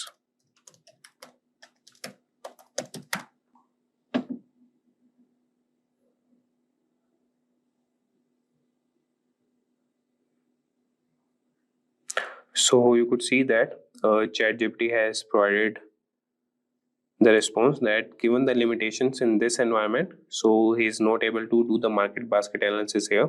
So but he can help us how we can perform this in an IDE. So he's providing, you can install the required libraries, then prepare the data, and here he is providing the example code.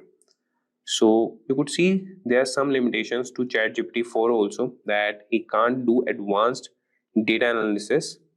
So you could use the code in your IDE and do the market basket analysis there. So there are some limitations to ChatGPT 4 also. And now we will ask ChatGPT, can you create a presentation based on the dataset? And we'll provide a dataset to it also. So we'll provide sample sales data. And we'll ask him, can you create a presentation or PowerPoint presentation based on this data set and only provide data visualization graphs. So you can see that ChatGPT 4 has started analyzing the data, and he is stating that, and he will start by creating a data visualization from the provided data set and compile them into a PowerPoint presentation.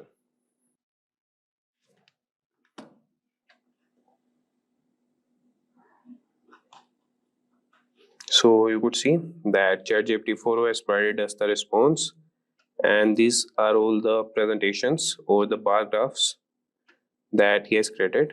And now we have downloaded the presentation here. We will open that, and here's the presentation that is created by ChatGPT 4. Sora is here. OpenAI has introduced Sora, an advanced AI tool for creating videos, now available at Sora.com. Earlier this year, Sora was launched to turn text into realistic videos, showcasing exciting progress in AI technology. Now, OpenAI has released Sora Turbo, a faster and more powerful version available to ChatGPT Plus and Pro users. Sora lets users create videos in 1080p quality up to 20 seconds long and in different formats like widescreen, vertical, or square. It includes tools like a storyboard for precise control and options to remix or create videos from scratch. There is also a community section with featured and recent videos to spark ideas. ChatGPT Plus users can make up to 50 videos per month at 480p resolution, while Pro users get access to more features like higher resolution and longer video duration.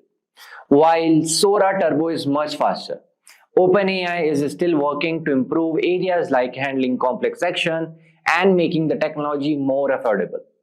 To ensure safe and ethical use, Sora includes features like visible watermarks, content moderation, and metadata to identify videos created with Sora. Sora makes it easier for people to create and share stories through video. OpenAI is excited to see how users will explore new creative possibilities with the powerful tool. So welcome to the demo part of the Sora. So this is the landing page when you will log in Sora. So let me tell you, I have the ChatGPT Plus version, not the Pro version. So I have some 721 credits left. Okay, later on I will tell you what are the credits. Okay, so let's explore something here. So these are some recent videos which I have created or tested, you can say, and this featured version is all the users of Sora which are creating videos, so it's coming under featured, so we can learn or we can generate some new ideas like this. Okay, like this parrot and all. Like this is very cool for learning, and these are some of the saved version, and these are all videos and uploads like this. So let's come into the credit parts. Okay, so you can see I have 721 credit left. So if you will go this help openai.com page, and this page you can see what are the credits. So credits are used to generate videos with Sora. Okay, so if you will create 480p square 5-second video, it will take only 20 credits. Okay, for 10 it will take 40, then this. Okay, for 480p this much credit, 25 credit, 50 credit, like this. 720 is different, 1080p different.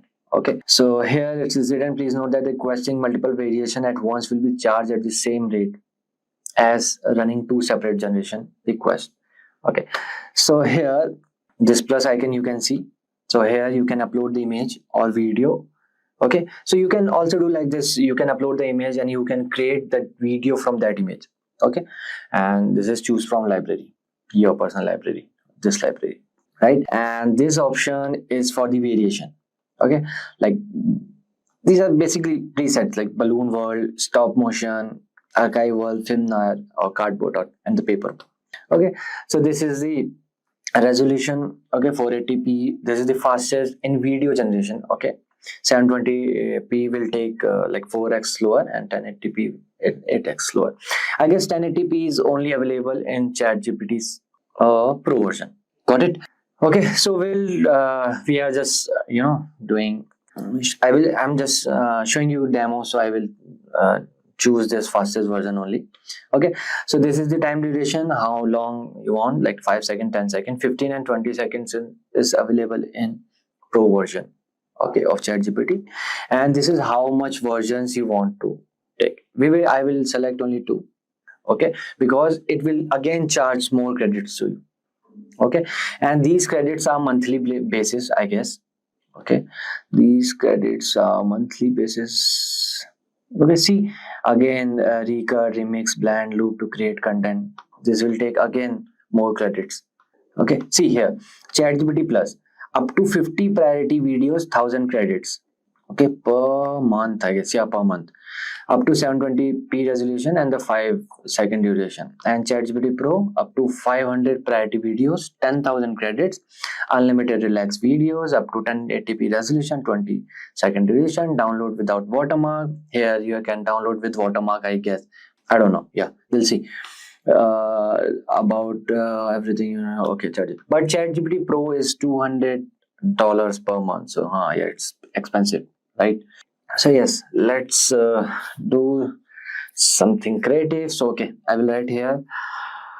Okay, polar bear enjoying on the Sahara desert. Okay, Sahara desert. Yeah.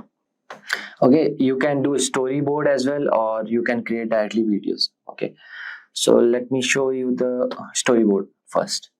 Yeah, so frame by frame you can give, different what to say, prompt. Okay, here you can give different prompt. Okay, polar bear with family. Okay, playing with sand, like this. Okay, and later on it will create a whole the video. Okay, third, you can describe again, you can add image, like this. Okay, this is a story created by the ChatGPT. Okay, let's create. Okay, add it to the queue.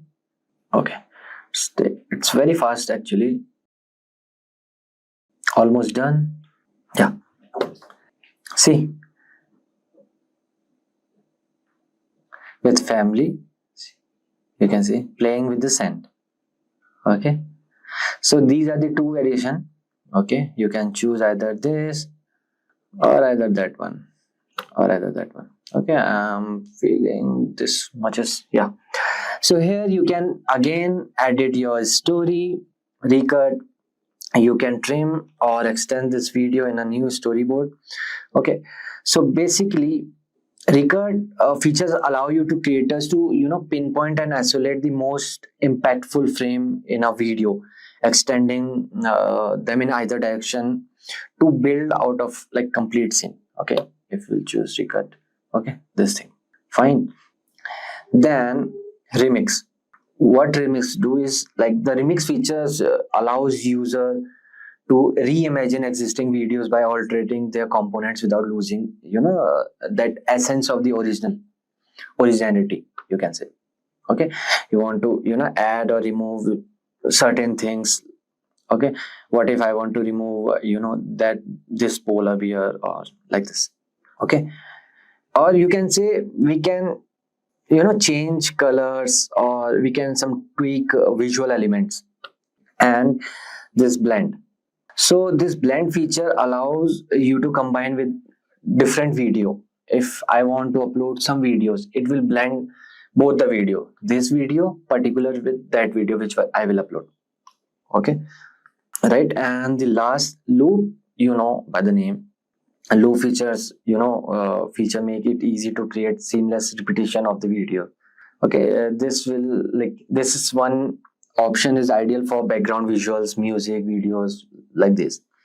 Okay, so this is how you can create video in 2 minutes, I can say, just by giving prompt.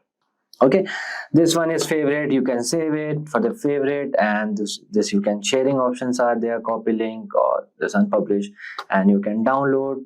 See, I told you without watermark is available in only pro version. So I have this with watermark, you can download. See, download a video in just a click, or you can download as a GIF as well, right?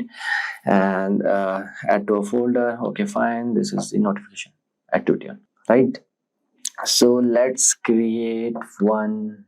Okay, monkey with family driving car on the space.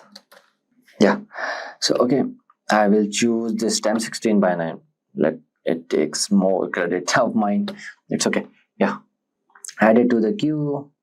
If you'll go to favorites, it will come this one because I chose it. Okay, and if you will ask how this Sora is working, so it's like text to image generative AI models such as like DALE 3, stable diffusion and mid-journey. So Sora is a diffusion models. That means that it starts with each frame of the video consisting of the static noise. See, oh, it's cartoonish, but yeah. See, if you want Lamborghini, you can add that I want Lamborghini or Tesla, whatever. So this is how you can generate videos with Sora, in quick 2 minutes. Something big is happening in the world of AI, and it's shaking up the industry. No, it's not another ChatGPT update or a new release from OpenAI. This time, it's a brand new player on the scene, DeepSeek R1. an AI model that's already outperforming the best known models in ways that have experts seriously been talking. But why is this causing such a stir? Well, it's because DeepSeek R1 doesn't just answer questions like other AIs. It thinks. And I mean really thinks. It breaks down complex problems step by step, showing you exactly how it arrives at the solution.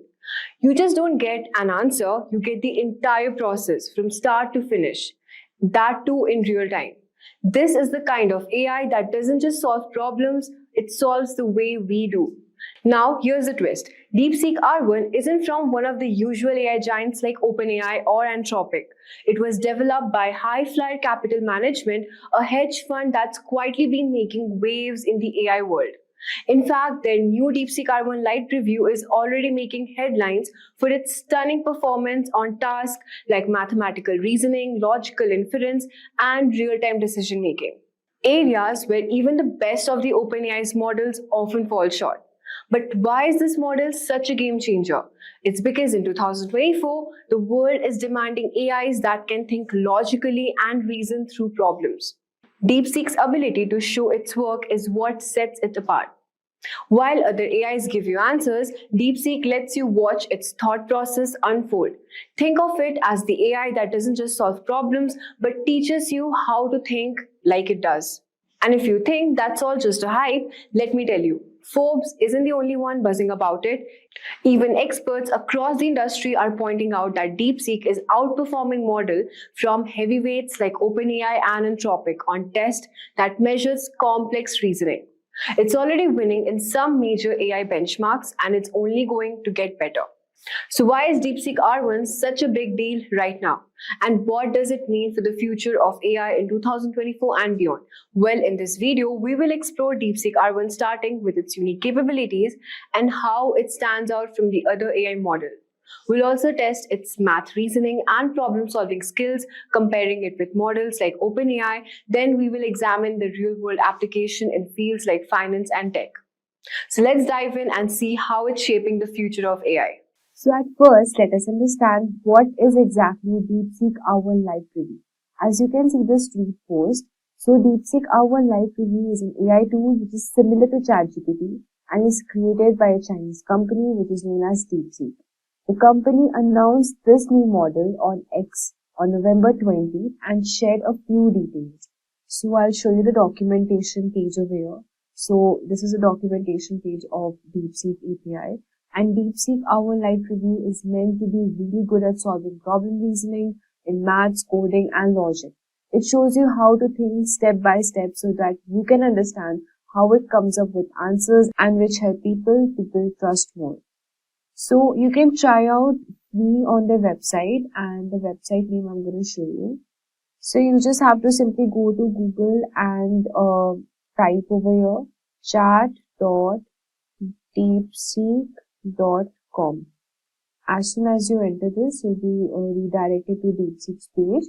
So simply I'll just log in with the Google account, and here you can see this is the interface of our DeepSeek R1 Lite model.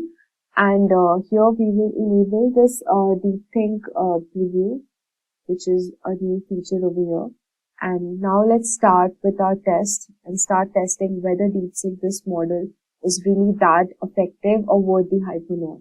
So first we'll be doing the strawberry test, okay? So let's see what exactly is the strawberry test. So let's start with a very simple question, which is how many times does the letter R occur in the word strawberry? So this is our question over here, and let us just check what would be the answer.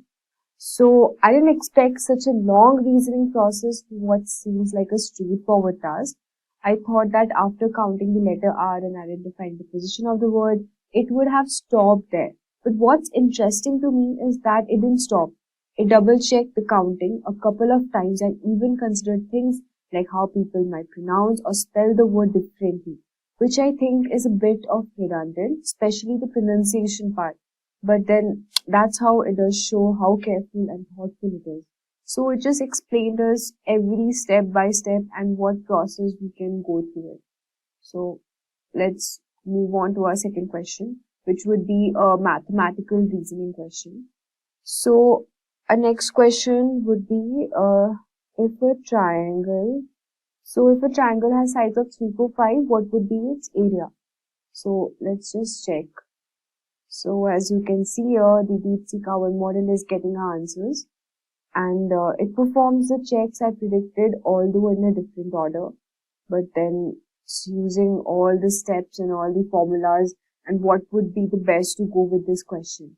So both the explanation and the output are particularly clear and easy to follow, which makes me think that this would be a fantastic model to embed in math students' assistant. For example, this is a particular use case. Maybe the thought process could be shown first and the student could interact with acknowledging whether they understood it or not. So that's a pretty fast answer. Let's move on to our third question. So now let's ask a DeepSeek model a geometrical type of question, which is a bit tough, and let's see what answer would it generate for us, and how is it taking the logic building and the process. So as you can see, it is taking all the formulas, and also it is considering the other probabilities as well. So we'll just wait a few seconds.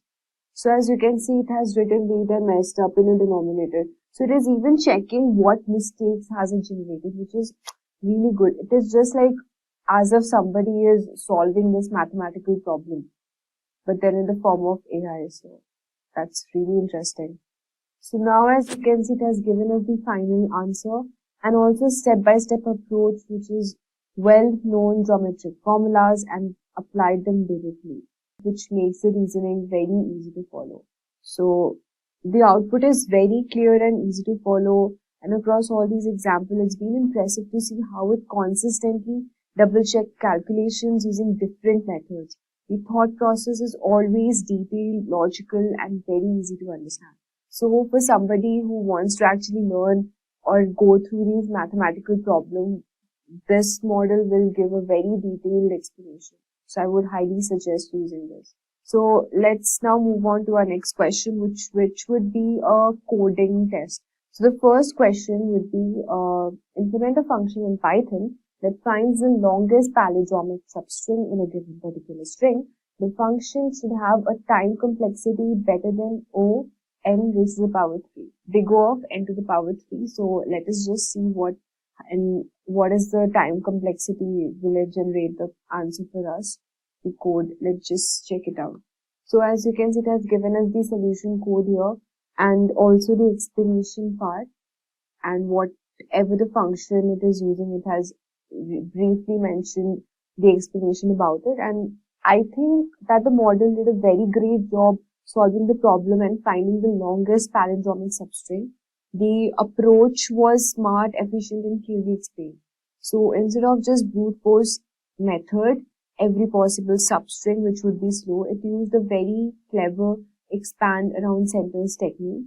And this method handled both odd length palindromes and even length palindromes as well, which was really clear and effective. So that was for the coding part. So now let's move on to a logical reasoning type of question, and let's see what answer does it generate. And we will also compare it with the OpenAI model here as well. So let's quickly check it out. A question here is: a man has to cross a river with a wolf, a goat, and a cabbage. His boat can only carry himself and one other thing. If left alone, the wolf would eat the goat and the goat would eat the cabbage. How can he get everything across safely? So let's quickly check out the answer. So as you can see, it's thinking of the end and reading the answer for us. Also, for the deep think messages, you can use 50 messages free per day. So we have already used 5 texts and we have 45 messages left for today. So as you can see, it has given a clear, detailed explanation, and it solved the problem really very well. I think it carefully went through the rules and checked different possibilities. It understands that some pairs like the wolf and the goat, or the goat, the cabbage, can't be left alone. It also reviewed the constraints at the starting. It also reviews the constraints at the start. Starting from this, it looks at what would happen if the man takes each item across the river first and works out if it creates any problem. What I find really nice is about how the model adjusts its plan when something doesn't work. For example, when it tries taking the wolf first, it realizes talking to the wolf first, but realizes at the same time that it causes trouble and then rethinks the steps. This trial and error method feels very similar to how we as humans might solve the puzzle ourselves. So in the end, the model comes up with a very right solution and explains it in a very clear and step-by-step way. So as you can see, I've given ChatGPT this question and this is the answer it has generated, but then it wasn't that detailed as compared to DeepSeek model. So here I would rate DeepSeek model more because it gave me a very clear explanation with all the details that you can clearly see the difference out here.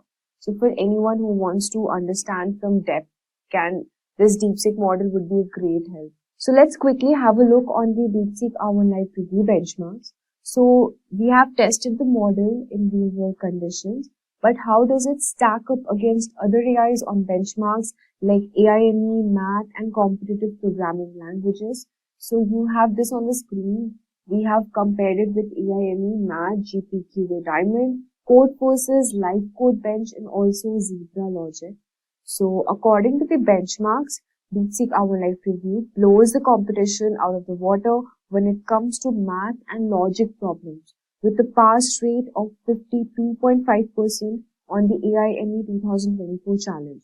It is really ahead of OpenAI's O1 preview and far surpasses models like GPT-4 on complex math tasks. So with this, we have come to the last part of the section and here we will be comparing that who really wins. At first, you have seen that we have compared with the OpenAI model. So let's just quickly test some questions and just check it out that with OpenAI, which one performs much more better. So now we will compare DeepSeek versus OpenAI O1 model with some command prompts to see who really wins in different categories. So here I have this DeepSeek model. So my first command for this test is a math problem and it says solve for x in the quadratic equation 3x to the power 2 plus 5x minus 2. So let's quickly see this, what answer is it giving, and we will be comparing it with the OpenAI O1 model as well. So as you can see, it is giving us all the available solutions using different methods as well. And see the first method, the second method, quadratic formula. It's basically giving you the full overview of all the methods which you find easier and you can use that. And here is our final answer. So let's compare it with the OpenAI O1 model as well. So here I have this question and I'll just check for the answer. It's taking a bit of time, but let's wait for a minute. So as you can see, it has only used one formula, which is the quadratic formula. And here we have the answer for this thing. But what I found is, it provided a correct solution, but then it lacked, whereas our DeepSeek model, it provided much more detailed explanation. So I think DeepSeek wins for this maths question as well.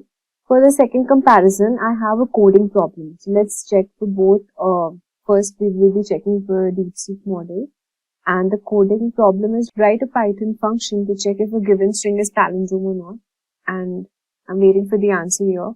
So as you can see, DeepSeek R1 live preview model has provided us a correct solution along with a detailed breakdown of why each part of the code works as it does. So let's check for the O1 model as well. So now as you can see for the coding task, the O1 model has given us the solution, but then it provides a working solution with clear code, but it doesn't explain the logic behind it. Whereas the DeepSeek model had provided the logic and also the solution with each detailed breakdown. And I think for this also the winner would be DeepSeek R1 live preview because it provides better and clearer explanation. Now let's move on to the third test, which would be the logical reasoning. So here is my question, the logical reasoning, which is if a man has 5 apples and gives 3 away, how many apples does he left with? So let's check for the DeepSeek model. So now you can see it has given us the answer and also the correct answer, but it has explained each and every logic to go through this question and why have we used this particular logic as well. So That's a pretty breakdown, detailed, step-by-step explanation. Let's check for the OpenAI O1 model as well. So here I have my question. Let's wait for the answer. See, it has given us a straightforward answer, which is approx to Apple, but then it hasn't mentioned the logic behind it. Same as it was same for the coding task. I think since both of these models have provided the accurate, correct answer, but here also the winner would be DeepSeek because it has provided with a lot of explanation and transparency as well. So this is the wrap up of the video today. And if you're looking for an AI that excels in reasoning, problem solving, and transparency, it's definitely a contender. While OpenAI and other models are fantastic, DeepSeek brings something unique to the table. Step-by-step logic, clear explanation with an edge when it comes to math and coding challenges. Hello everyone, I am Mank and welcome to today's video where we will be talking about LLM benchmarks, tools used to test and measure how well large language models like GPT and Google Gemini performs. If you have ever wondered how AI models are evaluated, this video will explain it in simple terms. LLM benchmarks are used to check how good these models are at tasks like coding, answering questions, and translating languages or summarizing text. These tests use sample data and specific measurement to see how well the model performs. For example, the model might be tested with a few examples, like few short learning, or none at all, like zero short learning, to see how it handles new tasks. So now the question arises, why are these benchmarks important? They help developers understand where a model is strong and where it needs improvement. They also make it easier to compare different models, helping people choose the best one for their needs. However, LLM benchmarks do have some limits. They don't always predict how well a model will work in real-world situations, and sometimes model can overfit, meaning they perform well on test data but struggle in practical use.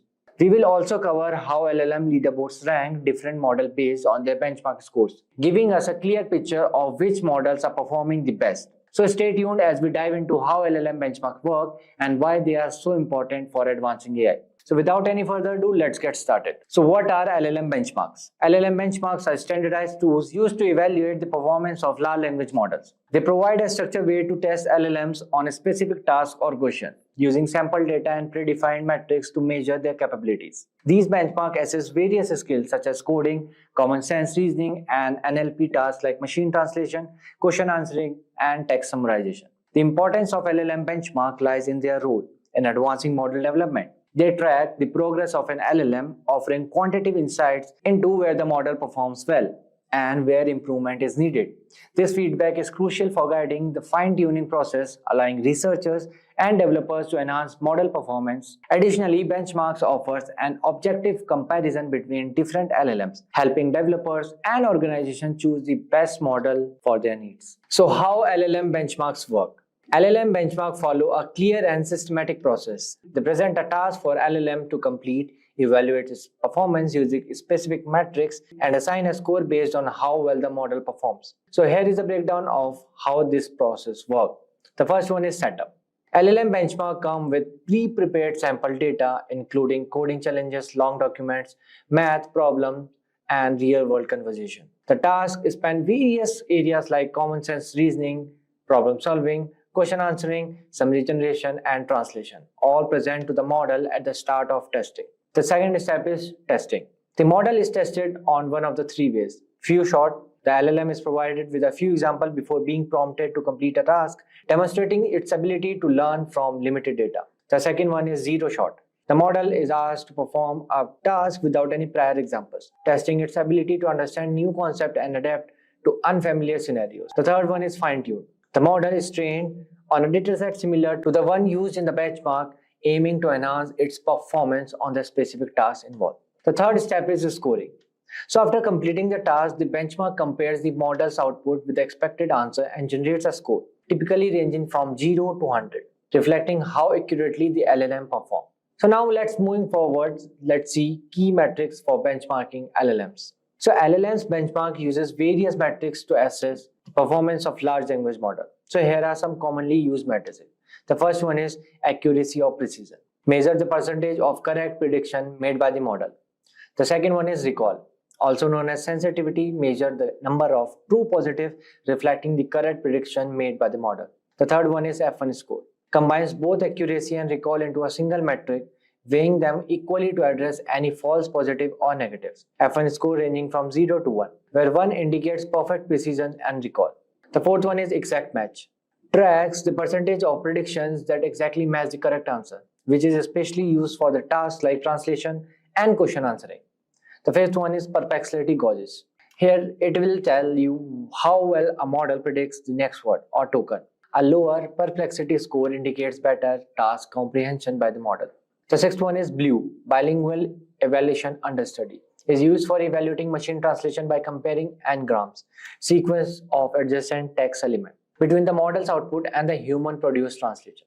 So these quantitative metrics are often combined for more through evaluation. So in addition, human evaluation introduces qualitatively factors like coherence, relevance, and semantic meaning, provide a nuanced assessment. However, human evaluation can be time-consuming and subjective, making a balance between quantitative and qualitative measures important for comprehensive evaluation. So now let's moving forward see some limitation of LLM benchmarking. While LLM benchmarking are valuable for assessing model performance, they have several limitations that prevents them from the fully predicting real-world effectiveness. So here are some few.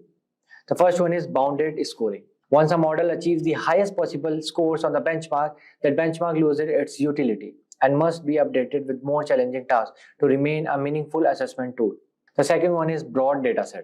LLM benchmark often rely on sample data from diverse subjects and tasks. So this wide scope may not effectively evaluate a model's performance in edge cases, specialized fields, or specific use cases where more tailored data would be needed.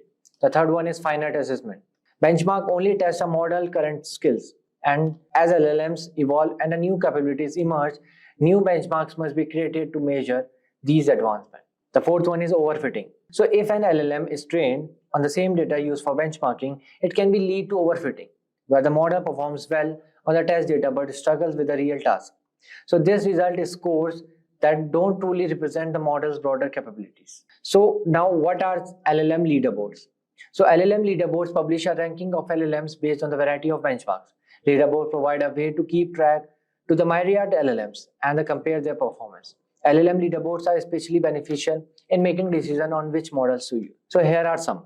So in this you can see here OpenAI is leading and GPT-4o second and the Llama third with 405 parameter B and 3.5 Sonnet is there. So this is best in multitask reasoning. What about the best in coding?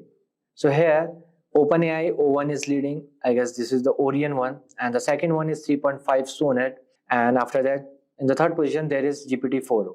So this is in best in coding.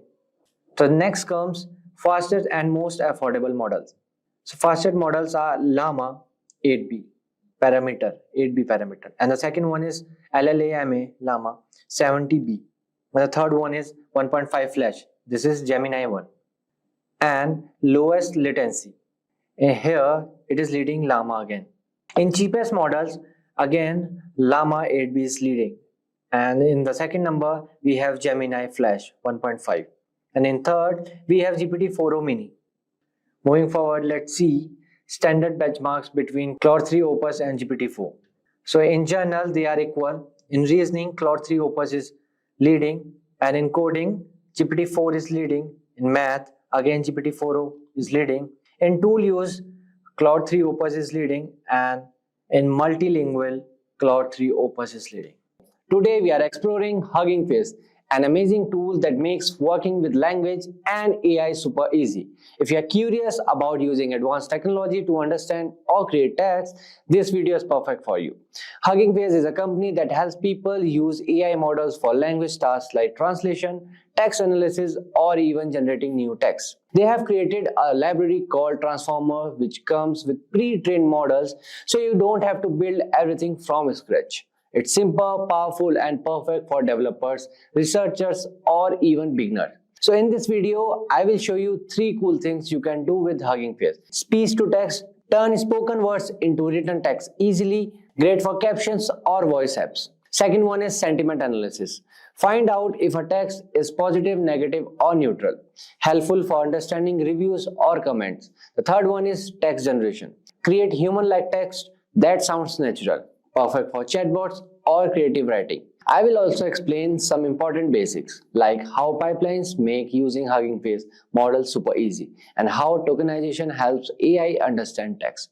By end of this video, you will know how to use Hugging Face to start building your own projects. It's simple, fun, and really powerful. So without any further ado, let's get started. So welcome to this demo part of this video. So here, as you know, we will be doing three things. First thing, speech to text recognition. The second thing, text generation from a particular sentence or a word. And the third thing, we will do sentiment analysis.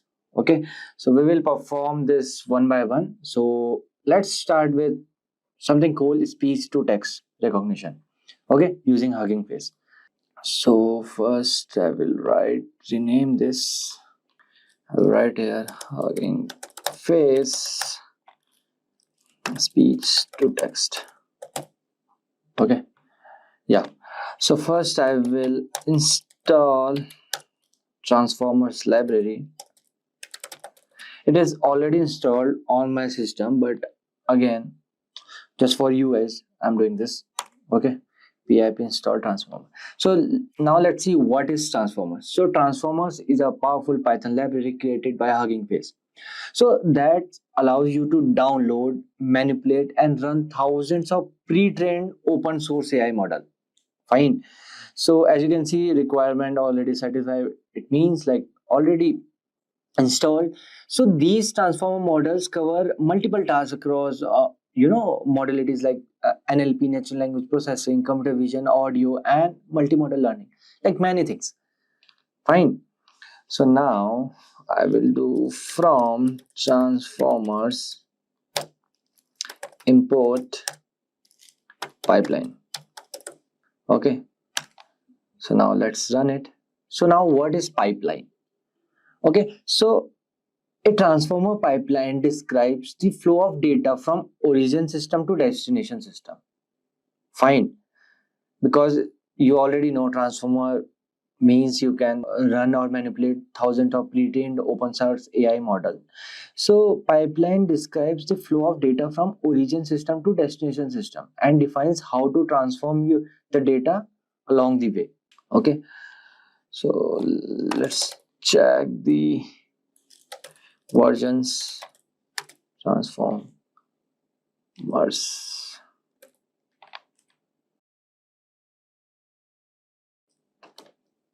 version.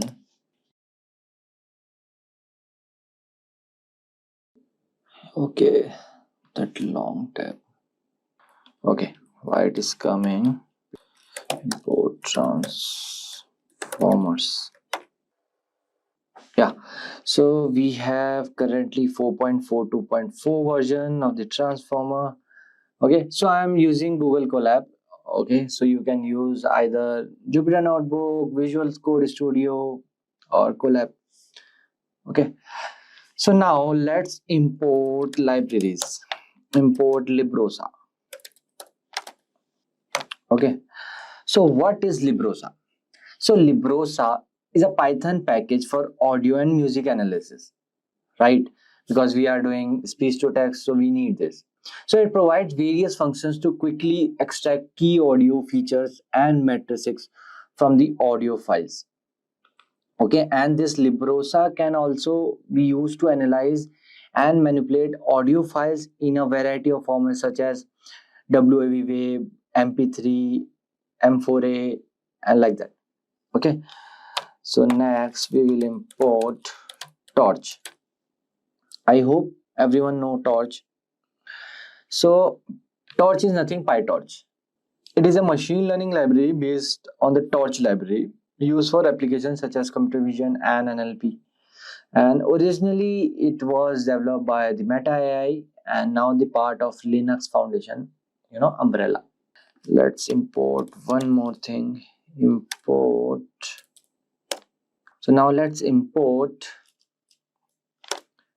IPython. Okay, capital IPython dot display as display. So now you will be wondering, what is this IPython display? Okay, so it is an interactive command line for the terminal for Python, and it it can provide a IPython terminal and the web-based notebook platform for Python computing. And this IPython have more advanced features than the Python standard interpreter, and we quickly execute a single line of Python code. Nothing. Okay, for that I'm using this. And the next is from transformers import WAV to vectorizer for CTC and WAV to vectorizer to tokenizer. Okay, so now what is this? So WAV2 vectorizer for CTC is supported by the notebook on how to fine-tune a speech recognition model. Okay, and this tokenizer. So tokenizer is nothing. Tokenization is a conversion of a text into meaningful lexical tokens belonging to categories defined Alexa program. In case of NLP, so those categories include nouns, verbs, adjective, punctuation, etc. Okay, now, and the last library, let's import NumPy as NP. I hope everyone know NumPy. What is NumPy? Again, NumPy is a Python library used for working with arrays. It also has a function, for working in domains like linear algebra, Fourier transform, and matrices, and many others. Fine. I hope everyone know about these library which we have imported. Okay, so let's move forward. Right, tokenizer equals to to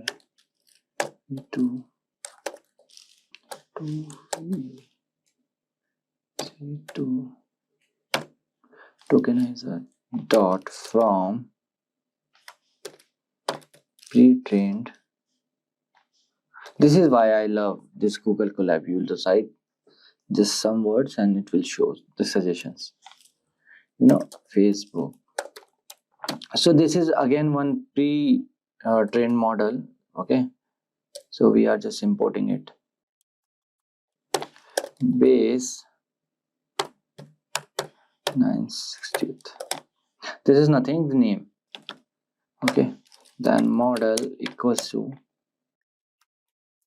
WAV2 for CTC dot from pre-trained, then Facebook WAV2 vectorizer 2, then base 960th. Fine. Now let's run it. So now you can see, so we are loading this. Okay, they are downloading. Okay, so you can ignore these warning. So now let's load the audio file. So here I will write audio sampling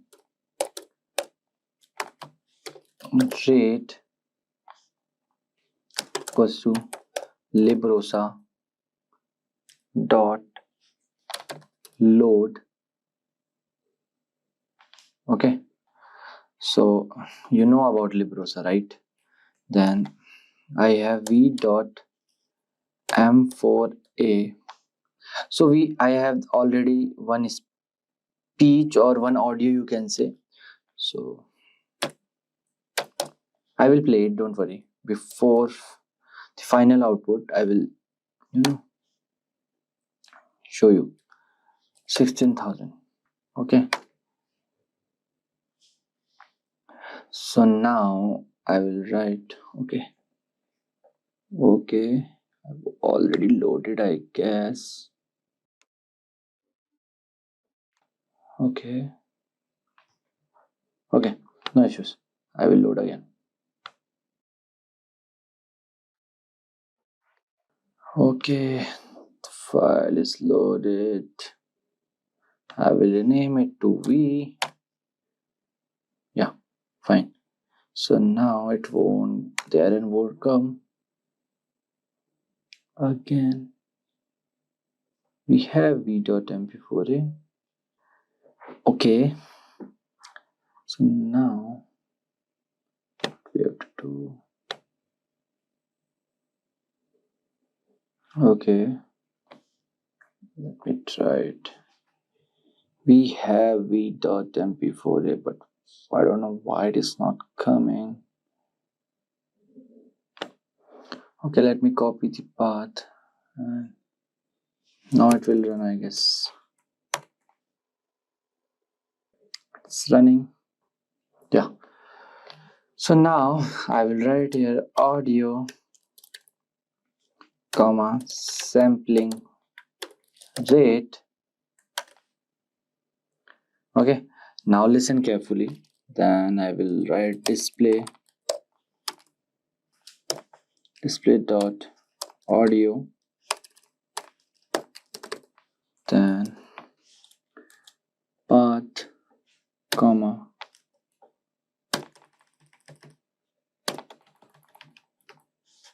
autoplay equals to true. Okay. Hello and welcome. This is an AI voice message. I guess you heard, but again, let me play it again.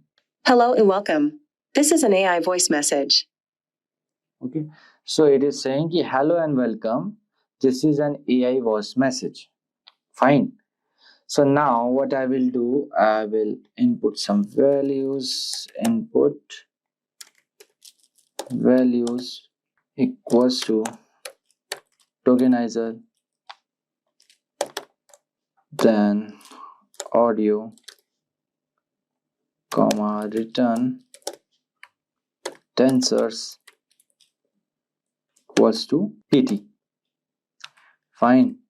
Dot input values. Okay, then here input values. Okay, input values. Okay, yeah.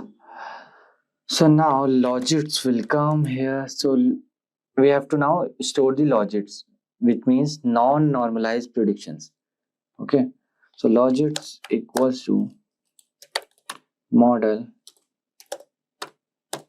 input values dot logits.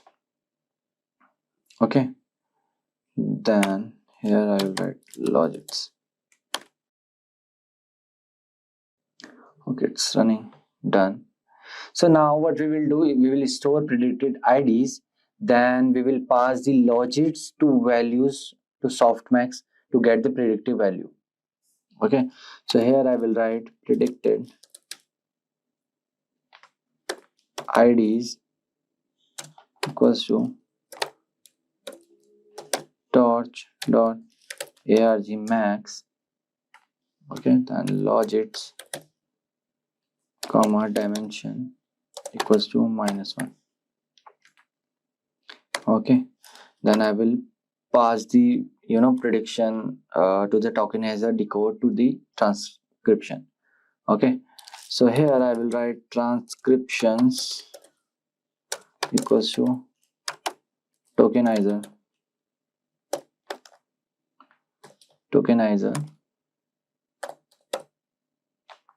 dot decode predicted IDs to 0. Running fine. So now let's see our output transcriptions. So now you can see hello and welcome. This is an AI voice message. So now let's play it again. Hello and welcome. This is an AI voice message. Amazing, right? So this is how you can use Hugging Face for the speech to text recognition. It's a very small code, line of code, as you can see. Okay, so now let's move forward and do the sentiment analysis, okay, or text generation. So let me open new drive. So yeah, so now I will write here, I will write sentiment slash text generation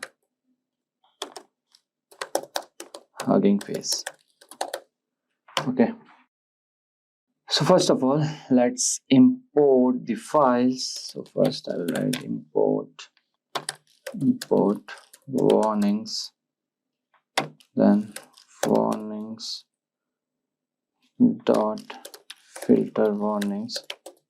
Okay, I will write here ignore, then we'll import numpy.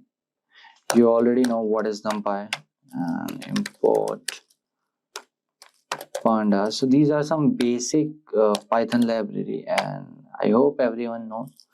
And import matplotlib for the plots, matplotlib dot pyplot as plt. Then I will import seaborn for the graphs, the statistics graph. Okay, SNS, then SNS dot set. So now we'll import sklearn model train test split. So sklearn is nothing, scikit-learn is probably the most useful library for machine learning Python. So this library contains a lot of efficient tools for machine learning and statistical modeling, including classification you can do, regression you can do, clustering you can do from this sklearn. Okay, from sklearn dot model selection, import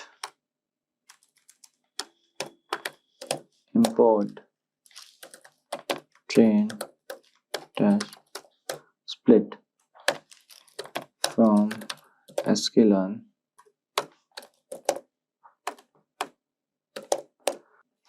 dot matrix, import f1 score, comma, confusion matrix, comma, ROC AUC curve or score. So again we'll import from transformers, import pipeline. Everyone know what is this. Then import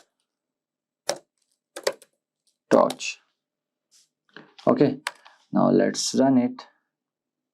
You have too many active session, terminate existing to continue if you are interested in using one more session. Okay, wait. Yeah, fine. Now which one is open, bro? Terminate this, terminate this, terminate this. No. Okay, fine. So now let's do sentiment analysis.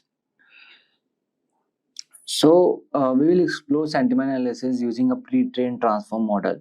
Okay, the Hugging Face library provides convenient pipeline, as you already know, function that allows us to easily perform sentiment on the text.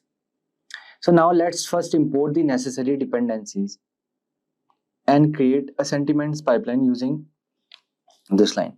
So I will write here classifier equals to pipeline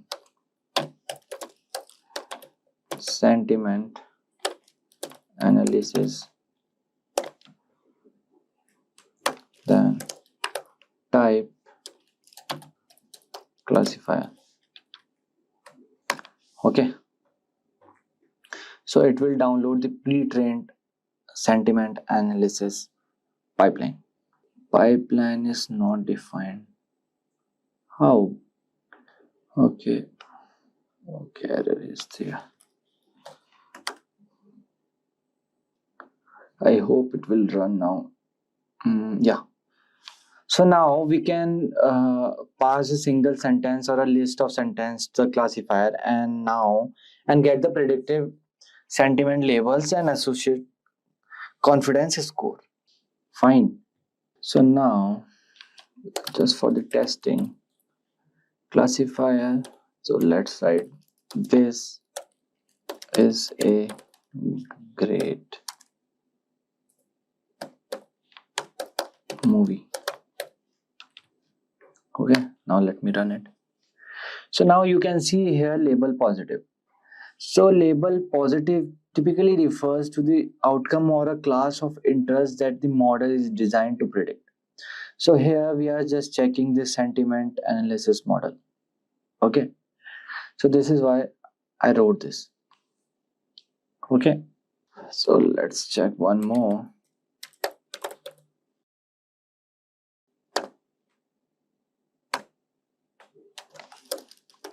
This was a great course. Then I did not understood any of it. Now let's check this. Yeah, perfect. And the score, you can see the accuracy score 99%, which is almost close to 100%, and which is amazing. So now you have access to a GPU, so you can also utilize it for the faster processing by specifying the device using the parameter. Okay, so now what I will do first, I will, okay, wait, yeah, fine. So now I will import dataset airline tweets equals to pd dot read. PD means pandas library here we are using. Okay, now first import, I will import here itself. So I have tweets.csv. Okay, tweets.csv. Let it upload. Yeah, done. So now let me airline tweets dot head. Why dot head? Means it will show me the top 5 rows. Okay, 0 1 2 3 4 5. Okay, you can see tweet ID, airline sentiment, neutral, positive, neutral, negative, then this. Okay, so now let's do something. Okay, so what I will do, df means data frame airline tweets, then I will write airline sentiment. We have airline sentiment, this column. Okay, comma text. I need these 2 columns. Okay, df dot head 5. So yeah, so airline sentiment is neutral, and this is what this text is all about. Okay, because these 2 are the main things, text and the sentiment. So now let's make plot, count plot. Then I will write df comma x equals to airline sentiment, then palette equals to this. Then here I will write plt dot x label airline sentiment. Okay, then plt dot y label count plt dot show. So it will draw one graph. Okay, spelling is wrong. Yeah, so it will show neutral, positive sentiment and the negative. So as you can see, the negative sentences or the sentiments are the more. Okay, so we have now three classes which do not match the two class available in the Hugging Face pipeline. So therefore we will filter out all the rows which have been labeled as neutral. Okay, so df equals to df and again df airline sentiment fine was not equals to neutral. Okay, then df target equals to df airline sentiment dot map. Then I will write here positive 1 and the negative 0. Fine, negative will be 0. Okay, then print number of rows comma df dot shape. Okay, so now you can see number of rows are 11,541. Okay, so now I will write predictions 5. It will, okay, predictions is not defined. Okay, so now what I will do, so here I will write text equals to df text and to list dot to list. Then here I will write predictions equals to classifier text. Okay, so here write probabilities equals to prediction, then score if predictions label dot starts with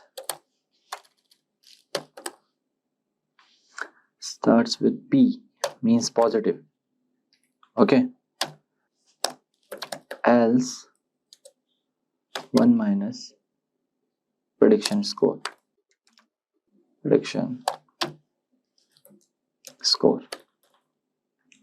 Okay, then I will write for prediction and prediction. Why it is not running? This is taking time, too much time. I don't know why. So as you can see, finally we have the output predictions values. So this depends on system to system. My system took almost 17 minutes 47 seconds to complete. Okay, so now let's run it. Okay, predictions is not defined, bro. Now predictions. Yeah, so now I will write here predictions equals to np dot array. Np means numpy dot array. Then I will write 1 if prediction label is positive dot starts with P, okay, else 0 for prediction and prediction values. Yep. Okay, fine. So now let's check the accuracy of our model. Print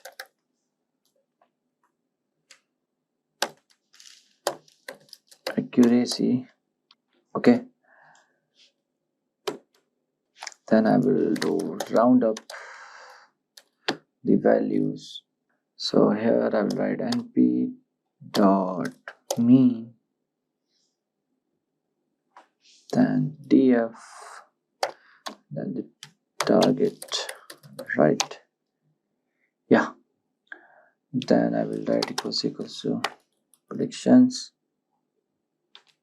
then I will write into 100 comma 2, then I will write percentage. Okay, fine, looks good. Yes, so as you can see, our accuracy is 88.99%, which is very good again. So now let's do some confusion metrics. Confusion metrics, then df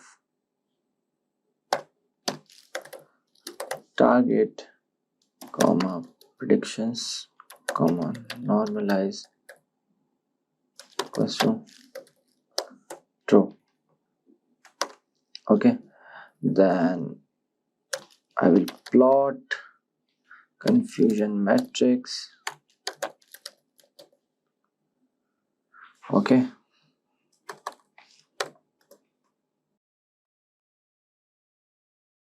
df then target comma predictions comma normalize equals to true. Okay, my bad. Right here, confusion matrix comma labels. Okay, so here I will plot a confusion matrix using Seaborn. Okay, so here I will use ARGS, which is confusion matrix np.array, so which is labels list. So I will write plt dot figure, then figure size equals to 8,6.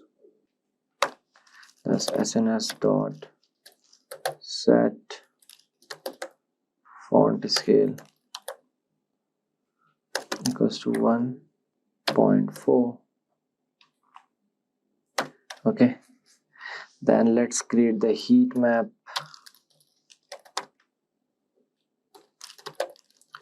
Confusion matrix comma and not will be true. Okay, then I will write fmt equals to g, then confusion map equals to blues, then x6 labels equals to labels, then y x labels equals to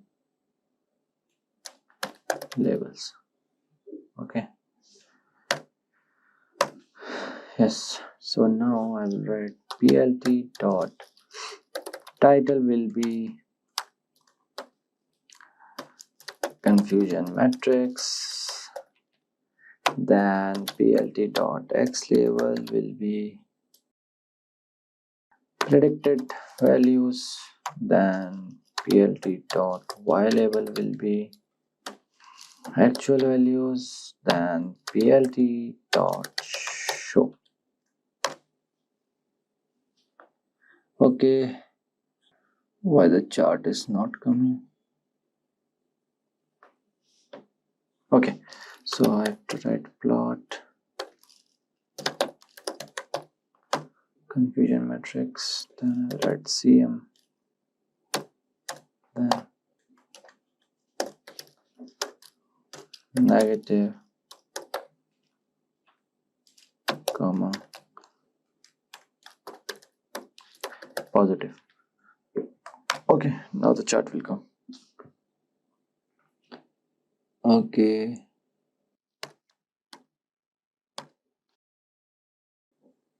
yeah, so now you can see here, this is actual, and this is a confusion matrix, and the negative and the positive ratio is there. Okay, so now let's print the now let's check the ROC AUC score. So I will write here print ROC AUC score. Then here I will write ROC AUC score, then TF target, comma, props. Okay, so 94.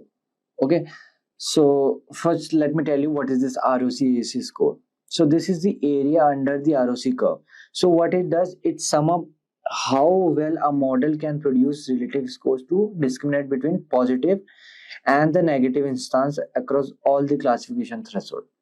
So with this ROC score of 94, 0.94, which is 94%, we can conclude that a pre-trained sentiment analysis model has achieved a high level of accuracy and effectiveness so in predicting the sentiment labels.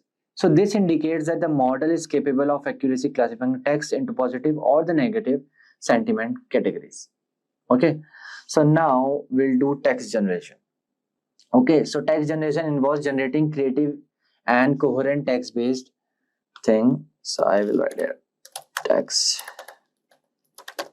Okay, so text generation involves generating creative and coherent text based on a given prompt or starting point. So what we will do first, we will import the necessary dependencies and load the data set of the poem. Okay, so here I am write poems. Let me write poems equals to pd.read.csv. Don't worry, I will give you these files. Okay, description box below I will add.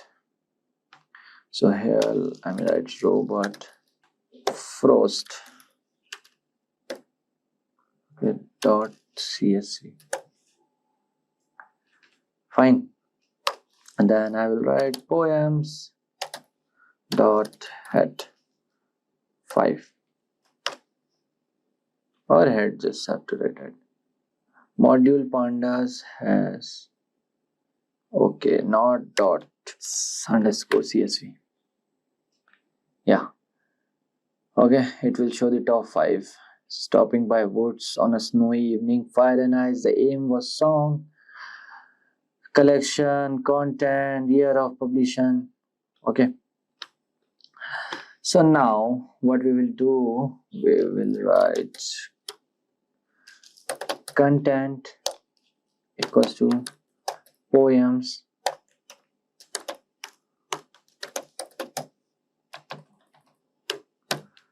content dot drop na to list. Okay, so to generate text, we extract individual lines from the poems and use the pipeline text generation function to create a text generation pipeline. Fine, so here I will write lines equals to, then I will write for poem and content, okay, for line in poem dot split into next line. Okay, then lines dot append, then I will add line dot right strip. To the right it will add. Okay, fine. So now lines equals to line for line in lines if length of line 0, then show me the lines 5. Okay, so now you have seen here whose woods these are, I think I know. Then the next line, his house is in the village though. That's the next line, he will not sing. Okay, like this. So now let's import that pipeline text generation module. Okay, gen equals to pipeline. So these are the some pre-trained model. You already know generation.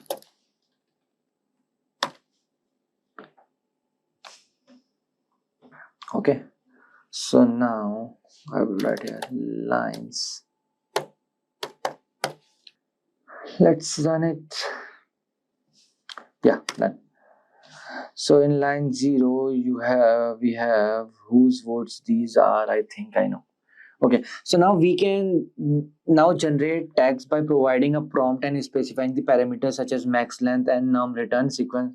Okay, why? Because we have imported this text generation module. Okay, for example, see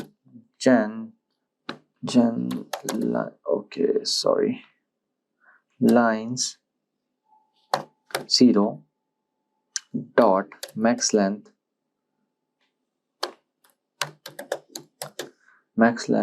equals to 20. So now it will generate this to the maximum 20. Okay, till 20 word maximum length. Okay, check. Okay, okay, expression cannot contain perhaps double equals to where? Okay, wait, now it will learn. So see, the line was this much only. Whose words these are, I think I know. Whose words these are, think I know. But here the generated text, I wish to go to church because I feel like. Okay, this is how you can do text generation. Now let's check for the more. Gen lines 1. Okay, then max length equals to 30 comma num return sequences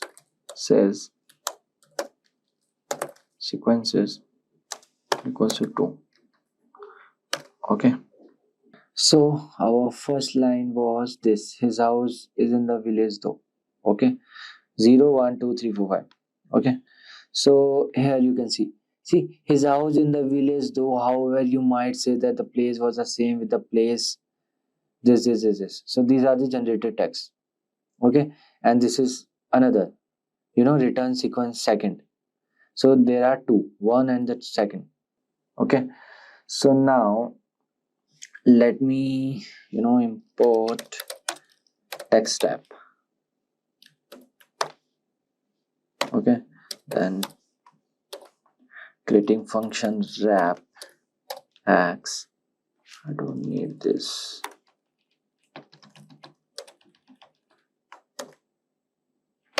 Then return text wrap dot fill x comma replace white space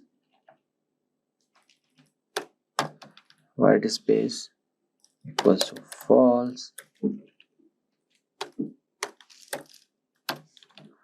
false comma fix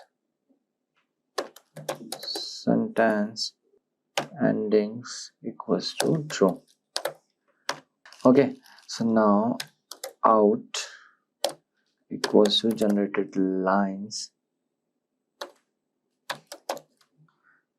0 to maximum length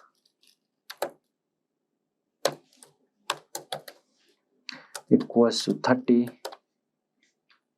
then print wrap out to 0, then generated text. Okay, so now we are setting the pad tokens to EOS tokens. Okay, so whose these are, I think I know, and this is the maximum 30 till 30. Okay, so now I will write here, okay, preview equals to, okay, so now what you can do, you can generate a prompt to generate text on a specific topic like this. Prompt equals to transformers have a wide variety of application in NLP. Okay, so this is my prompt. Okay, this I'm not importing from the data set. Okay, so I will write out equals to gen prompt comma max length equals to 100, print wrap out. Okay, here I will write, anyways, here I will write generated text prompt.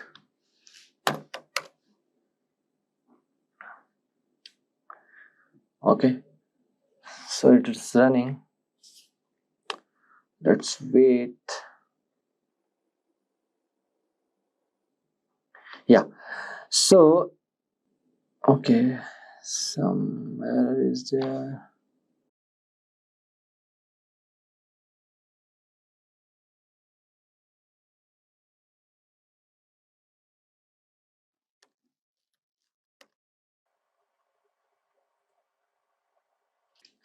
Okay, so here the issue is with 100 words. We'll go till 50.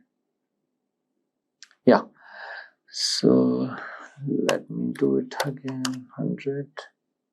Yeah, so now you can see we can generate text by giving a prompt. So we have covered 3 topics in this. First thing is speech to text using Hugging Face. Second thing is sentiment analysis using Hugging Face, and the third is text generation using Hugging Face. Okay, and in this text generation we did with 2 methods, one with the data set and second thing with the by giving prompt, like in ChatGPT, you can say. OpenAI is one of the main leaders in the field of generative AI, with its ChatGPT being one of the most popular and widely used examples. ChatGPT is powered by OpenAI's GPT family of large language models, LLMs. In August and September 2024, there were rumors about a new model from OpenAI, codenamed Strawberry. At first, it was unclear if it was the next version of GPT 4.0 or something different. On September 12, OpenAI officially introduced the O1 model. Hi, I am Mayank. In this video, we will discuss about OpenAI model O1 and its types. After this, we will perform some basic prompts using OpenAI Preview and OpenAI Mini. And at the end, we will see comparison between the OpenAI O1 models and GPT 4.0. So without any further ado, let's get started. What is OpenAI O1? The OpenAI O1 family is a group of LLMs that have been improved to handle more complex reasoning. These models are designed to offer a different experience from GPT 4.0, focusing on thinking through problems more thoroughly before responding. Unlike older models, O1 is built to solve challenging problems that require multiple steps and deep reasoning. OpenAI O1 models also use a technique called chain of thought prompting, which allows the model to think through problem step by step. OpenAI O1 consists of two models, O1 Preview and O1 Mini. The O1 Preview model is meant for more complex tasks, while the O1 Mini is a smaller, more affordable version. So what can OpenAI O1 do? OpenAI O1 can handle many tasks, just like other GPT models from OpenAI, such as answering questions, summarizing content, and creating new material. However, O1 is especially good at more complex tasks, including the first one is enhanced reasoning. The O1 models are designed for advanced problem solving, particularly in subjects like science, technology, engineering, and math. The second one is brainstorming and ideation. With its improved reasoning, O1 is great at coming up with creative ideas and solutions in various fields. The number third is scientific research. O1 is perfect for tasks like annotating cell sequencing data or solving complex math needed in areas like quantum optics. The number fourth is coding. The O1 models can write and fix code, performing well on coding tests like human eval and code forces, and helping developers build multi-step workflows. The fifth one, mathematics. O1 is much better at math than previous model, scoring 83% in the International Mathematics Olympiad test compared to GPT-4o's 13%.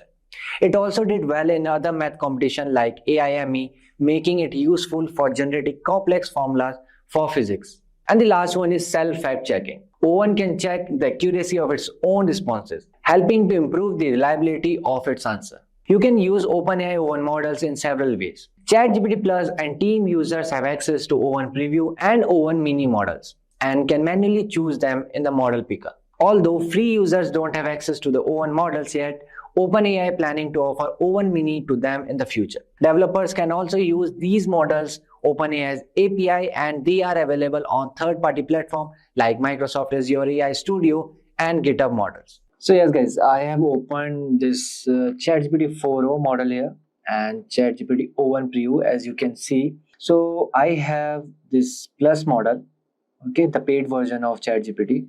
So I can access this O1 Preview and O1 Mini model. Okay, we will go with O1 Preview model and we will put same prompts in both the model of the ChatGPT 4o and the O1 Preview and see what are the differences are coming. Okay, so we will do some math questions and we will do some coding, we will do some advanced reasoning and quantum physics as well. Okay, so let's start with, so I have some prompt already written with me. So first one is number theory. Okay, so what I will do, I will copy it from here and paste it in this and both. Okay, so let me run in 4o and O1 Preview. So here you can see it's thinking. Okay, so this is what I was saying, chain of thoughts. Okay, so these are the chain of thoughts. First is breaking down the primes, this is, and then is identifying the GCD. And now see the difference between the output. See, output is 561 is not a prime number and the GCD, greatest common receiver, of 48 and 180 is 12. Okay, here see ChatGPT O1 Preview is giving the output in step by step. First see, determine if 561 is a prime number or not. The number 561 is not a prime number. It's a composite number because it has this. Okay, then second step, then the greatest common divisor. Then they found 12. And answer is no, 561 is not composite number because of this, and the greatest common divisor of 48 and 180 is 12. Just see the difference between the two models. This is why ChatGPT O1 models are crazy for math, coding, and advanced reasoning, quantum physics, for these things. Okay, so let's go with our second step. So here, if you will see, you can see the attach file option in ChatGPT 4o. Okay, you can come upload from your computer, but here we will see in O1 there is no attach file option. This is one drawback. Okay, so here upload from computer. So this is one small. Okay, and let me open this, and this is the question I have. Okay, yeah, so I will copy this I will run this and this. Okay, see, it's start giving the answer, and O1 is still thinking, solving the equation, then analyzing the relationship. Okay, so ChatGPT O1 will take time, but it will give you more accurate, more step by step as you want. Okay, so here you can see solve for actions question, this, and here the steps you can see. Okay, this is more structured way, you can say, in a good structured way. Okay, ChatGPT O1 preview gave you in good structured way as O1 mini as well. Okay, so yeah, so here they wrote just 1 and 2, this, and here if you'll see question 1, solve for x in this, and step 1 is this, step 2 is this, and step 3 is this, then the answer of x is equal to 3. But here simply they wrote we know this, and x equals to 3. For the second question, see, expanding the left hand side, this, but here step 1, square both sides of the given equation. Start by squaring both sides. Okay, it's written but not in good way. Okay, so this is why O1 is better for math. Okay, so now let's check it for the coding part. Okay, so I have one question. Okay, let me see what output it will give to. First I will write I need. Okay, leave it. I will copy it and I will copy it as well here. Run it and run it. See, it's start giving answer.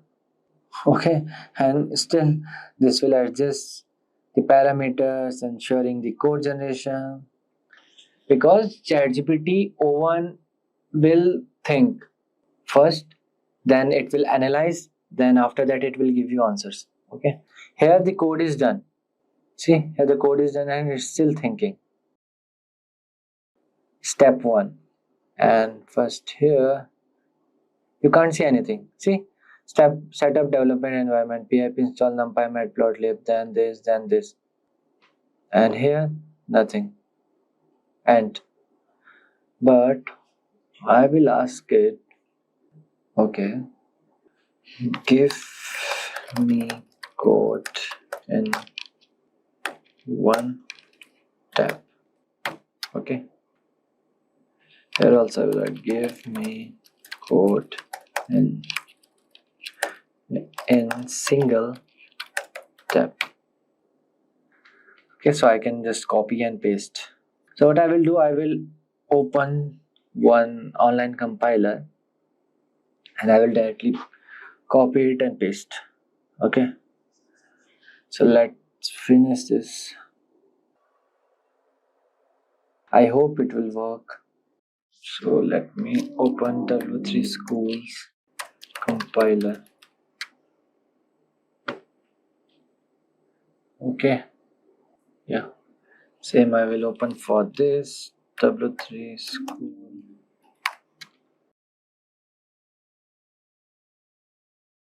Okay, so let me copy the code and my bad, and paste it here. Same works for this. Okay, okay, I will copy the code and I will paste it here. Okay, I hope it gives something. Yeah, cool. So yes, now you can see the difference between the output. So this is the output of 4.0 and this is the output of O1 preview. See, O1 preview output is this, and this is the output of 4.0.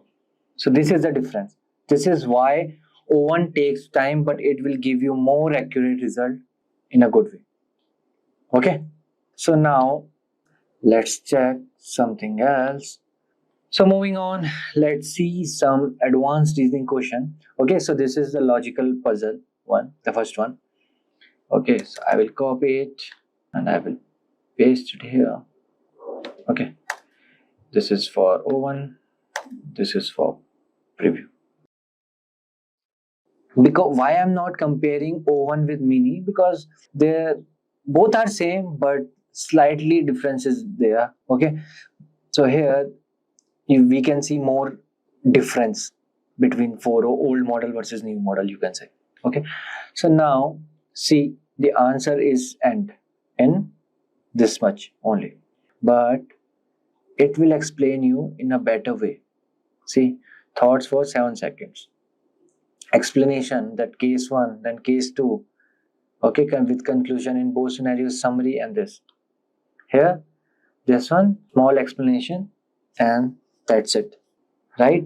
So they created O1 preview for more, it will describe you more in a better way, right? Now let's see some scientific reasoning as well. Okay, so let me copy it here. So still thinking, but start giving answer. Says thought for 16 seconds. So again, I will say that ChatGPT O1 is much better than ChatGPT 4.0. ChatGPT 4.0 is great for content writing and all, but ChatGPT O1 preview and Mini are very good for reasoning, math, coding, or quantum physics, these type of things. Okay, advanced reasoning. Okay, ChatGPT 4.0 is great for generative text. Okay, like for marketing, writing copies, emails, and all of those. So now let's see some comparison between O1 models and GPT 4.0 model. When new models are released, their capabilities are revealed through benchmark data in the technical reports. The new OpenAI model excels in complex reasoning tasks. It surpasses human PhD level accuracy in physics, chemistry, biology on the GPQA benchmark. Coding becomes easier with O1 as it ranks in the 89th percentile of the competitive programming questions Codeforce. The model is also outstanding in math. On a qualifying exam for International Mathematics Olympiad IMO, GPT-4o solved only 13% of problems, while O1 achieved 83%. This is truly next level. On the standard ML benchmarks, it has huge improvement across the board.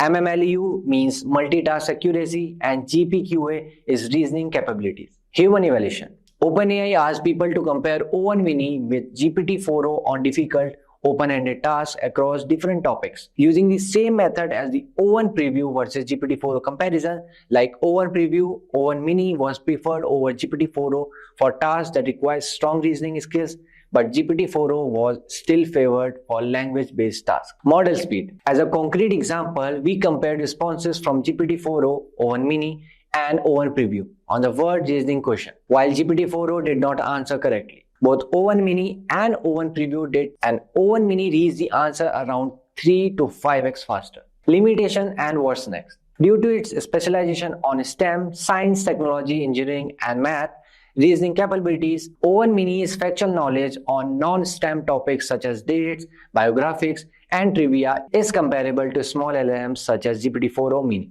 OpenAI will improve these limitations in future versions, as well as experiment the extending the model to other modalities and specialties outside of STEM. So let's talk about the very first top AI tool, which is Skillora.ai. This AI tool aims to provide the best AI-driven mock interview experience. You can take mock interviews for any job roles and subject, receiving instant constructive feedback.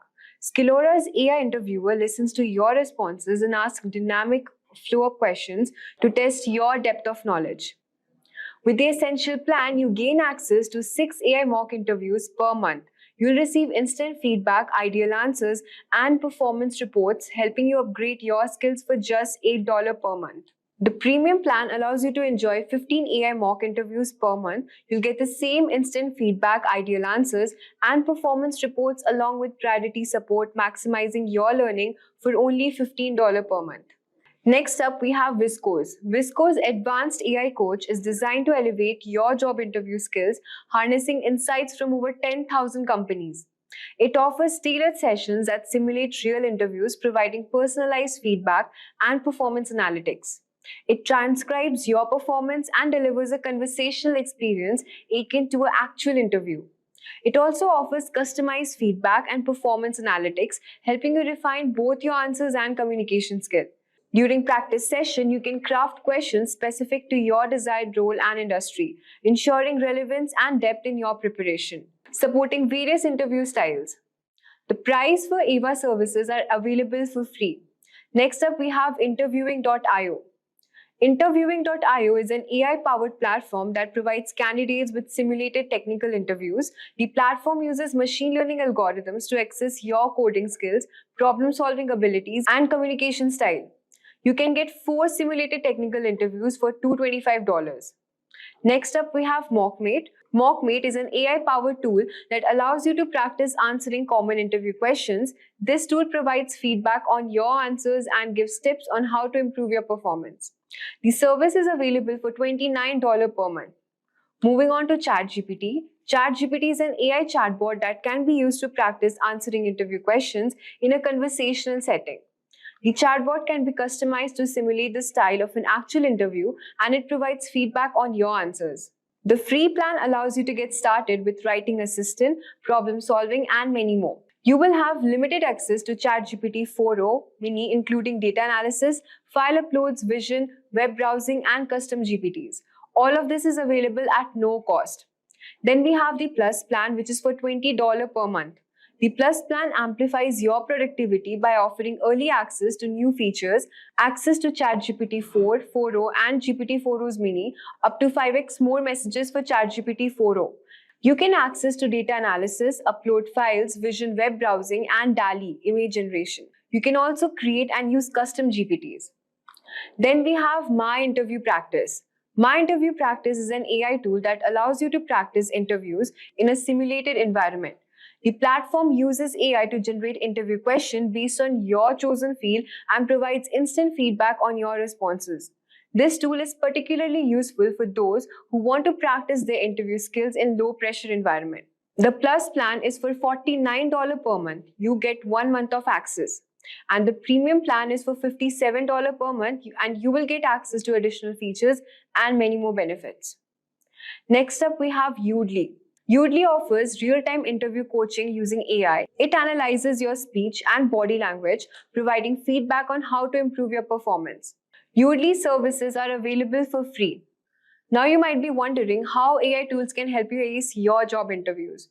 AI tools can assist in several ways. At first, we have research companies. AI tool provides information about companies' website, news articles, and social media, helping you tailor your answers to the interview's question. Practice questions. AI tool help you practice answering common interview questions, boosting your confidence and preparation. Feedback. AI tool offers feedback on your answers, highlighting areas for improvement and refining your responses. Personalized advice. AI tools provide tips and advice on improving your interview skills, giving you an edge to your next job interview. Choose the right AI tool and select an AI tool that fits your needs and preferences. Use the tool consistently, starting a few weeks before your interview to maximize its benefits. After practicing with the AI tool, get feedback from others to identify areas for further improvement. Dress professionally and be punctual for your interview to make a positive first impression. Show enthusiasm and confidence during the interview to leave a lasting impression on the interviewer. AI tools can significantly aid in interviewing preparation. By using them effectively, you can enhance your chances of success in your next job interview. Imagine you are managing a global supply chain company, and where you have to handle orders, shipments, and demand forecasting. But unexpected issues arises where sudden shortages like transport delays and the changes in demand. So instead of relying on manual adjustments, what if an AI agent could handle everything automatically? This AI wouldn't just suggest actions, it would decide, execute, and continuously improve its strategies. That's the power of Agentic AI. With that said, guys, I welcome you all on our today's tutorial on what is Agentic AI. Now, let us start with understanding first the first wave of artificial intelligence, which was predictive analytics, or we could say data analytics and forecasting. What exactly happened? Predictive AI focused more on analyzing the historical data, identifying the patterns, and making forecasts about the future events. And these models do not generate any new content, but instead it was predicting outcomes based on the statistical models and machine learning. Now, technically how it used to work. So basically what we had, like we used to take, suppose this is the ML model, okay? So this is taking a structured data, which could be like, suppose any past user activity, or it could be a transaction record, or any sensor reading. For example, you can consider, say, Netflix users watch history, okay? It could be any movie genre, watch time, and the user rating. So now, after this, what we were basically doing is, we were doing the feature engineering or pre-processing, okay? Now, in the feature engineering process, we were extracting key features like user watch time trends, preferred genres, and watch frequency. And we could also apply scaling, normalization, and encoding techniques to basically make data more usable for the ML model. Then we were using the ML models. Suppose it could be a time series forecasting models like ARIMA, LSTM, and all those given algorithms, which was basically predicting the future movie preferences based on the historical data. And in the output, guys, Netflix AI recommends new shows or movie based on the similar user patterns. So this is how exactly the Netflix model was working, incorporating the machine learning model. So this was exactly the first wave of AI. Now, let us discuss about the second wave of AI.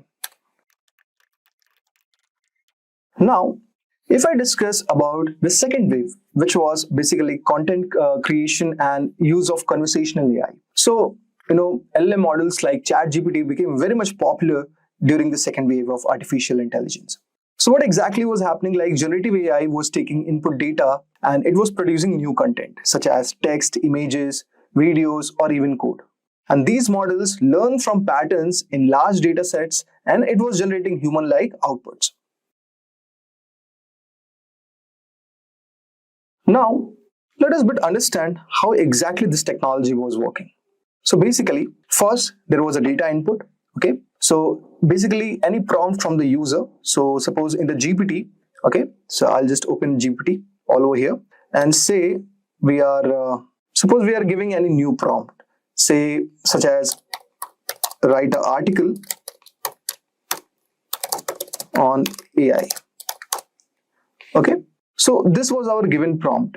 And after this, what exactly was happening was tokenization and pre-processing. So the input text, suppose which I have written all over here, write an article on AI. So this text was basically split into smaller parts. For example, like you could consider certain thing like this. So here you have write as one, and as next. And similarly, you could carry on, for the other words. Then what exactly used to happen that these words were, converted into word embeddings, means the numerical vectors representing words like in a higher dimensional space. And then we used to perform neural network processing. So here the LLM processes input such as attention mechanisms, okay, or using these models like GPT-4, BERT, and Llama. And with the help of self-attention layers, they were understanding the context and they were predicting the next word. Okay. Now, as a result, you are getting output certain thing like this. So, which was basically a generative AI phase. So this was, guys, our second evolution of AI. Now, if I talk about our third wave, so it is basically agentic AI or autonomous AI agent. Now, what is this, guys? So the agentic AI actually goes beyond text generation. So it integrates decision making, action execution, and autonomous learning. These AI systems don't just respond to prompts, but they also independently plan, execute, and optimize the processes. So you could understand something like this. So here the first step was the user input or receiving any goal. So user provides any high-level instruction. For example, it could be like, say, optimize warehouse shipments for maximum efficiency. It could something be like that. And unlike generative AI, which would generate text, agentic AI executes real-world actions.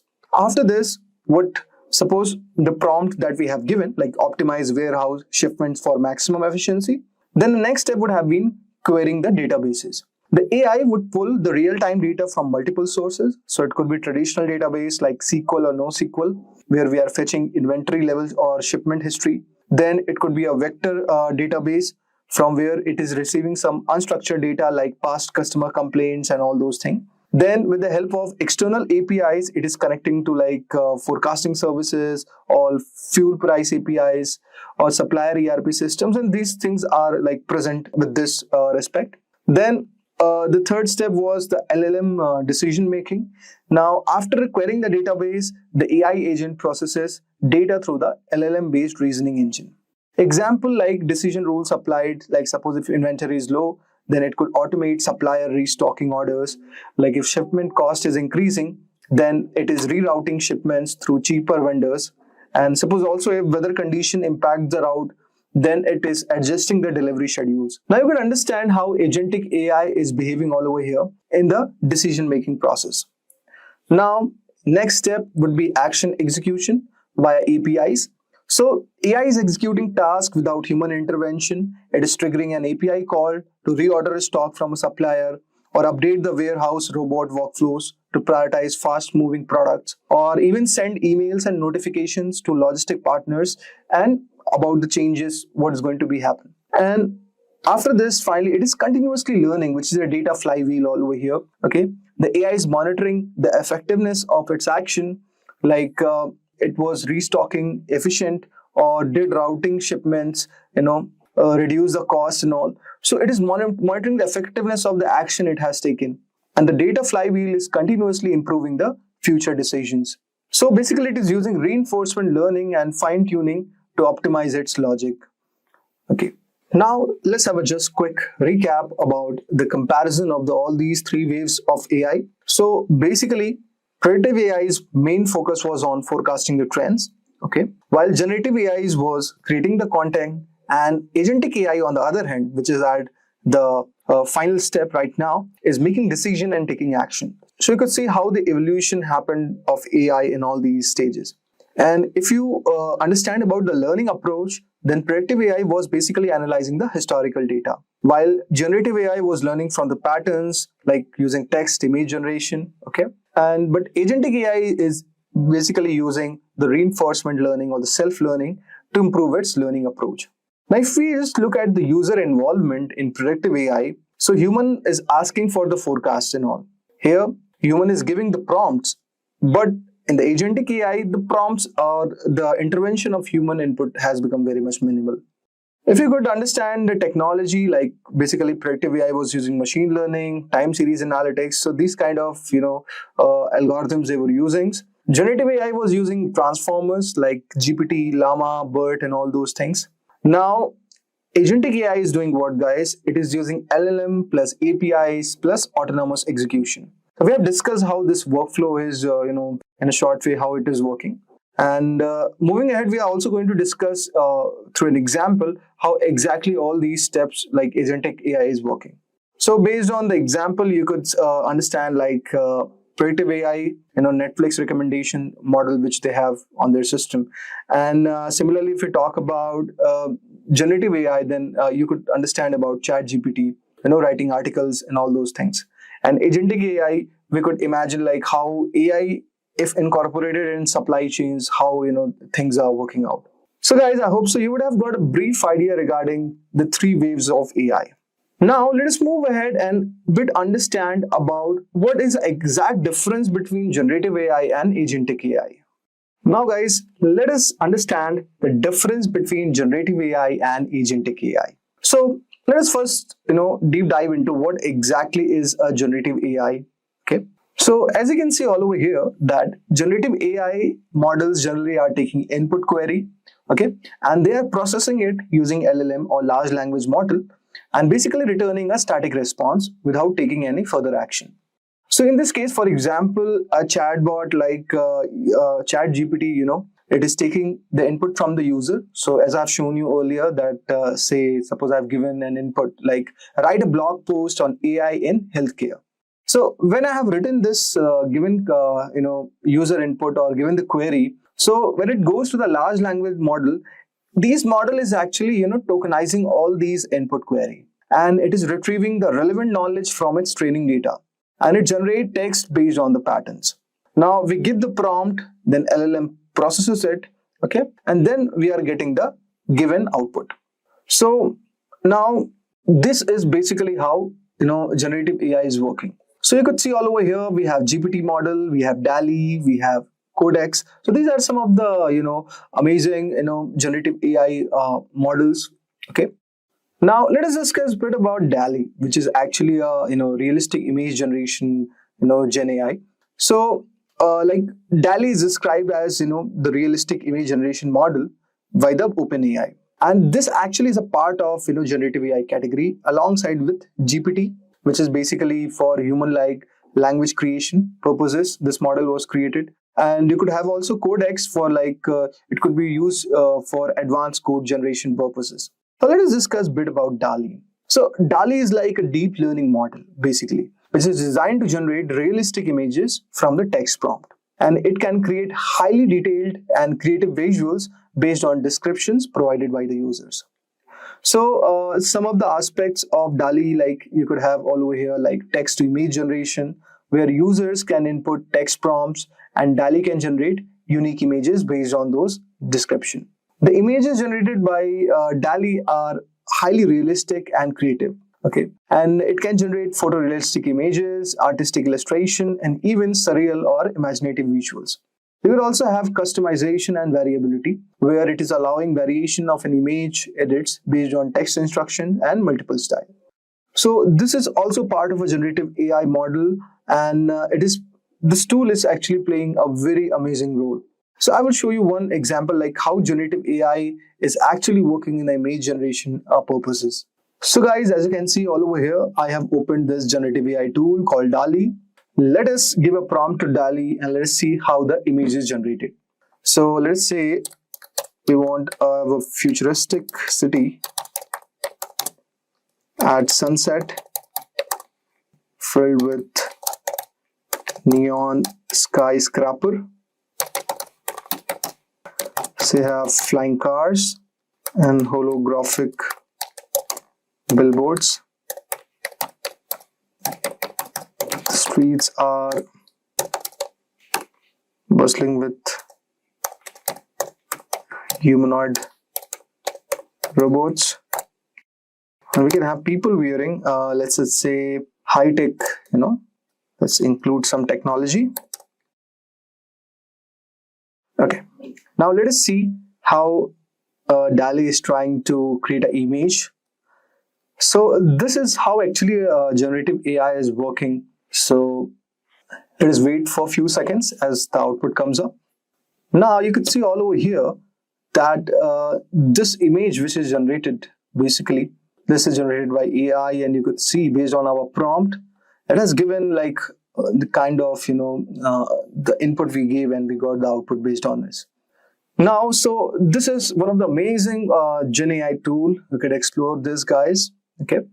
Now, guys, let us discuss about Agentic AI, or autonomous decision making and action execution. So you can see this diagram all over here. So Agentic AI, unlike the generative AI, it is not generating responses, but it is also executing a task autonomously based on the given query. For example, like if we take AI in managing a warehouse inventory. Okay. Suppose we want to optimize the warehouse shipment for the next quarter. So here what is going to happen? So first the agent is going to receive its goal all over here. Okay. And this AI agent is going to query the external data sources.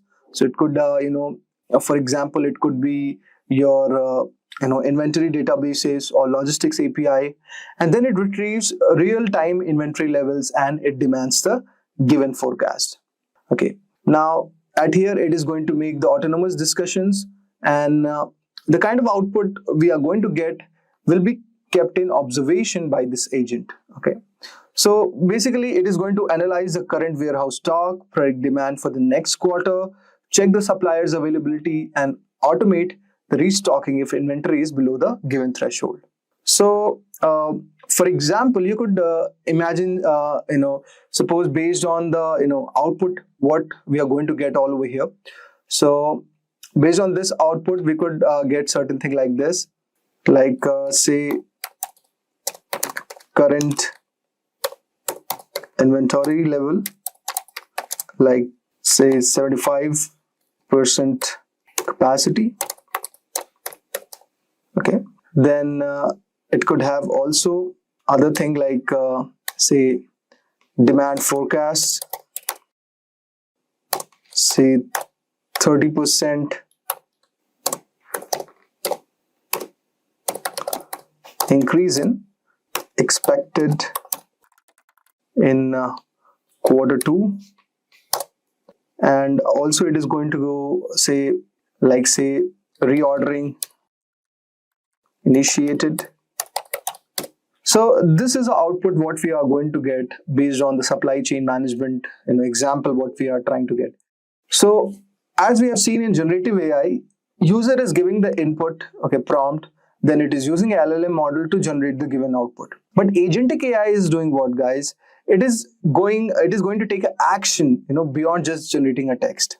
So in this scenario, it is querying the inventory databases, it is automating the purchase order, it is going to select the optimal shipping providers, which could be, suitable for the given company. It is going to continuously refine the strategies based on the real-time feedback.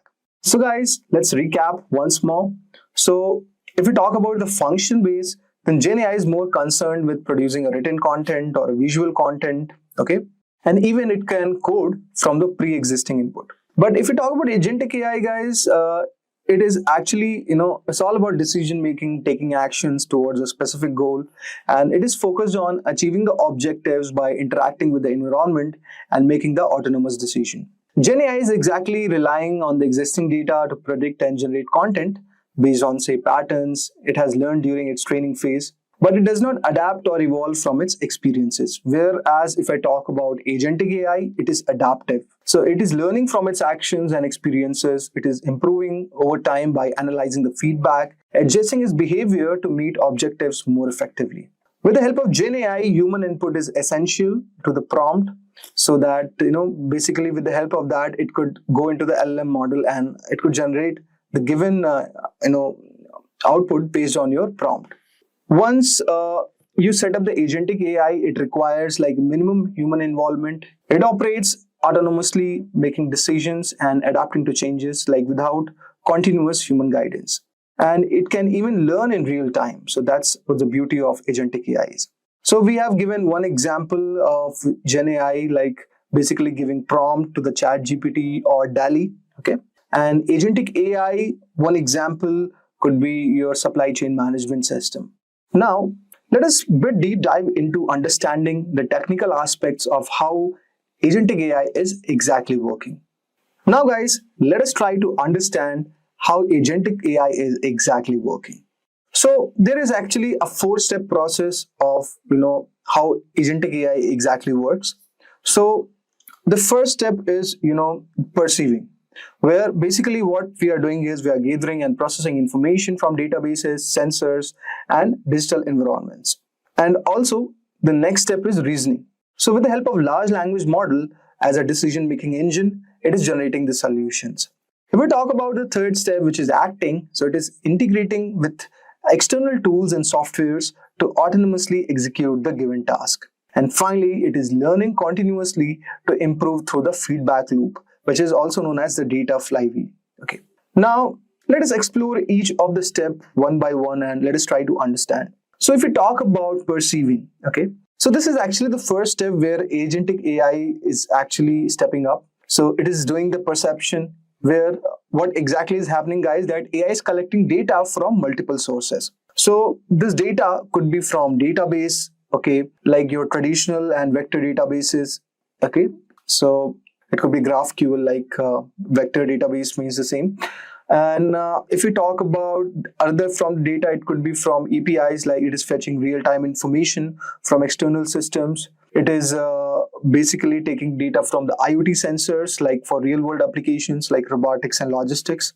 And also it could take data from the user inputs also, like it could be text command, voice commands, or a chatbot interaction.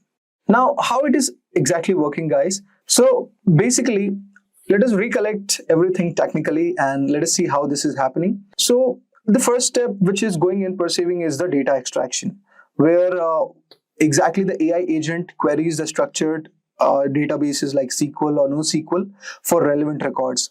It is also using vector databases to retrieve any semantic data for context-aware responses. Like it could be, any complaint certain, it is trying to find out.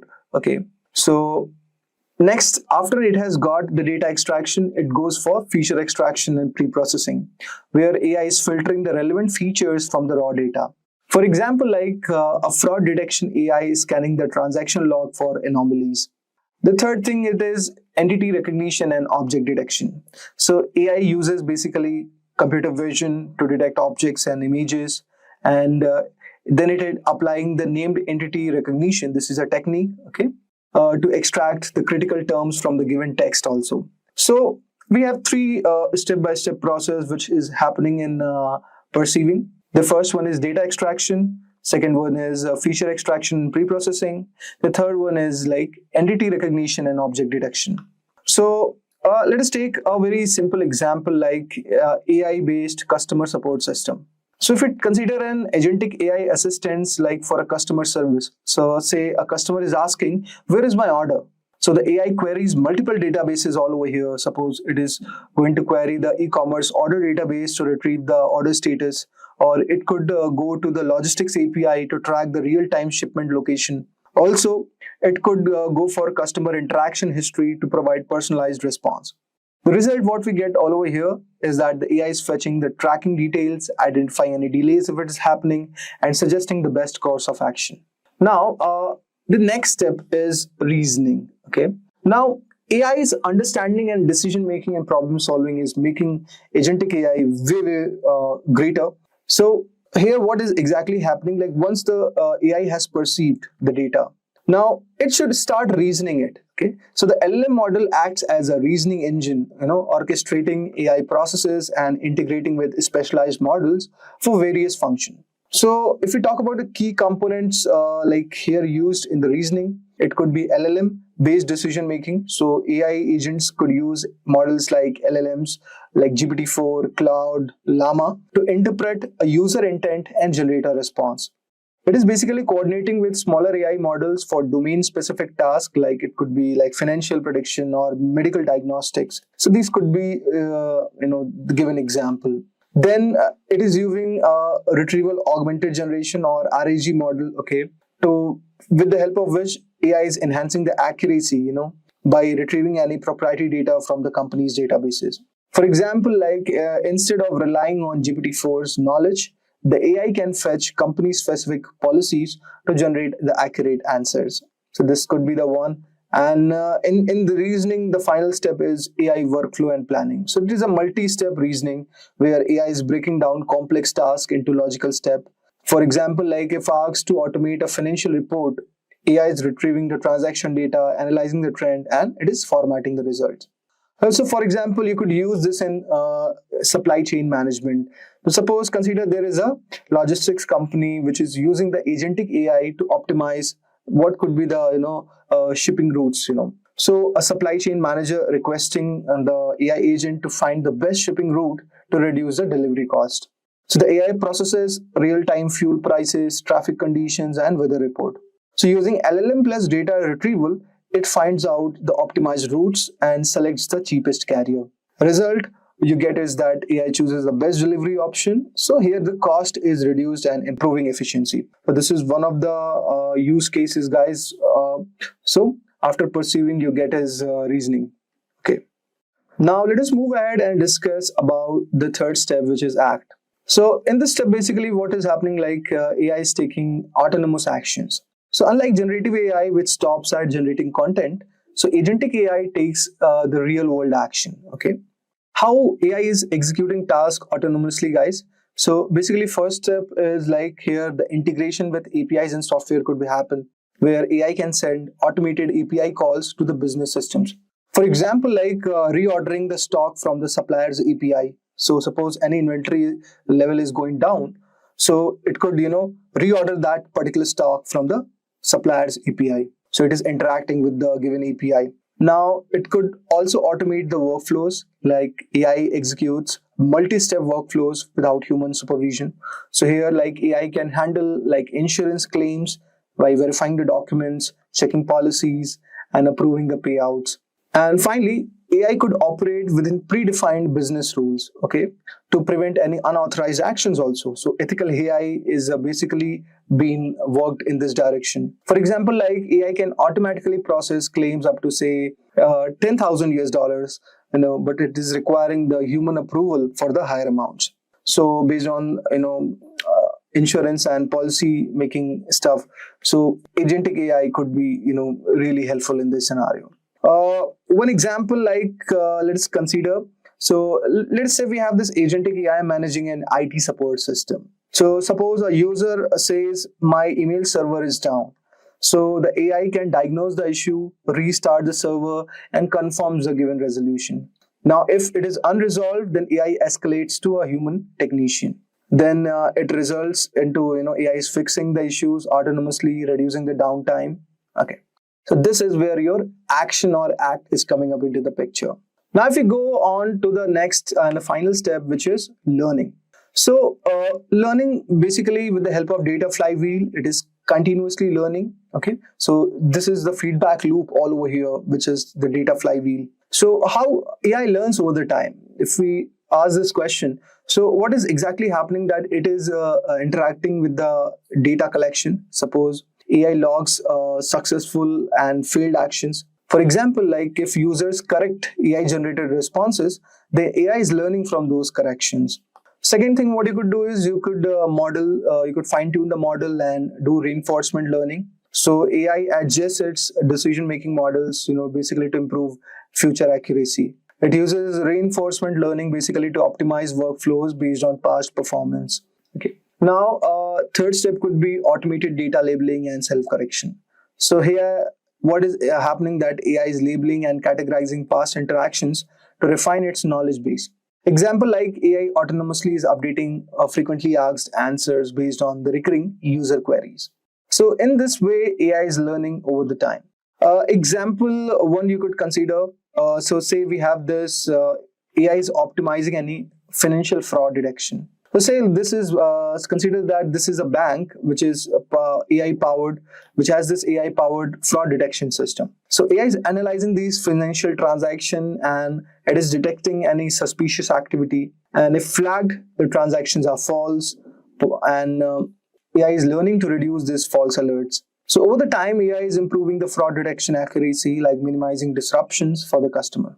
So in this way, AI is getting smarter over the time, like reducing the false alerts and also the financial fraud. So let's have a just quick recap of what we studied right now. So agentic AI works in 4 steps. The first step is perceiving, where AI is gathering data from databases, sensors, and APIs. The next step is reasoning. So it is using LLM to interpret tasks, applies logic, and generating the solution. The third step is acting. So here AI is integrating with external systems and automating the task. And finally, it is learning. So AI is improving over the time, via feedback loop, or which is basically called as data flywheel. So guys, now let us see this diagram and try to understand what this diagram is trying to say. So the first thing, you could see an AI agent all over here. So this is an AI agent, which is basically an autonomous system. So which has the capability of perceiving its environment, making decisions, and executing actions without any human intervention. Now, AI agent is acting as the central intelligence, okay, in this given diagram, and it interacts with the user, okay, and various other data sources. It processes input, queries databases, makes decision using a large language model, and it is executing action, and it is learning from the given feedback. Now, the next step, you could see the LLM model. So if we talk about LLMs, these are the large language model, which is kind of an advanced AI model trained on massive amount of text data to understand, generate, and reason over natural language. Now, if I talk about this LLM, so this is actually acting as the reasoning engine all over here. And it is interpreting the user inputs and making informed decision. It is also retrieving relevant data from the databases, generating responses. It can also coordinate with multiple AI models for different tasks, like it could be content generation, okay, predictions, or decision making.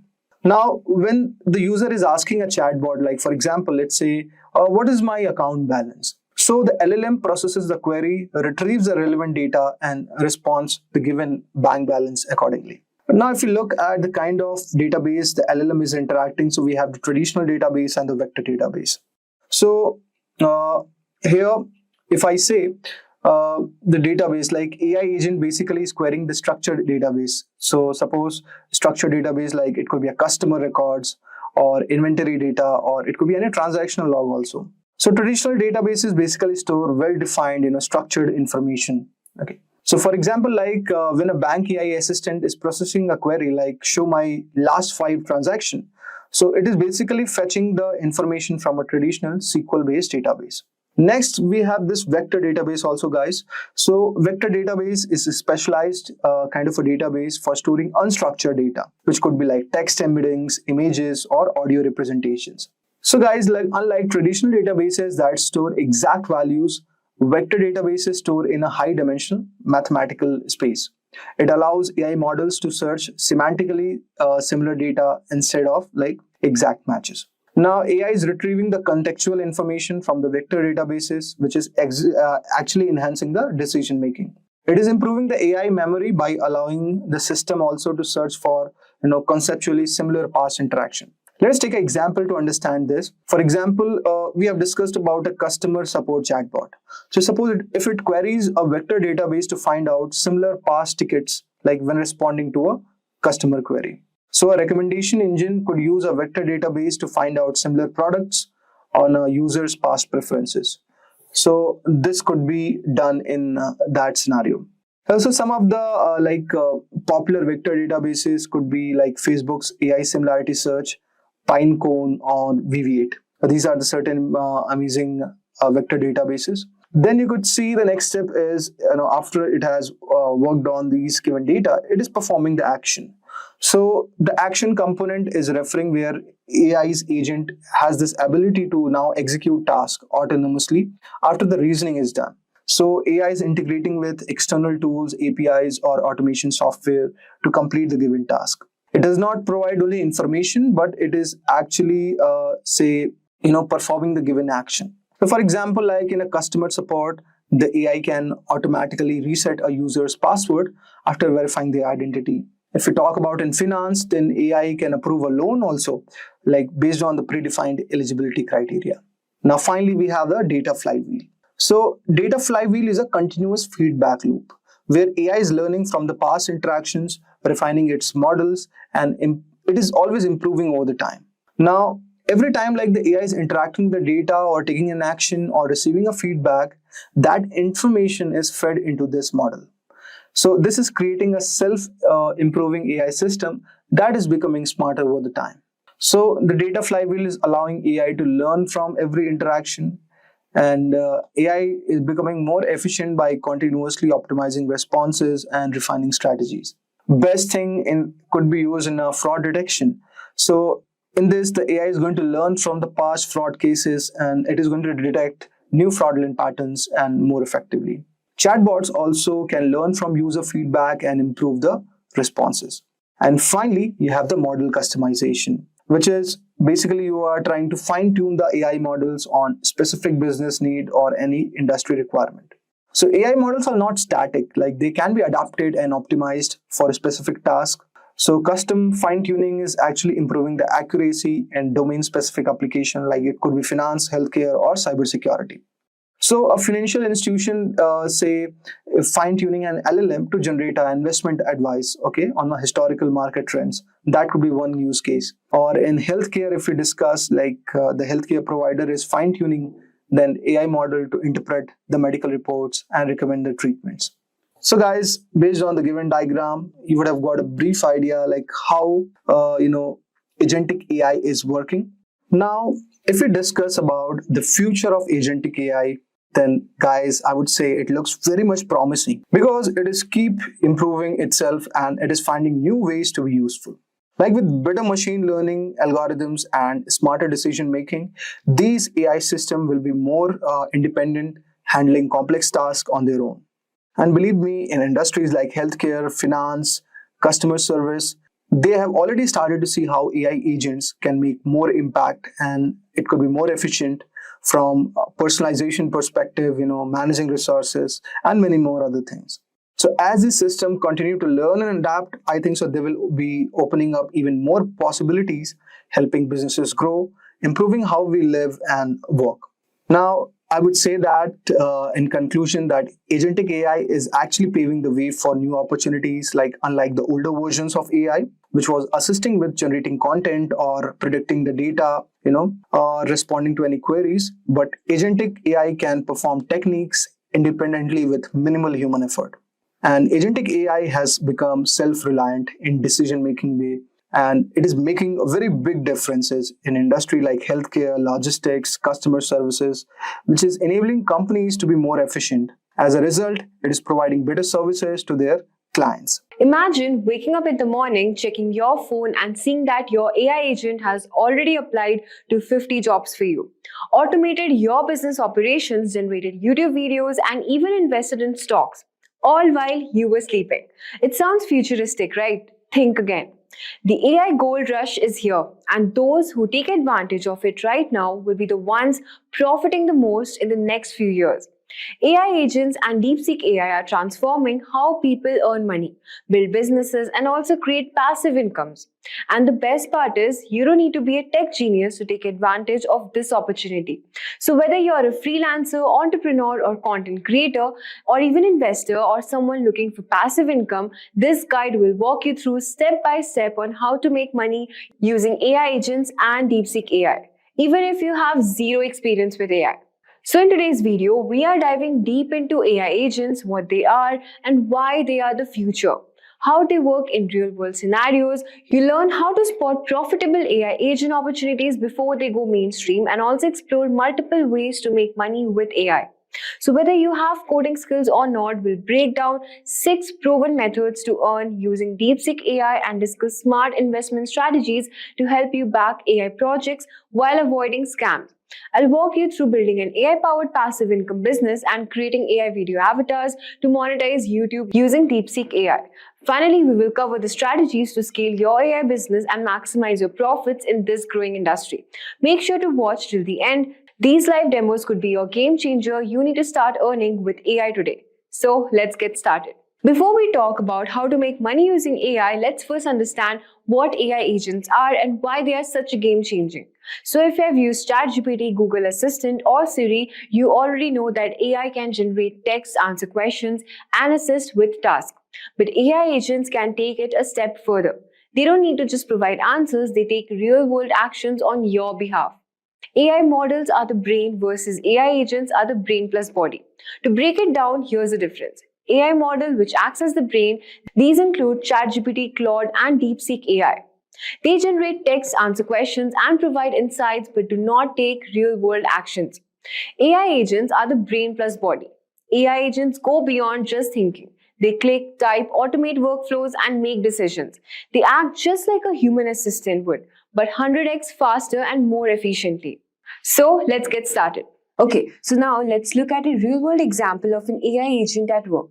Let's say you're looking for a job, but you don't have the time to apply to multiple positions manually. Here's what an AI agent could do for you. It will automatically log into your job portals like LinkedIn, Indeed, ZipRecruiter, and it will find the job listing, matching your skills and experience, and then it will automatically apply to all the related jobs. So let's look at one such tool over here, which is auto apply. Let's see how it does it.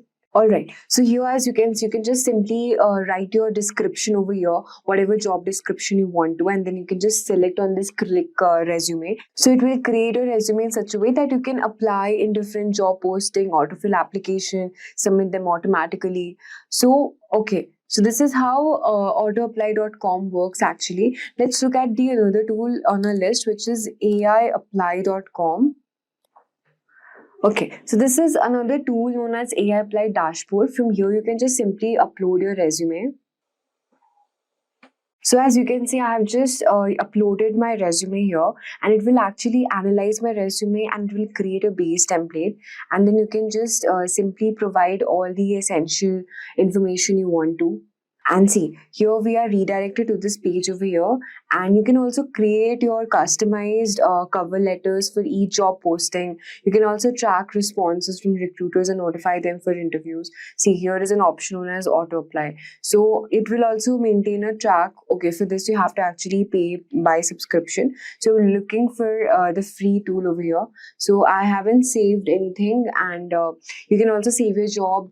We have another option as Interview Buddy, which is a Chrome extension which will help you answer questions confidently. So this is why AI agents are the future. They save time, effort, and money, making them a powerful tool for earning income. So now let's talk about how to spot the next big AI agent opportunities before everyone else. So now that you understood what AI agents are, the next step is to find profitable AI agent opportunities before they go mainstream. Many people miss out on early stage opportunities simply because they don't know where to look. So basically, you can just go on Google Trends, and from there, you can actually search for terms such as, let's suppose you're searching for AI agents from here. And we will just see what is the situation of this particular term, how many people are searching for this for the past 12 months, or maybe for the past 7 days. Let's check the graph. Okay, so this is the graph for the past 7 days. As you can see, it is at all-time high here, February 17. See, this is at 9:30 a.m. All right, this is February 13. Okay, let's suppose we are checking for the past 30 days. So this is the graph for this thing and how many people are searching for this thing. All right. So terms such as AI agents, autonomous AI automation on Google Trends, Twitter, this topic is growing rapidly. That means this is a very hot topic and you can get started with all of these new technologies. Second of all, we're talking about is using AI agent tracking platforms. You can use tools such as Waifu, Cookie.fun, Sentiment Market to see which AI agent projects are gaining traction. So let's suppose we have one website which is Cookie.fun. So let's see what this web page will do. So basically it has all the new AI agents listed on this page over here. See, as you can see, the agents listed, top AI agents by mindshare for the last 24 hours. And these are the top AI agents we have today. So basically, you can use this to create AI agent projects. You know how many people are investing in this thing. You can just get a track of all these particular AI agents. Also, GitHub and white papers, real AI projects have publicly source code and frequent updates. So if you see an AI project with 0 updates, that means it's a red flag. Alright, so you can just simply check for a particular project if you want to. Let's suppose you're searching on Google on AI agents project. So let's suppose this is our AI agent project, and we'll just copy paste it from here. And then you can just simply ask ChatGPT whether this project is really running or not, whether this is true or fake or just uploaded in the internet. So just check, is this project really working? And then ChatGPT will just check if this project have the actual public source code or not, or frequent update. So let's see. That curates a comprehensive list of AI autonomous agents and agent building framework. So it means that, yeah, this code is really working, so we can get along with this thing. So once you find a promising AI agent project, the next step is to turn into a money-making business. So now let's look into how you can make money with AI agents. So now we have come to the most exciting part, which is how you can turn AI agents into a money-making machine. There are multiple ways to make money with AI agents, and I'm going to break down the best strategies step by step. So the first strategy is build and sell AI agents as a SaaS business, which is software as a service business, which is your passive income model. So one of the most profitable ways of making money is by creating an AI-powered automation tool and selling it on subscription model.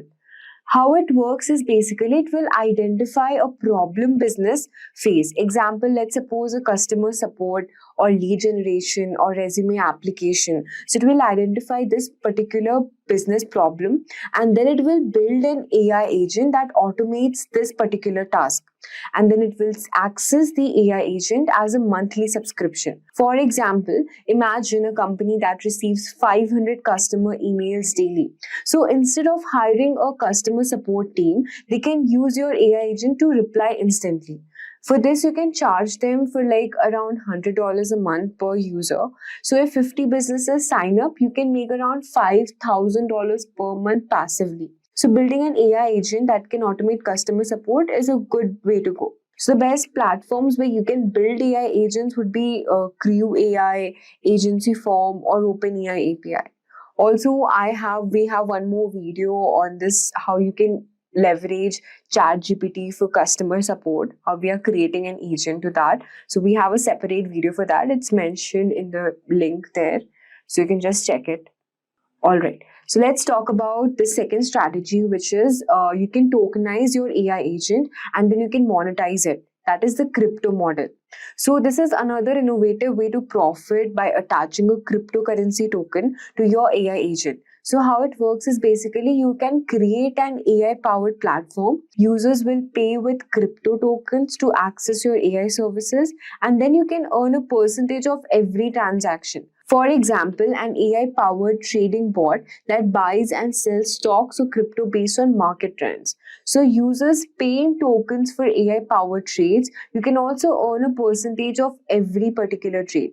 So as we have already discussed, see, these are the top AI agents: Virtual Protocol, LangChain, Humans.ai, and I think we have gone through this Cookie.fun. So basically, Cookie.fun, as I've already told you before, is a platform which will track and rank AI agents using metrics like market capitalization, social engagement, token holder growth, and also impressions. Now moving on to our third strategy, which is you can invest in AI agent projects, the venture capitalist strategy.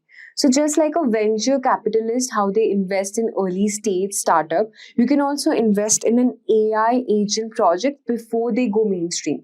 So what are the steps how you can invest in AI agent tokens? The first step would be you have to find early stage AI agent projects. The second step would be you have to research their legitimacy. You have to check GitHub, white papers, social activity. And then the third step would be investing before they gain mainstream transaction. And the fourth step would be sell when demand and price will increase. So the best platform for such AI agent investments would be the first one on the list is Dex Screener. So just simply click on this link, Dex Screener, and here it will, it's a website that will track trending AI agent coins. As you can see, these are the trending Grok 3 AI, the agent coins, and these are the volume makers, how many people are making money by investing on these coins. So basically, Dex Screener is a popular analytical tool, once again, just like Cookie.fun, for decentralized exchanges, and it will help users to track trending AI-related cryptocurrencies, including AI agent coins, and it will also provide real-time data on price movements, trading volume, and liquidity across various blockchain networks. So basically, this platform is especially useful for investors and developers looking to identify emerging AI agent tokens in the crypto space. Okay, so next on the list, we also have Sentient Market, which will measure the AI agent projects over here. See, we have the agents. And so this is a platform that will analyze the engagement and adoption levels of AI agent projects. And it will evaluate user activity, interactions, real world usage to determine how well these AI systems perform. So by tracking engagement metrics, Sentient Market help investors, researchers, and also enthusiasts gauge the potential and credibility of AI-driven projects. So now let's understand whether you have to be really a tech coder to make money for AI agents or not. So even if you're not from a technical background, you still can earn money by making AI agents, you don't need to be a coder to profit from AI agents. So first of all, you can also sell AI automation services. So instead of just building AI agents, you can sell AI automation solution to businesses. For example, you can automate social media marketing, customer service, or email responses for small businesses. So as you can see, you can use AI in customer service automation also, machine learning for customer experience, multilingual queries. We have so many options from here. The second step is you can start an AI consulting business. So businesses need guidance on how to integrate AI. You can charge for AI strategy sessions and consulting services. You can also create AI content and monetize it. This is very important because content creators are making thousands of rupees per month just by educating people about AI agents. You can start a YouTube channel, review AI tools, you can sell AI tutorials and courses, you can monetize AI content with sponsorships and also affiliate marketing. Now let's look how DeepSeek can help to make money. DeepSeek AI is another powerful tool for making money online. Here's how you can earn profit. First of all, you can create AI generated video avatars for YouTube. So you can use DeepSeek to generate video scripts, use platforms like Agentic to create AI avatars that present your content. You can also monetize videos through YouTube ads and affiliate marketing. So here we have this DeepSeek model and we'll just see how whether it is good for content creation or not. So we'll just simply write me a video script on topic generative, let's suppose generative AI in 2025. And let's see what type of content does DeepSeek actually generates for us, since it is very efficient in creating content, building and monetizing websites also as well. So as you can see, the script is designed to be engaging, informative, and visually dynamic. So I've just given one prompt and then here it has already, given me all the script. It knows how to make a script that I don't have to again write, make it engaging or informative. So I think it's really cool. Second is you can also build and monetize AI generated websites using DeepSeek. So DeepSeek AI can generate SEO optimized content, monetize your site using Google AdSense and affiliate marketing as well. Websites created with AI have earned around $21,000 plus in passive income. So you can proceed doing these things. Third is leveraging social media for AI generated content. You can create AI generated Instagram Reels, TikTok, Twitter threads. You can also monetize social media accounts through brand deals and sponsorships. Fourth one is you can also sell AI generated services on Fiverr as well as on Upwork. This offers AI-powered copywriting, marketing, or business automation services. AI freelancers can charge around $500,000 plus for per project. It can offer AI automation for small businesses. You can also help business automate content creation, customer support, and email marketing. You can charge monthly retainers for AI automation. The sixth one on the list is you can combine SEO with AI generated video content. You can rank both on YouTube and Google by using DeepSeek for blog content plus AI video scripts. Double traffic will give you double income. So as you can see how AI agents and DeepSeek are the future. AI agents and DeepSeek are changing the way people make money online. So whether you want to build and sell AI agents, invest in AI agent projects, use AI to automate and scale your income, or leverage DeepSeek for content and marketing, this is now your time to start. Today, we are diving into the fascinating world of Google Quantum AI. We'll break it down step by step. What Google Quantum AI is, how it's different from classical computers, and why it's a game changer, and the real problem it's solving. We'll also explore the latest developments, their innovative hardware, the challenges they face, and why, despite the hurdles, it's still an incredibly exciting field with a bright future. Stick with me because by the end, you'll be amazed at how this technology is shaping tomorrow. So let's get started. The universe operates on quantum mechanics, constantly adapting and evolving to overcome the hurdles it encounters. Quantum computing mirrors the dynamic nature. It doesn't just work within its environment, it responds to it. This unique trait opens the door to groundbreaking solutions for tomorrow's toughest challenges. The question arises, what is Google Quantum AI? Quantum AI is Google's leap into the future of computing. It's a cutting-edge project where they are building powerful quantum computers and exploring how these machines can solve problems that traditional computers struggle with or can't solve at all. If not aware, classical computers use bits like 0 or 1 and solve tasks step by step, great for everyday use. Now, quantum computers use qubits, which can be 0, 1, or both simultaneously, allowing them to solve complex problems much faster. So think of Google Quantum AI like you're trying to design a new medicine to fight a disease. A regular computer would analyze molecules step by step, which could take years. But Google Quantum AI, on the other hand, can simulate how molecules interact at the quantum level almost instantly. This speeds up drug discovery, potentially saving millions of lives by finding treatments faster. Now, you must be wondering, why is it so necessary? Google Quantum AI is necessary because some problems are just too big and complex for regular computers to solve efficiently. These are challenges like developing life-saving medicines, creating unbreakable cybersecurity, optimizing traffic systems, or even understanding how the universe works. Regular computers can take years or even centuries to crack these problems, while quantum computers could solve them in minutes or hours. So the question is actually what problems they are solving. It is basically solving so many problems. I will list some of them. Number 1, drug discovery, simulating molecules to find new treatments faster. Then comes cybersecurity, developing ultra-secure encryption systems to keep your data safe. AI advancements, training AI models much quicker and with more accuracy. Climate modeling, understanding climate changes to create better solutions for global warming. So in simple terms, Google Quantum AI is here to tackle the impossible problems and bring futuristic solutions to today's challenges. It's like upgrading the world's brain to think smarter and faster. So, Google Quantum AI has been at the forefront of quantum computing advancements, pushing boundaries from the groundbreaking Sycamore process to the latest innovation, Willow. In 2019, Google introduced Sycamore, a 53-qubit processor that achieves something called quantum supremacy. So, qubits or quantum bits are the core of quantum computers.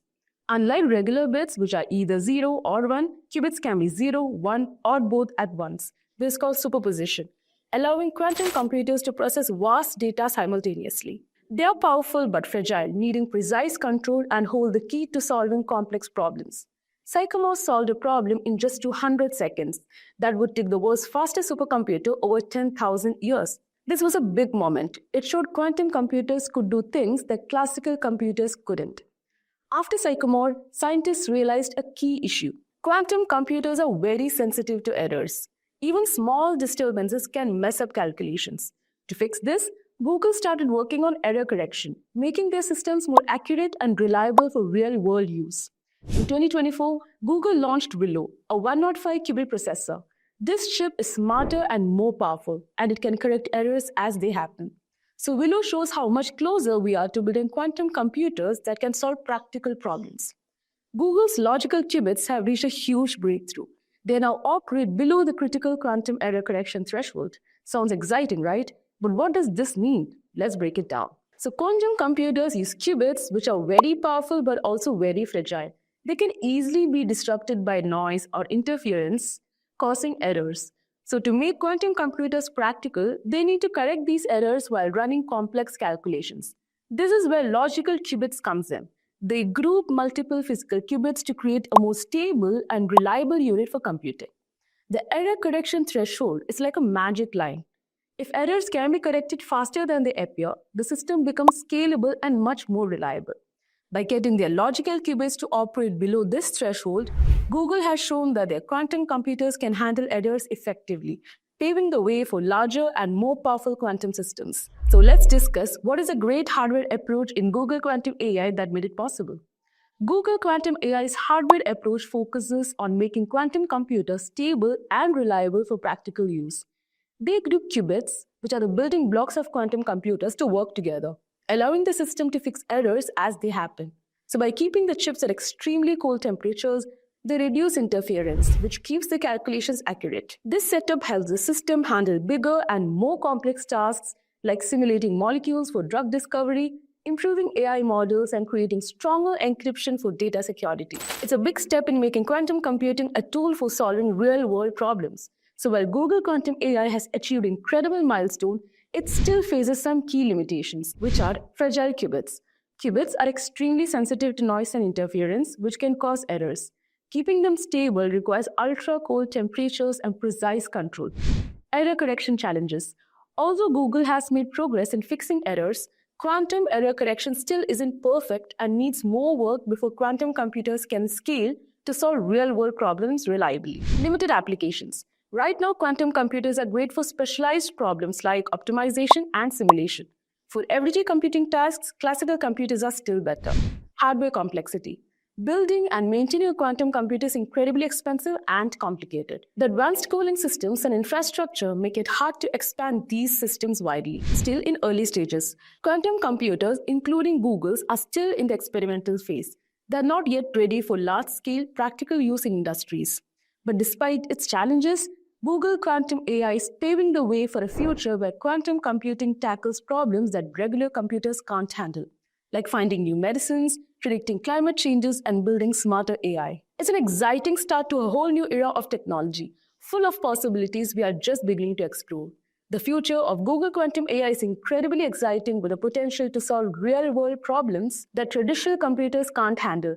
It's set to revolutionize industries like healthcare by speeding up drug discovery, finance through advanced optimization, and energy with better material modeling. So quantum AI could also lead to breakthroughs in AI by training smarter models faster and creating unbreakable encryption for stronger data security.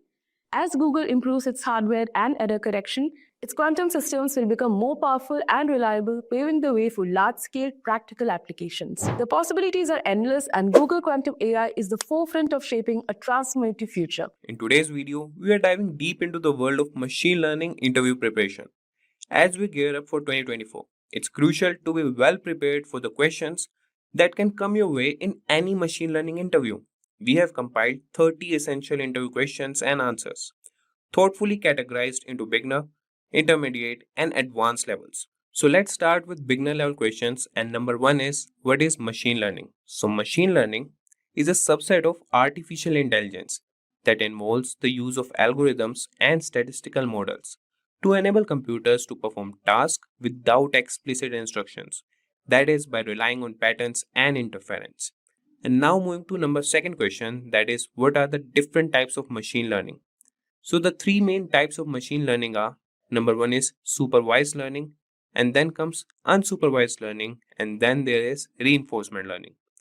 Now moving to next question, that is third, that is, what is supervised learning? So supervised learning involves training a model on a labeled dataset, which means each training example is paired with an output label. The model learns to predict the output from the input data. Now moving to the fourth question, that is, what is unsupervised learning? So unsupervised involves training a model on data that does not have labeled responses. The model tries to learn the patterns and the structure from the input data. So guys, these are the beginner level questions. And now we'll move to the fifth question, that is, what is reinforcement learning? So reinforcement learning is a type of machine learning where an agent learns to make decisions by performing actions and receiving rewards or penalties. The goal is to maximize the cumulative reward. So now moving to the sixth question, that is, what is a model in machine learning? So a model in machine learning is a mathematical representation of a real-world process. It is trained on data to recognize patterns and make predictions or decisions based on new data. So now moving to seventh question, that is, what is overfitting? So overfitting occurs when a machine learning model performs well on the training data, but poorly on new unseen data. It indicates that the model has learned the noise and details in the training data instead of the actual patterns. So now coming to question number 8, that is, what is underfitting? So underfitting occurs when a machine learning model is too simple to capture the underlying patterns in the data. It performs poorly on both the training data and new data. Now move to the next question, that is ninth question, and the question is, what is a confusion matrix? So confusion matrix is a table used to evaluate the performance of a classification model. It summarizes the number of correct and incorrect predictions made by the model, and that is categorized by each class. Now moving to the 10th question, that is, what is cross-validation? So cross-validation is a technique for assessing how the results of a statistical analysis will generalize to an independent dataset. It involves partitioning the data into subsets training the model on some subsets and validating it on the remaining subsets. So this was all about, that is the 10th question or the overall 1 to 10 questions for beginner level. Now we'll move to intermediate level, and here we'll cover 10 questions. So we'll start with 11th question, that is what is a ROC curve. So ROC, that is receiver operating characteristic curve. It is a graphical representation of a classifier's performance across different thresholds. It plots the true positive rate, that is TPR, against a false positive rate, that is FPR. Now moving to 12th question, that is what is precision and recall.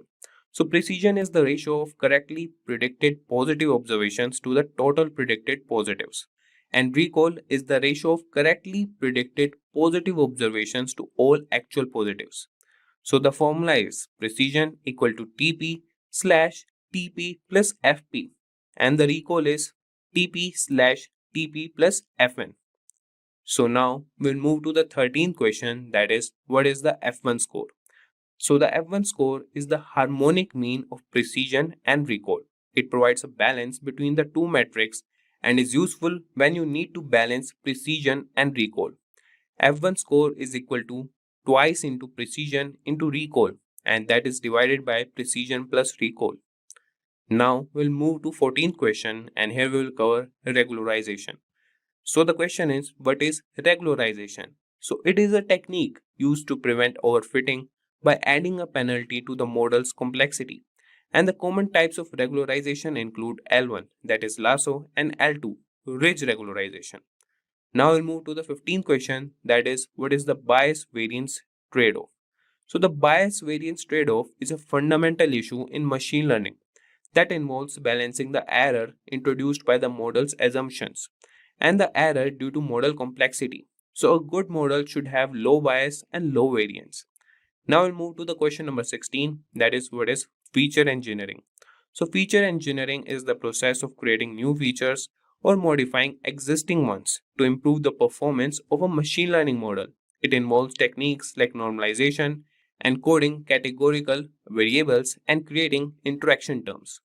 So now we'll move to question number 17, and that is about gradient descent.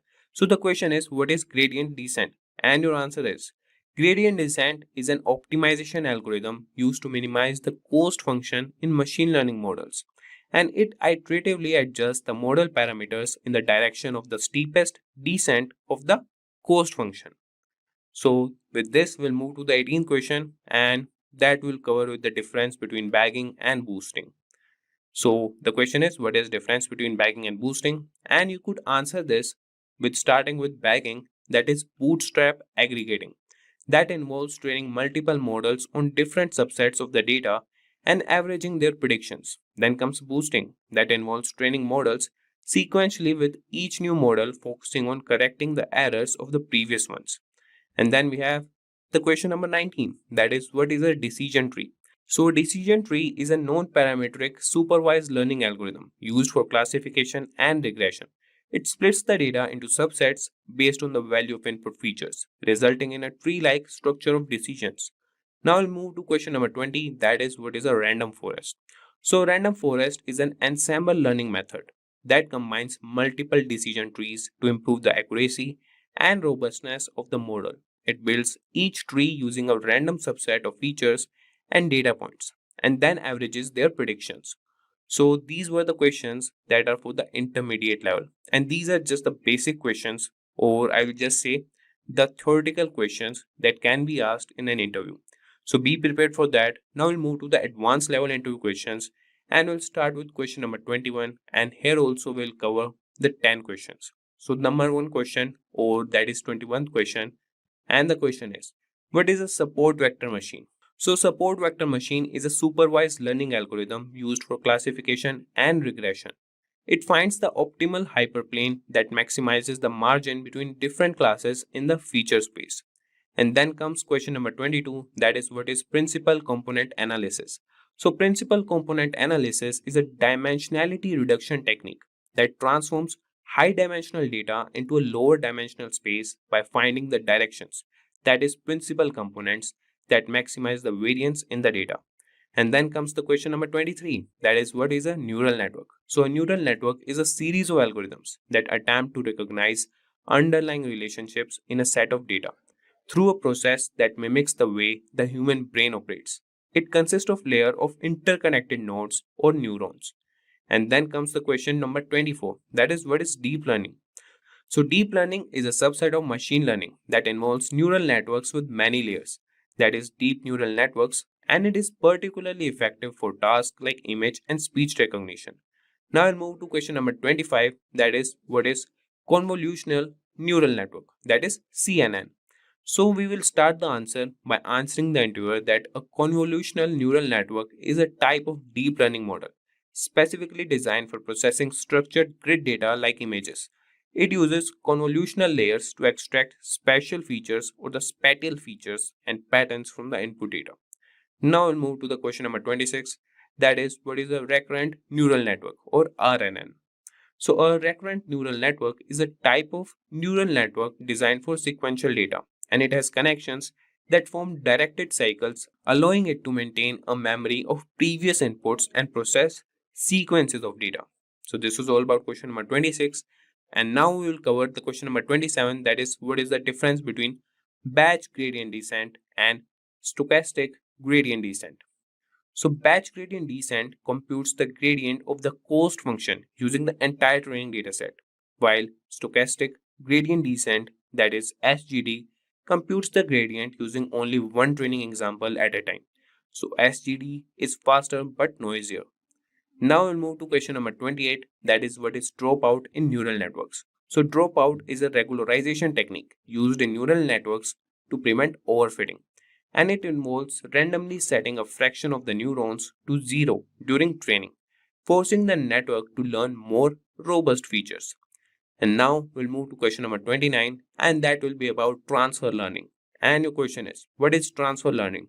So we'll answer this to the interviewer by starting that transfer learning is a technique in machine learning where a model developed for one task is reused as the starting point for a model on a second related task. It is particularly useful when there is limited data available for the second task. Now we'll move to the last question and the 30th question. So that is, what is a generative adversarial network, that is GAN?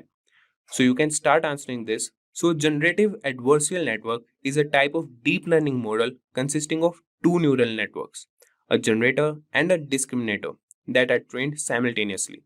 The generator creates fake data while the discriminator tries to distinguish between real and fake data, leading to the generator producing increasingly realistic data. And these questions and answers are over, and these covers a wide range of topics in machine learning and should help prepare for interviews at various levels. So that's a wrap on a full course. If you have any doubts or questions, you can ask them in the comment section below. Our team of experts will reply you as soon as possible. Thank you and keep learning with